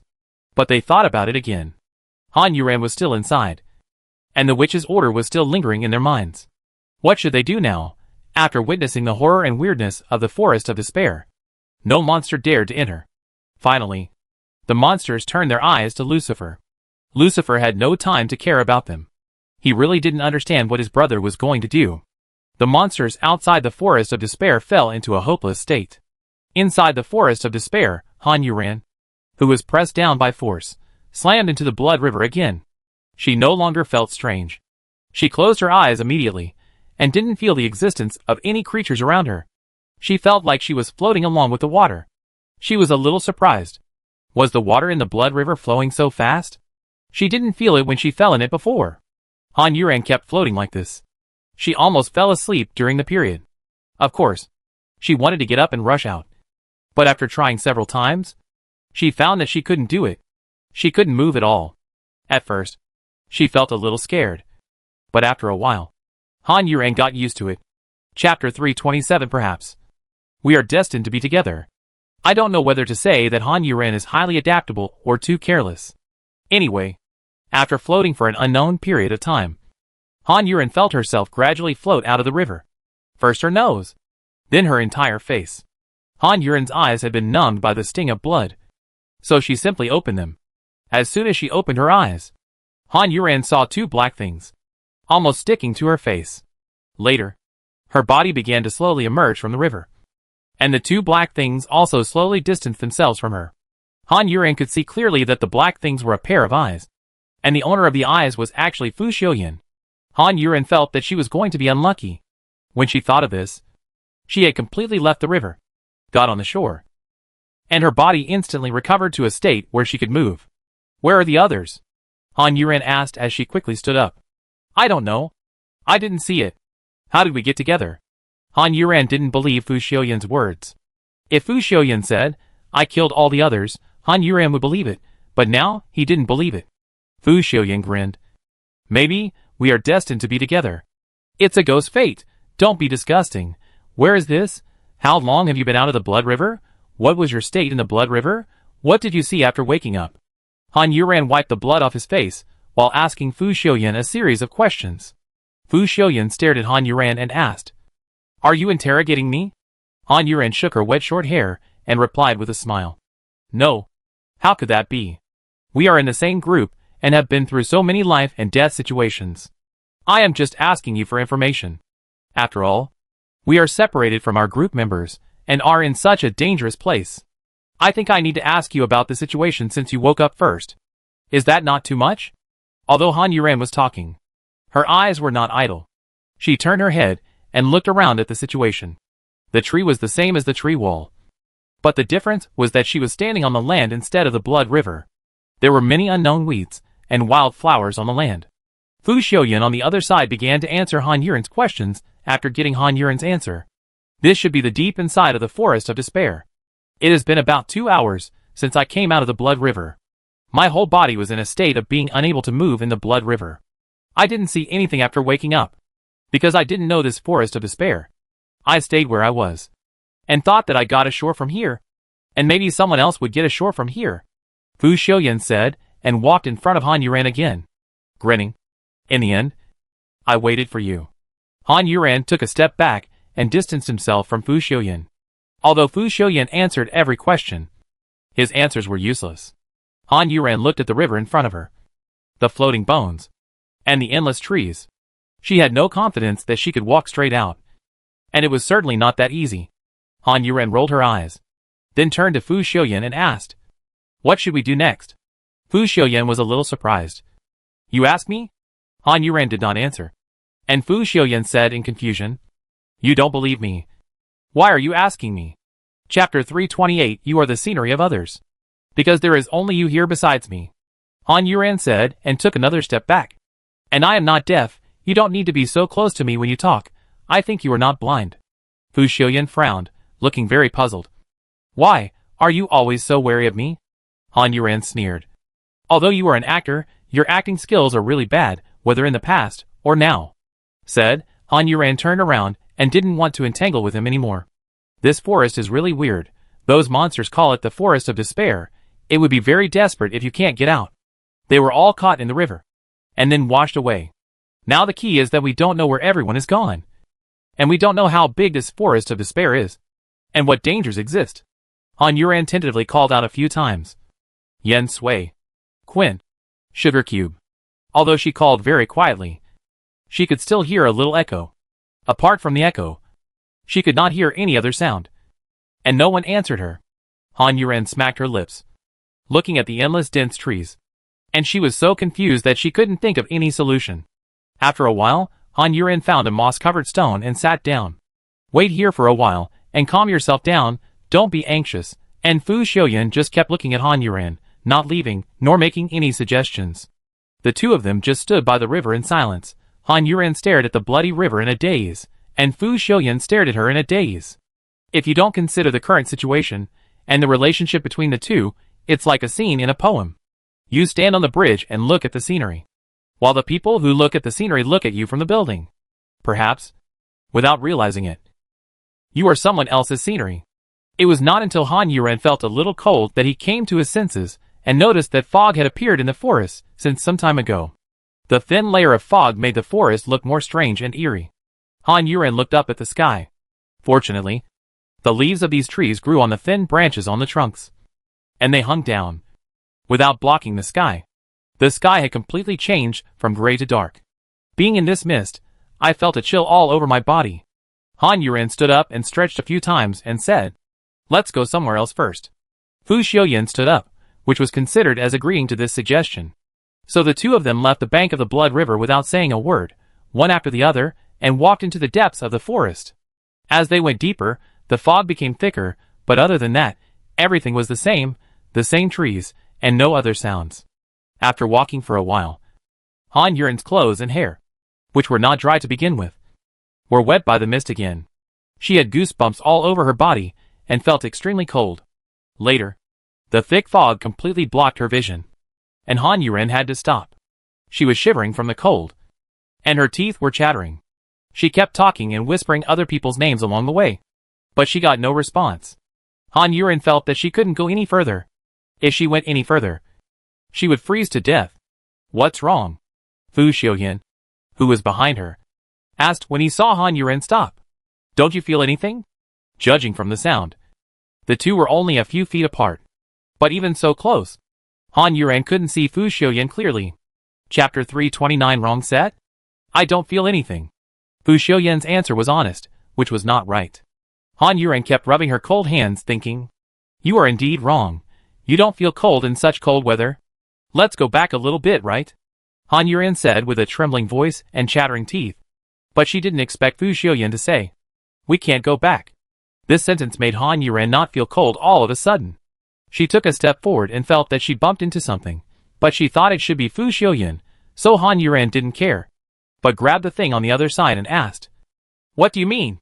The thing she got was very cold, very cold. Han Yuren was surprised. The clothes were so cold, and she didn't feel anything. "Do you think you are a refrigerator?" But this time Fu Xiaoyan didn't answer. Han Yuren put more strength on the hand that was holding Fu Xiaoyan's clothes. "Why don't you say anything? Are you dumb?" The person in her hand still didn't say anything. Han Yuren felt that the clothes in her hand were getting colder. It was so cold that the bones of her fingers hurt. Just as she was about to let go, the clothes in her hand suddenly turned into liquid. Han Yuren heard a splashing sound, and the cold water slid down from her fingers. The thing in front of her collapsed completely, revealing half of her body in water. The reason why Han Yuren was sure that the liquid in her hand must be water in this pitch-black fog was that it didn't smell bloody and wasn't sticky. Even if it wasn't water, it was at least not blood. Han Yuren was stunned by this sudden change. Her eyes, which were covered with water drops on her eyelashes, blinked twice with dryness. After the liquid had dried up and her wet hands twitched twice, Han Yuren came back to her senses. Her hand suddenly grabbed around in front of her, and at the same time, she stepped forward and shouted, "Fu Xiaoyan, where are you? Fu Xiaoyan, talk to me." Her hands kept grabbing in the air, and Han Yuren's foot stepped forward and tripped over a hard object, which hurt her toes, and she stopped. Han Yuren also took a deep breath and calmed down. What happened just now was too sudden. Now Han Yuren began to doubt, was Fu Xiaoyan's disappearance intentional, and the one she saw, was it really Fu Xiaoyan? One after another, the unanswered questions, in this forest of despair in the dark night, in this thick fog, all seemed particularly terrifying. Han Yuren raised her hand and rubbed her temples. "I walked into the wrong set. What kind of horror movie did I run into?"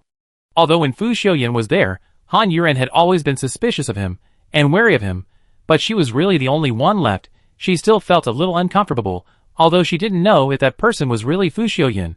If not, then who was it? Could it be the monster in this forest of despair? After calming down, Han Yuren began to feel cold again, and after rubbing her arms, she continued to go back.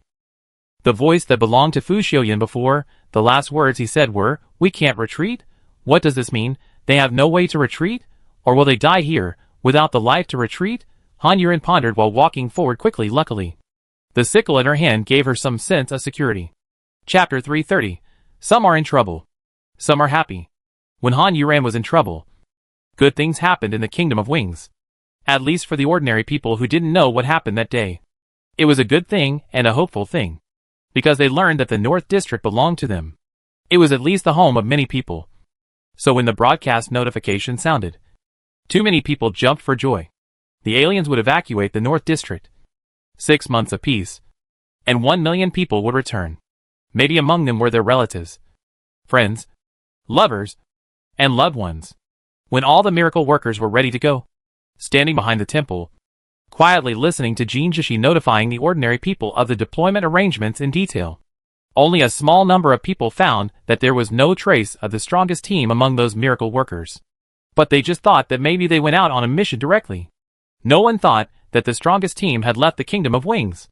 The joy on their faces prevented them from thinking too much. The first and third teams, who had already met in the North District, were nervously hiding in an extremely hidden place. As they were investigating, they felt the world spinning. And then, they saw countless aliens coming out from all over the place, many of which they had been to before. The huge number of aliens completely covered the sky in black. Although they were extremely shocked and nervous, the two groups immediately entered the battle state. But those aliens did not attack them, but flew away. It took nearly half an hour for the aliens that covered the sky and the sun to completely disappear from their sight. The two teams were still in a stalemate for a while before they breathed a sigh of relief. Their clothes were completely soaked. "What happened?" Sophie asked. Everyone shook their heads.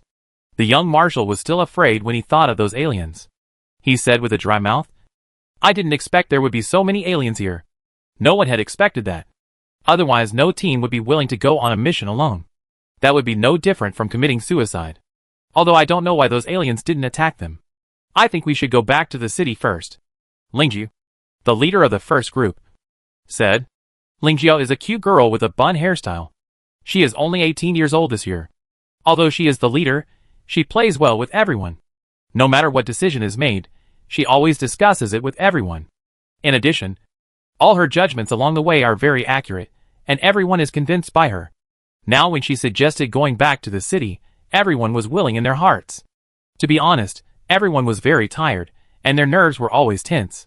Now seeing so many aliens, their courage was somewhat frustrated. Everyone nodded. Before they could take any further action, someone shouted, "Group 1 and Group 3. We are Group 4. Now the North District has been taken over by us. You don't need to explore anymore. Please come out." The leader of Group 4, Flanders, sat on a sunflower that was blooming to the sky, holding a loudspeaker, repeating, while following the white jade butterfly flying in front of him to find the people of Group 1 and Group 3. The people of Group 1 and Group 3 soon met up with Group 4. The people of Group 1 and Group 3, who were unaware of the situation, asked around.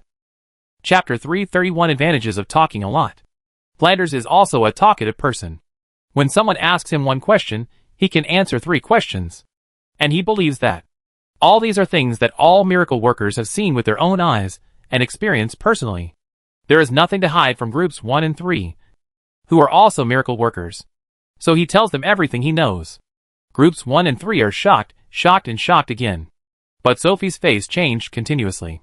When she heard that Wusu agreed to the witch's request and wanted to send Han Yuran to the other party, she reached out anxiously and grabbed Frank's arm, and almost pulled Frank off the sunflower.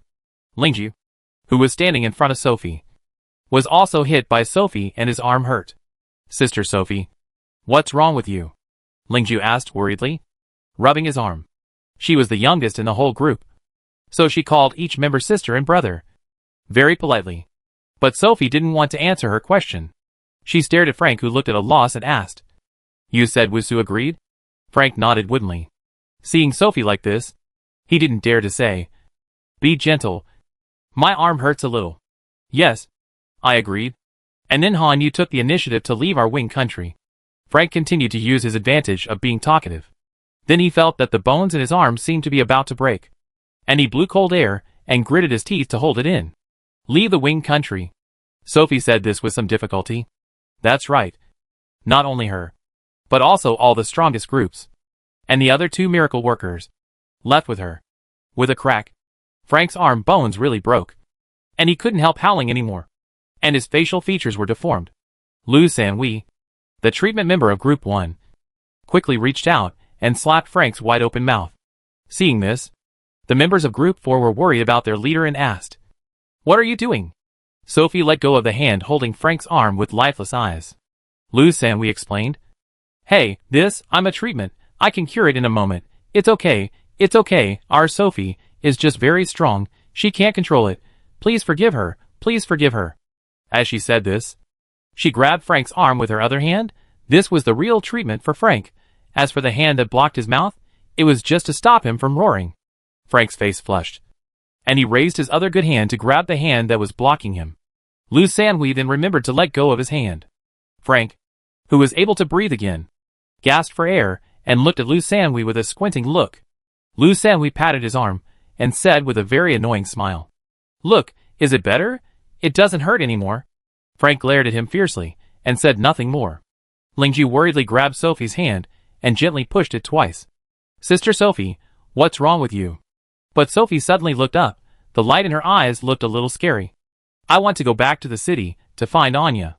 After saying that, she broke away from Lingjia's hand and flew to the Kingdom of Wings. Lingjia muttered Anya's name and suddenly realized, could it be that Sister Sophie is talking about the Enchantang? Anya? Sophie had already rushed back to the Kingdom of Wings at her fastest speed and went straight into the hall. With so many things happening, she estimated that Anya had no time to sleep. Chapter 332. Everyone has their own problems.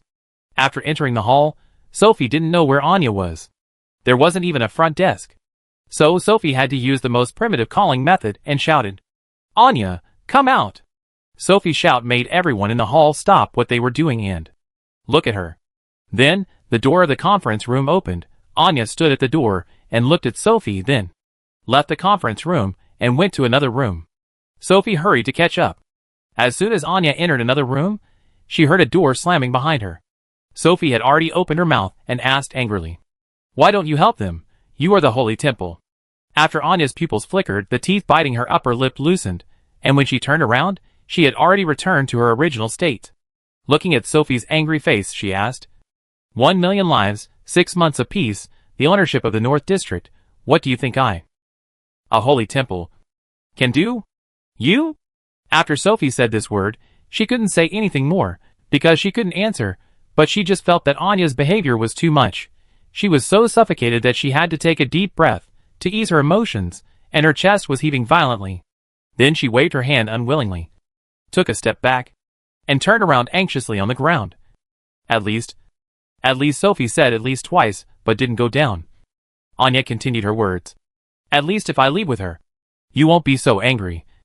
Right? Huh?" Anya said and sneered. Sophie stopped spitting her feet and looked at Anya. "What are you laughing at? Is it ridiculous for you to face danger and difficulties with her?" Sophie said as she strode to Anya, grabbed her arm, and shook it violently. "Aren't you good friends? You have been through life and death together. Now you are in the Holy Hall. And she is the unlucky one who is targeted by the alien race and is not accepted here. Poor thing. You despise her." At the end, Sophie yelled, grabbed Anya's arm, and shook it hard. Anya was thrown back several steps by her, and she barely stood firm, with her short hair messed up. Sophie looked at Anya as if she was looking at something disgusting. "Han Yuran was blind, she misjudged you. You are reluctant to leave your position, I will go find her myself." After saying that, Sophie didn't want to look at Anya anymore, turned around, kicked the door open, and walked out. Anya looked at the broken door, blew out a breath, and blew the messy hair in front of her face. Anya had already turned on the communicator in this room and said, "All miracle workers, stop Sophie the miracle worker. Detain her. And don't kill her." After Anya finished speaking, she ended the communication, and heard Sophie's roar outside. "Anya!" Anya still stared at the door that was kicked by Sophie, biting her lips again and smiled bitterly. She lowered her head and looked at her 2 hands, and the ring on her hand, and said in a low voice that only she could hear, "Hee hee, You are capable people no matter where you are. And I am only a holy temple here. Outside of here, I am just an ordinary person without any ability. Anya smiled again. If I leave with her, I will only become a burden. How can I be a burden to her? Chapter 333 Eating Grass. Sophie was detained, only suffered some minor injuries, and after being detained, she was forced to receive treatment. When Teen 1 came back, heard the news, and immediately found Anya, wanting to know why Sophie was detained. Anya told the truth, that she detained her to save her. The people in Teen 1 were silent, and left quietly. As Anya said, it was better for Sophie to be detained in her current state. Anya did not go to see her either, because there was no need, and Anya could fully imagine the crazy and resentful look on her face after seeing her. This little episode passed, and the 1 million people returned. All of these 1 million people were arranged in the North District, while the ordinary people in the Wing Country city were still in the Wing Country. Afterwards, various departments were established among these 1 million people, and soon everything was on track. Because of the 6-month peace period, no miracle workers were sent to guard here. For this, many of these 1 million people were dissatisfied. In fact, many of these 1 million people were forced to return, and they were unwilling to return in their hearts. So there were many resistance incidents at the beginning, and even a fight. After 13 people died, the miracle worker came out to suppress them, and these people became obedient, and those radical elements were all imprisoned. However, compared with Sophie, their imprisonment treatment was like heaven and earth. When the Kingdom of Wings was full of joy and happiness, Han Yuran was still alone in the forest of despair, and could not find a way out. At dawn, the fog gradually disappeared. Han Yuran survived the night that almost froze her to death, and was now sitting on the ground to rest. Walking blindly in the middle of the night, she had no idea where she was now. Anyway, she didn't see the blood river anywhere she looked, which meant she didn't go back. During this time, she tried to fly upwards, but no matter how she flew, it was still a thick fog. The clothes on her body were wet and uncomfortable, and Han Yuran was hungry. She rubbed her stomach with her hand, and her stomach was already growling with hunger. She looked around at the things around her, and there was nothing to eat. After turning his eyes around, he reluctantly retracted them, and fell on the weeds in front of him. The weeds were green, with dew on them, and the leaves were slender. Han Yuran swallowed his saliva, and finally reached out to tear off a leaf. He opened his mouth. His heart was tangled, but his hand slowly put the leaf into his mouth. Han Yuran only took a little bit of the leaf, carefully closed his upper and lower teeth, and didn't feel any taste. After chewing it again, it tasted a little bitter. She only took a small bite and swallowed it. After that, she held the remaining leaves in her hand and waited for her body's reaction. After waiting for 15 minutes, her body was still normal. Han Yuran stared at the remaining leaves in her hand, stuffed them all into her mouth, and ate them. She started waiting again. After 15 minutes, her body still had no abnormalities. Han Yuran pulled out more than 10 leaves, chewed them, and swallowed them. After that, she didn't eat anymore, although her stomach was still growling. After drinking the dew on several leaves and diluting the bitter taste in her mouth, Han Yuran stood up. This time, she put her hands on her waist and shouted everyone's names loudly. It was obviously impossible to survive by eating grass. Chapter 334 Unexpected Fragility.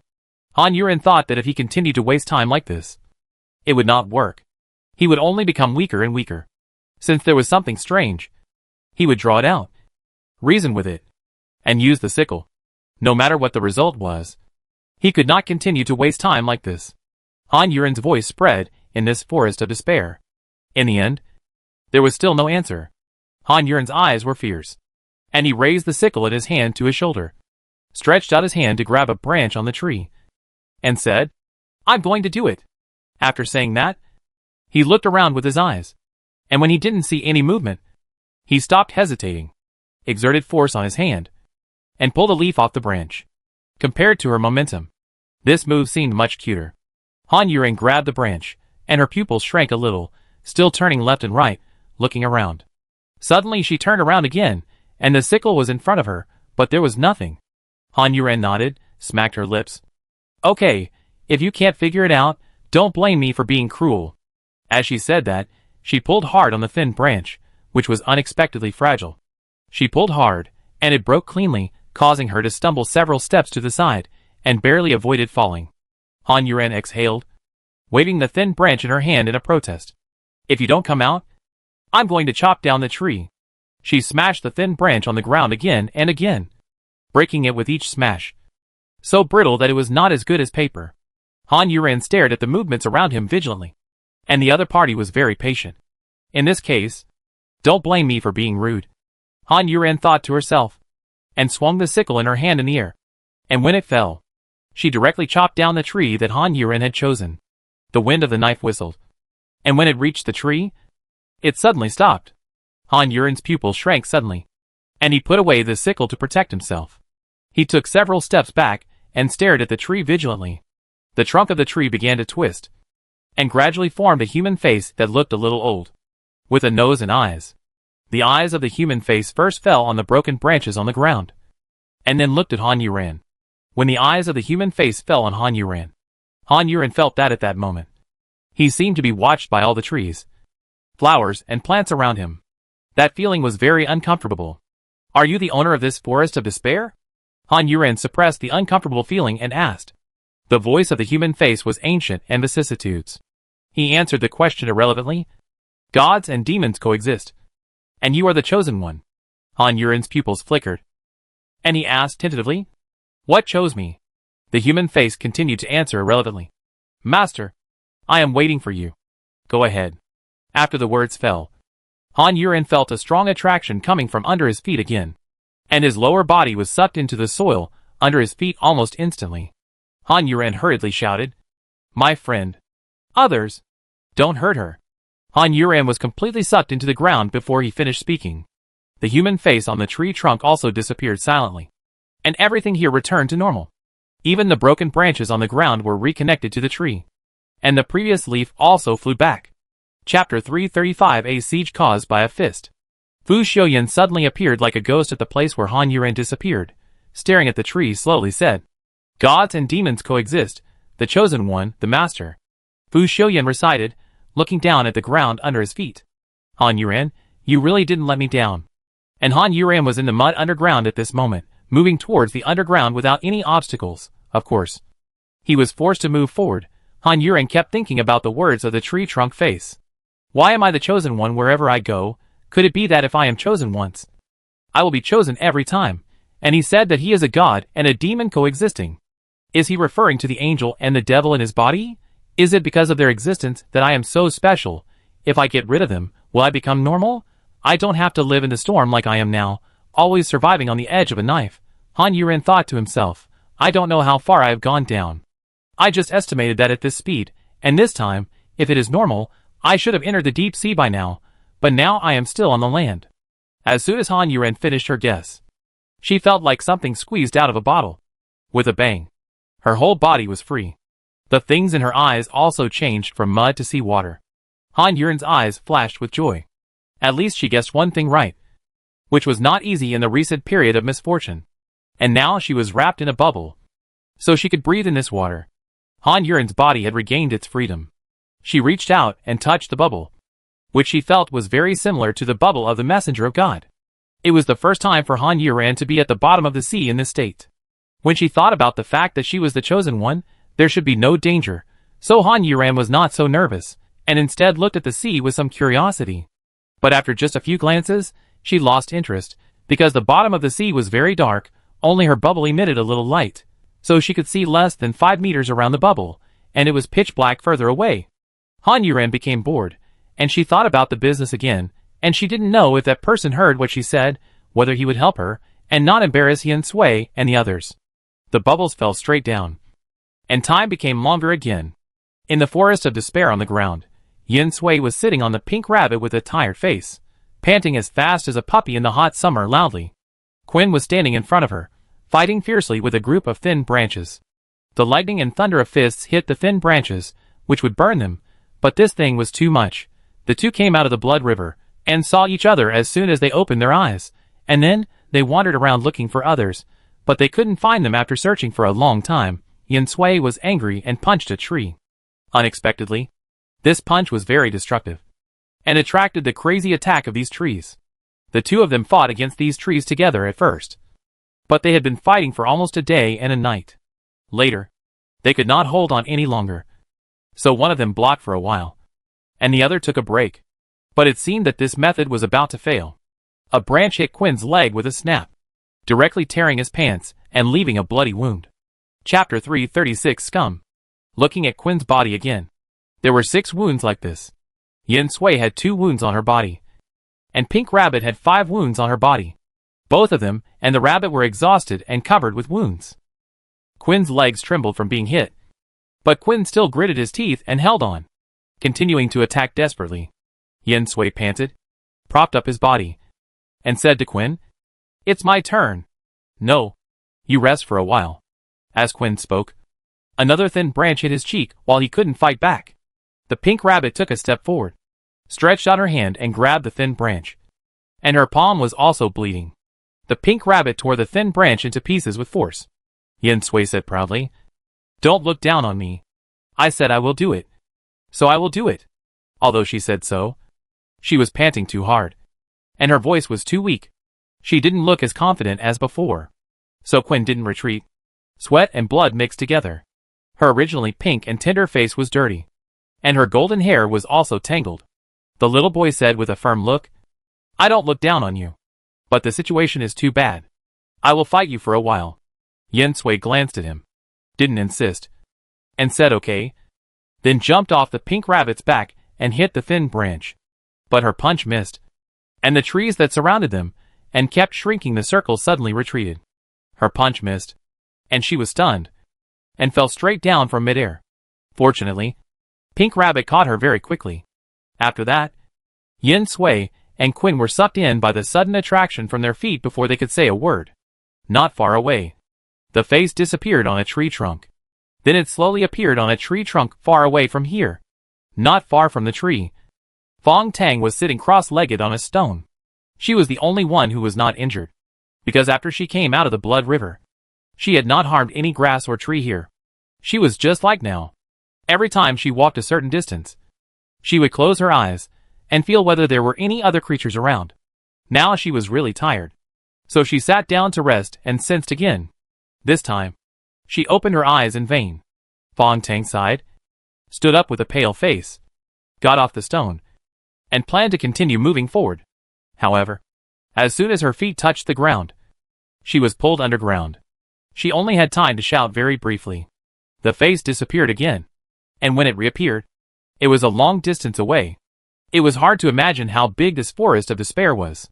Gao Tianyi was crossing his arms over his chest, and said with a funny face, "Hey, miss, please make one thing clear. I am not interested in children, although you have a pair of big breasts. I am sorry. You are not my type. Don't be so self-indulgent. Don't prove to me that big breasts mean no brains." Gao Tianyi's words were very impolite and immoral. The one being mocked and ridiculed by him was Meng Mengda. Meng Mengda's face turned red after what he said.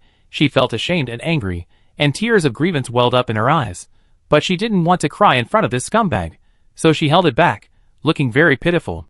She pointed at Gao Tianyi was shaking hands, and said with a wronged and crying voice, It's not all, it's all because you kept staring at me.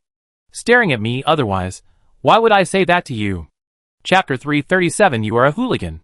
After Minmingda came out of the blood river, she walked a few steps and bumped into Gao Tianyi. Seeing someone she knew, everyone could imagine how happy she was at that time.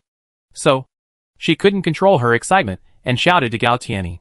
When the other party looked at her, she had already run over with a smile and threw herself into Gao Tianyi's arms, hugging Gao Tianyi, and she was jumping up and down. Minmingda was jumping around while talking about how happy she was to see Gao Tianyi. But as she was talking, she noticed that the other person's eyes were looking at something wrong. Minmingda stopped jumping around, following Gao Tianyi's gaze, and it was her breasts. This was not the point. The point was that her clothes had been torn at some point, and there was a hole on her chest, revealing a large area of beautiful white scenery. Minmingda could imagine how exaggerated her breasts would be when she was jumping around just now. At the moment, she was shy, and angry that Gao Tianyi didn't remind her. So she let go of her hand, pushed Gao Tianyi, and cursed him. You rascal." Then Gao Tianyi insulted her. When Gao Tianyi heard Minmingda say that, she looked at him. He said innocently, "Can you blame me? You showed your thing. And it was so close to me. Jumping around. I'm not blind. Before Gao Tianyi finished speaking, he and Ming Mingda were pulled into the ground. Yen Sui and Quinn, who were pulled into the ground first, have emerged from the ground. After looking at each other in confusion, they looked around in confusion. They are now on a huge rock, which is in the water. The water is clear, so clear that you can see the clean stones at the bottom of the water. There are also fish swimming in the water. Quinn stood on the rock, looking at the endless water surface. Only some black things can be seen at the end of his sight. It looks like a huge lake. Because the water flow is very slow, it should not be a river, and it is so shallow that it cannot be the sea. Yen Sui had already stretched out her hand. But when her hand reached the edge of the boulder, a green leaf appeared and blocked her hand. Yen Sui stood up holding the pink rabbit in her hand, which had returned to its puppet form, and said, "There is something like a barrier that won't let us out." As she spoke, a crack suddenly appeared on the boulder. Quinn and Yen Sui stood side by side and looked over nervously. Then, they saw the sugar cube coming out of the crack. And then, the boulder was intact again. When everyone was temporarily safe, Ruishi was running desperately in the forest. Behind her was a small monster. Fortunately, it was small. Otherwise Ruishi would have died long ago. She was the only one who was unlucky. She collided with the monster. The monster had a round body. 2 ears stood up, like lightning, and teeth grew outside its mouth. Ruishi had been bitten off several pieces of flesh by it. But fortunately, she was good at healing and could barely hold on. While running, she looked back worriedly, and her foot was unstable, and she tripped on a stone, and the whole person fell forward and fell to the ground. The monster that was chasing her from behind also took advantage of her fall and caught up. It made a piercing cry, opened its mouth wide, and was about to bite Ruishi's head. Chapter 338 Tongue Twister Quarrel. The monster could already imagine what his bite would do to the person in front of him. Her head would be bitten in half, and the bright red blood would scatter all over the ground, staining the flowers and plants on the ground red. Then the delicious brain in her head would be sucked into his mouth and swallowed into his stomach. The smooth and fresh brain and blood together. The taste was so good that the monster was almost happy. The monster saw with his own eyes that his mouth and teeth touched the human's head. The monster was about to bite with his upper and lower teeth. The human in front of him suddenly drilled into the ground. The monster didn't even react. And he hit the ground straight. And his 2 rows of sharp teeth were all stuck in the ground. And his teeth were so painful. The monster wanted to move the tongue in his mouth to confirm whether there was really no brain in, but found that his tongue was blocked and couldn't move. The monster stared at the soil that had turned up under his teeth, and the weeds that had been broken by his stick. After 1 second, 2 seconds, the monster stared, and raised his head unwillingly. But sometimes, when you are already extremely embarrassed, you will be embarrassed again. Just like the monster found that his teeth were stuck too deep, and there was too much soil in his mouth, and he couldn't pull it out all of a sudden after the monster snorted twice. He had no choice but to use his wings to support the ground. And then he pushed his head back hard, after 1 second, 2 seconds of effort. In the 3rd second, the monster finally succeeded, and the whole beast flew out in a 360-degree rotation like a ball. During this time, the dirt in his mouth was still falling out. The monster had already disappeared. And at the boulder, Gao Tianyi and Ming Mingda also appeared at the same time. After the 2 came out, they turned their heads around to look at the surrounding situation, and then turned their heads to Fong Tang and the others at the same time. Ming Mingda immediately jumped up happily. "Why are you all here? What's going on?" Gao Tianyi also spoke at the same time, without waiting for Fong Tang and the others to answer. Ming Mingda and Gao Tianyi looked at each other in surprise. Gao Tianyi rolled his eyes first, and said with disdain, "You are here too." Ming Mingda subconsciously covered her chest. "I want you to take care of me." After saying this angrily, the 2 of them glared at each other, and then turned their heads away from each other. "Who wants to take care of you?" Gao Tianyi yelled back without admitting defeat. "Who cares if you take care of me?" Ming Mingda arched her body slightly, hugged herself, and yelled pitifully.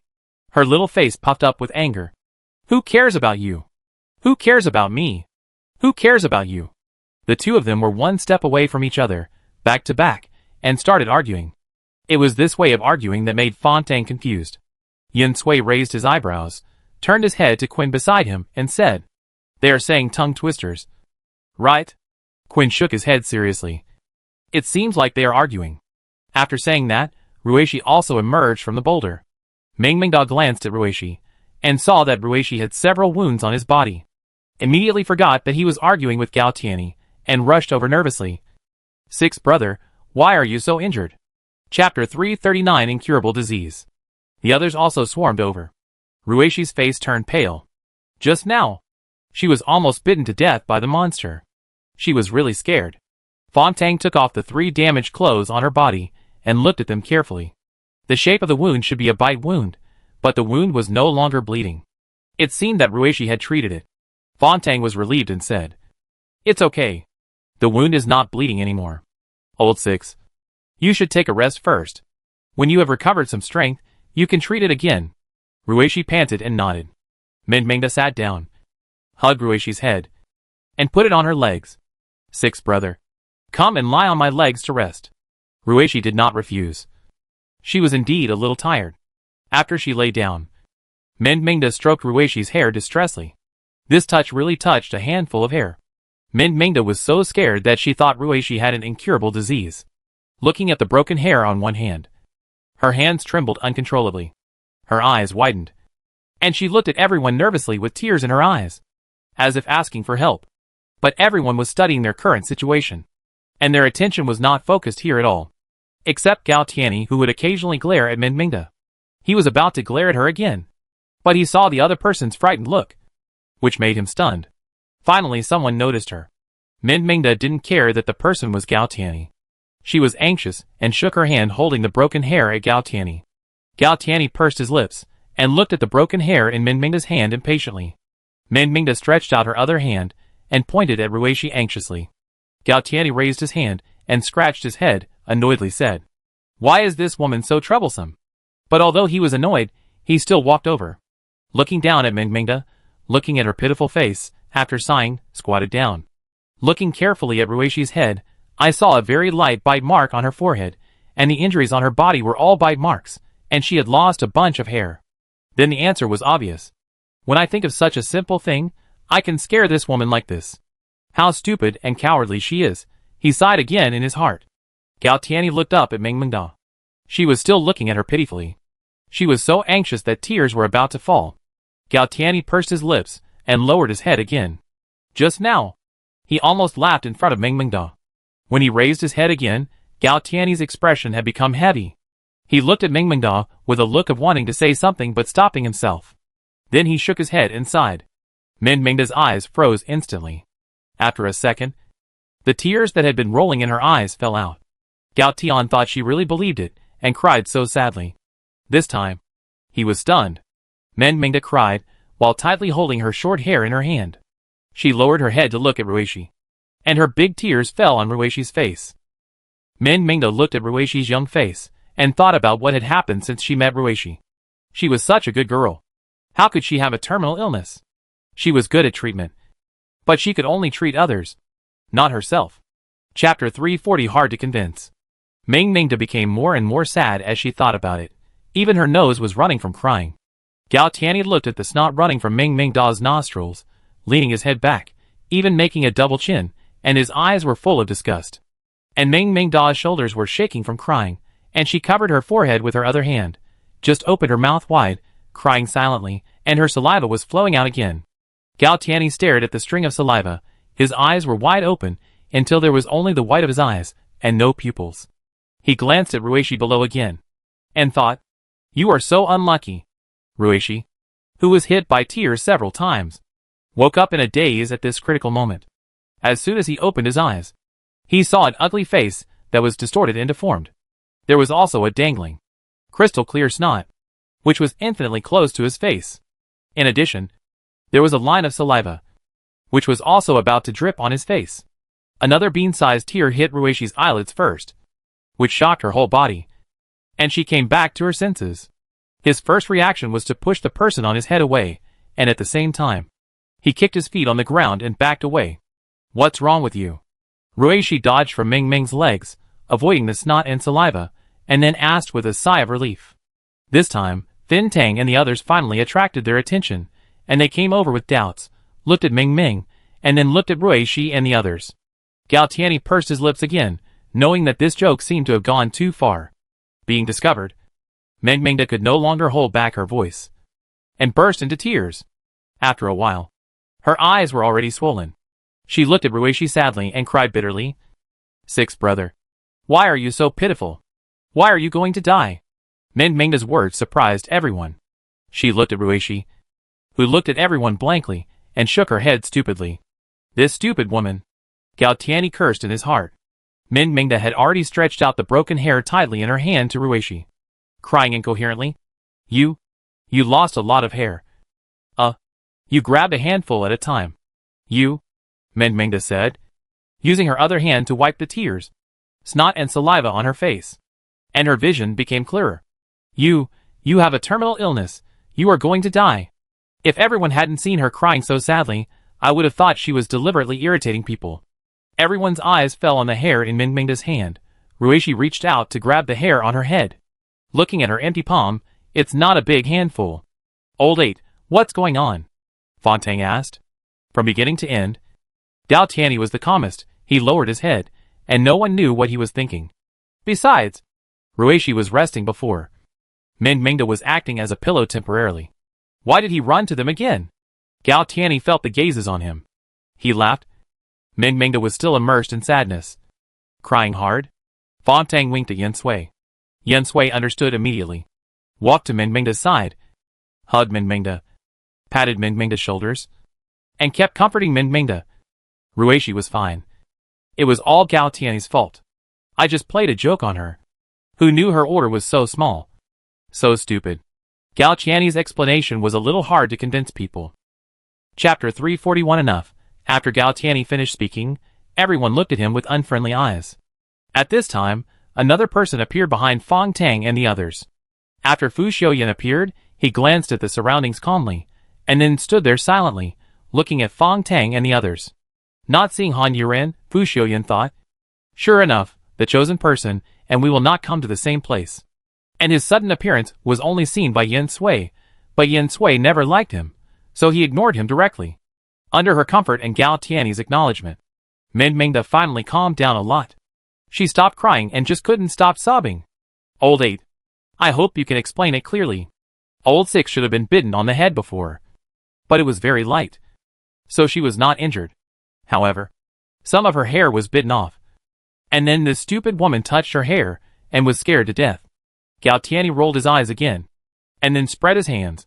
Besides, I didn't say that old 6 was going to die, or had a terminal illness. I just shook my head and sighed. Those things were all made up by her stupid head. Mengmengda was still twitching, staring at Gao Tianyi with swollen and red eyes, and her lips were bleeding from biting. Hey, why are you biting yourself? If you want to bite, bite him. You've bitten him until he bleeds. Yen Sui gently pushed Mengmengda and said, and then stretched out his hand, and pried Mengmengda's lips. Gao Tianyi crossed his arms, looking down at Mengmengda. Why are you looking at me like that? You're stupid anyway. Enough. Fong Tang shouted. The members of the original strongest team, who rarely saw Fong Tang talking so loudly with a dark face, were all shocked. Gao Tianyi pursed his lips, his eyes were uncertain, as if he was not wrong. The atmosphere was tense here. Jintoki Sugita was looking at the sky with a look of despair. There was something on his body. It was a complete human-shaped skeleton. This human-shaped skeleton was now attached to Jintoki Sugita's body, just like Jintoki Sugita had an extra bone armor. The human-shaped skeleton completely wrapped Jintoki Sugita. Since Jintoki Sugita came out of the blood river, he found himself in this skeleton. Later, he used all the methods he could, smashing and bumping, even creating clones. 8 of him worked together, but he still couldn't get the skeleton off his body. Who would feel good being wrapped in a skeleton? The point is, the skeleton is damn heavy. Sugita Jintoki felt as if he was carrying a skyscraper with more than 100 floors on his back, even though he had never carried one before. He was bent over after taking 1 step, and he was lying on the ground after taking 2 steps. How could he run out of this forest of despair? It was going to trap him to death. Now he really had no strength left, lying on the ground in despair, looking at the sky through the eye sockets of the skeleton with no hope of living. In the distance, on a tree trunk, the human face reappeared, looking at Sugita Jintoki, who was wrapped in human-shaped bones. After a while, the human face disappeared, and Sugita Jintoki was still lying there. And the sugar cube on the boulder had already spoken. Old 8. There is no gentleman requirement in our group. Men and women are equal. So I won't say that I hope you are like a man. I want to say, I hope you can be like a person.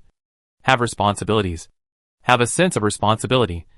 Have a sense of measure in what you do. Have a sense of moderation in what you say. And have a bottom line in life. Chapter 342 Sundara. What do you mean? Galtiani's face was stern, and he looked at Fontaine fiercely. Fontaine looked back at him fearlessly. What kind of thoughts do you have in mind? You shook your head and sighed at Laowu. You should know it in your heart. You are saying that you never said those words.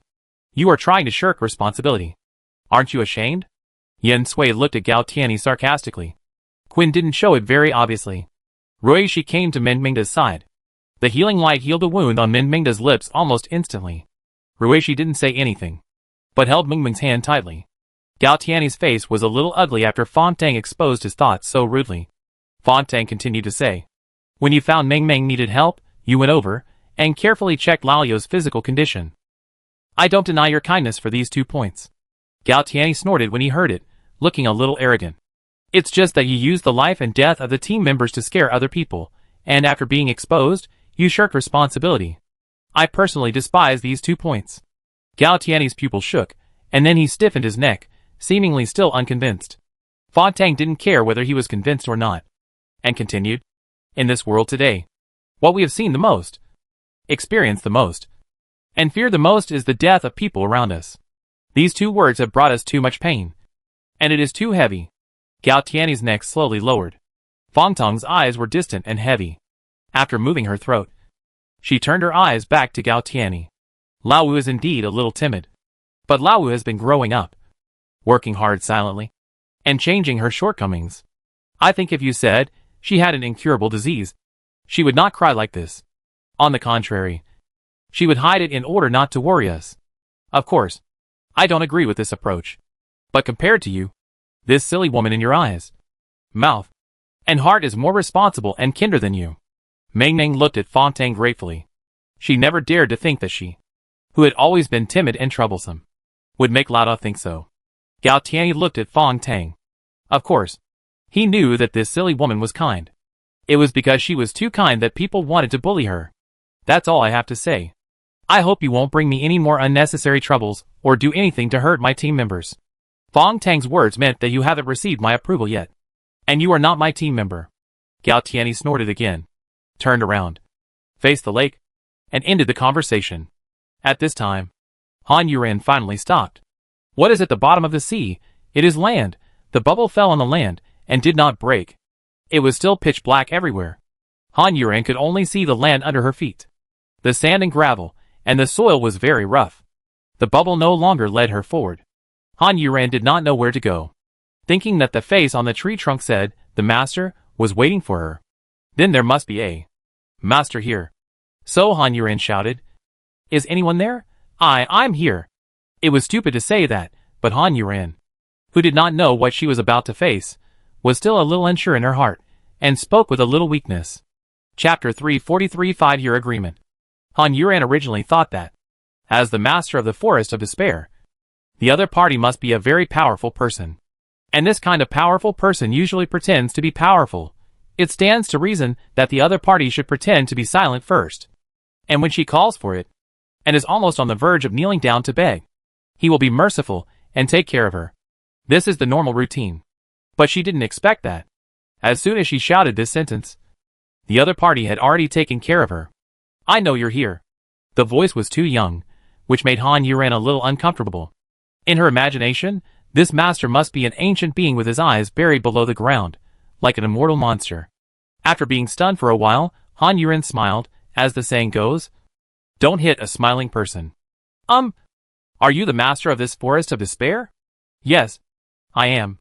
Han Yuren nodded, and then asked, are you waiting for me?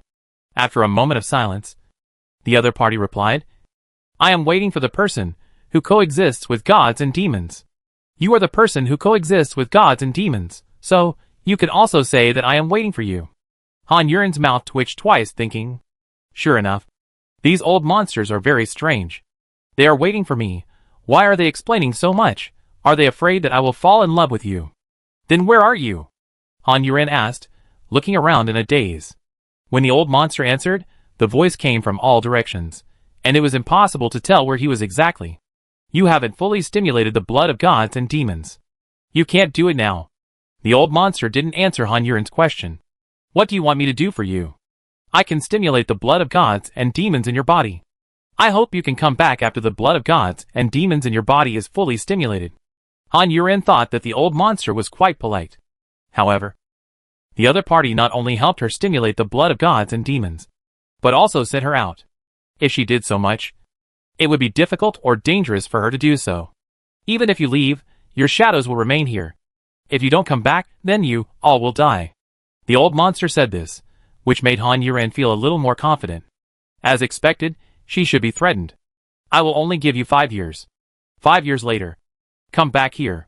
Finally, I will remind you that what is floating in the forest at night is not fog, but the souls of those who died in the forest of despair. They can never escape, and can only wander forever. Han Yuren suddenly remembered the thick fog that almost froze her to death. It turned out that those were the souls of the dead. Han Yuren couldn't imagine how many dead souls it would take for the fog to be so thick. And the incident with Fu Xiuyan, was it all caused by those souls? Do you accept it? The old monster asked again. But could Han Yuren choose to refuse? Han Yuren lowered her head, lifted her short hair, and had a bitter smile on her face. She kept comforting herself in her heart. When God gives a man a great responsibility, he must first make his mind suffer, his muscles and bones work hard, and his body hungry. Buddha said, if I don't go to hell, who will? As the saying goes, if you don't venture into the tiger's den, you won't get the tiger cub. Han Yuren, you will definitely be able to hold on. Han Yuren thought so and said, okay, I accept it. The other party was silent for a moment, and even asked reluctantly, have you thought about it? Chapter 344. Good things don't work, but bad things do. Han Yuren was thinking, you just want me to agree, why are you talking so much nonsense? He rolled his eyes. Then I refuse. Are you sure? The old monster asked, and his voice sounded a little anxious this time. Han Yuren was completely furious, and roared without any image. You are sick. How dare I refuse? What? You still have to make me kneel down and beg you. Let me tell you. Old monster. Just threaten me. Let me come back in 5 years, and do things for you. I am sick, Han Yuren said at the end, and pointed at himself. He looked like he was sick. The old monster was silent for a while before speaking. You? Call me? Old monster? Han Yuren had completely recovered his nature. Since the other party still counted on him, he would not do anything to him. So he admitted it directly. Yes. You must be an old monster. Also, can we do business first? I'm very busy.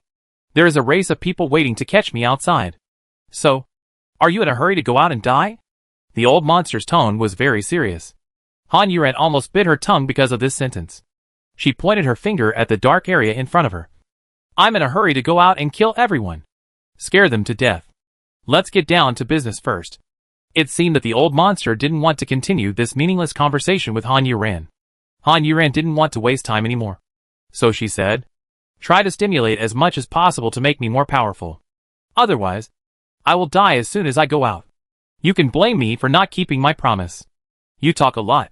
Han Yuren, who was despised, closed her mouth in depression, and said disdainfully in her heart, hypocritical. The bubble was already carrying her forward, and the old monster was silent. Han Yuren gradually became a little nervous. The old monster only said to stimulate the blood of gods and demons. But how to stimulate it? Would it be painful? After flying forward for a while in a panic, other colors finally appeared in front of Han Yuren's eyes. The green color, in this boundless darkness, looks a bit spooky. Han Yuren couldn't help but think of those dense fog spirits again. Since there are spirits in this world, there must be ghosts. Right? Han Yuren got goosebumps when he thought of the possibility of ghosts in this world. When facing those strange and scary-looking alien races, Han Yuren didn't feel uncomfortable as much as he did now. It's okay. Ghosts? Hee. Just treat them as monsters and beat them up. Han Yuren, who was comforting himself in his heart, was already brought to the green light by the bubbles. Han Yuren swallowed his saliva, looking at the thing in the green light below, really wanted to slap himself in the face. This crow's mouth is not effective for good but effective for bad. Those green lights are actually eyes. And those eyes are in the skeletons, all of which are sitting cross-legged, arranged in a layout that Han Yuran couldn't understand. Han Yuran could only see that the center of these skeletons is a circle, and then the back of each group is spread out like a fan. From the 2 in the center to the 4, 6, and all the way back in the second row. There are 8 groups in total. The heads of these skeletons are all raised, and their faces are almost completely horizontal. With their mouths wide open, their left hands are inserted into their ribs from their abdomen, and all the way up, passing through their necks, while the other fingers are held in their mouths, and only the index finger is stretched straight out of their wide-open mouths. Chapter 345 Heaven will not forbear. The other hands of these skeletons were all behind their backs, along the coccyx, and the other fingers were also clenched, only the index finger was pointed straight down, and pressed against the ground. The old monster's voice rang again. They are the corpses of the gods and demons. Gods and demons. Han Yuran repeated it in his mind, and then wondered if the name was too simple. As long as your god and demon blood is fully activated, you will also become a god and demon. The old monster continued. The bubble carried Han Yuran to the empty circle in the middle of the skeletons. Is this god and demon clan very powerful? Han Yuran asked, staring at the empty space where he was about to land. There were some messy drawings on the empty space, which were probably only slightly better than the little kid who was just talking nonsense with a pen. Han Yuran relied on his powerful imagination to get a rough idea. The drawing showed a god and a demon. One in front and one behind. One high and one low. The one behind has wings and a holy ring on his head, and is obviously a god. The one in front, a little lower, holds a sickle in his hand, smiles fiercely, and has sharp teeth. Han Yuran looked at the painting and felt familiar. She seemed to be a simple version of the painting. And this was the complete version of the gods and demons. It was probably because she had not fully stimulated the blood of the gods and demons. When Han Yuran fell, the old monster replied, "Yeah. Very powerful. Where are they now? Why don't they come to invade the earth?" When Han Yuran fell, the bubbles on her body shattered, and she realized that there was no water here. There was no shelter or blockage. But the seawater did not come in. Sit down. Han Yuran sat down as the old monster ordered. She was used to sitting cross-legged, but seeing that all the skeletons were sitting like this, she stretched out her legs uncomfortably. But just as she stretched out her legs, the old monster said, "Sit like them." Han Yuran hesitated for a while. She had no strength to resist, so she could only sit back down honestly and forcefully suppress the bad feeling in her heart. The old monster then explained, "Because the race of gods and demons has been exterminated. Since they are so powerful, how could they be exterminated? Heaven will not tolerate it."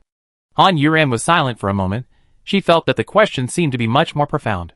She had read hundreds of online novels, and her understanding of the words heaven will not tolerate it was quite profound.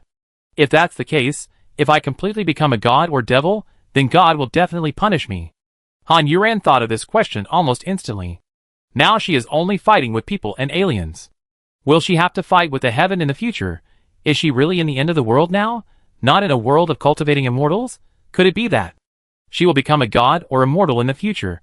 Han Yuran's current train of thought is completely the result of reading too many novels. The bad result? No. I'll stop you. The old monster's words were strangely heartwarming. Han Yuran's heart trembled. And he asked tentatively, "Are you also from the god and demon clan? It will be painful to stimulate the blood of gods and demons. Just bear with it." The old monster refused to answer this question, and threw a bomb at Han Yuran. Han Yuran wanted to get up from the ground and run, holding his disobedient legs tightly with both hands. Han Yuran asked again, "Can't you give me some anesthesia?" Chapter 346 Grit your teeth. Hold it in. No. The old monster refused very straightforwardly. Han Yuran wanted to curse, but the old monster had already said, "Sit still. Don't move. Grit your teeth. Hold it in." Pooh! Han Yuran still pouted in his heart, and then suppressed all the random thoughts in his head, gritted his teeth silently, and waited for the pain to come. There was only a faint sigh in her ears. Han Yuran suspected that it was because she was too nervous, and that she was hallucinating. Otherwise, why would that old monster sigh? Could it be that he still felt sorry for me? Before she could finish her thought, she saw that the index fingers of the skeleton stretched out from their mouths, all bent down from the first knuckle, and were pointed at her. The creaking sound of the bones moving together made her heart seem to have goosebumps. Then, the pain came. Han Yuren's pupil shrank in an instant, but in just 2 breaths. Her forehead was already covered with sweat. The 2 hands that were grasping her thighs had already torn her pants. And torn her skin. And golden blood and strange fragrance flowed out together. Han Yuren only felt that countless hands had inserted into her abdominal cavity. The pain at that moment, Han Yuren didn't know how to describe it. It is said that the most painful thing is giving birth. So Han Yuren felt like she had squeezed out 7 or 8 children at once. She rolled her eyes in pain. The activation of the blood of gods and demons, normally, should be done by a blood sacrifice of gods and demons. But now, there are no gods and demons in this world. The voice of the old monster rang out. Han Yuren's teeth were grinding loudly. And her clothes were soaked with cold sweat. Han Yuren felt the hands inserted into her abdomen, starting to move upward slowly, squeezing her flesh and blood, supporting her ribs, ignoring her internal organs, continue to move upward. Although Han Yuren knew that her internal organs and abdomen were not broken, but she could fully feel the pain of her internal organs being crushed by the fingers and squeezed. Ugh! Han Yuren couldn't help but shout out. Her voice was hoarse and torn. Golden blood flowed out along with a broken tooth. Her whole face was distorted, red to the color of pig liver. Blue veins seemed to be coming out from under the skin. The blood flowing from the legs had dyed a large area of the pants golden. Hold on a little longer. The old monster's words could hardly reach Han Yuren's ears, because Han Yuren's whole body and mind were occupied by pain. Those fingers inserted into the esophagus, trachea, and went up along the neck. Han Yuren felt nauseous like a mountain and a sea, making her retching uncontrollably, and spitting out light green liquid, because of the few leaves she had eaten before. The fingers had penetrated deep enough to touch the bones. Han Yuren was still vomiting, but nothing could come out. The miracle was that she was still sitting there, without moving an inch. Han Yuren, get through it, you can do it. Although it was useless, the old monster still encouraged Han Yuren from time to time. Han Yuren suddenly raised her head, and her neck snapped, and her head almost tilted sideways, with her mouth wide open, exactly the same movements as those skeletons. The only difference was the pain in Han Yuren's eyes, and the almost crazy determination. With a crack, it was her hand, in her thigh, breaking one of her leg bones. Chapter 347 Mom. Although there was nothing real, Han Yuren couldn't see what was in her mouth in this position. But she was sure that there was a finger in her mouth. So is it over now? Before Han Yuren could feel lucky that she had survived, her tailbone was hit by another wave of pain. Han Yuren opened her mouth wide, and could only barely make a sound like inhaling, which was extremely short. Now she was in so much pain that she couldn't make any sound. Her whole body was shaking uncontrollably. She kept pinching her legs, and then slowly loosened her strength. Her eyes had already started to roll upwards. Han Yuren could no longer feel where the pain was. Or rather, she could no longer feel the pain. Her mind was in a mess, and her consciousness had begun to drift away. At this moment, the old monster shouted, Han Yuren, wake up! It was almost like thunder exploding in her ears, pulling Han Yuren's erratic consciousness back. The first thing she felt when she came back was the pain that made her want to die immediately. Han Yuren's eyes, which had rolled upward, slowly turned back again. She still couldn't make any sound, but the light in her eyes was still gathering and didn't disperse. She hadn't noticed before that the hands of the skeletons behind their backs also bent at the first knuckle of their index fingers. Mom! Mom! Mom! Han Yuren kept shouting with the little consciousness she had left. Time was so long that it seemed to be frozen. Saliva started to flow out of Han Yuren's mouth uncontrollably, and then it started to flow, and finally even the saliva dried up. In fact, the time was quite short, but for Han Yuren, it was another trip back from the brink of death. After the pain and strangeness in his body disappeared, Han Yuren's body fell backwards, like a piece of rag. Even his legs remained coiled together. The light in Han Yuren's eyes slowly disappeared, his eyelids gradually closed, his lips hummed and said, Mom, then his eyes completely closed, and he fainted. This time the sigh was very clear, but Han Yuren could not hear it. She fell into endless darkness, and did not even have dreams. When she fainted, the old monster she had always wanted to see also showed up. But it was not a normal body, but a soul. The old monster was not old. Not only was he not old, he was very young. Not only was he young, he was damn handsome. His body was blurry, like smoke, but his face was very clear. His sword-like eyebrows were raised, looking a little fierce. The double eyelids were also raised at the corners of the eyes. Compared with the sharp eyebrows, the eyes looked very gentle. He looked at Han Yuran lying on the ground and whispered, "Thank you for your hard work. But you are great. You survived and succeeded." He stretched out his hand and touched Han Yuran's head. However, his body was a soul. And even if Han Yuran did not faint, he would not have any actual touch. After that, he stretched out his hand and spread Han Yuran's legs, which were still entangled, apart and put them away. Through the wound on the leg, it can be clearly seen that the blood flowing in Han Yuran's body has changed from the previous golden color to a light golden color. Not only that, the blood has some red. Even the strange fragrance has faded a little. Chapter 348 Heaven's Law is damaged. Although Han Yuran could not feel the old monster's soul-like body, the old monster's body could touch Han Yuran. It should be because of the pain.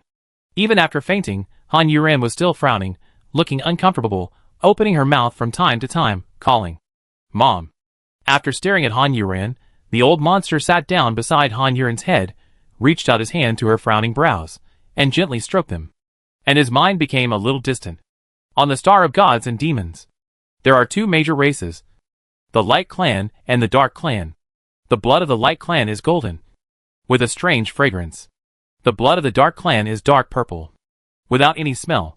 The Light Clan is more powerful than the Dark Clan, mainly because of the strange fragrance in its blood, which naturally suppresses the Dark Clan. Moreover, compared with the difficulty of reproduction of the Dark Clan, the Light Clan is much smoother, so it also suppresses the Dark Clan in terms of numbers. The small suppressions combined together become an absolute advantage. And the Light Clan has become the absolute ruler of the Star of Gods and Demons. And this race that claims to be bright is the darkest, selfish, and shameless race in the world. When the old monster thought of this, he could not control his anger.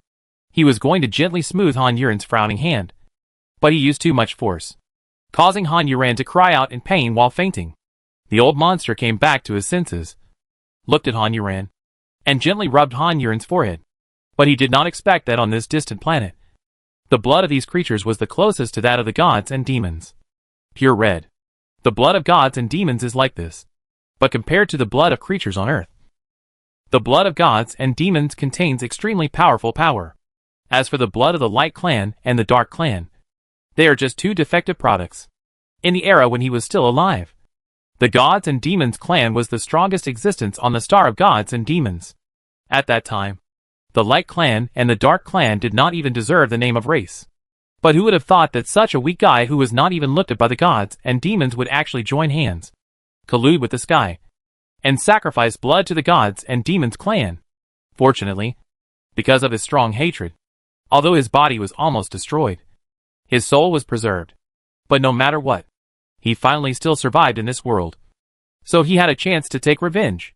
He destroyed the sky of the gods and demons, and divided the power of the gods and demons into gods and demons, and gave them to the Light Clan and the Dark Clan respectively. From then on, there were no more gods and demons on this Star of Gods and Demons.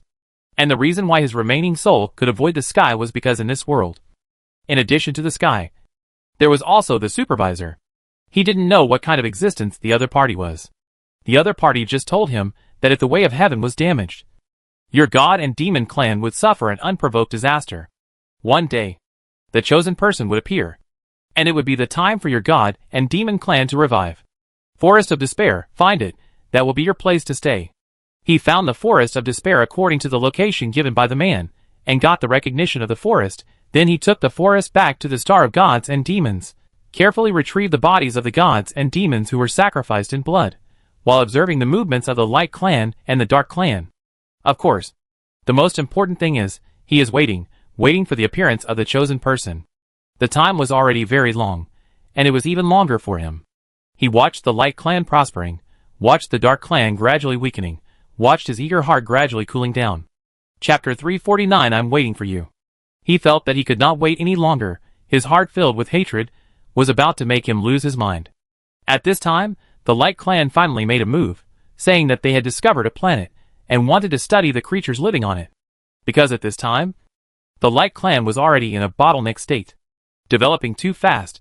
Their divine bloodline, the inheritance, was becoming increasingly thin. Such a horrible thing. Of course they had to find a way. Of course, The Dark Clan is also facing this problem, although it is not as serious as the Light Clan. Moreover, the Light Clan also stated that the environment on that planet is very suitable for the Dark Clan to live in. At that time, the Dark Clan will have an additional affiliated planet, and the Light Clan only wants to use those creatures for experiments. The two sides quickly negotiated the terms, and after reaching an agreement, they began to attack the planet. As for what the people on both sides were thinking about, and what role that planet played, I am afraid that until the very end, no one will know how many selfish conspiracies there are. After everyone on the Star of Gods and Demons had forgotten the gods and demons, this incident could be said to be the biggest incident since the sudden appearance of the Forest of Despair, and he had a strong premonition that the person he was waiting for would appear. He had been guarding the altar, waiting for the appearance of the chosen person, until one day, the soul fire in the eyes of all the corpses here lit up together. He knew that the person he was waiting for appeared, but he did not expect that the chosen person was actually the one with the blood of gods and demons. However, he was so excited that he did not want to think about anything anymore. He appeared on the planet with the Forest of Despair without hesitation. And then it was a destined encounter. The old monster looked at Han Yuren's relaxed brows, and murmured, "Do you know how long I've been waiting for you?" The soft voice and deep tone seemed like lingering love words, expressing deep affection while the lover was sleeping. It was easy to be misunderstood, but fortunately Han Yuren was still unconscious.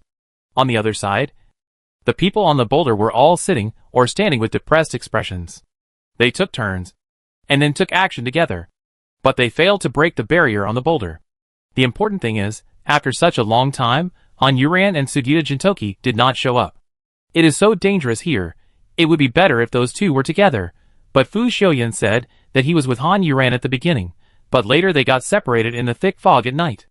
Everyone just thought that it was unlikely that the two of them were together. How about, let's smash the rocks? Yin Sui stared at the huge rock under him and said. The eyes of the others lit up, and without saying anything, they all stood up, made room for themselves, and started to fight. Just Fongtang smashed down with a huge fist, and a layer of leaves appeared on the top of the boulder. When they saw the leaves, everyone had a depressed expression as if they were about to vomit blood. There was also a barrier on the boulder. Yen Sui rolled his eyes, straightened his neck, bent his waist, and kept shaking his arms and stamping his feet. Why is this happening? Are we going to be trapped here to death? I don't want to die like this. Yen Sui, who was roaring, suddenly stopped roaring, looked at the strongest team with shining eyes, and said nervously, "Do you still remember? When we were on a mission, we saw the one. Chapter 350 Don't Eat Me. I'm not tasty." Which one? Ming Mingda was a little scared by Yen Sui's appearance. She kept pinching the two hands in front of her. Yen Sui came to Ming Mingda in one step, and his face almost bumped into Ming Mingda's face, which frightened Ming Mingda so much that she shivered and moved her head back. Her round face suddenly had a double chin. Yen Sui said with shining eyes. "That's it. In the glass box. Those cannibals," Yen Sui said with his mouth wide open, and his hand seemed to be holding something. He waved it in front of his mouth, and his upper and lower teeth closed. This performance without objects was better than Fu Xiuyan, a star who won an acting award. After Yen Sui reminded Ming Ming, she immediately thought of the hell on earth. Yen Sui hadn't finished yet, and continued, "If we continue to be locked up here, we will definitely be hungry." Yen Sui rubbed his stomach again. "When the time comes, we will be so hungry that we will go crazy. So hungry that we will." Before Yen Sui finished speaking, Ming Ming was so scared that she screamed, covering her head with both hands, and kept backing away, shouting, "Don't eat me. Don't eat me. I'm not delicious. I'm not delicious." The scary light in Yen Sui's eyes disappeared, and he looked at Ming Ming and couldn't help laughing. "Ha ha, Laowu, ha ha ha. You're making me laugh to death." Yen Sui pointed at Ming Mingda with one hand, covered his stomach with the other hand, bent over with laughter, and tears flowed out. Ming Mingda realized that she was being teased again. She put down her hand and stopped pouting, staring at Yen Sui who was laughing so hard. The other party also imitated her, covering her head and retreating, shouting, "Don't eat me, don't eat me, I'm not delicious." "Ha ha, Laowu, I think you should be delicious, soft and plump." Yen Sui stared at Ming Mingda's chest, laughing obscenely, looking at Ming Mingda's chest eagerly. Ming Mingda raised her hand to cover her chest, blushing and said, You little kid, how can you be so lewd? Yin Sui stuck out his tongue indifferently. When a person is born, the nature of his nature is true. You are talking nonsense. Ming Mingda snorted with a frown. Yin Sui spread his hands and sat down. I can't go out again, it's boring to be depressed. Let's have some fun, have fun. And relax. Yeah, it's useless to be depressed all the time. Let me tell you a joke. Quinn came to support Yin Sui. No one disagreed, but looked at Quinn with interest. This was a group of open-minded people who had gathered together. Quinn was not afraid of the stage. He cleared his throat and began to speak. At the wedding ceremony, the groom hesitated to say to the bride, I'm sorry. The bride interrupted the groom and said, I know. You really like the best man. The groom looked surprised and then frowned. Why do you think so? When the bride heard him say this, she thought she was overthinking and showed a happy expression. The groom turned around and grabbed the MC's hand. After Quinn finished speaking, he laughed first and said while laughing, Do you think this joke is unexpected? Chapter 351 3 Days and 3 Nights. Everyone was speechless. They didn't know what expression to use to match Quinn. This joke was indeed quite unexpected, which caught everyone off guard. Yin Sui raised his eyebrows and said bluntly, You are crazy. What's so funny? Quinn's laughter stopped abruptly, with an unbelievable look on his face. No, isn't it funny? You look funnier now, Yin Sui said with certainty. Everyone laughed in agreement. The atmosphere here was very good. Han Yuran, who was on the altar, also woke up. The moment she regained consciousness, Han Yuran was overwhelmed by the pain that remained in her body before she even opened her eyes. Ugh! Han Yuran cried out in pain and opened her eyes. And the moment she woke up, the old monster had already disappeared. Han Yuran's eyes were still straight when she opened them. After a long while, her eyeballs moved, and then her eyelids blinked again, and she swallowed with a dry throat. Han Yuran finally let out a heavy breath. Although she was still in pain and wanted to die quickly, she wanted to put an end to it all. However, she controlled her fingers and moved them. Fortunately, they could move. Her fingers were stiffly bent on the ground, leaving 10 obvious marks on the ground. She also had a handful of dust on her hands. Han Yuran also supported her arms and sat up slowly from the ground. As soon as she sat up, her body leaned forward. Her neck was limp, and her head drooped. He put more strength on his arms, so that he didn't stretch forward, curved his body, and breathed heavily. Looking at his torn pants that were dyed golden, the wound had healed. Finally, something good had happened. How do you feel? The old monster's voice came from all directions again. Han Yuran was in so much pain that she didn't like him at all. She rolled her eyes and said, It's just like fighting a macho man for 3 days and 3 nights. The old monster was silent for a moment, then said, You fought a macho man for 3 days and 3 nights? Han Yuran wanted to kick him to make his mind flexible. She could fight for 3 days and 3 nights. But how could a macho man fight for 3 days and 3 nights? He wouldn't be afraid of dying of exhaustion. He's going to die. She was too lazy to talk nonsense with him. So she said, What changes have I made now? When your body recovers, you can try it yourself and feel it. Han Yuran thought, You're still keeping me in suspense. Since he didn't say anything, she stopped asking, tried to ignore the pain in her body, and stood up from the ground. After that, she kicked her legs, swung her hands, and shook her butt to loosen up her body, so that she could feel more comfortable. As for the pain, she let it go. She could bear it. Can I leave now? Han Yuran asked after shaking for a while. Yes. And the people who came in with me. There are 8 of them in total. And they have to go out with me. As for those monsters, you can kill them at will. Yes. The old monster agreed straightforwardly, without trying to persuade her to stay or telling her anything, which made Han Yuran feel a little disappointed. Okay. Then send me away. After Han Yuran finished speaking, bubbles appeared on her body again, taking her upwards. Seeing that they were getting farther and farther away from here, and about to disappear, Han Yuran couldn't help but look back. Chapter 352, Promise Yourself. On the spot where she was sitting, there seemed to be a person standing there, looking up at her, but the person was a little blurry, so Han Yuran didn't see clearly what he looked like, and he had already completely left there. After another long drift, when Han Yuran came out of the soil again, the scenery in front of her was completely different. There were no more endless trees, nor were there rivers of blood and bones. The scenery in front of me was very familiar, the dark sky, the desolate world, even a blade of grass, all looked pitiful and destroyed by this world. In the distance, a black bird flapped its wings alone, looking for a place to land, leaving only a sad cry. What's going on? Han Yuran? You are here. Where is this? We are out. A series of voices rang out, making people's ears hurt, and an arm hit Han Yuran's back, making Han Yuran take a step forward. Yen Sui leaned on his toes and hugged Han Yuran. After carefully examining Han Yuran, he said, "The thing on your forehead seems to have faded a little."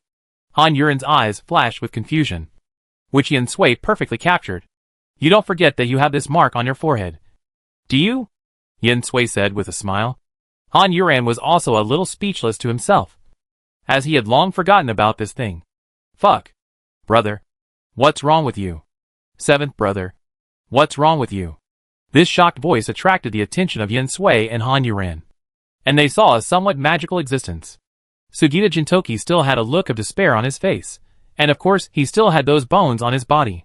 He raised his head and swept his eyes over everyone, and said in a tearful voice, "If anyone takes this bone from me, Sugita Jintoki, will marry you, and I will never regret it." After he finished speaking, Yen Sui couldn't stop laughing. "With your condition, even those who can help you don't dare to help you." Sugita Jintoki glared at her. "Little brat, don't get involved. Hey, you have a bone armor, and you are not polite anymore. How do you want to die? Come, I'll help you," Yen Sui said, and twisted her wrist until it made a sound. "Seventh brother, what exactly happened?" Fontaine spoke, interrupting the two people's bickering. Sugita Jintoki told him everything, and the matter was very simple, which could be fully explained in a few words. Everyone stared at the skeleton on his body, and touched it, and even squeezed it hard. But how did we get out? Gao Tianyi felt that he had no way to deal with the skeleton, so he became curious about other things. With his reminder, everyone threw Sugita Jintoki aside, and finally everyone's eyes fell on Han Yuran. Sugita Jintoki, who was abandoned, felt that there was no love in the world. Han Yuran, who was watched by everyone, said, "I met the owner of the Forest of Despair, and then we talked, and he let us all out." Everyone's eyes were very clear. "No one would believe you." Yen Sui stared at Han Yuran, and asked in confusion, "Why are you shaking?" Han Yuran didn't want to shake, but the pain was so lingering. Chapter 353. Where is this? Nothing, I have cramps, Han Yuran replied. Then his eyes fell on Fu Xiuyan and asked, "Did we meet in the Forest of Despair?" Fu Xiuyan nodded. "I came out of the Blood River before you, and not long after that you came out. Then how did we separate?" Han Yuran continued to ask. "Later, we went deeper into the Forest of Despair. As night fell, the fog gradually rose, and later, I couldn't even see you. And after a while, when I talked to you, I couldn't hear your voice." Fu Xiuyan's answer was similar to the situation Han Yuran encountered at that time. But she also met a fake Fu Xiuyan. Han Yuran nodded, and didn't ask any more questions. Fu Xiuyan's answer was so clear that she couldn't find any evidence. "It's the same here. I walked a little while, and then I didn't hear any movement from you," Han Yuran said, and the atmosphere was not so awkward. "But where are we now?" Han Yuran changed the subject again, and looked around. Where he saw, there were only some scattered ruins. It seems that at least they are definitely abandoning the world. Before they came out of the Forest of Despair, the monsters guarding the Forest of Despair had already left and returned to the city to face the witch, although they felt that they had not been in the Forest of Despair for a long time. In fact, a month and a half had passed outside. The monsters had completely given up. Instead of wasting time here, they might as well go back and face the punishment. After being punished, they could do whatever they wanted. Why bother guarding here? Now only Lucifer was left standing there. He suddenly sat up from the bed, and the connection between him and Sari that had been broken before was restored. Lucifer was shocked. Brother can actually come out of the Forest of Despair. Awesome. We should hide quickly.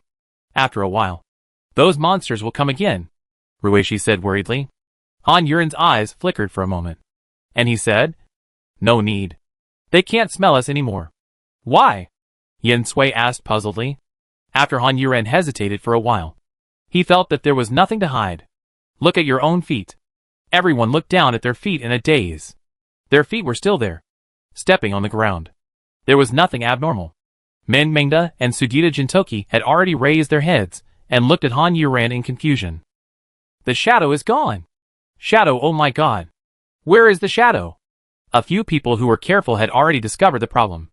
Min Mingda and Sugita Jintoki suddenly looked down at the ground again, turning their heads and spinning in circles. They really didn't see their own shadows. They looked under others, but there was still no shadow. Finally, he looked at Han Yuran again. Even she had no shadow. Have we become ghosts? Ming Mingda said with trembling teeth. It is said that only ghosts have no shadows. Gao Tianyi was a little embarrassed. It was a pity that his ability was shadow control. He didn't even feel that his shadow was gone. But fortunately, when he controlled other people's shadows, he didn't need his own shadow. We are not ghosts. It's just that our shadows are left in the forest of despair, and there is also our own smell. Chapter 354 Friendship. Old 4, what did you say to the master of the forest of despair? Fong Tang asked, not blaming, but worrying. Han Yuran looked at the worried eyes. After all, it was related to their life and death. There was no reason for Han Yuran not to tell them, but Han Yuran had no intention of telling them about the blood of gods and demons in his body.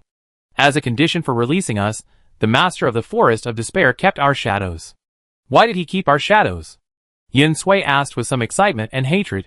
What a ghost master, stealing other people's shadows. Fong Tang had already asked. Why did he use these shadows to threaten you? Han Yuran looked at Fong Tang, really sharp, hit the nail on the head. 5 years later. If I come back once, he will return the shadow to us. If I don't come back in 5 years, Han Yuran said, sweeping his eyes over everyone, then we will all die, and our souls will be trapped in the forest of despair, unable to escape. Everyone was shocked by Han Yuran's words, and was speechless for a while. They were just shocked and their eyes widened. I promised it for you. Instead of being trapped in there, you might as well come out and give it a try. He only wants you to go back in 5 years? This time it was Fu Xiuyan who spoke. Han Yuran nodded. Yes. You all know that compared to you, I am a little different. Then Sister Yuran, why did he ask you to go back? Quinn grabbed Han Yuran's hand anxiously, and asked worriedly. Han Yuran rubbed his head and said with a smile, it shouldn't be a big deal. Even if it is a big deal, I can handle it. So, let's not think about what will happen 5 years later, but consider the things in front of us. Everyone looked at her smiling face, pretending to be relaxed. Now, saying some useless words to comfort her. No one present could do it. Yin Sui swallowed her saliva, moistened her dry throat. She really wanted to punch Han Yuran. Tell her, can you please stop holding on to everything? When you feel uncomfortable, when it hurts, just complain to us. Just cry. If you don't cry, how can we comfort you? Especially looking at her body that is still shaking. She can't imagine what she went through after meeting the owner of the forest of despair. At that time, they were on the boulder. Although they couldn't get out, they wouldn't get hurt, and they were still telling jokes. Han Yuran, you asked the owner of the forest of despair not to hurt us, and brought us together, Yin Sui said with anger. After she said that, everyone thought it was very likely, after all. Their situations were very dangerous before, and only Han Yuran had seen the owner of the forest of despair. Well, he is quite trustworthy. It seems he is still trustworthy. As soon as Han Yuran finished speaking, Yin Sui had already grabbed her shoulders, making her step back several steps, but it was Quinn who held her hand and supported her, so she did not fall. Old second. What are you doing? The other shouted worriedly, and stepped forward to pull Yin Sui away. Han Yuran raised his hand to stop everyone's actions, looked at Yin Sui's red eyes, and called out, Sui, what's wrong? Yin Sui held back his tears and asked angrily, what were you going through at that time? Why is your body still shaking? Chapter 355 later, changed slowly. No one is stupid, but Han Yuran's previous answer was too obvious to evade, so everyone is reluctant to ask more questions. But now Yin Sui brought it up. Everyone has thought of a possibility, but this possibility is a little unimaginable. How painful must it be? Would my body still be shaking until now? Ming Mingda has already cried silently. Rui Shi's eyes are red. She threw the healing light over, then tilted her head. She felt sorry for Han Yuran, and also blamed Han Yuran. Clearly they had met. Why didn't she say that she was in pain? Let me treat her. Why did she insist? In fact, Han Yuran really didn't plan to insist. She was used to the pain, and she wasn't sure where it was, so she forgot about the treatment. After the healing light fell on her, Han Yuren's shaking body finally returned to normal. This also proved that she did have physical problems before. Who the hell do you think you are? You think you are the savior. If the sky falls, can you hold it up by yourself? Yin Sui cursed angrily, tears streaming down her face. Everyone's eyes were dry, and their noses were sour. Even Gao Tianyi, who was a bit of an outsider, was shocked and felt a tightness in his chest. He also understood where he was inferior to them in this team. You will die if you are weak, your face is made of gold, and you just can't let it go. You treat us as dead, as trash. Can't you rely on us for a while? Yin Sui grabbed Han Yuren's shoulders, lowered his head, no longer scolding like before but crying, looking particularly pitiful. Han Yuren certainly didn't want to be tough, nor did she treat them as trash, but she was used to it, used to doing everything by herself, and didn't want others to worry about her. She raised her hand and patted Yin Sui's back, and said with a hoarse voice, "I'm sorry. I didn't mean it." When she spoke, she didn't say anything else, but just said sorry, which made everyone feel sad and cried even harder. Especially Yin Sui, who was lying in Han Yuren's arms, crying hysterically. Han Yuren patted Yin Sui's back again, and said with a choked voice, "I'm sorry. I'm just used to it. I'll change it later. And I'll change it slowly." Han Yuren didn't say anything after that, because she didn't know what to say. How to comfort Yin Sui. She only knew how to argue with others, hurt others, and say something unpleasant. But she was stupid when it came to saying nice things. After crying for a while, Yin Sui also felt a little embarrassed. After all, her image has always been that of a domineering Lolita. She was defeated by her emotions and lost her mind. It was embarrassing. Yin Sui stopped crying and thought about how to raise her head and change the topic to be more natural. Fong Tang had already said, "Okay, since we can't find our scent, let's move forward carefully. There are no large-scale creatures in this area. I can feel that there are no large-scale creatures," Fong Tang said while winking at Ruishi. Ruishi immediately understood what Fong Tang meant, pushed Meng Mengda and said, "Yes, let's go quickly." "But where are we going? What are we going to do? We are no longer people of the Kingdom of Wings." Her topic aroused everyone's interest very well. Everyone soon started a heated discussion, and Yin Sui quietly raised her head. Chapter 356, I guess you are a fake man. Everyone pretended not to notice Yin Sui's little action and continued to discuss this issue. But everyone looked a little confused. They were no longer people of the Kingdom of Wings, and they had no identity to go back. The North District also belonged to the Kingdom of Wings. Could it be that they were asked to stay in the territory of the alien race? That would be courting death. The key is whether they still want to fight the alien race desperately.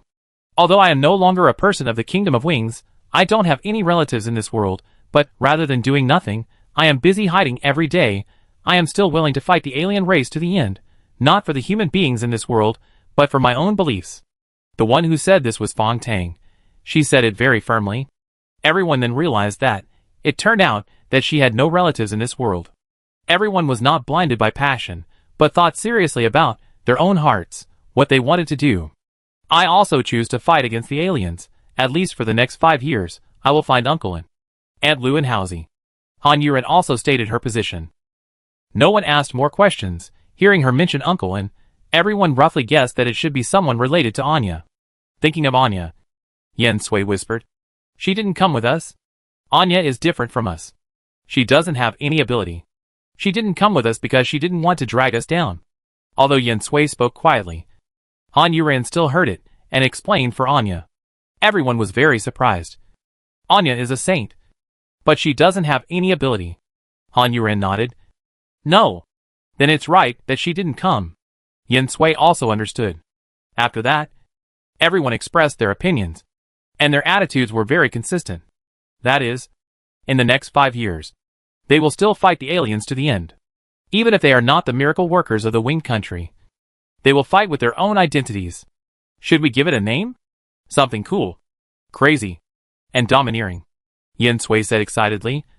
Her eyes were shining, but her eyes were still a little swollen. Ruishi originally wanted to treat her, but was afraid that Yin Sui would be embarrassed, and thought that it was not a big injury. So she let it go, and it would go away after a while. When she mentioned the name, Sugita Jintoki and Quinn Meng Mengda all became interested. I think we should call it the strongest group. How about that? Sugita Jintoki said proudly.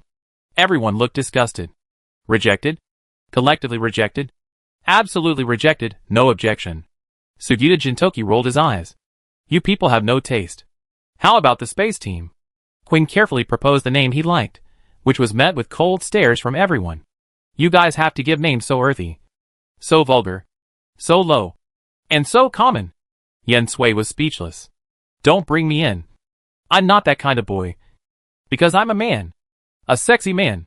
Gao Tianyi said very proudly, crossing his arms and looking very loud. I think.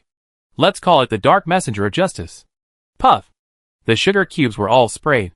And the reactions of others can be imagined. Han Yuran shook his head and said, I guess you are a fake man. How about breakout? Meng Mengda took the opportunity to suggest. Even a few boys were surprised. Sugita Jintoki said, Old 5. You are so cute. I thought you would give a very cute name. Is yours different from ours? Chapter 357. Han Yuran felt tired. So tired that she could hardly hold on. Kamanashi Holy Hall. How are you? 3 voices rang out at the same time. Kamanashi Tiger was interrupted by Wusu again, and he also heard impatience in Wusu's tone, and dared not say anything, and could only sit back with the anger that was about to explode. He moved his eyes to the table, and no longer looked at Anya's half-smile that was infuriating. Wusu knew that. He would not get anything from Anya, but he was unwilling to give up just like that. So he said, Please tell me what you know. And Shuntang. Or write it down, so that we can keep a record. In addition, I think we should send a team that is good at hiding to investigate. Will it be too dangerous? Emma Bull said. She looked more majestic than men, but she was still very soft-hearted, and she was still worried about the safety of the miracle worker. Emma Shuntang, we are not here to live and work in peace, but to eliminate all dangers outside. Wusu was a little annoyed by Anya and Kamanashi Tiger. That stupid pig, and he spoke more seriously. Emma. Bull blinked and said, Even so, I suggest that we should investigate the North District for the time being, and then push it outward. This time Wusu did not deny her, but asked everyone again, Do you have any objections? No one spoke. Wusu asked again, Which group do you think is more suitable to send? We don't have a group that is good at hiding. But if we only select those who are good at hiding to form a group and go on a mission, I think it is too dangerous. It is better to assign tasks according to the original groups. Jin Jishi said. It stands to reason that the first group is the most suitable. But they are rotating on the first front. Gu Xingtang. You go to give the first group a task, and the second group will take over the rotation. Wusu chose the first group, because the first group is the absolute strength without selfishness. And this task is also more difficult, requiring a long time outside. And not choosing a stronger group is equivalent to sending them out to die. Do you have anything else to say? Wusu asked again. After no one spoke, Wusu announced, This meeting is over, and Shumtang hopes that you can write down what you know as soon as possible. Anya smiled slightly. I'll try. After that, everyone filed out. Only Anya did not move, still sitting there. And after everyone left, she lifted her long legs up, dropped them on the table with a clang, put her legs together, pushed the chair back, and then leaned back, lying in an extremely comfortable position, slowly closing her eyes. She was of course lying to Wusu, although what she said was true.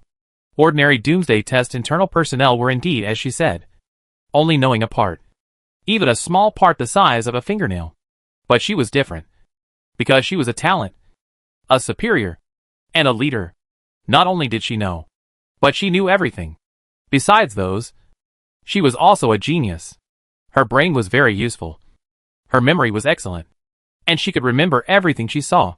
She was looking through the information about the layout of the mechanism in the southern area in her head, and the silver needle streak that Han Yuran and the others encountered popped up in the pile of information.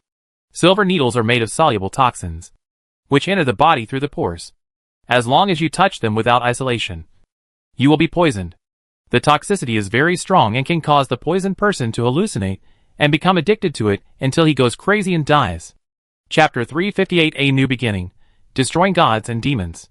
Who would have thought that Meng Mengda would come up with such a tough guy style name? Meng Mengda puffed her lips shyly, lowered her head to avoid everyone's gaze, pretended that she had said nothing and heard nothing. Yen Sui thought seriously for a long time and said, It's over, The name I thought of is also in this style. I feel that only this style is suitable. I think I'm crazy. The few people who were rejected before immediately became excited. Look! Look! You're talking about us. But you're the same. Yes. Of course, the name should be more domineering. How about destroying gods and demons? Han Yuran suggested, but she was also very nervous. She didn't want to be laughed at by them. So, before they could speak, she started to explain. In the name of God, you do evil things. The gods and demons in this world have long been indistinguishable, and what we need to do is to break this hypocritical name of gods and demons. The explanation was pretty good, making everyone swallow back the ridicule that was about to come out of their mouths. Destroying gods and demons. Everyone thought about the name thoughtfully. Han Yuran saw that there was a play, and hurriedly said, as for the name, it's okay if you think about it, we can't waste time on it now. After she said that, Fong Tang nodded and said, Old Four is right. I think destroying gods and demons is good. I think it's good too. Fu Xiuyan always kept silent, and then expressed his opinion when necessary, and most of the time he stood on Han Yuran's side. Everyone gradually didn't understand whether the relationship between him and Han Yuran was good or bad. Ruishi and Min Mingda were also convinced. In the end, there were no 7 people in the strongest group. Only 9 people who broke the gods and demons. Han Yuran won because she explained it in time. Okay. I declare that from now on we are the gods and demons. Fong Tang said with rare passion. Fong Tang, as a member of the gods and demons, will never do anything to let down the gods and demons for my own selfishness and interests. If I break this oath, my soul will die in the forest of despair. I Yen Sui I Fu Xiuyan I Han Yuran I Min Mingda I Ruishi I Sugita Jintoki I Gao Tianyi I Quinn as a member of the gods and demons. I will never do anything to let down the gods and demons for my own selfishness and interests. If I break this oath, my soul will die in the forest of despair. Souls broken in the forest of despair. Everyone's voices resounded throughout the world. From then on, in addition to the alien races and the Kingdom of Wings, a new organization was born in this world. Its name is Destroying Gods and Demons.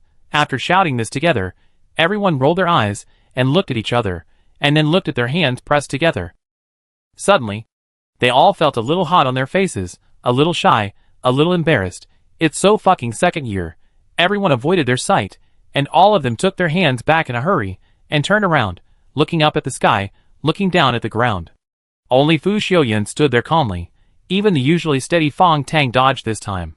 After a while Fong Tang, in line with his responsibility as the team leader, cleared his throat, suppressed his embarrassment, and said, Let's go! Everyone nodded silently, and then Han Yuran and Yen Sui habitually went to the front of the team, and the others also stood in their positions, leaving Gao Tianyi and Quinn looking at them in a daze. Chapter 359 Prison Break. After Fong Tang stood at her position, she noticed the two of them, thought about their fighting status carefully, and considered the original deployment. Thinking, Fong Tang frowned. Now even she has the ability to fight. Everyone's situation has changed. It's better to understand it again and arrange it. So Fong Tang gathered everyone together again. Everyone, report your current strength again. Also, Lao Wu reminded you before that putting all your mind and body into the sacred fragment in your body can stimulate the power of the sacred fragment. This is true. I succeeded, Fong Tang said, and his hands became bigger in an instant. Now my limbs can change into this shape at will. The defense is very strong, and the strength is also very strong. You haven't succeeded yet. I think it's better to try again. While no one has discovered us yet. When did Lao Wu remind you? Why didn't I know? Yen Sui scratched his head and frowned. During the previous battle, you were probably too engrossed in the fight. So you didn't hear it, Fong Tang explained. After that, everyone stopped talking and began to work hard to activate their own sacred fragments. Except for Han Yuran and Fong Tang and Meng Mengda, who had already succeeded. However, the most embarrassing situation now was Fu Xiuyan, who didn't have any sacred fragments in his body. So where could he devote himself to? But he still pretended to be devoted. While they were stimulating the sacred fragments in their bodies, Wu Su in the Wing Country also issued an order to all the miracle workers. Feel the sacred fragments in your body and stimulate its power. Although the miracle workers didn't understand why they did this so suddenly, they all followed the order and tried it ignorantly. Wu Su was naturally just guessing that Han Yuran's sacred fragments had evolved. Because of the previous battle, Han Yuran had obviously become different at the end. Although he was not sure, He still had to try. Not long after he issued this order, a miracle worker proved that his guess was correct. And this miracle worker was a miracle worker that no one had expected. A member of the logistics team was staring at the monitoring screen and was drowsy. Wusu's notification sounded in the speaker above his head. The member who was about to date Zhou Gong woke up with a start, rubbed his face, and looked at the monitoring screen with wide eyes. Sophie in the picture finally stopped cursing after hearing the broadcast and sat cross-legged on the ground. The team member looked at Sophie's curvy body with lustful eyes, swallowing his saliva from time to time. After a while, he saw a light on Sophie's hand, which became brighter and brighter, and the surveillance screen was shaking white, and he couldn't see anything clearly. After that, before he could see clearly, he heard the alarm. The team member stood up from the chair with weak legs, and the surveillance screen had returned to normal. Then he saw that Sophie, who was originally imprisoned, had come out, and was now looking up, staring at the monitor. As if she was staring at him, the team member swallowed his saliva in fear, and the next moment, the surveillance screen went black, and Anya's voice sounded from the speaker above his head again. Sophie the miracle breaker is escaping from prison. All miracle breakers, without harming her life. Stop her. Chapter 360, As Long as I'm Fast Enough. The team members were completely shocked. They sat down on the ground. Prison break. It's awesome to be able to do it. In the meeting room, several temples were watching Sophie's previous surveillance video. Anya called up all the surveillance, quickly locked Sophie's location, and continuously notified the miracle workers of Sophie's location through the radio. She absolutely couldn't let Sophie leave here. If Sophie had any problems with her, how would she explain to Quinn and Han Yuran in the future? Wusu looked at Sophie on the screen, walked to the door, pressed his hand on the door, and the next moment, she appeared outside the door. Obviously, Sophie the Miracle Master has already activated another ability of the sacred fragment in her body. It turns out that, as Han Yuran's divine fragment is continuously activated, the sacred fragments in other Miracle Masters can regain their abilities again. Wusu almost said Han Yuran the Miracle Master again, but he remembered that Han Yuran was no longer their Miracle Master, but they were still enjoying the benefits brought by Han Yuran. Boundary Group, open all the barriers in the hall, Anya said, staring at Sophie, who was about to be caught up. The other temples looked at Anya and continued the discussion. I hope she can escape the pursuit of the alien race and survive, Alan Bell said. Anya's eyes slanted back, and then turned back. If someone else said this, she would definitely think that the other person was insincere, but it was Alan Bell who said it, and she believed in his character. And the barrier group that had been prepared long ago, at Anya's command, instantly raised the barrier in the hall. Sophie looked at the rising green light, and without hesitation, she pressed her hand on it, and then, in front of everyone's astonishment, she left the barrier. How is it possible? Anya slapped the table, and stood up from the chair, supporting the table with both hands, staring at the screen where Sophie ran out without looking back, and said, All miracle workers catch up. The miracle workers who didn't enter the hall, stop them in one city. Use your abilities. Tactical coordination. I don't need to teach you. Anya's words were very impolite, and her tone was unfriendly, and the faces of the miracle workers changed. Wusu quickly turned the screen on the table to the screen Anya was watching, and said in surprise, She can even pass through the barrier. Sophie was using her primordial power to run forward like crazy. She ignored the miracle workers chasing her from behind and the dangers that came to her. As long as she was fast enough, she would be able to avoid them. The important thing was the ones blocking the way in front.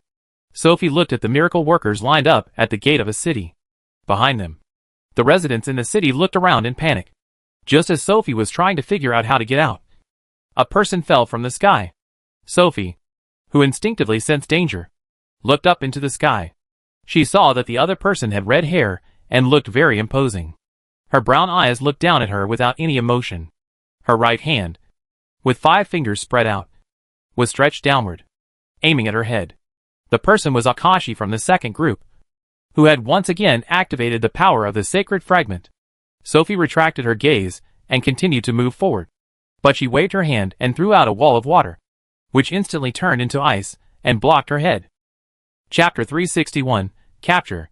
Sophie simultaneously swung her other hand forward, and balls of fire shot forward like bullets and shouted, Get out of my way! But she had misjudged Akashi's ability. Akashi's new ability was not attack, but capture. It was just right for Sophie. Akashi's hand, which had been open before, was suddenly clenched. Just as her hand was clenched, Sophie felt her neck suddenly tighten, and something was pinching her, making it difficult for her to breathe, and she felt her neck was about to break. Before she could react, she was pulled up. But she touched her neck again and again. But she didn't touch anything. As soon as she was lifted up into the air, the attacks from behind her were also launched at her. And then, they were shot directly at the miracle seekers in front, who were fighting back against the fireballs. Sophie avoided these attacks because of Akashi's grab. She had already come to Akashi with the ice wall on her head. Akashi still kept his fist clenched. But his fist was not clenched tightly. Sophie's face was red from being pinched, and she turned her eyes with difficulty to look at Akashi's hand. She spoke intermittently. "You let me go!" Akashi turned to look at Sophie. She had already learned from Ivan the relationship between Sophie and Han Yuran in the strongest group. The other miracle workers had stopped attacking at this time, and Anya's voice came out. "Akashi miracle worker, please take Sophie miracle worker back to the second floor." Sophie just stared at Akashi and repeated, "Let me go! You are alone in the outside world, just looking for death." Akashi rarely spoke, and cared about the life and death of others. Sophie didn't listen. "I don't care." Seeing her like this, Akashi stopped trying to persuade her, and took her to the main hall.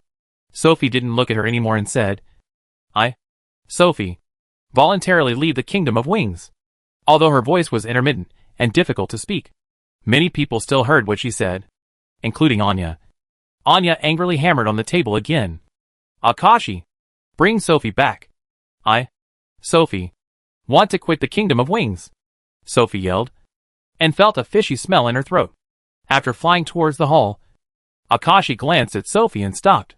When Anya saw Akashi stop, her pupils trembled. "Akashi, I now order you to bring Sophie back."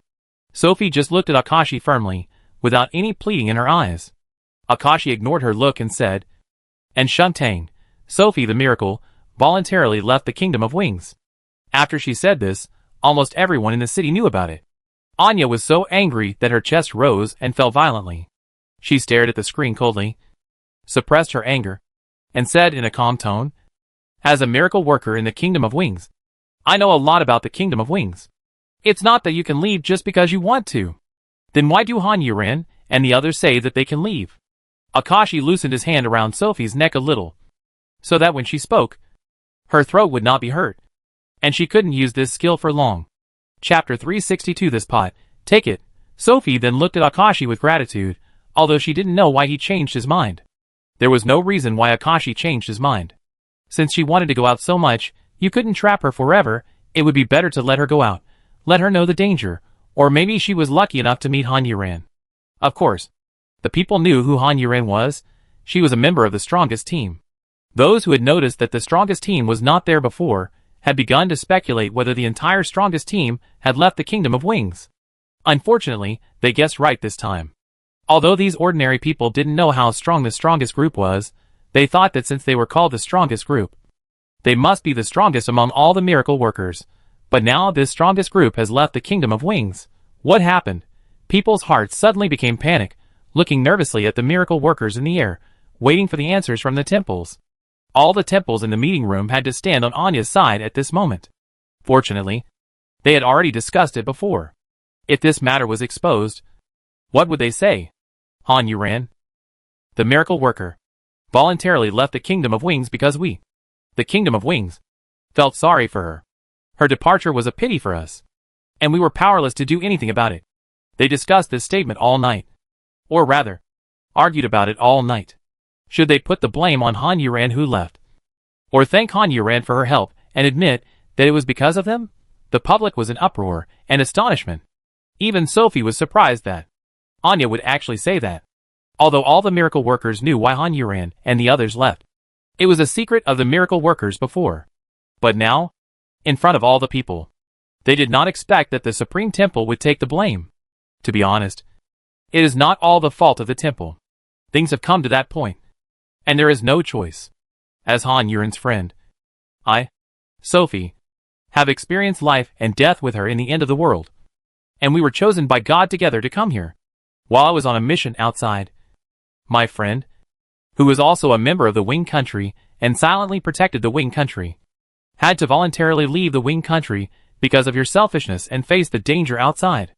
I, Sophie, do not want to protect such a Wing country. I, Sophie, only protect my friends, Sophie said passionately. Everyone was speechless. At this time, no one blamed her for only thinking about her friends and not thinking about so many incompetent people. I, Sophie, don't expect you to give her a fair go. I just hope you won't stop me. If you can't help her, then why can't you let others help her?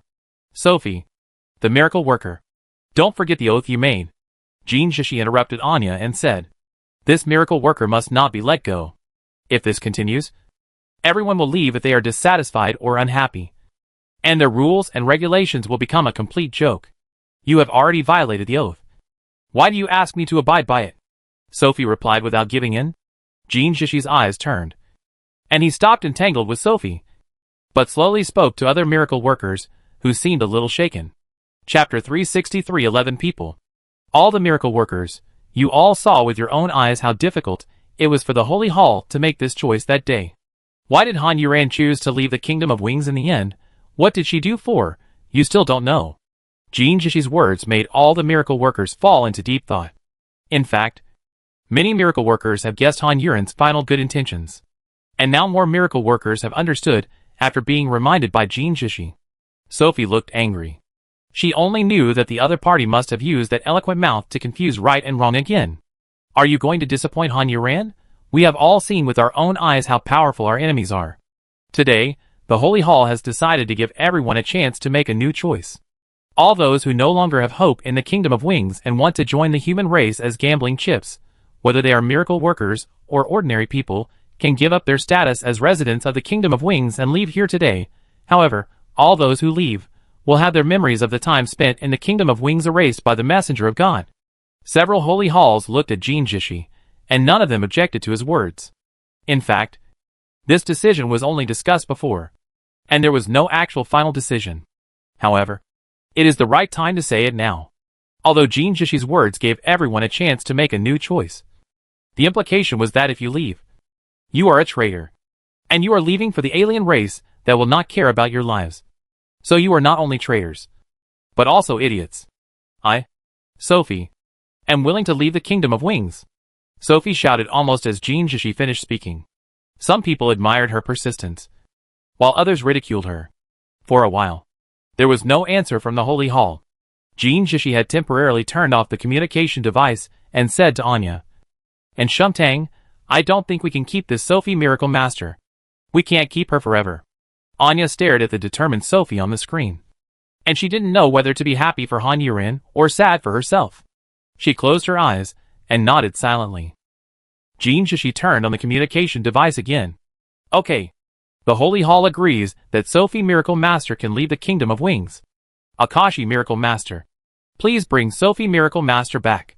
Akashi loosened his hand, and Sophie felt that her neck, which had been pinched, suddenly loosened. She didn't react for a while, and her whole body fell down. Sophie didn't panic. She clapped her hands downwards, and an icicle emerged from the ground, pressing against her feet. Akashi said to her in the air, let's go, and then flew to the main hall. Sophie didn't leave immediately, but said, I hope you can keep your promise, and don't wait for me to go in and play any despicable tricks. After no one answered, Sophie snorted coldly and stepped on the icicle to the main hall. Time is limited. Who else wants to leave? Please say it. At this time, Jean Shishi didn't look like an old fox as usual. Although everyone in the temple had their own little tricks, they worked together to protect the Kingdom of Wings, including Sophie.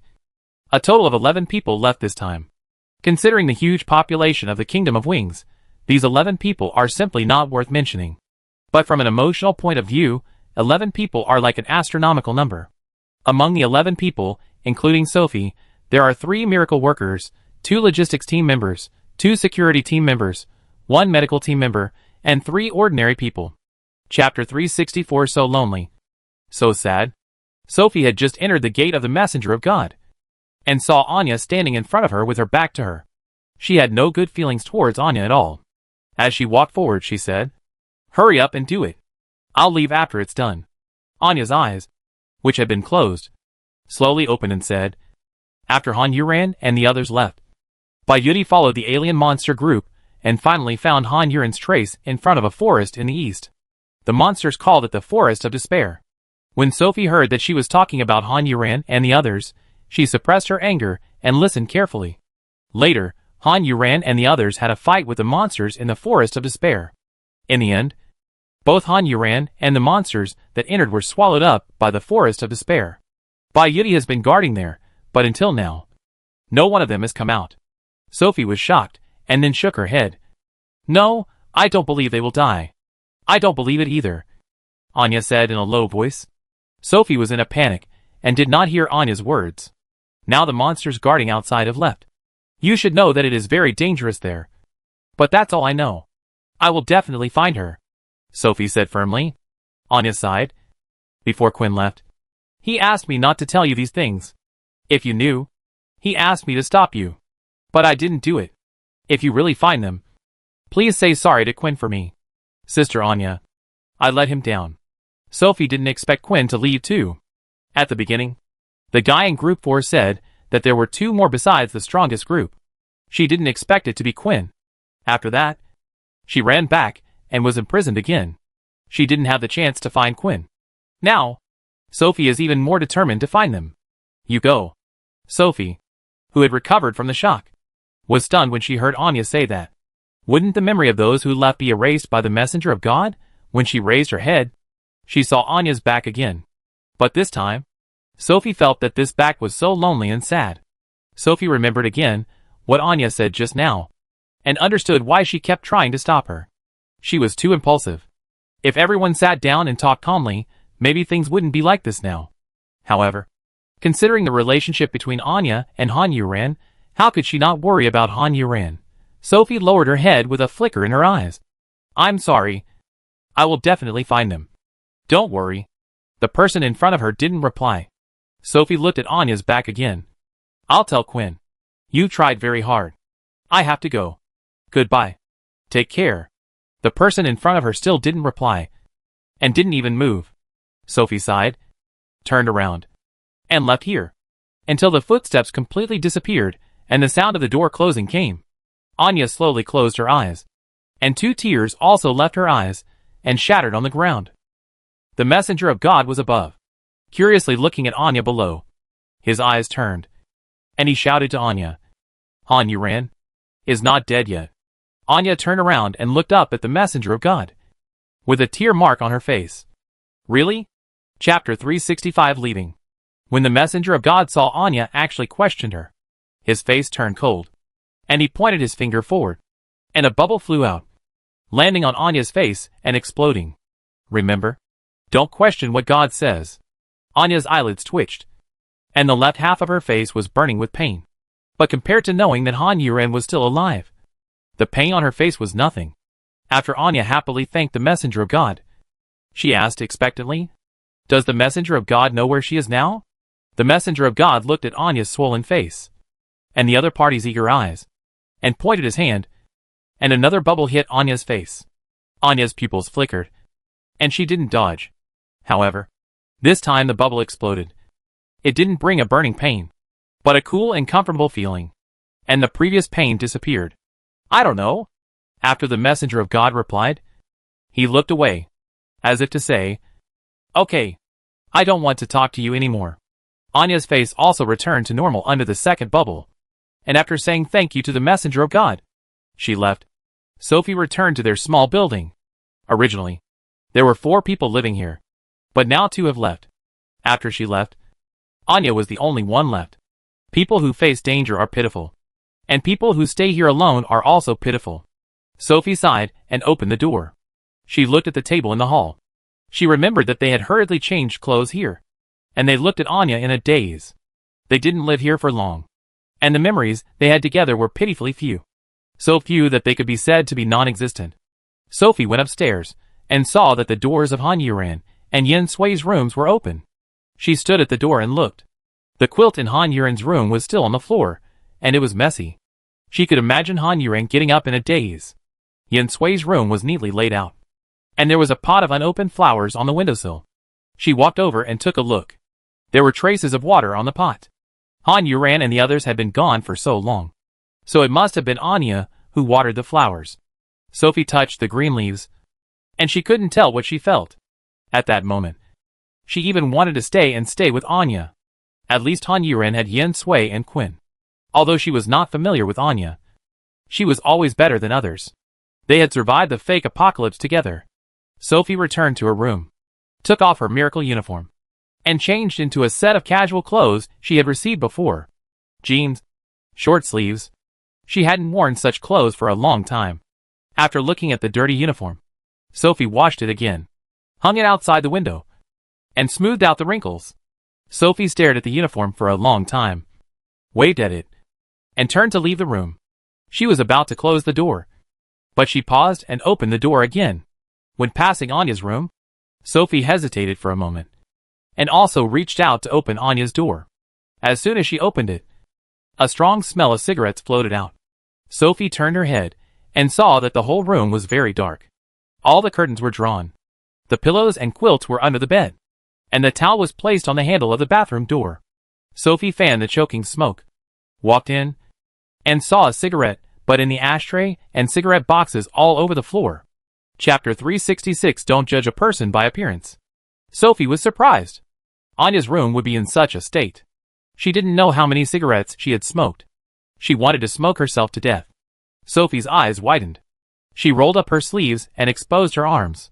Ah, she was wearing short sleeves. Anyway, she started to work. First, she opened the curtains to let the bright sunshine in. Then she opened all the closed windows. Then she started to clean up the cigarette boxes, ashes, and ashtrays on the floor. Sophie grabbed the cigarette, but that fell outside the ashtray and kept repeating, "Don't judge a person by appearance. Don't judge a person by appearance." While repeating, she picked up the ashtray on the floor and walked towards the trash can. When she opened the trash can, oh my god, it was full of cigarette boxes. Sophie frowned and dumped the cigarette butt in her hand, and the garbage in the ashtray into the trash can. There was a lot of ashes in the ashtray that couldn't be poured out, and stuck to it. Sophie wanted to throw the ashtray away directly, but after thinking about it, she decided not to. She reached out and carefully pulled out a piece of paper stuck in the ashtray. Just as she was about to throw it away, she stopped again. Tilting her head, she looked at the paper carefully. What is this? Sophie moved the note closer to her eyes, put down the ashtray in her hand, and now she didn't mind the dirt. She reached out and wiped the ash off the note. She saw a row of strange symbols on the note with a gold border. Sophie stared at the note again, and then turned around and ran back to the bedroom as if she remembered something, picked up the half pack of cigarettes on the ground, and took out a cigarette from it. Staring at the end of the cigarette, it was obvious that the note in her hand was the butt of the cigarette. Sophie stared at the butt of the good cigarette again, but didn't see any strange symbols on it. She looked through the half pack of cigarettes, and didn't see any.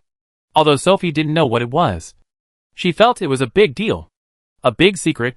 She looked outside the door and behind the window like a thief, and then carefully put the note into her trouser pocket. Then she calmed down her nervous and excited mood and continued to clean. When everything was cleaned, Sophie looked at the clean and bright room again and smiled with satisfaction. She turned around and left the room. She didn't close the door. The doors of the 4 rooms were all wide open. Sophie left the room and went out of the city. Although she took off her uniform, she was still recognized by many people. Everyone was looking at her all the way. Sophie was still a little lonely, but she walked towards the city gate with a firm step. Before she took 2 firm steps, she heard someone behind her shouting, "Sophie, wait for us. Let's go together. Okay?" Sophie stopped and turned around to see 10 people she didn't know running towards her. "Hello. My name is Baiju. This is my sister Baishuan. My sister was also a miracle worker. We won't cause you any trouble." A big boy as bright as the sun took the initiative to talk to Sophie and introduced himself. Sophie's eyes shifted from him to Baishian, who was standing next to him with her eyes covered by a white veil. She didn't know Baishian, but all the other miracle workers knew Baishian. They were shocked to see that she had left. "Hello. I'm Ivan. I once worked with Han Yuran and the others on a mission, so we know each other. I want to go with you to find them." Chapter 367. It's not good to walk slowly. Ivan didn't mention that he almost beat Han Yuran to death. This matter is still quite embarrassing. He made this decision, Of course not, because he almost beat Han Yuran to death. He just wanted to surpass the person in his heart. He is a man, and he doesn't want to be under her protection all the time. Sophie looked at the people behind her again. If you are also miracle workers, it's okay to follow me, but if not, don't follow me. First Sophie, am not going to be a traitor and run to the alien race. We are not either. 3 voices sounded at the same time, with dissatisfaction. Sophie glanced at the 3 people and continued. I'm not a traitor. I don't have the ability. I'm leaving the Kingdom of Wings. And secondly, I don't need a stupid and incompetent burden. The faces of those people became even uglier. 4 of them stopped talking and walked around them. Only the 3 who spoke up before did not leave. One of the tall girls snorted. I don't have to follow you. I yearn for the strongest team. Not you. If blind arrogance can keep you alive in the outside world, then it's not in your way to walk slowly. Sophie said bluntly. She was not going to play. And it was impossible for her to bring these burdens with her. The girl was so angry at Sophie that she was speechless for a long time. The other 2 young men and women who looked a bit similar to her didn't know how to convince Sophie to take them with them. They were very embarrassed and just looked at Sophie. Sophie didn't say anything more to them, and looked at Baiju and his brother and sister. I'm going to find Han Yuran. If you want to follow me, follow me. If you don't want to, it's up to you. After that, Sophie turned to Ivan and said, Let's go. Ivan nodded and condensed the Earth Dragon, and took him and Sophie to the city gate quickly. Baiju pulled Baishian and got on the Earth Dragon, and said with a smile, My sister and I will go too. The remaining 3 incompetent people were all shocked when they saw the Earth Dragon, and the tall woman even took 2 steps back. The young man and woman looked at each other, suppressed their fear, and boarded the Earth Dragon at the last moment. When the tall woman stopped, the Earth Dragon had already brought Sophie and the others to the city gate. The tall woman stamped her feet in anger, grit her teeth, and walked towards the city gate by herself.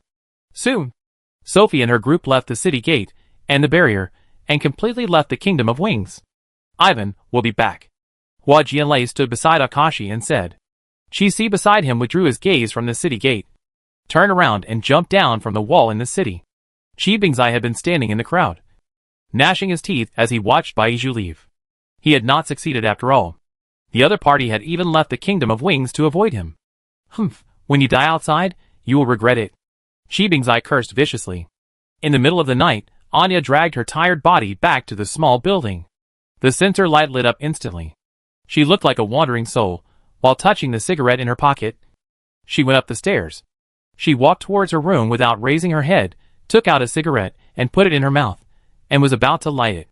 The light in the room lit up. Anya suddenly stopped moving, looked up, and saw the door of her room was wide open.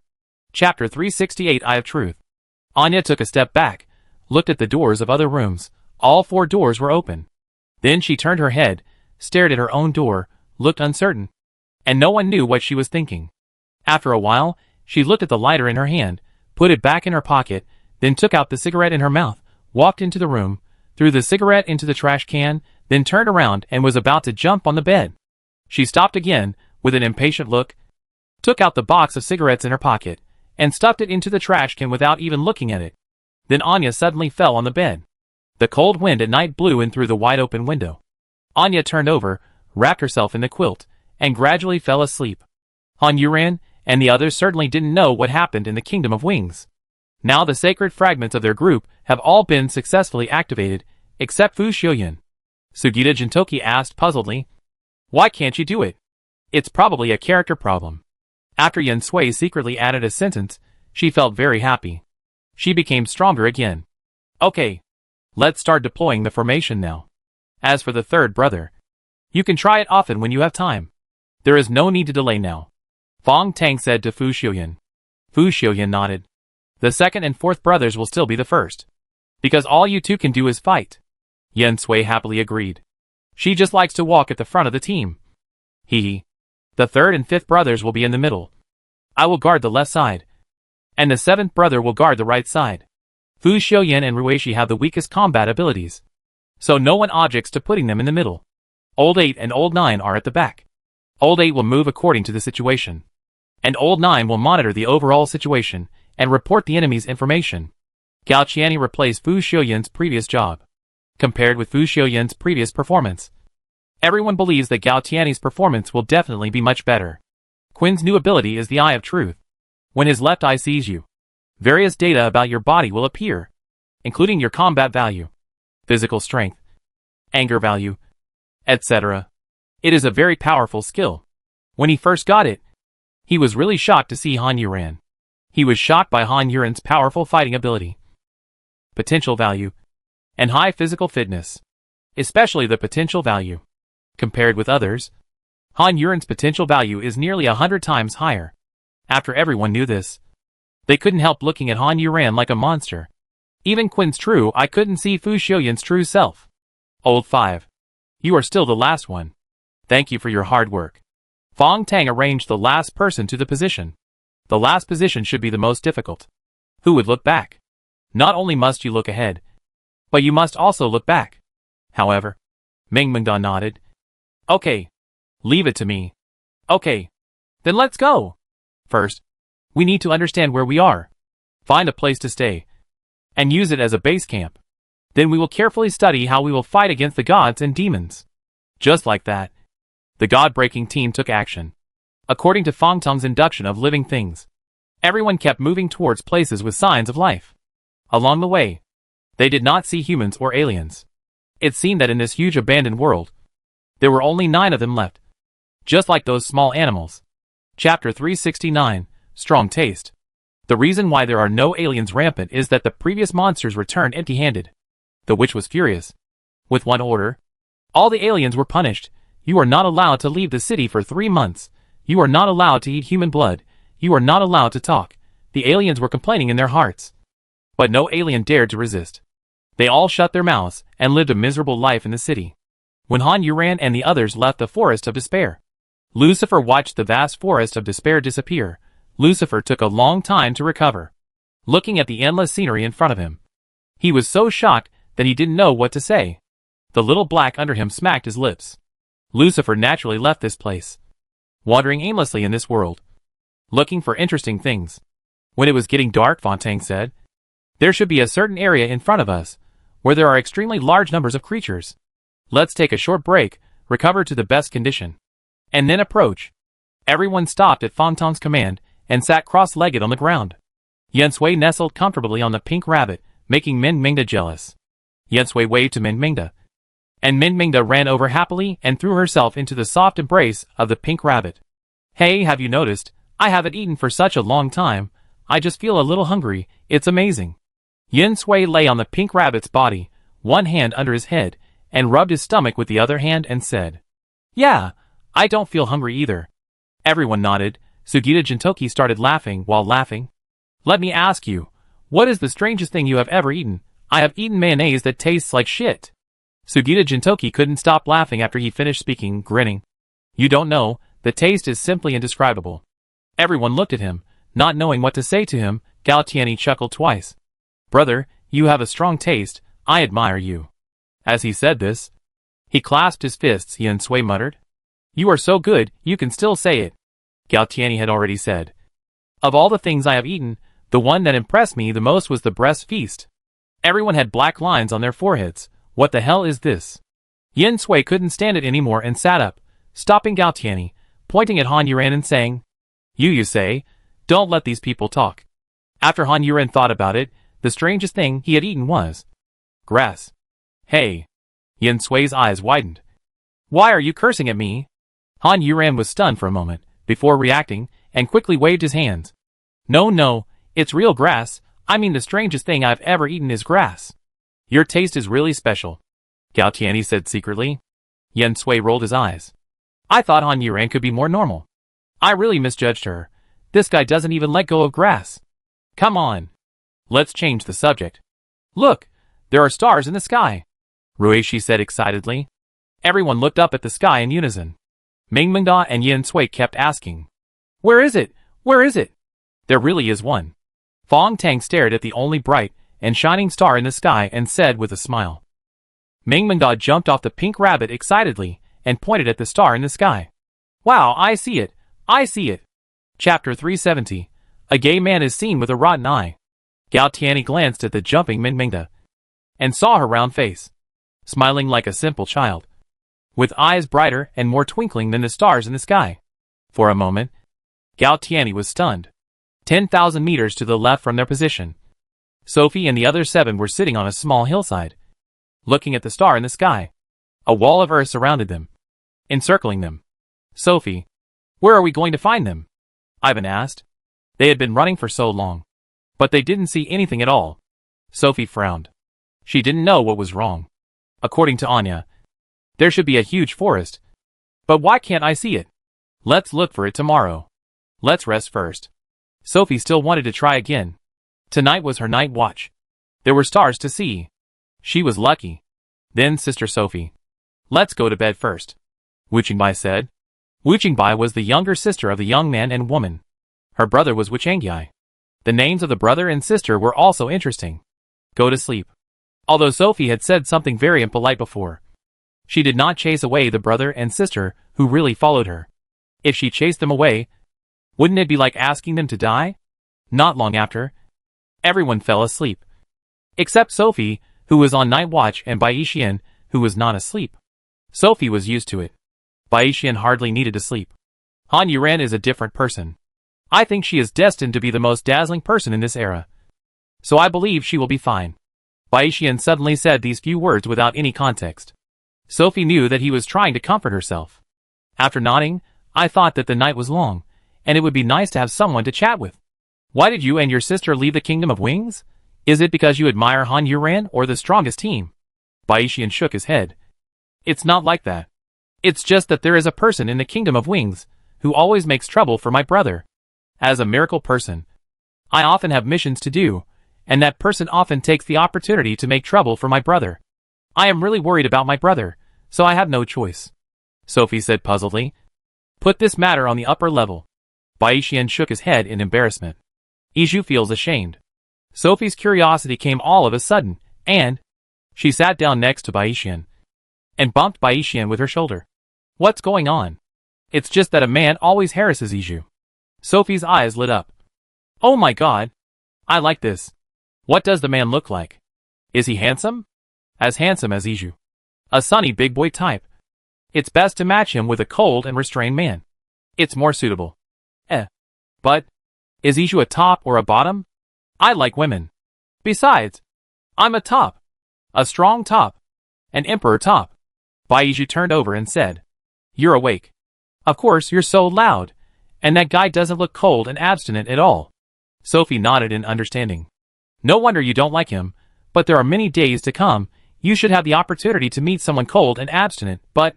Sophie said as she got up and squeezed between Bai Yizhu and Bai Yixian, looking up at Wu Changyi, who was lying not far away, bending down and whispering. Although Wu Changyi is not cold and abstinent, he has sharp features, and is handsome and resolute. I think he's good, and he suits you very well. You really judge a person by his gay eyes. After Bai Yizhu said this, he closed his eyes, and fell asleep again. Chapter 371 Taking Off Clothes. Hey, brother. Jintoki Sugita elbowed Gao Tianyi twice, then the other party came back to his senses, turned to look at Jintoki Sugita and asked, Ah, what's wrong? Jintoki Sugita secretly smiled. His pair of dead fish eyes were not so dead fish. He leaned his head towards Gao Tianyi again. Brother, you looked at Lao Wu and were stunned just now. So you like Lao Wu? Then why did you always bully her before? You are an elementary school student. You like girls in this way. Jintoki Sugita laughed again, but Gao Tianyi frowned, pushed Jintoki Sugita away. What nonsense are you talking about? Okay, let's move forward. Fong Tang said, blocking Jintoki Sugita's words. They quickly formed a formation, almost silently in the darkness, becoming a darker existence than darkness, and moving forward. After about 30 minutes, they passed through countless ruins of buildings, and finally saw the continuous city walls, which were dark and crawling like giant pythons. They could clearly see many bright lights in the city. It's so bright. It must be the territory of the alien race. East District? Yen Sui muttered. Now the North District should also belong to the Kingdom of Wings. There are still 1 million people returning. When the time comes, the Kingdom of Wings will not be able to accept so many people, and they will definitely be arranged to the North District, Fong Tang said, looking at the city wall in front of him. Then how can we confirm it? Take off your uniform first and throw it away. Wearing this will expose you too much. Then old Seven will send a clone in. We will wait here, Fong Tang said as he took off his coat. Mingda couldn't stop laughing as she took off her clothes. We seem to take off our clothes all the time. It seems that we are destined not to wear this clothes, Sugita Jintoki said as he pulled the clothes out from the gap between the bones. At the same time, a clone came out. Sugita Jintoki looked at the clone without the skeleton and was so envious that he almost cried. After the clone gave him a look of disdain, then disappeared into the night. Everyone tattered the uniforms they took off and buried them in the ground, leaving no clues behind. If there is no problem, after entering, get a set of clothes, a hat, and other things to cover yourself up. Disguise, it's interesting. Everyone. What should I do? Sugita Jintoki asked aggrievedly. Everyone cast their eyes on him, and then looked away at the same time. Yen Sui chuckled. You don't even need to disguise yourself like this. I guess you can blend into the alien race without any problem. Hey miss, you're gloating at this time. Seventh brother, take off your shirt and pants and wear them outside first. In public, you want me to be naked? Sugita Jintoki said as he covered his body with his hands. Yes, take it off quickly, Yen Sui said as he closed his eyes, and everyone looked away. But Sugita Jintoki still looked at them uncomfortably. And finally created 6 clones. Surrounded himself, and then clumsily took off his clothes. At the same time, he shouted, Don't peek. Who wants to peek at you? Are you afraid of getting sty? Only a child like you who has never seen a naked man is the most curious. Control yourself. Chapter 372 The Resentment of the Clone. When Sugita Jintoki and Hikoho quarreled about taking off their clothes and reluctantly put them on, Sugita Jintoki's clone also came back. Everyone swarmed around the clone, throwing Sugita Jintoki, who was still fiddling with his clothes, aside. What's the situation? Hikoho asked anxiously. The one in front is the North District, and the people living there are indeed ordinary humans. We are now in the north of the North District, and the humans live in the south. It's just right for us to enter from here. Everyone nodded. What good luck. Sugita Jintoki also came over, and Fong Tang had already ordered. Clone, lead the way, and we will follow you. The clone nodded, turned around, and directly pushed away Sugita Jintoki, who was standing behind him, and ran forward. Hey man, your clone has a bad temper. Gao Tianyi laughed. Sugita Jintoki had no choice. His clones, each of them had their own personalities, and he couldn't control them. Soon, everyone came to the city wall. There were no miracle workers in the north area, and the north was not the range of human activities, so there was not even a guard team. It was easy for everyone to cross the city wall under the cover of night, and after landing on the ground, the clone pointed to the front and said, There is a clothing store on the left ahead. Sugita Jintoki and these clones share thoughts, so even if the clone was not there just now, but what Sugita Jintoki heard, it was equivalent to what he heard. Your clone is much more reliable than you. Hikoho also activated the taunting skill. Jintoki Sugita said unbearably. Don't forget my clone is me. The clone in front suddenly stopped, turned around and looked at Jintoki Sugita and said, Don't confuse me with you, you scum. Pooh? The clone spit it out as he spoke, making everyone dumbfounded. How could the relationship be so bad? Jintoki Sugita was also feeling bitter. The reason why this clone had such a big grudge against him was because this clone had died the most times. While speaking, the clone brought everyone to the clothing store. The clothing store was very small, and the glass windows were broken all over the floor. But now the floor was full of all kinds of broken building debris, and everyone had gotten used to it. And after so long, there was no sunlight, and there were toxins in the air, etc. The darker places on the ground were covered with a layer of green, somewhat furry things. Most of the metal products were rusty, and it wouldn't be long before the world would become even dirtier and more broken, which was completely imaginable. Drops of black water droplets containing toxins condensed from the long absence of sunlight fell to the ground from some edges. And as soon as they landed, a puff of smoke rose from the ground. A few people entered the clothing store, and a musty smell hit them. Resisting the urge to leave, they rummaged through the racks and cabinets of clothes. Now they didn't care about the appearance of the clothes, as long as they fit roughly, and were not rotten. Sixth brother, heal this one for me. Gao Tianyi handed a pure black sweetheart collar short-sleeved shirt to Ruishi. The healing light instantly wrapped the clothes and disinfected them. Yen Sui and Quinn searched for a long time, but couldn't find a suitable one. This was an adult clothing store, and it was not easy to find something they could wear. Mingda took out 3 sets of the same clothes from the cabinet. compared them, and said to Yensui and Quinn, "This? I think you two can wear it. Chapter 373 as long as you dare to do it." Quinn turned his head and looked at the pink dress in Mingming's hand, and said with a frown, "Sister Mingming, I am a boy. How can I wear a skirt?" Mingming shook the pink dress in her hand, and explained, "No, it comes with underwear inside. It's okay. Just think of it as a layer of cloth wrapped around the outside of the pants." Quinn rolled his eyes. Yensui had already grabbed the clothes, handed to Ruishi. "Six, brother, these 3 pieces, disinfect them all." After saying that, he looked at Quinn. "At this critical moment, there is no choice, and I think you are prettier than a girl. There will be no sense of incongruity. This? Okay. Don't stay here, change quickly."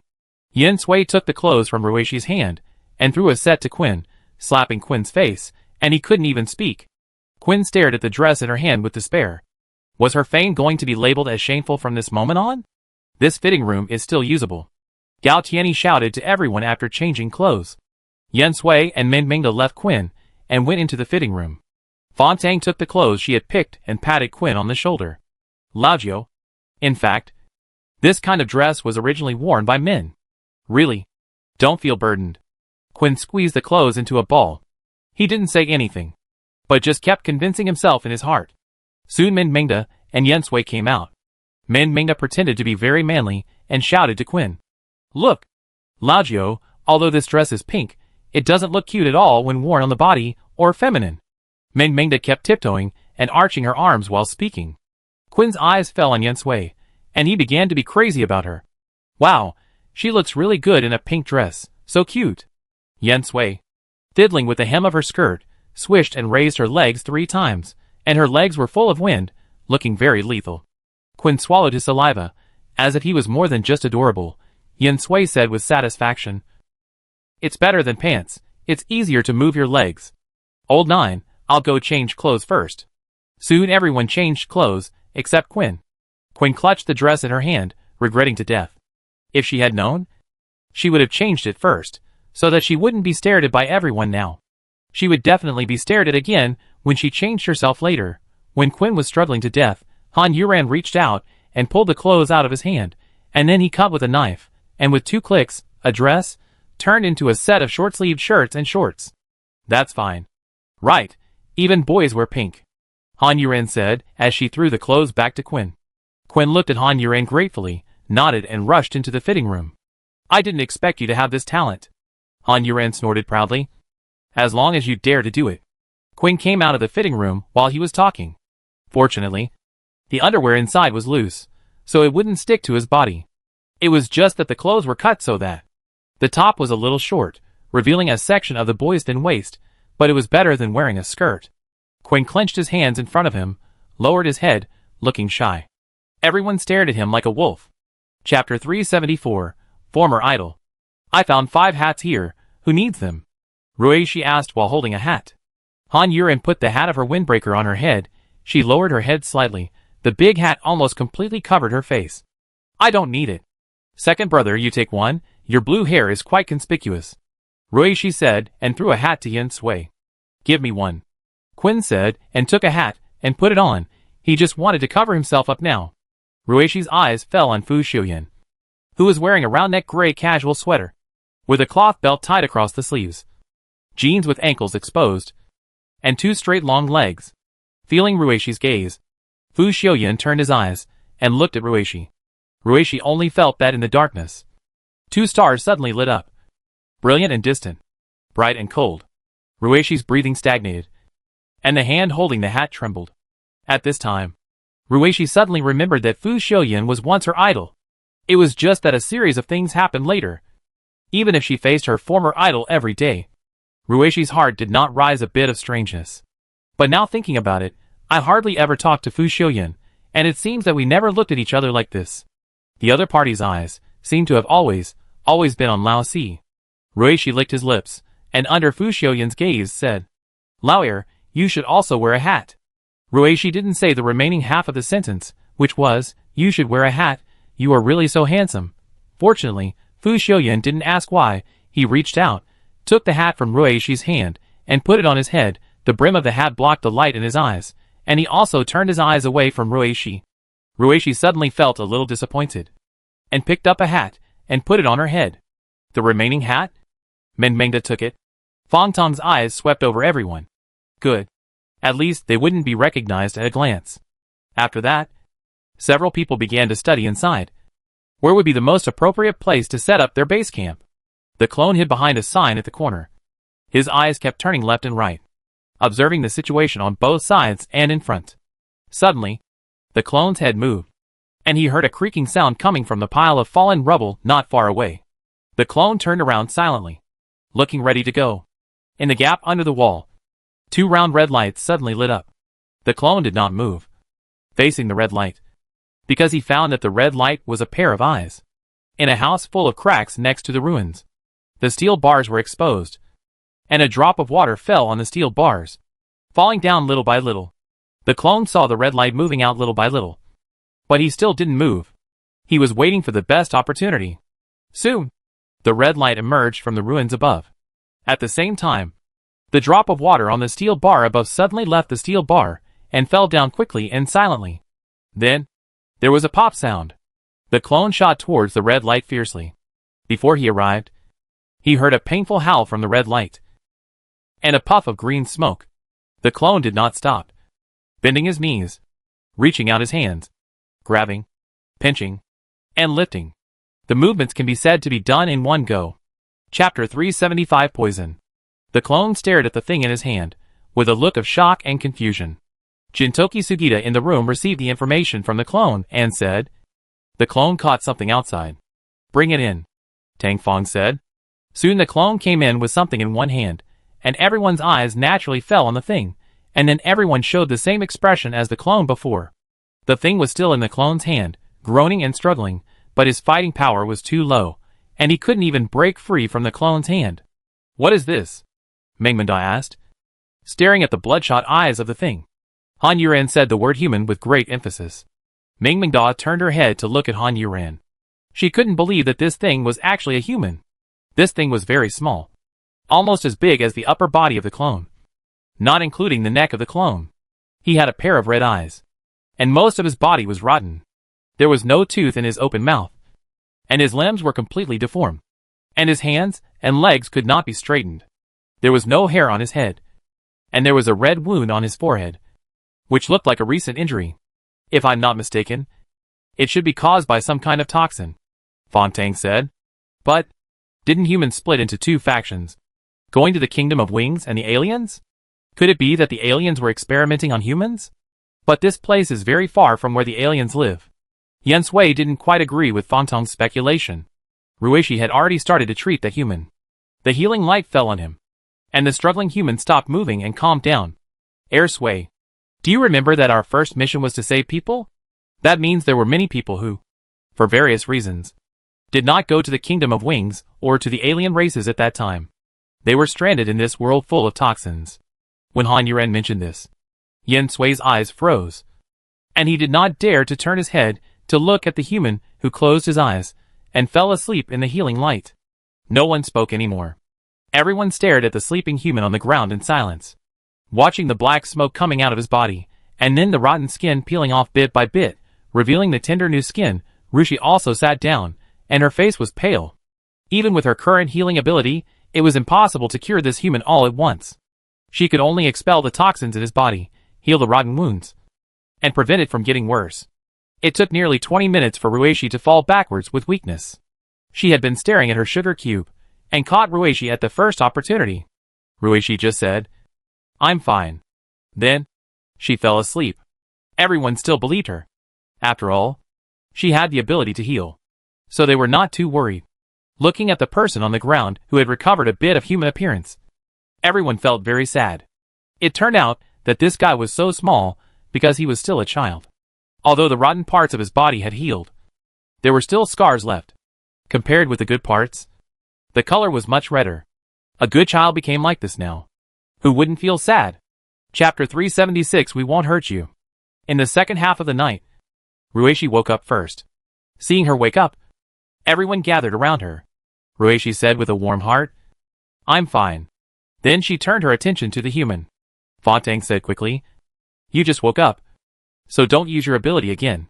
Ruishi nodded, and said with heartache, "He is probably only 2 years old." After she said this, the human moved and opened his eyes. Everyone stared at him nervously. His eyes were no longer red, although they were still a little red, but the pupils and whites of his eyes could be distinguished. He turned his eyes to Han Yuran and the others, then stopped. A trace of doubt flashed in his eyes, followed by fear and vigilance. He used his hunched hands and feet to prop up his body, like a four-legged animal, moving very quickly. Seemingly, he was already used to this. His bare hands and feet rubbed against the ground as he retreated, and soon scratched the skin that had just recovered, and blood was all over the ground. But he seemed to feel no pain, and he went straight into the cabinet behind him, causing the cabinet to shake and clang. His movements were so sudden that no one expected that he would be so agile just after waking up and recovering. No one could stop him. "Don't be afraid. We won't hurt you," Meng Mengda shouted. Others ran forward and wanted to catch him. But the more they did so, the more frightened he became, and he went crazy into the cabinet, hitting his head with blood in 2 hits. Ruishi, despite her still weak body, wrapped him with the healing light again. When everyone saw the healing light, they all stopped moving. The little guy who was bumping around knocked back again, and then quickly stood up and continued to get into the cabinet. But when he reached the cabinet, he stopped, staring blankly at the emerald green light in front of him, slowly raised his hand, and touched the green light. But when he saw his hand, his sight froze completely. He looked at himself, who had returned to normal, except for his hand with 2 red scars. He turned his hand back and forth almost in slow motion, and then turned it around frantically. After he was completely sure that his hand had returned to normal, he kept turning his head and eyes, looking at himself.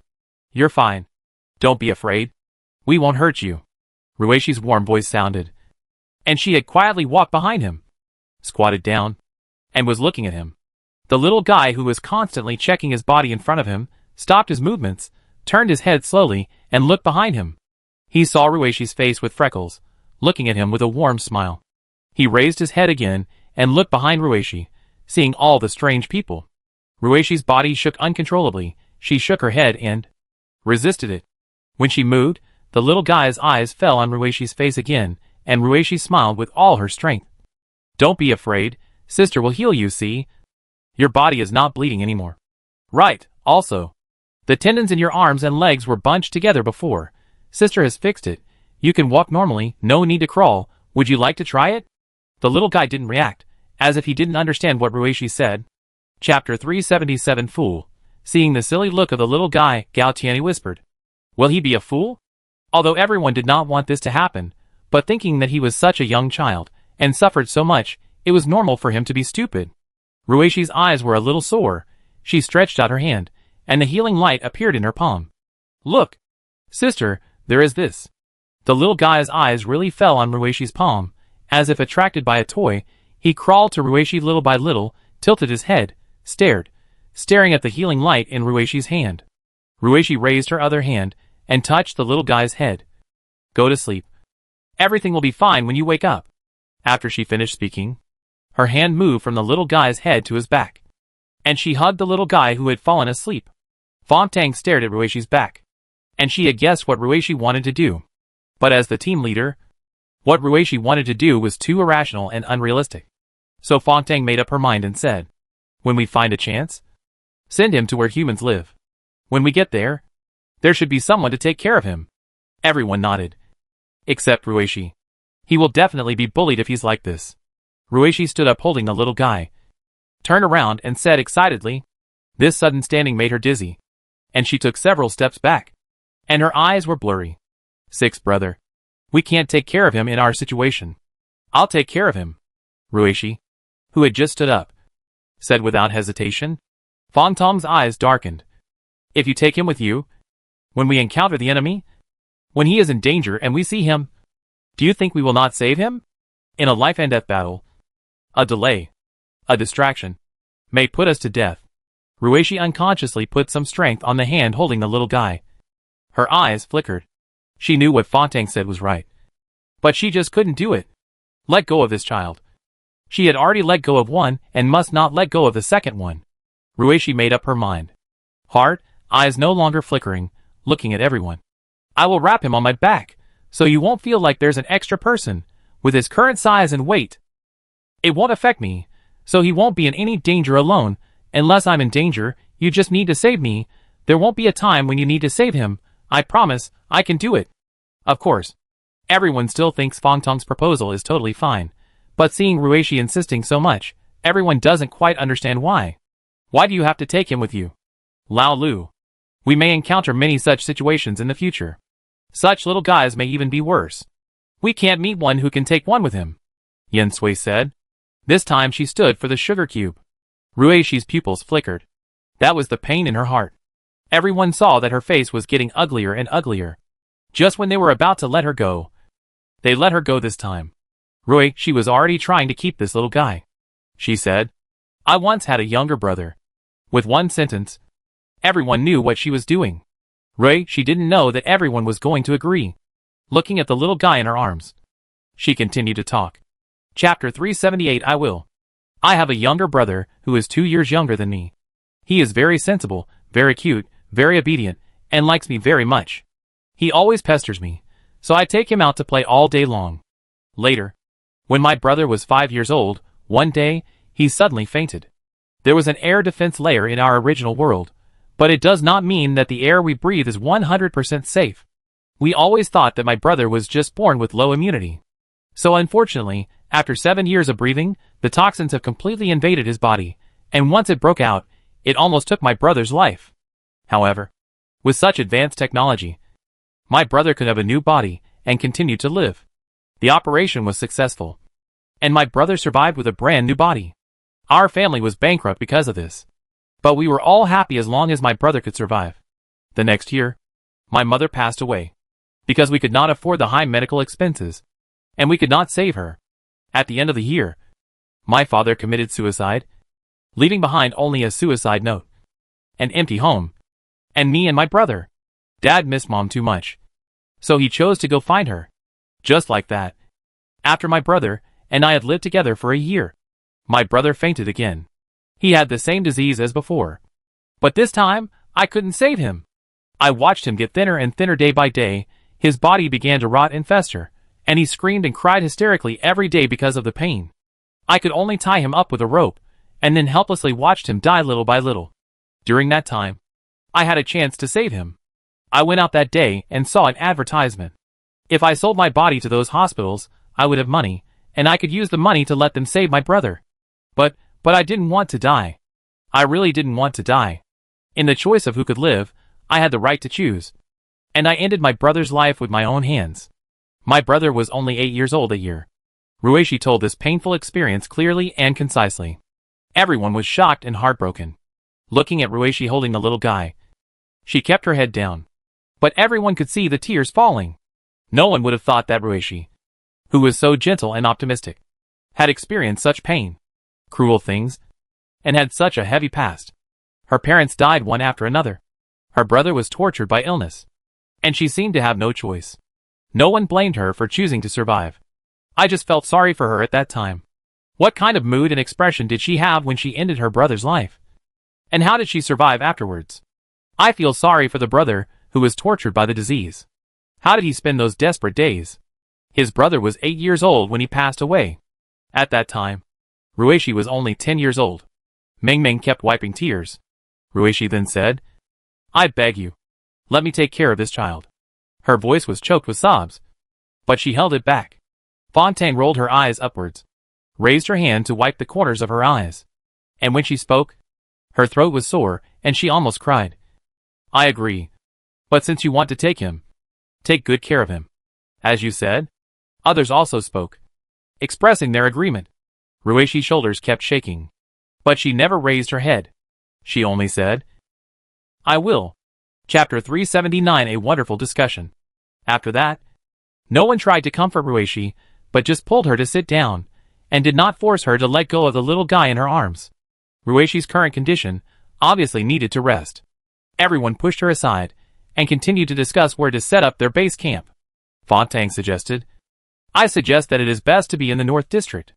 There will be no aliens in the North District for at least 6 months, and the aliens will not attack here, and there are still humans living here, and the daily necessities and food supplies we need in the future are close to here, and it is also easy to find a way to sneak in and get out. Everyone nodded in agreement, and this discussion started and ended with Fong Tang's speech. Yin Sui, then where should we build it? Fong Tang, of course. The most important thing is concealment. As for the issue of comfort, we can slowly improve it. Sugita Jintoki, then I'll get 4 clones to go out for a walk. Everyone nodded again, and then began to discuss how to fight the aliens. Fong Tang propped up his chin and thought seriously. With our current combat capabilities, we can only fight guerrilla warfare. We will attack when the enemy has fewer people, and evacuate when they attract attention. All actions must be prioritized to be fast, and we should not fight too long. In fact, we can also attract some people to come in, even ordinary people, and we can use them as logistics. Keep watch, and watch the house, and let them train. I estimate that some low-level aliens can also fight a few moves and deal with them. It will be more convenient to use them to sneak into human settlements, Gao Tian said thoughtfully. Everyone looked at him. Sugita Jintoki chuckled.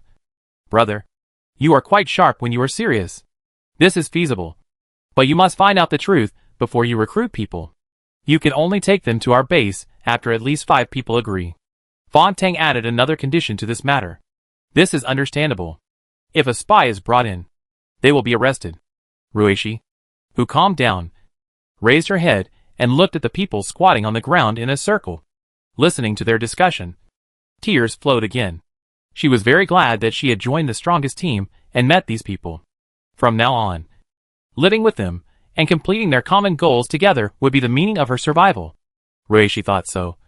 But her eyes fell on Fu Xiuyan uncontrollably. She thought with some bitterness in her heart. If the other party knew about me, they would probably think I was terrible. Suppressing the sadness in her heart, Ruishi carefully put the sleeping little guy in her arms on the ground, took off her coat, covered the little guy with it, and then walked to Fong Tang and the others. Fong Tang glanced sideways, and when he saw her coming, he moved to the side. Ruishi squatted down and joined the discussion. Hey, Lao Wu, do you have any requirements for our base in the future? I want to build a winery in our base, so that I can have a drink when I have nothing to do. It's comfortable, Sugita Jintoki said with an exaggerated expression when he saw Ruishi. Everyone knows that he wanted Ruishi to feel more comfortable, but he couldn't help but reveal his belly. This is too obvious. Ruishi smiled and continued. Build a luxurious kitchen, so that I can make delicious food for everyone. Chapter 380. A group of people in the night. Everyone talked and laughed for a while. One said he wanted a soft round bed, gauze curtains, and another said he wanted a clean, large bathroom. There were also basketball courts, video games, and libraries, and everyone wanted something wonderful. Fortunately, the clones that were sent out came back, otherwise they would probably be immersed in a beautiful dream and would not wake up. Seeing the clones come back, everyone put away their smiles in an instant, and 3 of the 4 clones dispersed, leaving only one. The one who stayed behind squatted down, stretched out his hand and drew a circle on the dust on the ground, and said, This is where humans live in the North District, close to one side of the city wall. The clone said and drew a horizontal line behind the circle, indicating the city wall. Part of the city wall and part of the circle completely overlapped. Then there were 3 more lines, connecting the entire North District. The clone divided the remaining places into 4 equal parts. This is where we are, the clone said and drew a small circle in the part farthest from the circle. The houses around here didn't collapse too badly. Some of them can still be used, but the air and environment here are very bad, the clone said and pointed to the part next to it. Almost all the houses here have collapsed, and there are the most rotting corpses here. Many insects have been born, and some mutated small things. Everyone nodded as they listened. The clone pointed to the 2 parts close to human habitation.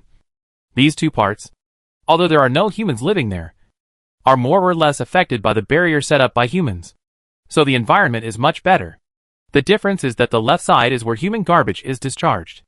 Everyone nodded again, and cast their eyes on the only remaining piece, which looked perfect. Then there are no problems here? Yin Sui pointed to the remaining area and asked. The problems here are relatively fewer. Although the collapsed houses are more serious, there are still some remaining ones. Moreover, the air environment is better. For the time being, the corpses have not had too many insects. The clone explained again that the major problems are similar, and this place is just a little better. Then let's go here. Before dawn, let's go and take a look. Don't consider those good buildings. They are too conspicuous. It's better to choose some places where the tops have collapsed, but the underground is preserved, Fontaine said. And everyone nodded in agreement. Although it was a bit troublesome, it was also much safer. Ruishi had already found some clothes, torn them into rags, and with the help of Mingmingda, she tied the sleeping little guy to her back. Everyone pretended to glance at her casually, and then looked away without leaving a trace. The clone had been collected by Sugita Jintoki, and now everyone followed Sugita Jintoki to the area they had chosen. As soon as they came out, they could see the light of the human settlement from a distance. There were people sleeping soundly in a safe environment. Outside, there were people like the little guy, hiding in the ruins, suffering from physical torture. This world is so unfair. Under the cover of the dark night, they were silent, and what they passed by now were not only the ruins, but also the rotting corpses, some of which had already rotted into dregs. Chapter 381. There really is none. Soon, they arrived at that area, and with the light from the human settlements, they could barely see the area clearly. But in such a conspicuous place, they had to be more careful. Jintoki Sugita had already reminded them early. There are night watchmen in the human settlements, everyone be careful. Sure enough, when they arrived, they could see figures wandering on the wall they had re-enclosed. There should be more in the dark. Right? Quinn looked at the carefree way of keeping watch, and asked. There must be, Yen Sui continued. But this time, they all guessed wrong. There really were no more. There were only the carefree ones they saw, because keeping watch in the dark was useless. These people were ordinary people with no ability.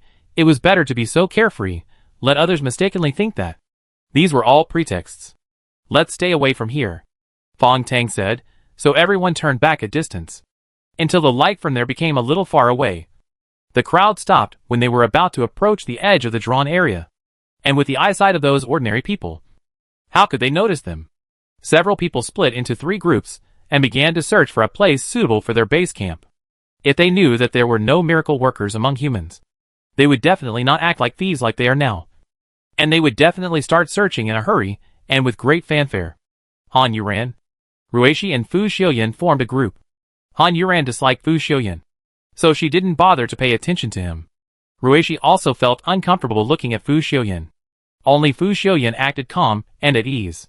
They swept the ruins with their eyes and ears open, and had to avoid the rotting corpses from time to time, thinking about how these people had been exposed to the wind and rain since they died. Until they rotted. They were really unlucky and pitiful. Ruishi couldn't stand embarrassment. She felt uncomfortable that the 3 of them were so silent and didn't say a word. She glanced at Fu Xiuyan, who was not far behind her, and felt that his every move was like a poster, especially with these ruins as a backdrop. He looked like a young man who represented hope in the end of the world. Ruishi swallowed her saliva uncontrollably and started talking to Han Yuran. She really didn't have the courage to talk to Fu Xiuyan. Old 4. Are the uncle and Aunt Lu? And how is it you are looking for the family of Enshumtang? Ruishi asked. For a moment, she really couldn't find anything to talk about. Han Yuran, who was lifting a wall, heard this and said while moving the wall away, Yes, they are Anya's parents and brother. They are not in the Kingdom of Wings. Han Yuran looked at the hole revealed after the wall was moved away, and looked inside. He could see a trace of surging water. It was in vain again. But this time the aliens released 1 million people. Maybe they are there now, Ruishi said, nodding his chin towards the human settlement. It is possible, but it is not easy to check. Then, Lao Si, do you have no relatives? As soon as the question came out of his mouth, Ruishi regretted it. If Han Yuran really had relatives who could not be contacted and needed to be checked, he would have said it long ago. Chapter 382. Rich. Han Yuran was silent for only a moment, then patted the dust off his hands and said, No. Ruishi was a little embarrassed and said, I'm sorry. Han Yuran smiled. What do you have to be sorry for? It's not you who killed my family. Okay, it's almost dawn. Let's go back to the gathering point first. Ruishi nodded and cursed herself in her heart. You really speak without thinking. The few of them returned to the gathering point, and when they arrived, only Fong Tang's group had not returned yet. How is it? Are there any suitable ones? Yen Sui asked immediately after seeing them. Han Yuran and the others shook their heads. There were few buildings with undergrounds to begin with, and now most of them are broken and swallowed by the sea. The people in Yen Sui's group also sighed. Yes, the ones we found are like this. Just when they were disappointed, Quinn ran back and shouted. Everyone follow me, we found a good place. The disappointed people, their eyes lit up, and they followed Quinn to that place. Yin Sui asked curiously, what kind of place is it? A completely preserved underground room. The building above has basically collapsed, leaving only 3 walls halfway, which is very suitable for shelter, and the area below is large enough, and there are no dead bodies. Quinn said with some excitement, this place is really perfect. Everyone was expecting. And soon they arrived. They saw a large area of ruins, which was badly damaged. Only walls of different heights were still standing precariously. Fong Tang was spotted at a glance. Standing in the middle of the 3 walls. In front of her, there was a dark hole. After falling down, Fong Tang said, Old 5 is downstairs. Old 4 and Old 6. You 2 go down first. Old 6 will purify the air inside. Old 4. You protect them. Han Yuran and Ruishi nodded together and walked down the stairs. Ruishi immediately covered her and Han Yuran with the healing light. And the 2 of them were not blind with the help of the healing light. When they got to the bottom, Han Yuran called out, Old 5, where are you? Then a cute voice with an echo came from the front. I'm on the bottom floor. We'll seal the exit first, you purify first. Fong Tang called out from above, and then the exit was blocked, and suddenly only the light of the healing light remained. You purify, I'll go around and look. After Han Yuran said this to Ruishi, he conjured up his wings, and they immediately overshadowed the light of the healing light, and in this darkness, the light was blinding. Ruishi released a large amount of healing light, which filled the entire upper and lower floors. Han Yuran looked at the underground space, which was surrounded by isolating glass on all sides. From this, it can be seen that the original owner of this house was definitely a rich man. Han Yuran checked it from beginning to end along the isolating glass, including the roof and the ground, and did not see a single crack. It was well preserved. There were not many things. Han Yuran looked at the things on the ground. It seemed that the owner was not an ordinary rich man, because this underground space was not for living, but for collecting. The collections that were once treasured are now lying on the ground. Chapter 383 Secret Room. Machine models were lying on the ground in a mess. Many of them were broken. And because they were exposed to the outside for a long time, they were covered with dust and rust. In front of Han Yuran's feet, glass shards and machine models were spread all over the ground. There were more than 1 glass cabinet like this that fell on the ground. And only one was leaning against the corner, which did not fall. Han Yuran walked over and stared at the various machine models inside. The machine models and the entire glass cabinet are all from the same comic book. This comic book is awesome. Han Yuran has also read it. It is called Silver Machine Soul. It is very good. But with Han Yuran's little money, she would go bankrupt just by reading comic books, let alone collecting these models. Han Yuran sighed at the original owner's wealth and slapped the glass cabinet with her hand. Then she squeezed it hard. The glass cabinet began to shatter from her palm. And then the cracks spread. A glass cabinet shattered into pieces. And the healing light instantly poured in. Han Yuran walked downstairs along the stairs against the corner of the wall. When he got downstairs, Han Yuran also pictured the appearance of this house in his mind, like a block was blocked in the middle, and the top and bottom were still the same. Did you find anything? Han Yuran asked. Min Mingda was checking the isolation glass just like Han Yuran before, and shook her head. No, the isolation glass is well preserved. The few people outside were not idle either. Of course, this exit could not be completely sealed all the time, and some space should be left for ventilation. So several people started looking for things everywhere, something that is convenient for entry and exit without being conspicuous, and can also serve as a shield. Sounds very difficult, and even more difficult to find. Find something, and throw it over here naturally. I picked up a piece of waterproof cloth here, and when the time comes, press it over the exit, and cut a hole in the middle. Gao Tianyi said, while holding a pile of dirty waterproof cloth. Fong Tang picked up the stone that was blocking the exit after hearing this, and after Gao Tianyi and Fu Xiuyan spread the waterproof cloth on top, then tore off the extra waterproof cloth and put it away. Fong Tang put the stone down again, pressing one side. The others threw the stones, broken walls, wood and other miscellaneous things they found, seemingly scattered aside, but in fact they pressed down the waterproof cloth. The waterproof cloth had been completely tattered, so it was not noticeable at all. Then, they cut a hole vertically in the middle of the waterproof cloth, so everyone could go in and out through this hole. Old 9, get something here that can sense people, Fong Tang said. Gao Tianyi started to move his hands. Ming Mingda inside stopped, looking at a handprint protruding on the isolation glass in front of her, curiously pressed her hand on it. Then, in Mingmingda's shocked eyes, the isolation glass in front of her suddenly turned inward. Mingmingda opened her mouth in surprise, staring inside excitedly, waving her other hand constantly, standing on her toes, and shouting, Old fool, come and see. There's actually a secret room here." As he spoke, the isolation glass stopped turning, and Han Yuren also ran over. Chapter 384: A Poor Man Who is Blinded by Money. Han Yuren and Mingmingda looked at the secret room, and were completely shocked. After a long time, Mingmingda raised her hand, touched her chin, and then pushed her chin back with a click sound, and then closed her mouth. Han Yuren swallowed several times, but couldn't find an adjective to describe his current mood. In the end, he could only say, "Fuck," to express his feelings. This secret room was filled with money. The 4 glass walls were completely blocked by piles of money, and the ground was covered with money without any gaps. The money was as high as Han Yuren's knees. Han Yuren and Mingmingda had never seen so much money in their lives. Han Yuren now knew why the owner of this place could afford to buy so many machine models.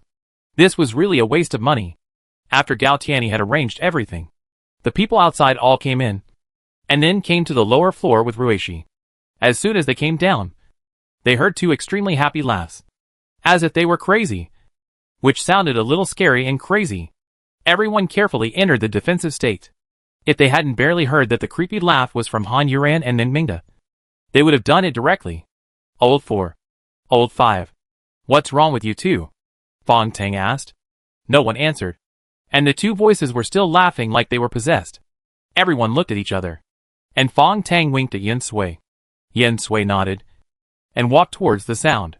Before he could wait, he heard a rustling sound, and then, pieces of pink things flew out. Yen Sui stopped at once, and kept shaking his body, stepping back, avoiding these things. The others were also nervous. "Wait a minute. That looks like money." Sugita Jintoki looked at the pink flying in the sky, and said uncertainly. Yen Sui stopped his action, stretched out his hand to grab it, and looked down. And it was indeed money. "We are rich." Mingmingda grabbed 2 hands of money, and suddenly jumped out, frightening Yen Sui to throw away all the money in his hand, and trembled and took a step back. When she saw that the person who was scaring her was Mingmingda, she said angrily, "What are you doing?" Then, she pushed Mingmingda away, took 2 steps forward, and turned to look inside. Suddenly, Yen Sui was speechless because of the money in the room. After a long time, she noticed that Han Yuren was rolling around on the money on the ground, grabbing handfuls of money, grabbing a handful, throwing a handful, and laughing foolishly all the time. "So much money." Yen Sui, who had recovered, said calmly. Everyone came over, and then sighed. "So much money." Fu Xiaoyan looked at Han Yuren rolling in the pile of money, lowered his head and pursed his lips, and smiled secretly. Fontang said helplessly, "Six, brother. Let them calm down." So, the 2 people who were obsessed with money woke up in the contemptuous eyes of everyone. After waking up, they naturally felt extremely embarrassed.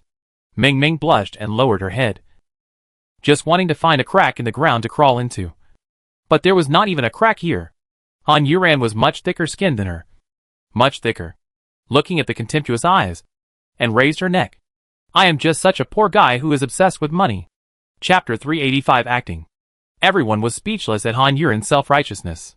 Gao Tianyi silently raised his thumb, and waved it at Han Yuren. Fong Tong's eyes followed the money on the ground, turned into a corner, tipped his head, and asked, "Have you checked the corner? Where is the corner?" Han Yuren and Mingmingda asked at the same time. They were directly immersed in the pleasure brought by the money, and did not check the room at all.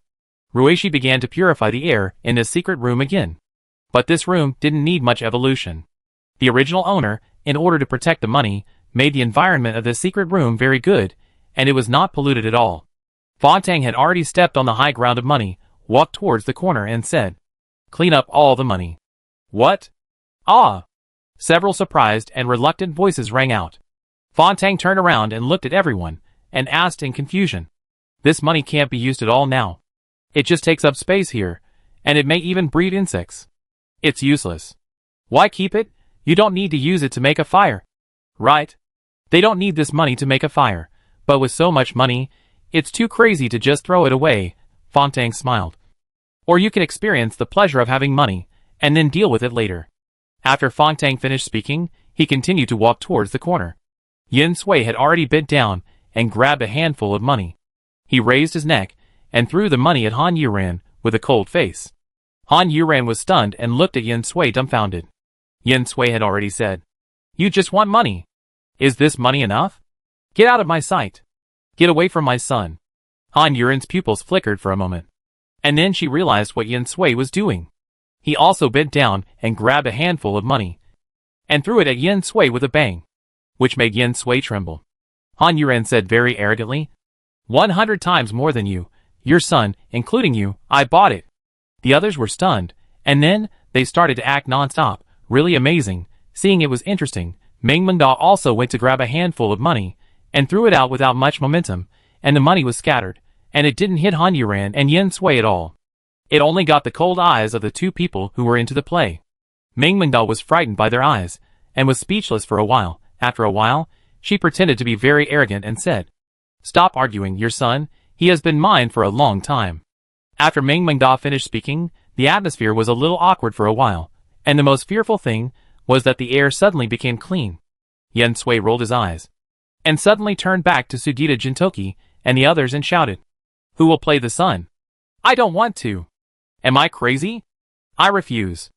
I don't want to either." The four said at the same time, "Who wants to be someone else's son for no reason?"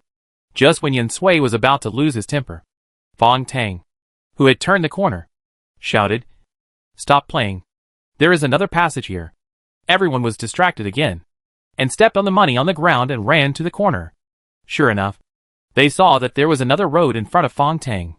After that, everyone followed this road and turned around, and went up the stairs twice.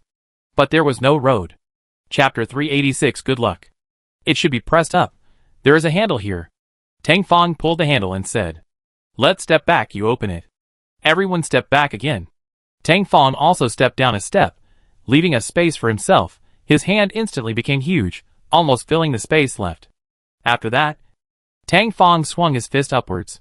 Without using much strength, he opened the press door. As soon as it was opened, debris from the ruins fell down with a crackling sound. Fontaine lowered his head, and the people behind him stepped back. Soon Fontaine turned into a dirt man. But at least nothing fell down.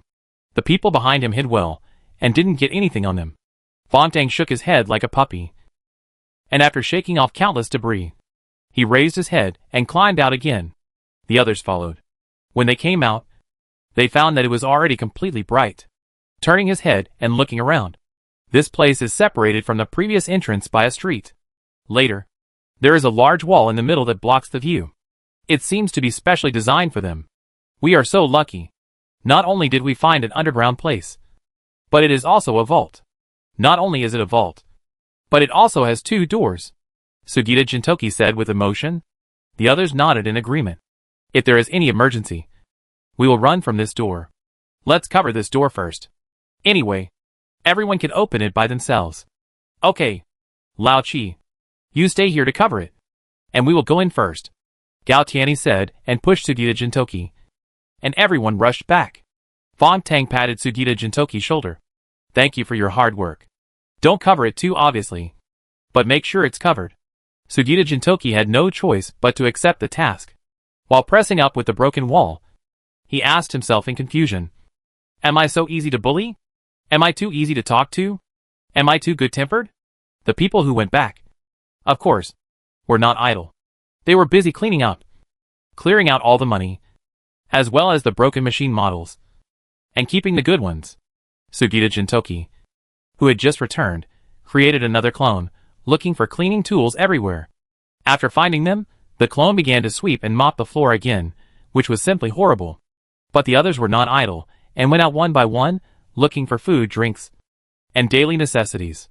They tossed around like this for a whole day, and the results were quite good. At night, everyone collapsed on the bed exhausted, and they barely found 9 mattresses of various types. The men slept on the first floor, and the women slept on the lower floor. Gao Tianyi found a piece of black cloth and red paint from nowhere. He was now using his fingers to dip in the red paint and write 3 big characters. "Break the gods and demons. Brother, your handwriting is good. You know, there is a saying that the handwriting reflects the person, Gao Tianyi said proudly, then wiped the paint off his fingers, and waited for the words to dry before hanging them up. Everyone should have a good rest tonight. Tomorrow morning, we will officially start, Fong Tang shouted, and everyone on both floors could hear it clearly.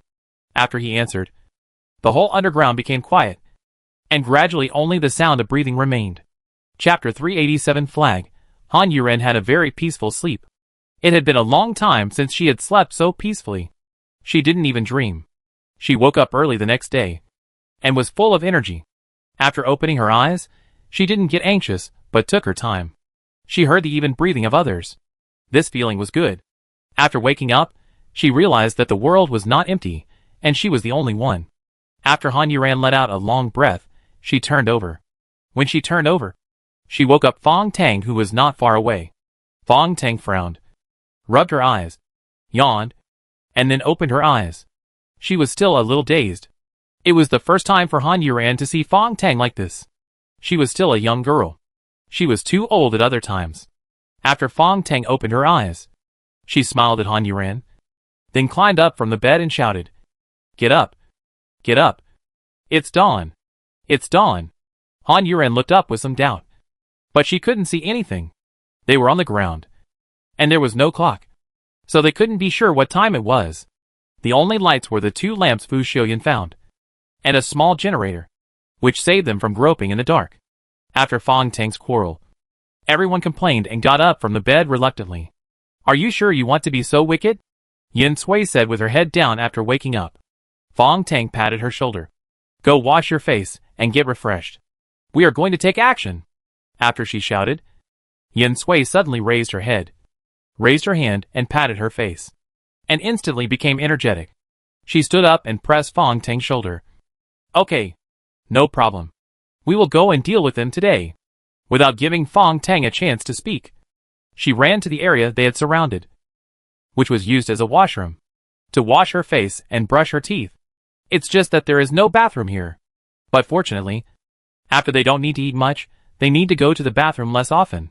When the time comes, they can only find a place to solve it. Looking at the impetuous Yin Sui, Fong Tang didn't know what to say. Upstairs, the boys all got up, although they were not very energetic. Fong Tang nodded with satisfaction. His eyes fell on the black cloth on the table. His eyes lit up. "Who made this? Not bad." Gao Tianyi proudly shook his short hair, but only shook the air. "It was me, the humble one." Fong Tang's mouth twitched, and he smiled awkwardly. "Not bad, awesome. Find a place to hang it when you have time." "I have time now.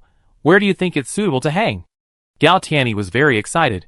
Flags are spiritual symbols, and this flag was made by him, and he was very proud.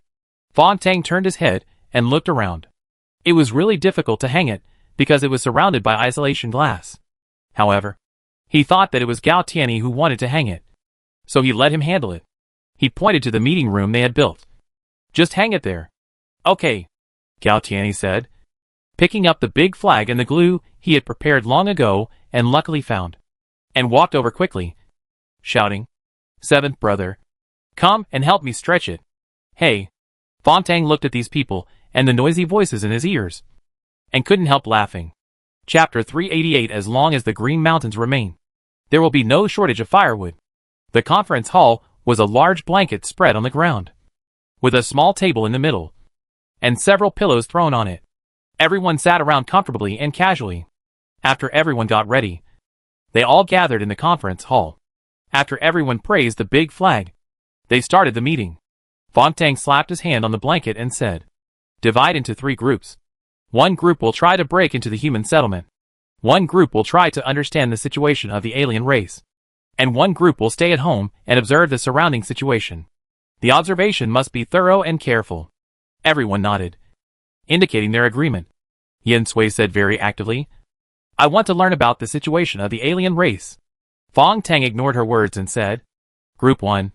Lao Ba, Lao Jiao and Lao Wu, with Lao Ba as the leader." The 3 people looked at each other. Gao Tianyi was a little surprised that he was allowed to be the leader to lead 2 people. This showed that Fong Tang began to trust him slowly. Gao Tianyi couldn't hide his excitement and said, "I will never let you down. I believe in you." Fong Tang said and then said, Group 2. Me. Lao Er. Lao Si and Lao Lu. Wow. Boss. You are awesome. Trojan Horse after being selected into the second group. Yin Sui was very excited and hugged Fong Tang. And smacked Fong Tang's face. Since everyone left the Kingdom of Wings together this time, Yin Sui has become much more lively than before. Before, she was just simply domineering. But now she is more cute. And has regained the appearance that a little girl of this age should have. Several boys, looking at the two of them, really don't understand the way girls get along with each other. Quinn swallowed his saliva, and was envious of ruined Tang Fong in his heart. Tang Fong blushed shyly, turned his head, smiled secretly, and then continued, The third and seventh will be assigned to the third group. Sugita Jintoki was assigned to this least challenging task, and said aggrievedly, Boss, do you think I'm not strong enough? Tang Fong was stunned for a moment, and then he knew that he was disappointed. She explained quickly, No, the eighth one is smart. The ninth one and the fifth one have a child. A girl, who looks easy to make people lower their guard. As for the second group, we are going to a place far away and dangerous, so I need to investigate. The second and fourth ones are the strongest in combat. We bring the sixth one with us in case of any accidents, so we can treat them. Therefore, you and the third one are assigned to the third group. After listening to her explanation, Sugita Jintoki felt better, and felt that the allocation of sugar cubes made sense. Fong Tang looked around at everyone, and said very seriously, I have only one request for you. Don't force anything. As long as the Green Mountains remain, there will be no shortage of firewood. As he said that, Fong Tang stretched out his hand, and everyone stood up, covered their hands one by one, and then pressed down together. Let's go! At Fong Tang's order, everyone left the base they had just built and split into 3 groups outside. There were not many words, just one sentence each. See you at the base? Han Yuran and her group of 4 quickly ran forward close to the ground. They wanted to run to the vicinity of the East District to learn as much as possible about the situation of the alien race. Han Yuran still looked back at the base, but met Fu Xiuyan's gaze that was chasing after her across the long distance. Chapter 389 Am I Not Handsome? This was not the first time Han Yuran and Fu Xiuyan looked into each other's eyes, but this time, Han Yuran's heart skipped a beat. I have said before that Fu Xiuyan's eyes have a special effect of deep affection. Now in this dark world, through the dust blown by the wind, facing his following gaze, if there is no ripple in her heart, then Han Yuran's sexual orientation is really problematic. However, Han Yuran quickly turned her head back, and did not show any other expression for the look just now. There is no other reason. Just because I will not fall in love with Fu Xiuyan.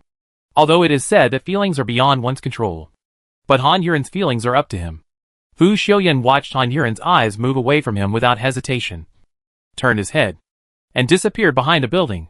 He couldn't help but wonder, is his face not handsome enough? Fu Xiuyan thought, while looking up and touching his face. Jintoki Sugita beside him looked at his movements and couldn't help asking, What are you doing? Is there something on your face? Fu Xiuyan put down his hand, looked at Jintoki Sugita, and asked seriously, Am I not handsome? Huh? Jintoki Sugita looked as if he had seen a ghost. This question was a bit sudden, but seeing Fu Xiuyan's serious expression, Jintoki Sugita had to look him over, and then nodded. Just not bad. Just not bad. Wouldn't it be very handsome? Sugita Jintoki raised his hand and patted Fu Xiuyan's shoulder. Brother, as a man, I don't think any man is handsome, except myself. Other men in my eyes are either good or ugly. Fu Xiuyan raised his hand and pushed away Sugita Jintoki's hand on his shoulder.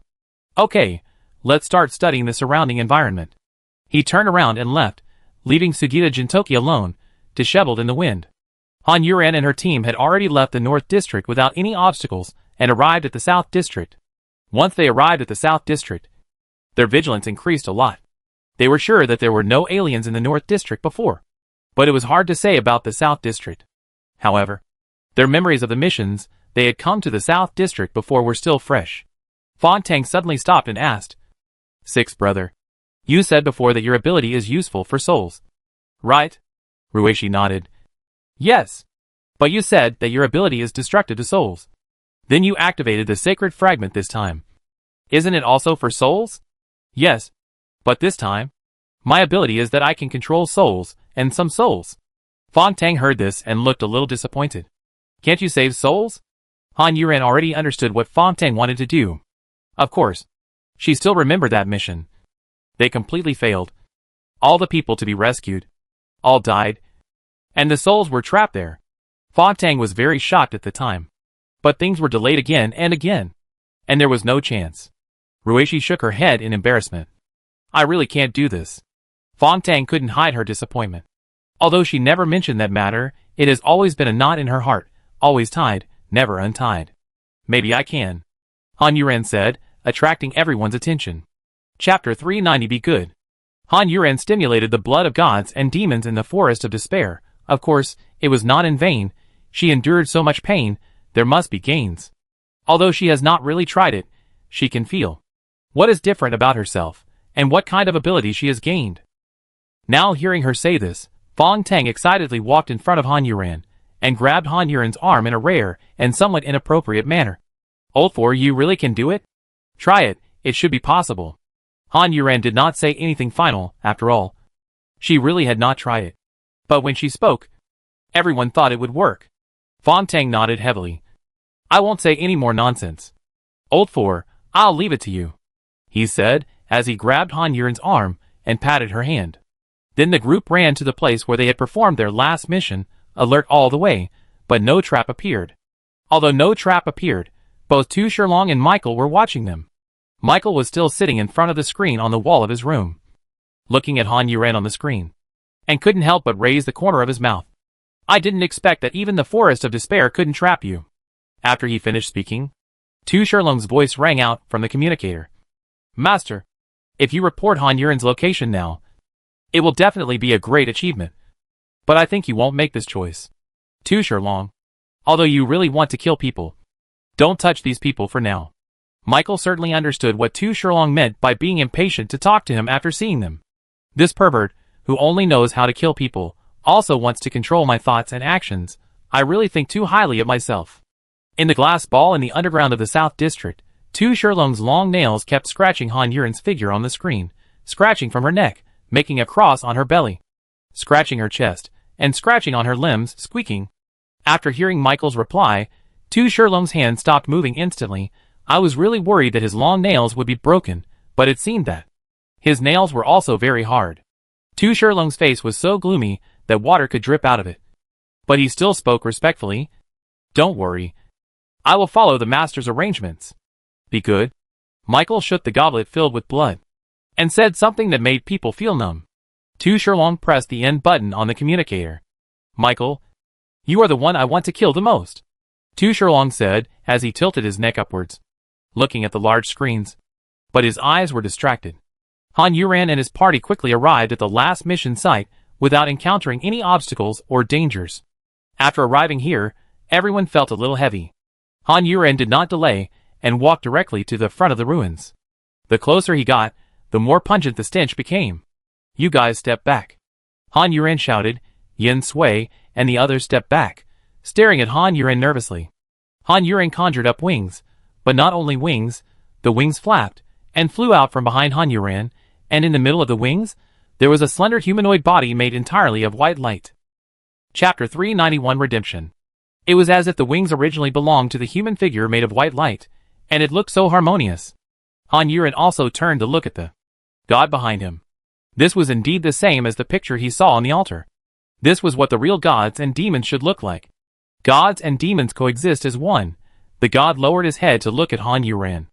Although Han Yuren's current ability could not make her facial features clear, she could still feel Han Yuren's presence. Han Yuren nodded, and the god raised her head, crossed her hands in front of her, and began to sing slowly in a pious posture. No one could tell what she was singing, because it was not the language of humans. Everyone had only one feeling, which was sacred and peaceful, and it felt like even their hearts were being purified.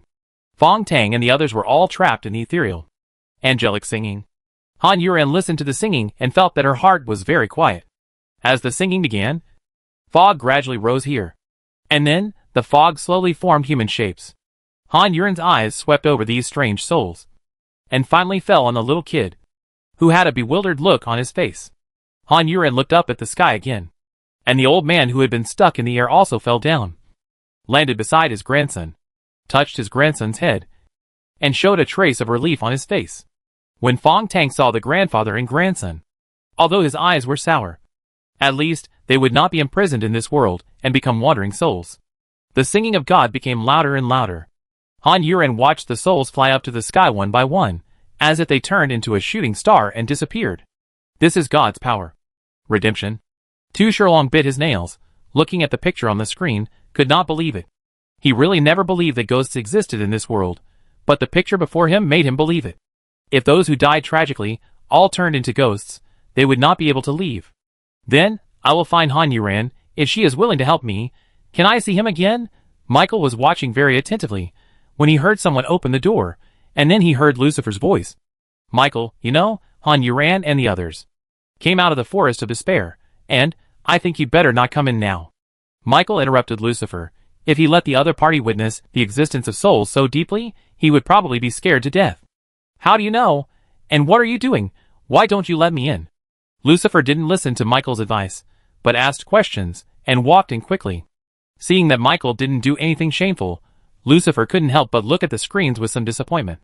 He noticed Han Yuran at a glance, then, his eyes widened uncontrollably, his pupils swayed, he stretched out his hand tremblingly and pointed at Han Yuran's screen. His whole body was cold, his legs were shaking, and he asked with a tongue tied. Michael, what's on there? After asking, before Michael could answer, Lucifer had already yelled, holding his head, jumped onto the bed, wrapped the quilt around himself, and the action was done in one go. Chapter 392. I think I can still save him. The quilt wrapped in a long strip on the bed was shaking constantly. Michael turned his head and looked at Lucifer helplessly. I told you, don't come in yet. Lucifer, who had wrapped himself tightly, snarled aggrievedly. Just say you are seeing a ghost. How can I come in? Michael turned his head back again. He had no doubt that even if he said that, Lucifer would not believe it, and would think that he was scaring him, and would still walk in trembling. But what kind of ability does Han Yuran have? She didn't have this ability before. It seems that she is more than just the divine incense. After all, those guys from the Light Clan don't have this ability. Michael stared at Han Yuran on the screen, and racked his brains to think. Lucifer didn't hear Michael's voice again. His eyes were rolling around restlessly. In his heart, Michael had been eaten by those ghosts, who crawled out of the screen. Lucifer couldn't help swallowing several times. Two villains were already fighting in his mind. One said not to go out, just pretend to be dead here, and the other said to run out while the ghosts were eating Michael. There was no third villain who said, go out and save Michael. Lucifer hesitated for 3 seconds, gritted his teeth, and roared, and threw off the quilt wrapped around him, and rushed down from the bed. His legs went weak when he landed on the ground. So he didn't run to the door. He threw himself at it. His fingers still stretched straight, trying to reach the door handle. His eyes staring unwillingly at the door handle he was about to touch. And he lamented in his heart. Lucifer, you have been brave all your life. Are you really going to die at the hands of those ghosts? Michael was just trying to come up with some ideas, trying to grasp that feeling. But this feeling was shaken away by Lucifer's shout and the loud bang. Michael listened to the wailing coming from the ground behind him, rubbed his eyebrows with the fingers supporting his head, closed his eyes for a while, and then opened them again, turning his head to look at Lucifer, who had not yet gotten up. He saw that the quilt was still wrapped around Lucifer's legs, and he was lying on his stomach, holding his head with both hands, and was shaking all the time. He looked so cowardly. What are you doing? Michael asked. He really used 200% of his tolerance to tolerate Lucifer's existence in front of him. After hearing his voice again, the other party stopped shaking for a moment. But only for a moment. And then shook more violently. And he could hear his teeth chattering as he said, Michael, even if you die, don't hurt me. We are good brothers. So just leave me alone and go with those ghosts. Michael's eyes became darker and darker as Lucifer spoke. He exerted a little force on his body, causing the chair to fall back, stretched out his finger, and poked Lucifer's head. Hey, aren't you going to save me? I think I can still save him. His finger poked Lucifer, and he poked him like a small animal, sticking to the ground and shrinking back. Michael tilted the chair back again, relying on his long legs to support it, so that it would not fall, and then poked Lucifer's head again.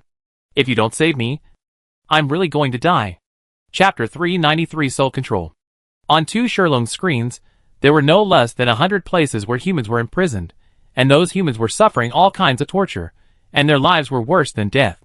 After Han Yuren's reminder, everyone felt that it was very likely. Fong Tang immediately changed their mission for this trip. We will now search the southern area. If there are really people trapped here, carry out rescue, and bring them back after success. The other three nodded, indicating their agreement. Tu Shilong looked at the four people in action, and couldn't help laughing. Master, I'm not looking for trouble with them. But they are looking for death themselves. Michael thought for a second and pressed the communicator. Tu Shilong, quickly lead them to a scenic spot. And then let it go. Don't interfere. Tu Shilong glanced at the communicator, and then poked the screen with his fingers.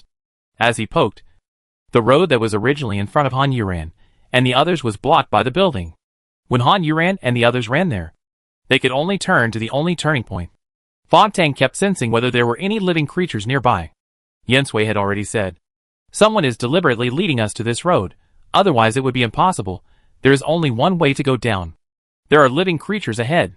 Fong Tang suddenly said she had sensed that there were 13 living creatures in front of them, very close to them. "Sure enough, they are luring us," Han Yuren said. "Be careful, old six, you stand in the middle, I'll go to the back." As Fong Tang said, the four of them quickly changed their formation. While moving forward carefully, Han Yuren said, "Six, brother. There must be many souls staying in this city. You can control them.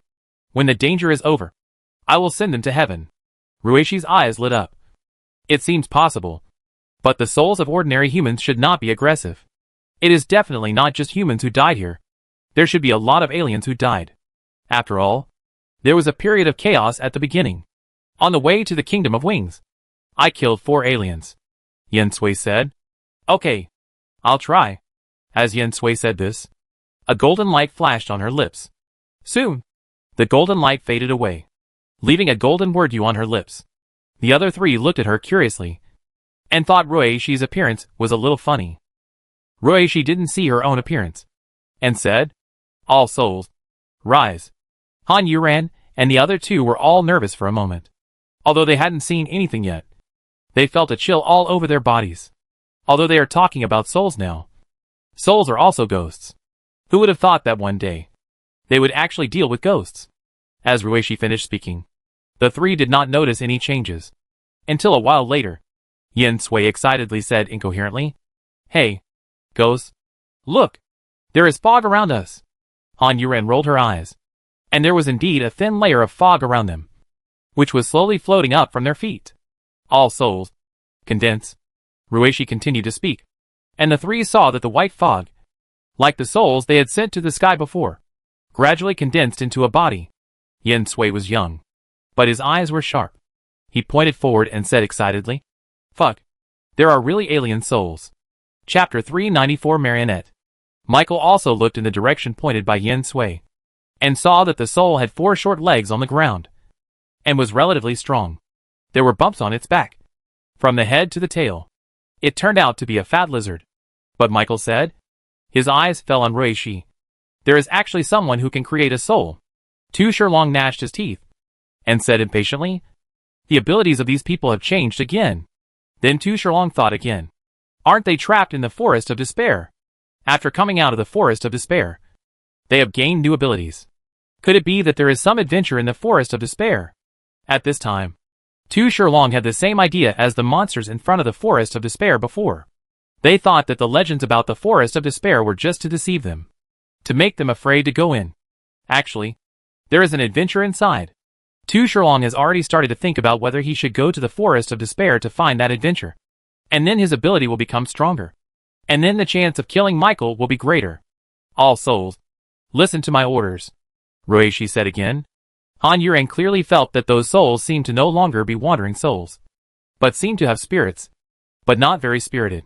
Han Yuren thought for a long time, and finally knew what it felt like. It was like someone finally pulled up the strings of a puppet to control it. And the person who controlled it was undoubtedly Ruishi. Han Yuren turned to look at Ruishi, gave her a thumbs up, and said, "Awesome." The souls had already surrounded them. Ruishi smiled uncertainly. "I don't know if they have any fighting power." "Wait a minute. Try it and you'll know. Keep going. It's just ahead." the sugar cube behind said. So they ran forward again, then turned carefully, and saw the scene in front of them. There were really 13 humans. The 4 of them stopped together, and looked at the 13 people. I don't know if they have seen too many crazy and cruel scenes, and they have also experienced the danger of death again and again, so when they saw the scene in front of them, they were not shocked at all, but calmly analyzed the situation in front of them. The 13 people in front of them, this time were not trapped in a glass house, nor were they trapped in a cage. Moreover, unlike the last time we met those 13 people who did not need to be rescued, these 13 people seemed to be in good condition. The 13 people were hung in the air in a big letter shape, and they were tied up with wires twisted together with sharp spikes. The sharp spikes pierced their bodies with bloodstains, and they were in a listless state. There are bugs on the sharp spikes. Yin Sui squinted his eyes, and stared at the wires and said. Han Yuan blinked several times when he heard it, and thought to himself, after I gained the ability, my eyesight has obviously improved. How come I am like a blind person compared to Yin Sui? He squinted his eyes again, and could barely see that there were some white dots on the wires, which were constantly moving. It seems that the white dots are bugs, and they are crawling along the wires on the wounds of the 13 people. Han Yuan just imagined that feeling, and his body trembled uncontrollably. Chapter 395. He's dead. Among the 13 half-dead people, only 6 were still somewhat energetic. When they heard the voices of Han Yuan and the others, they focused their eyes with difficulty and raised their eyelids. Someone had already spoken, said inaudibly. Save me. I don't think it's as simple as it looks. Yin Sui stared at the iron wires. After the last lesson, he didn't think it was as simple as these 13 people were just tied up by iron wires. 6 brother, give them some treatment first, Fong Tang said, just as Ruishi was about to move. Fong Tang's eyebrows suddenly raised. Although he had seen these 13 people, he had not withdrawn his ability to prevent any creatures from attacking him. Now, there were only 12 of the 13 life information left. Fong Tang stared at the petite person on the far left of the 13 people, and said in a heavy voice, 6 brother, the one on the left is useless. He's dead. Seeing that the healing light was about to cover that person, it fluctuated in the air again and withdrew. White worms kept pouring out from the wounds on the 12 people covered by the healing light. It seemed that they were forced out of the bodies of the 12 people by the healing light. They crawled down along the iron wire, landed on the ground, and then drilled into the ground. All souls, eat worms, Ruishi shouted. The souls surrounding them floated in front of the 12 people in an instant, stuffed the white worms into their mouths, or slapped them to death, or stepped on them to death. The bodies of the souls were sometimes solid, sometimes dispersed into smoke, and surrounded the 12 people, and took all the white worms into their own bodies without hurting the 12 people. This soul is good, Yin Sui couldn't help but say. Old 4. Wait a minute. Come with me. Use the sickle to cut off the connection between the one on the far left and the person next to it. Old 6 will use the healing light to the extreme, Fong Tang said. Next, the few people waited for the souls to almost kill the white worms and come back. During this period, the 12 people who were still alive also became more energetic. They all raised their heads and looked at the things that sometimes scattered and entangled themselves, and sometimes condensed into human shapes, although they were also afraid in their hearts. But seeing that the other party did not hurt them, they endured it and waited quietly for the people on the other side to rescue them. After a while, when they could no longer see a white worm, the souls floated back again. When they arrived, Fong Tang said, Old 4. Do it. Han Yuan said nothing, and the sickle in his hand had already chopped the iron wire between the 13th and 12th people. At the same time, Fong Tang's hand also smashed down, and it instantly became bigger, and the healing light was so rich that it turned into a green color. The iron wire was like a weak line, and was cut off by the sickle in one stroke. The giant hand of Fong Tang seemed to come with great force, but in fact it gently fell beside the 12th person, blocking the wind of the sickle, and at the same time, a cut was made on the palm of the hand by the wind, and blood gushed out. But it was healed by the healing light the next moment. The 12 people were so nervous that their hearts were in their throats, and one of them even fainted from nervousness. Fong Tang put all her feelings into it, and there was no change, even though they cut off a section of the iron wire. Chapter 396. Crazy Woman. Han Yuan's sickle was already picking up the iron wire, and pushed the dead man aside. Keep going, Fong Tang said. She raised her hand, and Han Yuan's knife fell. This time they didn't dare to gamble, Every move was cautious. 13 people, they took time and effort to separate them one by one, and take them away, so as to avoid the same situation as last time, taking one wrong person, and the whole army was wiped out. The other people who were picked up were sent to Yin Sui. Pink Rabbit's hands flexibly tore the iron wires on those people, allowing those people to regain their freedom completely. But basically every person who regained his freedom fell to the ground with his legs weak. In a blink of an eye, it was already the fourth person. This was a woman with disheveled hair. Han Yuren cut it off with a sickle, and then took the woman to Yin Sui. After the iron wire on her body was torn off by the Pink Rabbit, she was the only one who did not fall to the ground. The woman staggered, and anxiously rushed to the 13th person who had died before. The woman knelt down beside the 13th person. From her trembling hands, it can be seen how scared and terrified she is now. The woman's hand carefully and gently brushed away the messy hair on the face of the 13th man. But she saw that his eyes were closed. His face was pale, and his chest was not moving at all. Son, son. The woman's voice was hoarse as she spoke, and tears were already falling from her uneasy pupils. The son did not respond, and the woman lost her mind all of a sudden. She pulled the iron wires that were still wrapped around her son with her bare hands, and her hands were covered with blood in 2 pulls. The woman shouted almost crazily, "Son! Get up! Get up!" Unable to pull the iron wires, the woman grabbed her son's shoulders again, picked her son up, and kept shaking him. "Son! Get up! Get up!" the woman shouted, and slapped her son several times. It was a pity that no matter what she did, her son in her arms had no reaction at all. Yin Sui couldn't bear to see it and walked over, saying, "He's dead. Please accept my condolences." Yin Sui finished speaking, and saw the woman suddenly turned her head and looked at him, her bloodshot and tearful eyes full of resentment. Yin Sui felt a chill on his back when he was looked at by this woman. No one had ever looked at him with such a resentful and angry look. "My son is not dead." As the woman spoke, she let go of her son, climbed up from the ground, and rushed towards Ruishi. She knew that the green light released by this woman could save people, but she didn't share even a little bit of her green light with her son. Yin Sui was so frightened by her gaze that he was stunned for a moment. The woman had already run to Ruishi and almost knocked Ruishi down. This made Fong Tang's healing light unstable. Now Fong Tang and Han Yuran were separating the last 2 people, and the sickle had already chopped down. Ruishi staggered twice, but was still completely knocked down by the woman. In the end, Ruishi just managed to avoid crushing the baby on his back. "Save my son. Give him this light. Give him this light." The healing light dissipated as Ruishi fell. Fong Tang's giant hand could only follow the sickle and fell. And at the same time he shouted, "Sixth brother, let me go!" Ruishi, who had recovered, struggled and shouted under the woman. Chapter 397, Fong Tang collapses. Yin Sui also reacted and roared, "What are you doing?"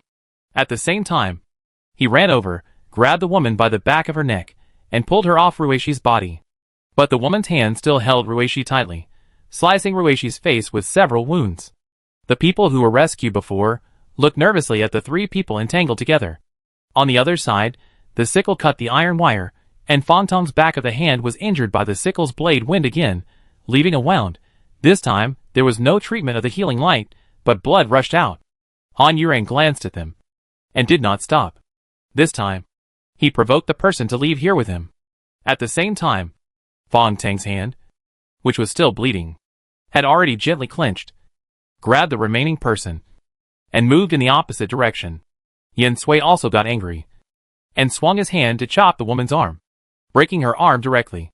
The woman screamed, and the people who were rescued also trembled all over, staring at Yin Sui in fear. The woman's hand finally let go of Ruishi. Ruishi got up from the ground, ignoring the wound on her face, and directly wrapped Fong Tang's hand with a healing light. The wound began to heal quickly. Fong Tang, who was moving the man away, sensed that another person was missing in an instant. Fong Tang turned his head according to the position he sensed, and saw Han Yuran leading the man to the group of people before. Fong Tang's pupil shook suddenly, and he shouted with a broken voice, "Old four, throw that man away." Han Yuran heard the words, and almost before Fong Tang finished talking to the last 3 people, he threw the man and the knife away. The knife and the man were seen going away, but there was no movement. Everyone looked at Fong Tang with some doubt. Fong Tang was also puzzled. After Lao Lu's treatment, the man's life force would not have been destroyed so suddenly if there was no accident. But why was there no movement? Because it's a fake bomb. Michael seemed to understand Fong Tang's heart, staring at the screen, and said, he still felt a little regretful. Last time, they saved everyone. This time, they were more cautious. But the way they chose was still wrong. Wanting to save everyone, this idea itself is wrong. Just when everyone was confused, bang! Sounded suddenly, exploding dust mixed with flesh, blood, and bones. Han Yuran and the others looked at the explosion site. Their expressions were shocked at first, and then turned to anger. Angry at the enemy's treachery, and also angry at their own stupidity. The woman who was thrown to the ground by Yen Sui looked at the explosion site, opened her mouth, rolled her eyes upwards, could not bear the shock, and fainted. Fong Tang loosened her hand, and the person inside was standing there dumbfounded with weak legs. Fuck! It was Fong Tang who shouted. Everyone looked at her, and saw that she was depressed and stomped her feet hard, raised her arms, covered herself, and then squatted on the ground. This was the first time everyone saw Fong Tang collapse like this. And the dust and other things that were blown up there had already fallen down with a crackling sound. But everyone fell silent. Rui Shi lowered her head, clenched her fists, and Yen Sui also had an ugly face. Both of them blamed their mistakes in their hearts. Chapter 398. We don't owe anyone anything. This time it was obviously another tragic failure. There were 13 people in total. In the end, they only saved 2 people. Gaw gaw gaw. Tu Shilong's crazy laughter rang out in the glass ball. He kept cursing in his heart. Michael, you pervert, you will die sooner or later. You will die in my hands sooner or later. Han Yuran fell from midair, first walked towards the man who was still entangled in the wire, and dared not speak. While the man was avoiding his sneak glances, she tore the wire off his body. Then he said, should we send these 2 people back first? Or look for others who need to be rescued? Although he was asking everyone, Han Yuran's eyes were on Fong Tang, who was still squatting on the ground. After all, these things are usually decided by the other party. Yen Sui scratched his head irritably and said, this matter is my fault. I didn't stop that crazy woman, which led to a series of things that happened later. It distracted you, boss, and you didn't find the danger at the first time. Blame me, Yen Sui said, and kicked the ground in frustration, kicking up countless dust, which choked her and made her fan again. No, it's my fault. I was in a mess when I encountered the situation. I had the ability to push that woman away, but I was completely confused at the time. That's why these things happened. I'm sorry. The man glanced at them secretly, and he seemed to be hesitant to speak. Everyone is responsible for this matter. You 2 are responsible, and so are the boss and I. So remember, don't make the same mistake again. As for now, it's useless to keep blaming yourself. We are not gods, and we can't save everyone. Han Yuran walked to Fong Tang's side while speaking, squatted down, and patted Fong Tang on the back. Boss, get up. We are still waiting for your decision. I'm sorry. Fong Tang's voice came out muffled. Perhaps I am not suitable to be the leader. The decisions I made were all failures in the end. The first time was, and it is still the case now. Boss, no. Yen Sui felt even more uncomfortable when he heard Fong Tang say this. However, as soon as he opened his mouth, he was stopped by Han Yuran's eyes. Yen Sui bit her lip and swallowed the rest of her words. Boss, it's different. The first time, the whole army was wiped out. This time, we saved 2 people. Next time, there will be more, Han Yuran said firmly. She didn't feel any guilt for those who died. If they hadn't appeared and saved them, they would have died sooner or later. At least, they gave them a chance to live. As for whether they could survive, they were gambling. And the people who were saved were also gambling with their lives. Han Yuran said again, we don't owe anyone anything. We gave the dying a chance to live. If we succeed, we won't ask for their thanks. If we fail, we will just end their torture sooner. Tu Shilong stared at Han Yuran, his eyes grim. This kind of thinking is simply evil. The man who was rescued was extremely grateful at this time. He was in a good position. If you have tried your best, you will have a clear conscience. Get up. We have called you the boss. You should act like a boss. At least your mental endurance should not be too fragile. Chapter 399. Stay calm in the face of danger. Han Yuran said, while reaching out to forcibly pull up Fong Tang from the ground. Of course, Fong Tang did not struggle and refuse. After standing up, she lowered her head and rubbed her sore eyes, then she spoke. Old 4 is right. Everyone is wrong. Old 2. You have faced many dangerous situations. You really shouldn't have made this mistake. Yen Sui pouted, turned her head, and glared at the woman, who was still unconscious on the ground. I know. Old 6, although you face fewer such situations, we are always facing danger. Remember? Stay calm in the face of danger. Fong Tang looked at Ruishi and said. Ruishi nodded vigorously with some guilt. There will definitely not be a next time. Well, as for me and Lao Si did not make any mistakes in this action, but I made a mistake in judgment and was deceived by the illusion. This kind of situation, I can't guarantee that it won't happen again. This kind of thing that relies on brainpower, I can only say that I will try to minimize the danger. In fact, I think that judging the situation should not be the job of the eldest brother alone. We are all in this situation, and we all have the responsibility to think about the current situation. We are all too dependent on the eldest brother. Han Yuan only discovered this problem when Fong Tang asked her to throw away the man. She felt that it was not her quick reaction at that time, but her brain, which made her body listen too much to Fong Tang's judgment.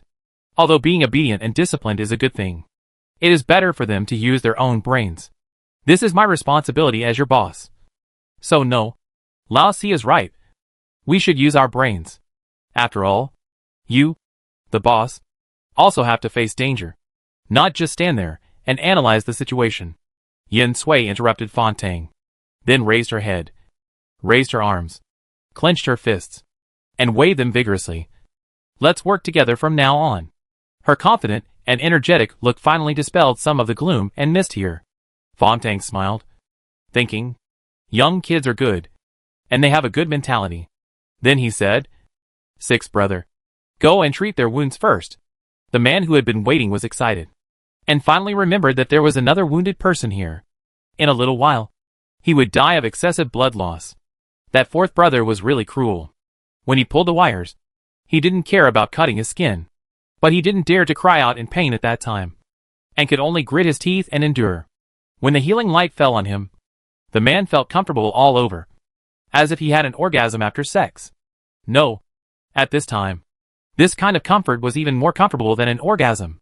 Ruishi looked at the woman who was still unconscious on the ground and said, this is not easy to do. Give her 2 choices. Either go with us or go by herself. Han Yuan said. She was always too lazy to care too much about irrelevant people. Hearing her say this, the man whose wound had healed quickly said, I will go with you. Several people looked at him, and Yen Sui asked with a cold face, name? Who tied you here? What else do you know? Tell me everything. The man was questioned by Yen Sui, and his forehead was full of black lines. He smiled awkwardly and let his brain work. My name is Wu Ming. Chapter 400 people are all made of flesh and blood. After the man reported his name, he hurriedly said, I was tied up here by a group of men in tuxedos. And there were not only us, there were some people in a place ahead who were taken there by them. Are there really others?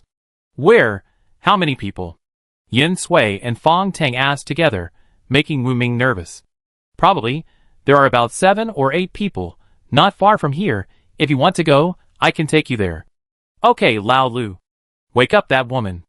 Ruishi patted the woman's face, and it was quite light at first, but the woman did not wake up. Ruishi's next 2 pats, then the pat was heavier. Paw, paw. 2 times, the woman was slapped awake. Wu Ming touched his face. Although he was not slapped, he felt pain on his face.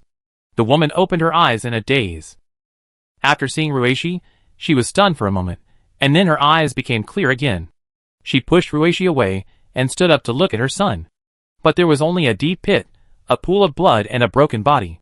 It was impossible to tell who these bodies belonged to.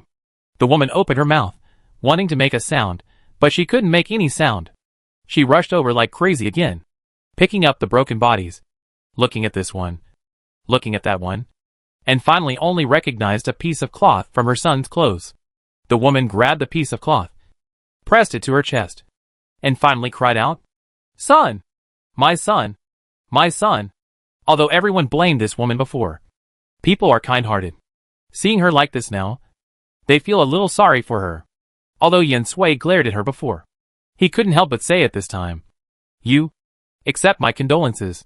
Yen Sui, who is invincible at confronting people, is obviously not very good at comforting people. And the first thing he said was this. This time, the woman still looked at him with hatred. She stared at Yen Sui and the other four and said heartbreakingly, "It's all you. You killed my son." The woman became more and more excited as she spoke. She got up from the ground and rushed towards Yen Sui, shouting in pain, "Give me back my son. Give me back my son." Yen Sui felt a little sorry for her. But after she yelled at him, he immediately got angry. "Who killed your son? If it weren't for us, you and your son would have died. Besides, your son died before we could do anything. Who do you blame?" Yen Sui said as he pushed the woman away with one hand. Of course, the woman was not as strong as her. She was pushed down and fell to the ground. But she was unwilling to get up again. "If you have the ability, save your son yourself. You can't do anything yourself. Who are you blaming here?" Yen Sui roared in anger. Her words froze the woman who was about to get up. After a second of being stunned, she was still holding the rag in her hand and crying hysterically. "Son, I'm sorry for you. I can't save you. It's all my fault." The woman lay on the ground and cried until she fainted. Yen Sui looked at the woman and said depressedly, "This woman is crazy. Who doesn't have a few important people dead? She just knows how to cry. Cry. Cry. Can you cry someone to life?" Chapter 401. Seeing a Ghost. Helplessly, she could only treat the woman again and then wake her up.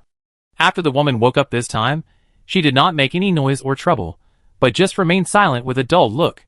Everyone looked at her and then at each other, not knowing what she was going to do next. Fong Tang walked over and said, "We are leaving here. If you are willing to follow us, then follow us. But if you still think that this matter is our fault, and you are causing us trouble and playing dirty tricks, then I think we will not be polite to you. Of course, if you don't want to follow us, it's up to you." After Fong Tang finished speaking, he said to Wu Ming, "Lead the way." Wu Ming glanced at the woman. After all, they had been here together for many days. When everyone was still in good spirits, they had also said a few words. But Wu Ming didn't say much, just glanced at her, and then nodded and led the way. "Master, what are you going to do this time?" Tu Shilong pressed the communicator again.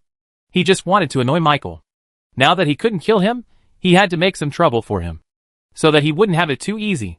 He had to remember his existence all the time. He had to make him uncomfortable. "Whatever they want," Michael replied. After ending the communication, he smiled and said, "Tu Shilong, your brother is really stupid. Since he cares about me so much, I have to live a long and good life for him to see. Of course, for you, I will let him live a long and long life." Michael muttered to himself in this room, where he was alone.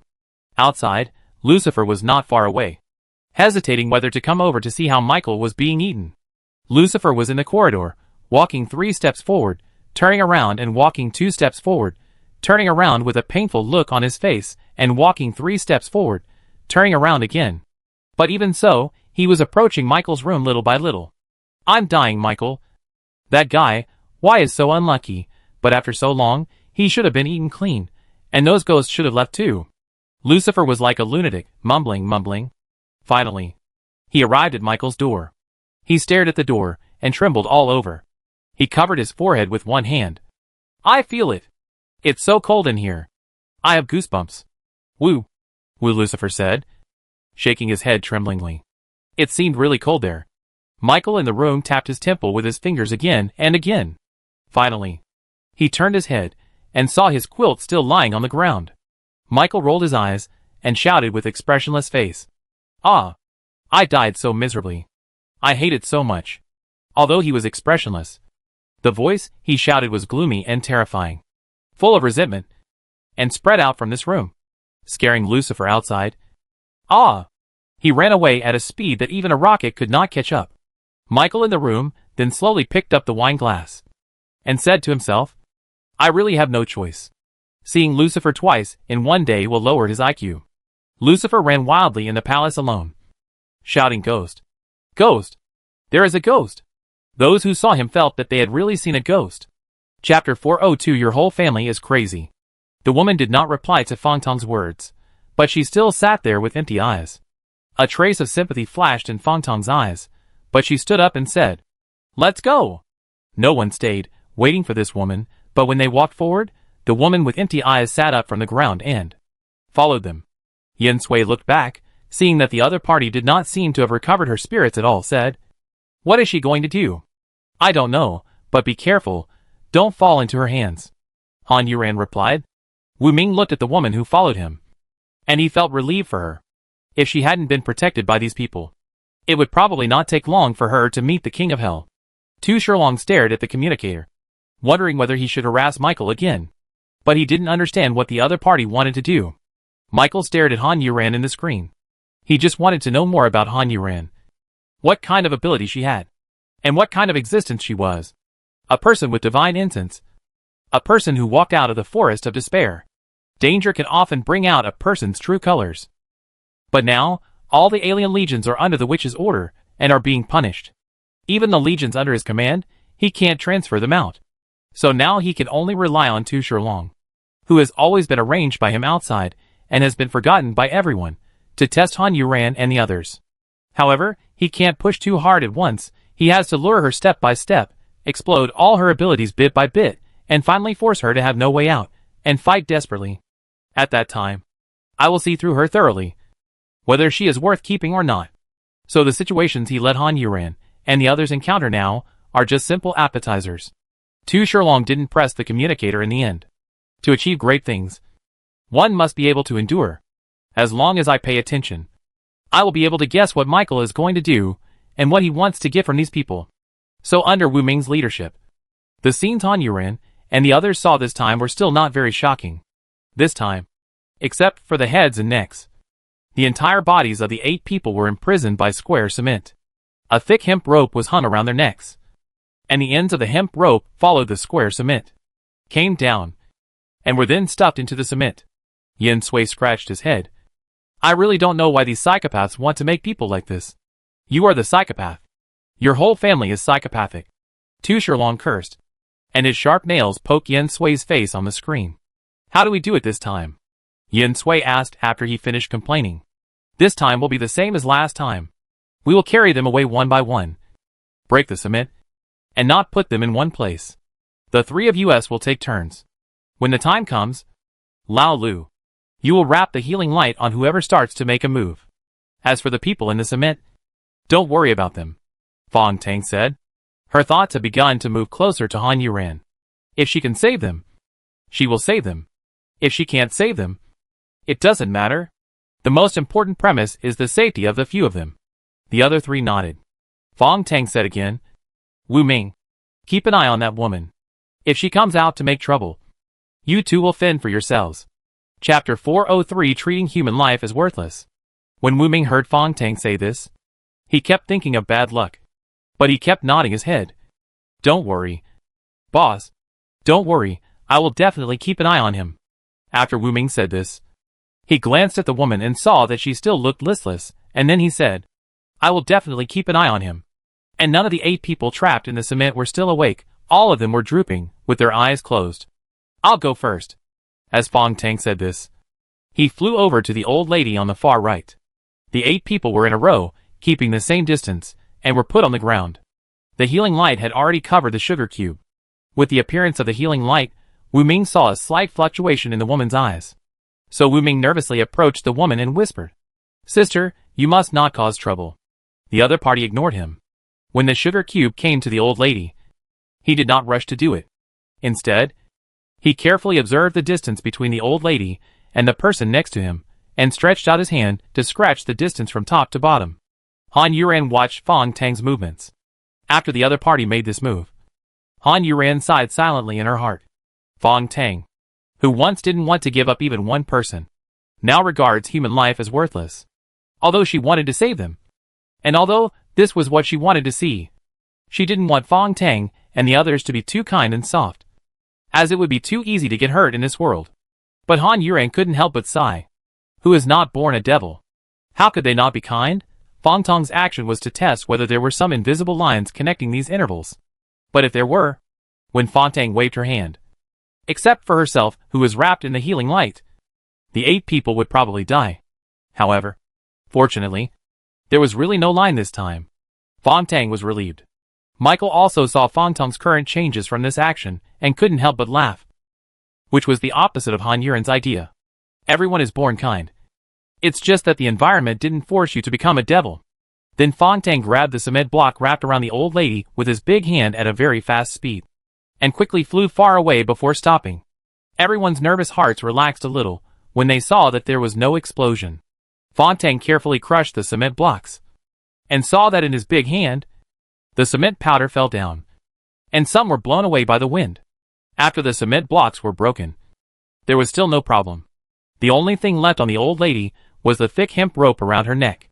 Fong Teng used his other normal-sized hand to twist the hemp rope in circles. It was all separated from the old lady's neck. Fong Teng then tore the hemp rope apart with all his strength.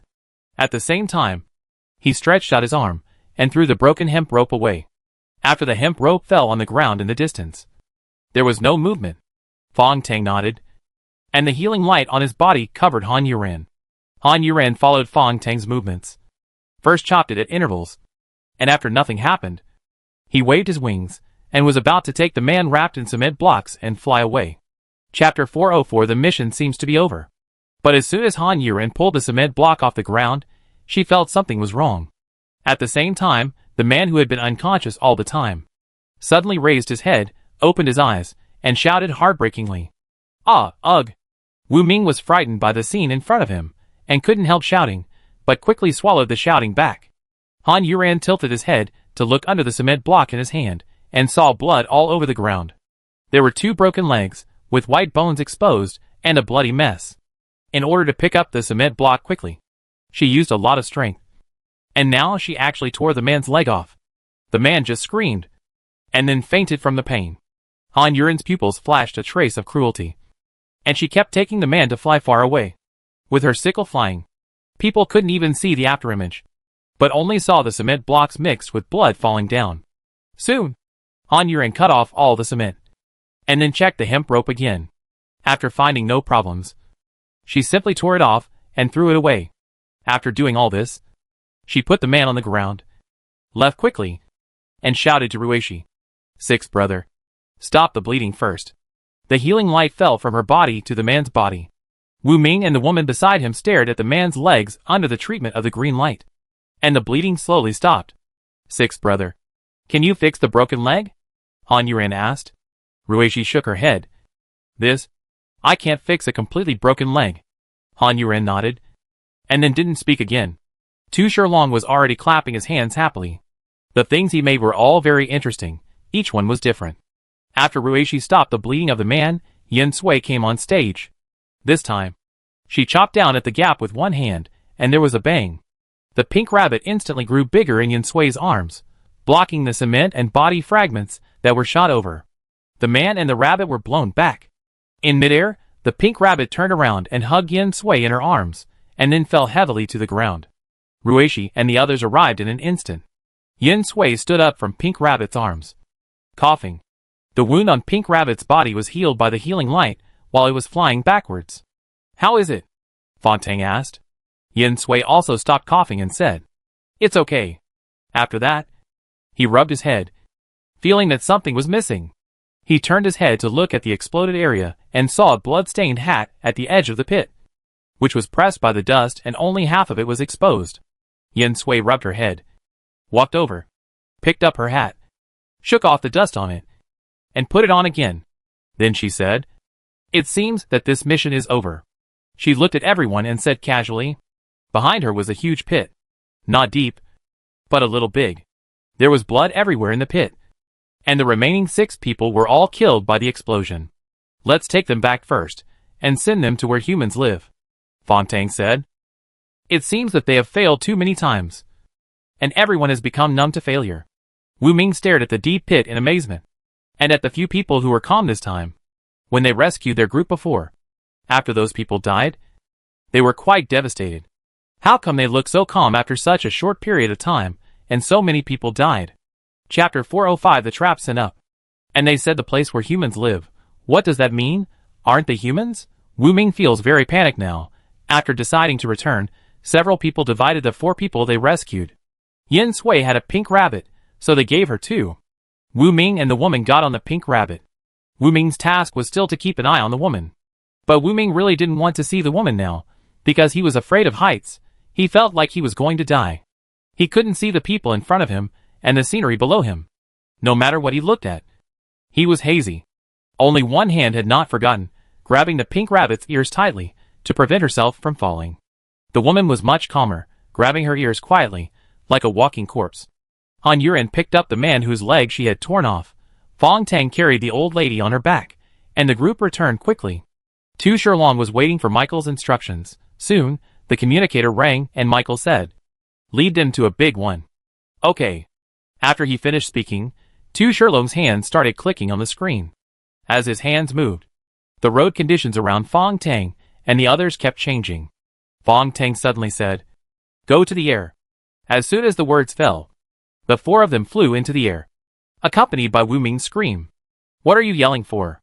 Yen Sui's ears hurt, and he yelled, and Wu Ming closed his mouth again with grievance. As soon as he flew into the air, Han Yuran saw that the terrain below was constantly changing. It turned out that someone was watching and controlling it all the time.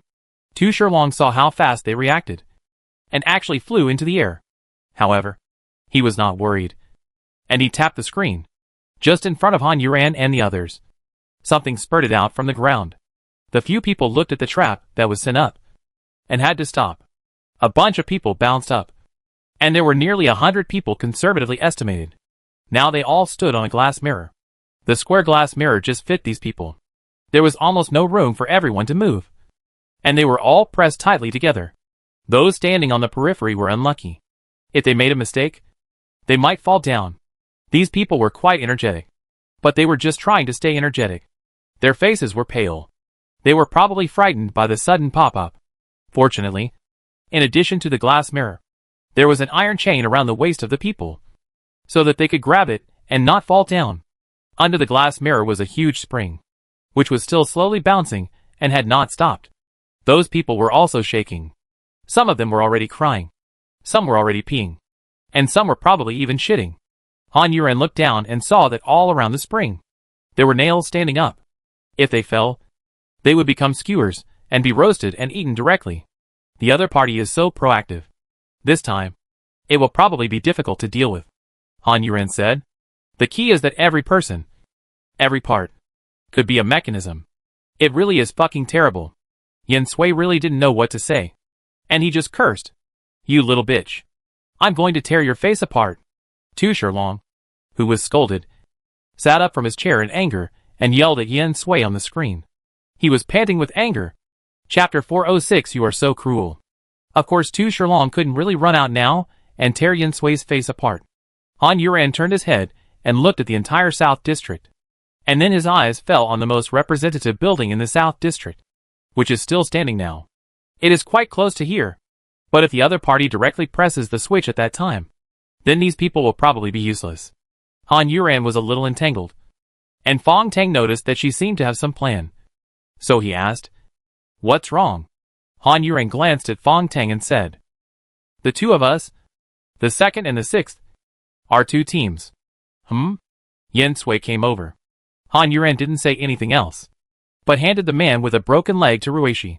Then Fong Tang handed the old lady she was carrying to Yen Sui, although she didn't know what Han Yuran was going to do. Tu Shilong stared at the screen viciously, biting his nails, and said, "I'll see what you can do." "Humph. You two watch them here and act according to the situation," Han Yuran said to Yen Sui and Ruishi. After that, Han Yuran looked at Fong Tang, and his eyes began to move around, as if he had some disease, glancing here and there. Ruishi and Yen Sui looked at Han Yuran worriedly, not knowing what happened to her. Fong Tang followed her eyes and looked over. After a while, Fong Tang nodded. Han Yuran smiled. She really didn't trust Fong Tang wrongly, as she knew how well she understood her. She didn't know to what extent the other party was monitoring them, so she didn't dare to say anything. Yen Sui and Ruishi saw the two of them flirting with each other. After they both returned to normal, Yen Sui said slyly, "Did you two see love?" "Not only did I see love, but I also saw your bruised face and nose. Let's work." After saying that, Han Yuran winked at Fong Tang again, and the two flew towards the glass mirror. Yen Sui and Ruishi were stunned. They just went up like that. But after the two flew a distance, Han Yuren suddenly swung her sickle and chopped at a place far away. "What is she doing?" Yin Sui asked. At the same time, Tu Shilong was muttering to himself. Han Yuren had already changed her direction with a swing of her sickle, and flew towards her target at her fastest speed, with Fong Tang following closely behind. Yin Sui's head also turned with him. What is going on? Tu Shilong looked at Han Yuren and Fong Tang, who were approaching him at a very fast speed, and did not move. He did not think that the other party had found him. He thought that the other party was just testing him.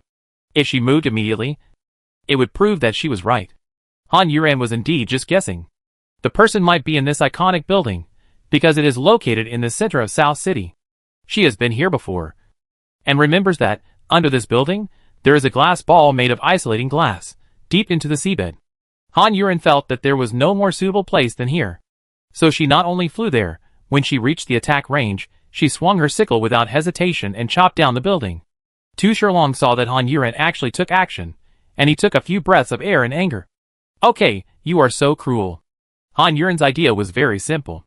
Instead of risking her life to save people one by one, it would be better to deal with the person behind the scenes first, so that it would be more convenient to do anything at that time. Chapter 407. You are looking for death. Michael watched Han Yuren and the others rushing towards where Tu Shilong was, and hesitated in his heart whether to let Tu Shilong take action directly. If it had been before, he would have been worried that Tu Shilong would accidentally kill Han Yuren. But now he always felt that the one who was killed should be Tu Shilong. But Tu Shilong couldn't die. He was Tu Shilong's only brother. How could he let him die? Tu Shilong was not panicked, but pressed the communicator. Master, what should I do? While he was talking, Han Yuren had already chopped off the upper part of the building with a sickle, and Fong Tang's fist followed closely, and smashed it down. The rumbling sound was endless. This building that survived the apocalypse was now destroyed by Han Yuren and Fong Tang. In almost 2 breaths, it collapsed, smashing cracks on the ground, and smoke and dust were everywhere. The glass balls in the deep sea were shaken. Michael's voice came from the communicator. It's up to you. Michael didn't let Tu Shilong retreat in the end. Give Tu Shilong a chance, and give Han Yuren a chance, to see who will win in the end, but neither of them will die, because he won't let Tu Shilong die. Michael rarely left his room. Only the Legion was punished. Their kings were free. What's more, he was the 3rd prince, only the Great Demon King and the 2nd prince, who had a connection with the Great Demon King.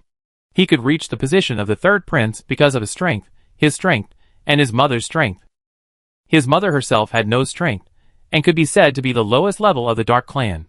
However, his mother was lucky, and was favored by the Great Demon King and the Dark Clan King successively. I stole the woman my son liked, and this woman was also powerful.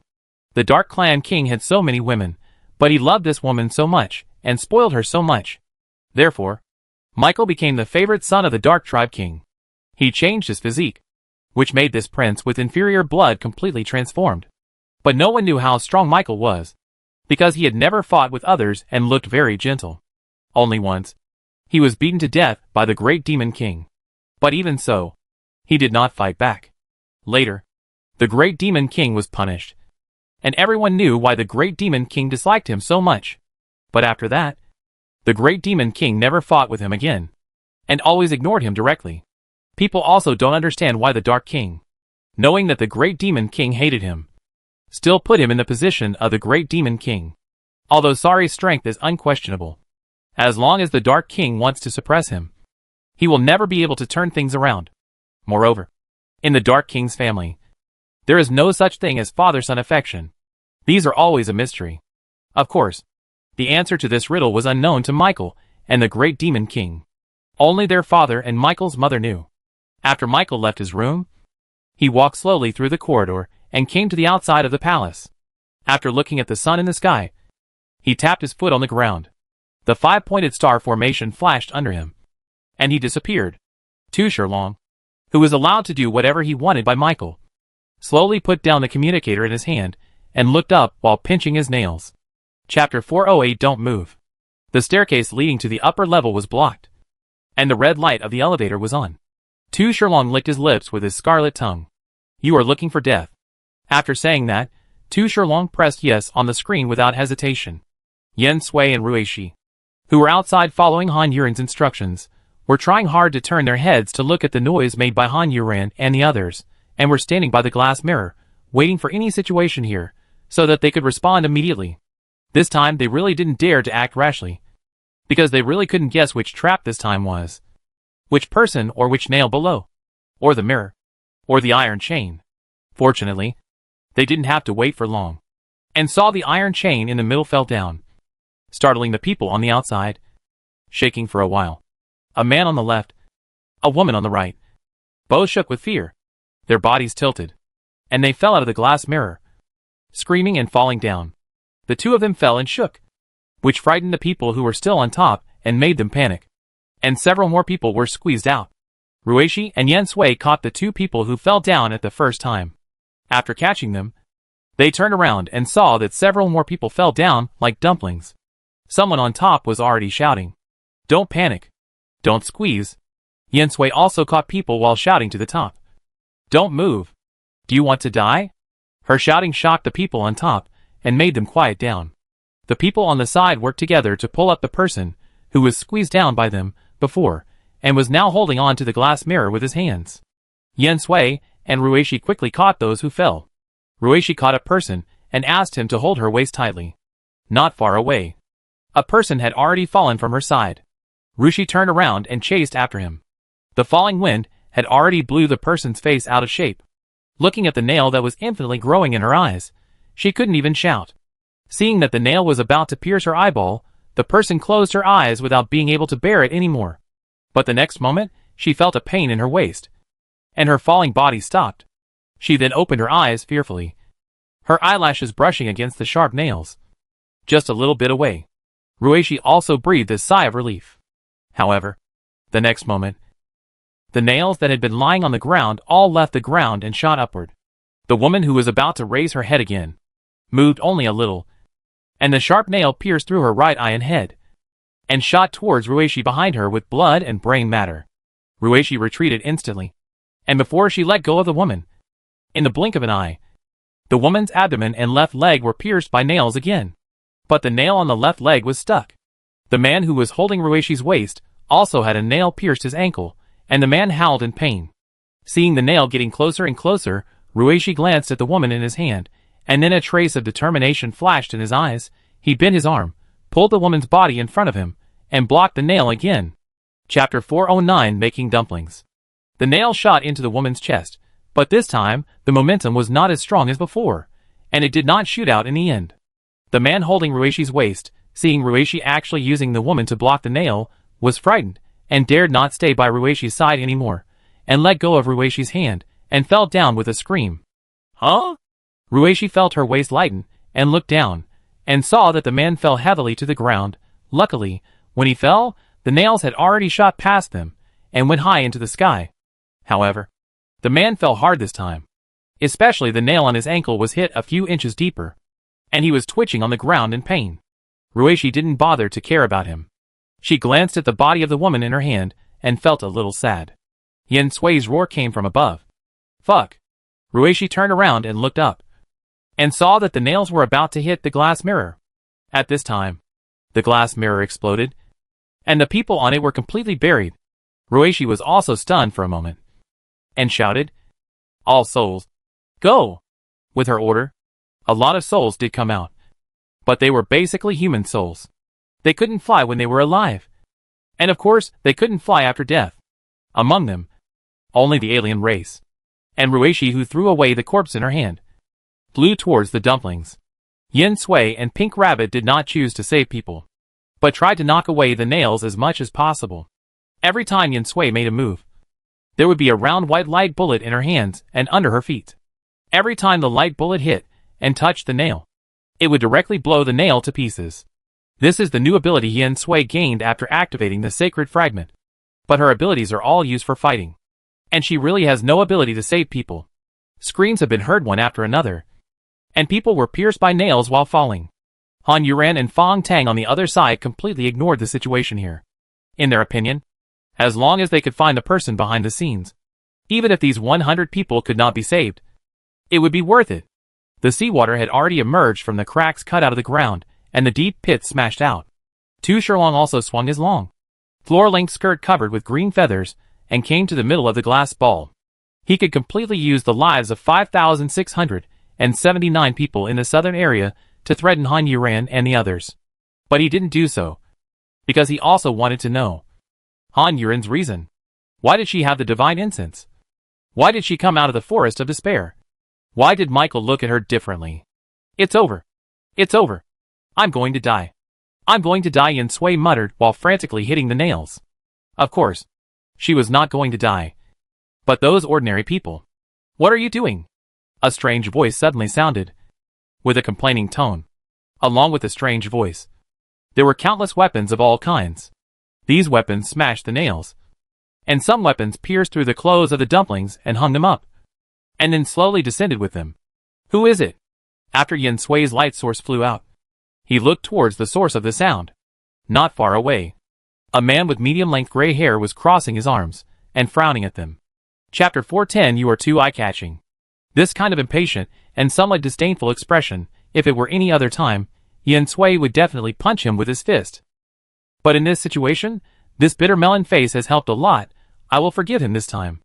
And once this bitter melon face makes a move, I don't have to do anything at all. Yin Sui looked at the bitter melon face, and saw that behind the bitter melon face, there were many circular waves, and his weapons were shot out from there. He stood there with his arms folded, without having to do anything himself. Yin Sui was a little envious of this large-scale attack capability, but she still preferred to do it herself, to personally knock the enemy away, and the pleasure of punching the enemy's body was simply too good to be true. She also stopped her movements in a daze, and after looking at the man, she fell down. The weapons on those people's clothes disappeared instantly after falling to the ground.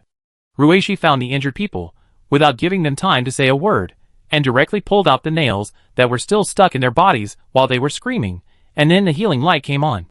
The screams of those people gradually weakened, and they were afraid, and they were expecting Ruishi to heal them. Who are you? Yin Sui asked the man. Who are you? The man asked back in a cold tone. Just as Yin Sui was about to reply, he heard a rumbling sound from Han Yuran's side. Yin Sui quickly turned his eyes over, and saw the collapsed ruins, all exploded, and a figure flew out from the ground. From where she was, she could only see the long feather skirt, and the long light purple hair, and a bun on the back of her head, which also had 3 feathers stuck on it. What a devilish woman! Although it was just a back view, Yin Sui had already sensed the devilish aura rising into the sky.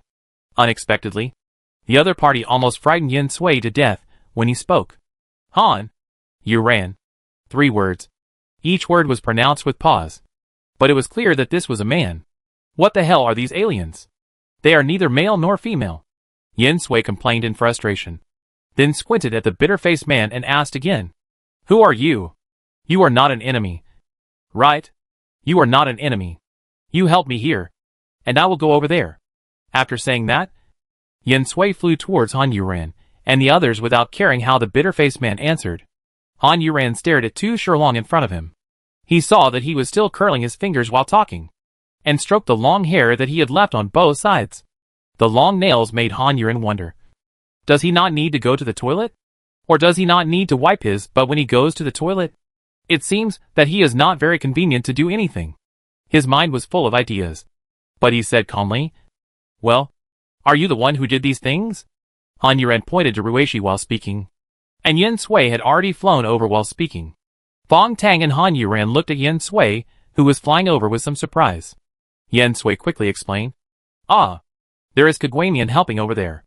Han Yuran and Fong Tang looked at Kagwanian again. You guys don't take me seriously at all. Tu Shilong looked at the 3 people in front of him and said, Sister, you are too annoying. I really can't take you seriously. Yin Sui started to confront him as soon as he arrived.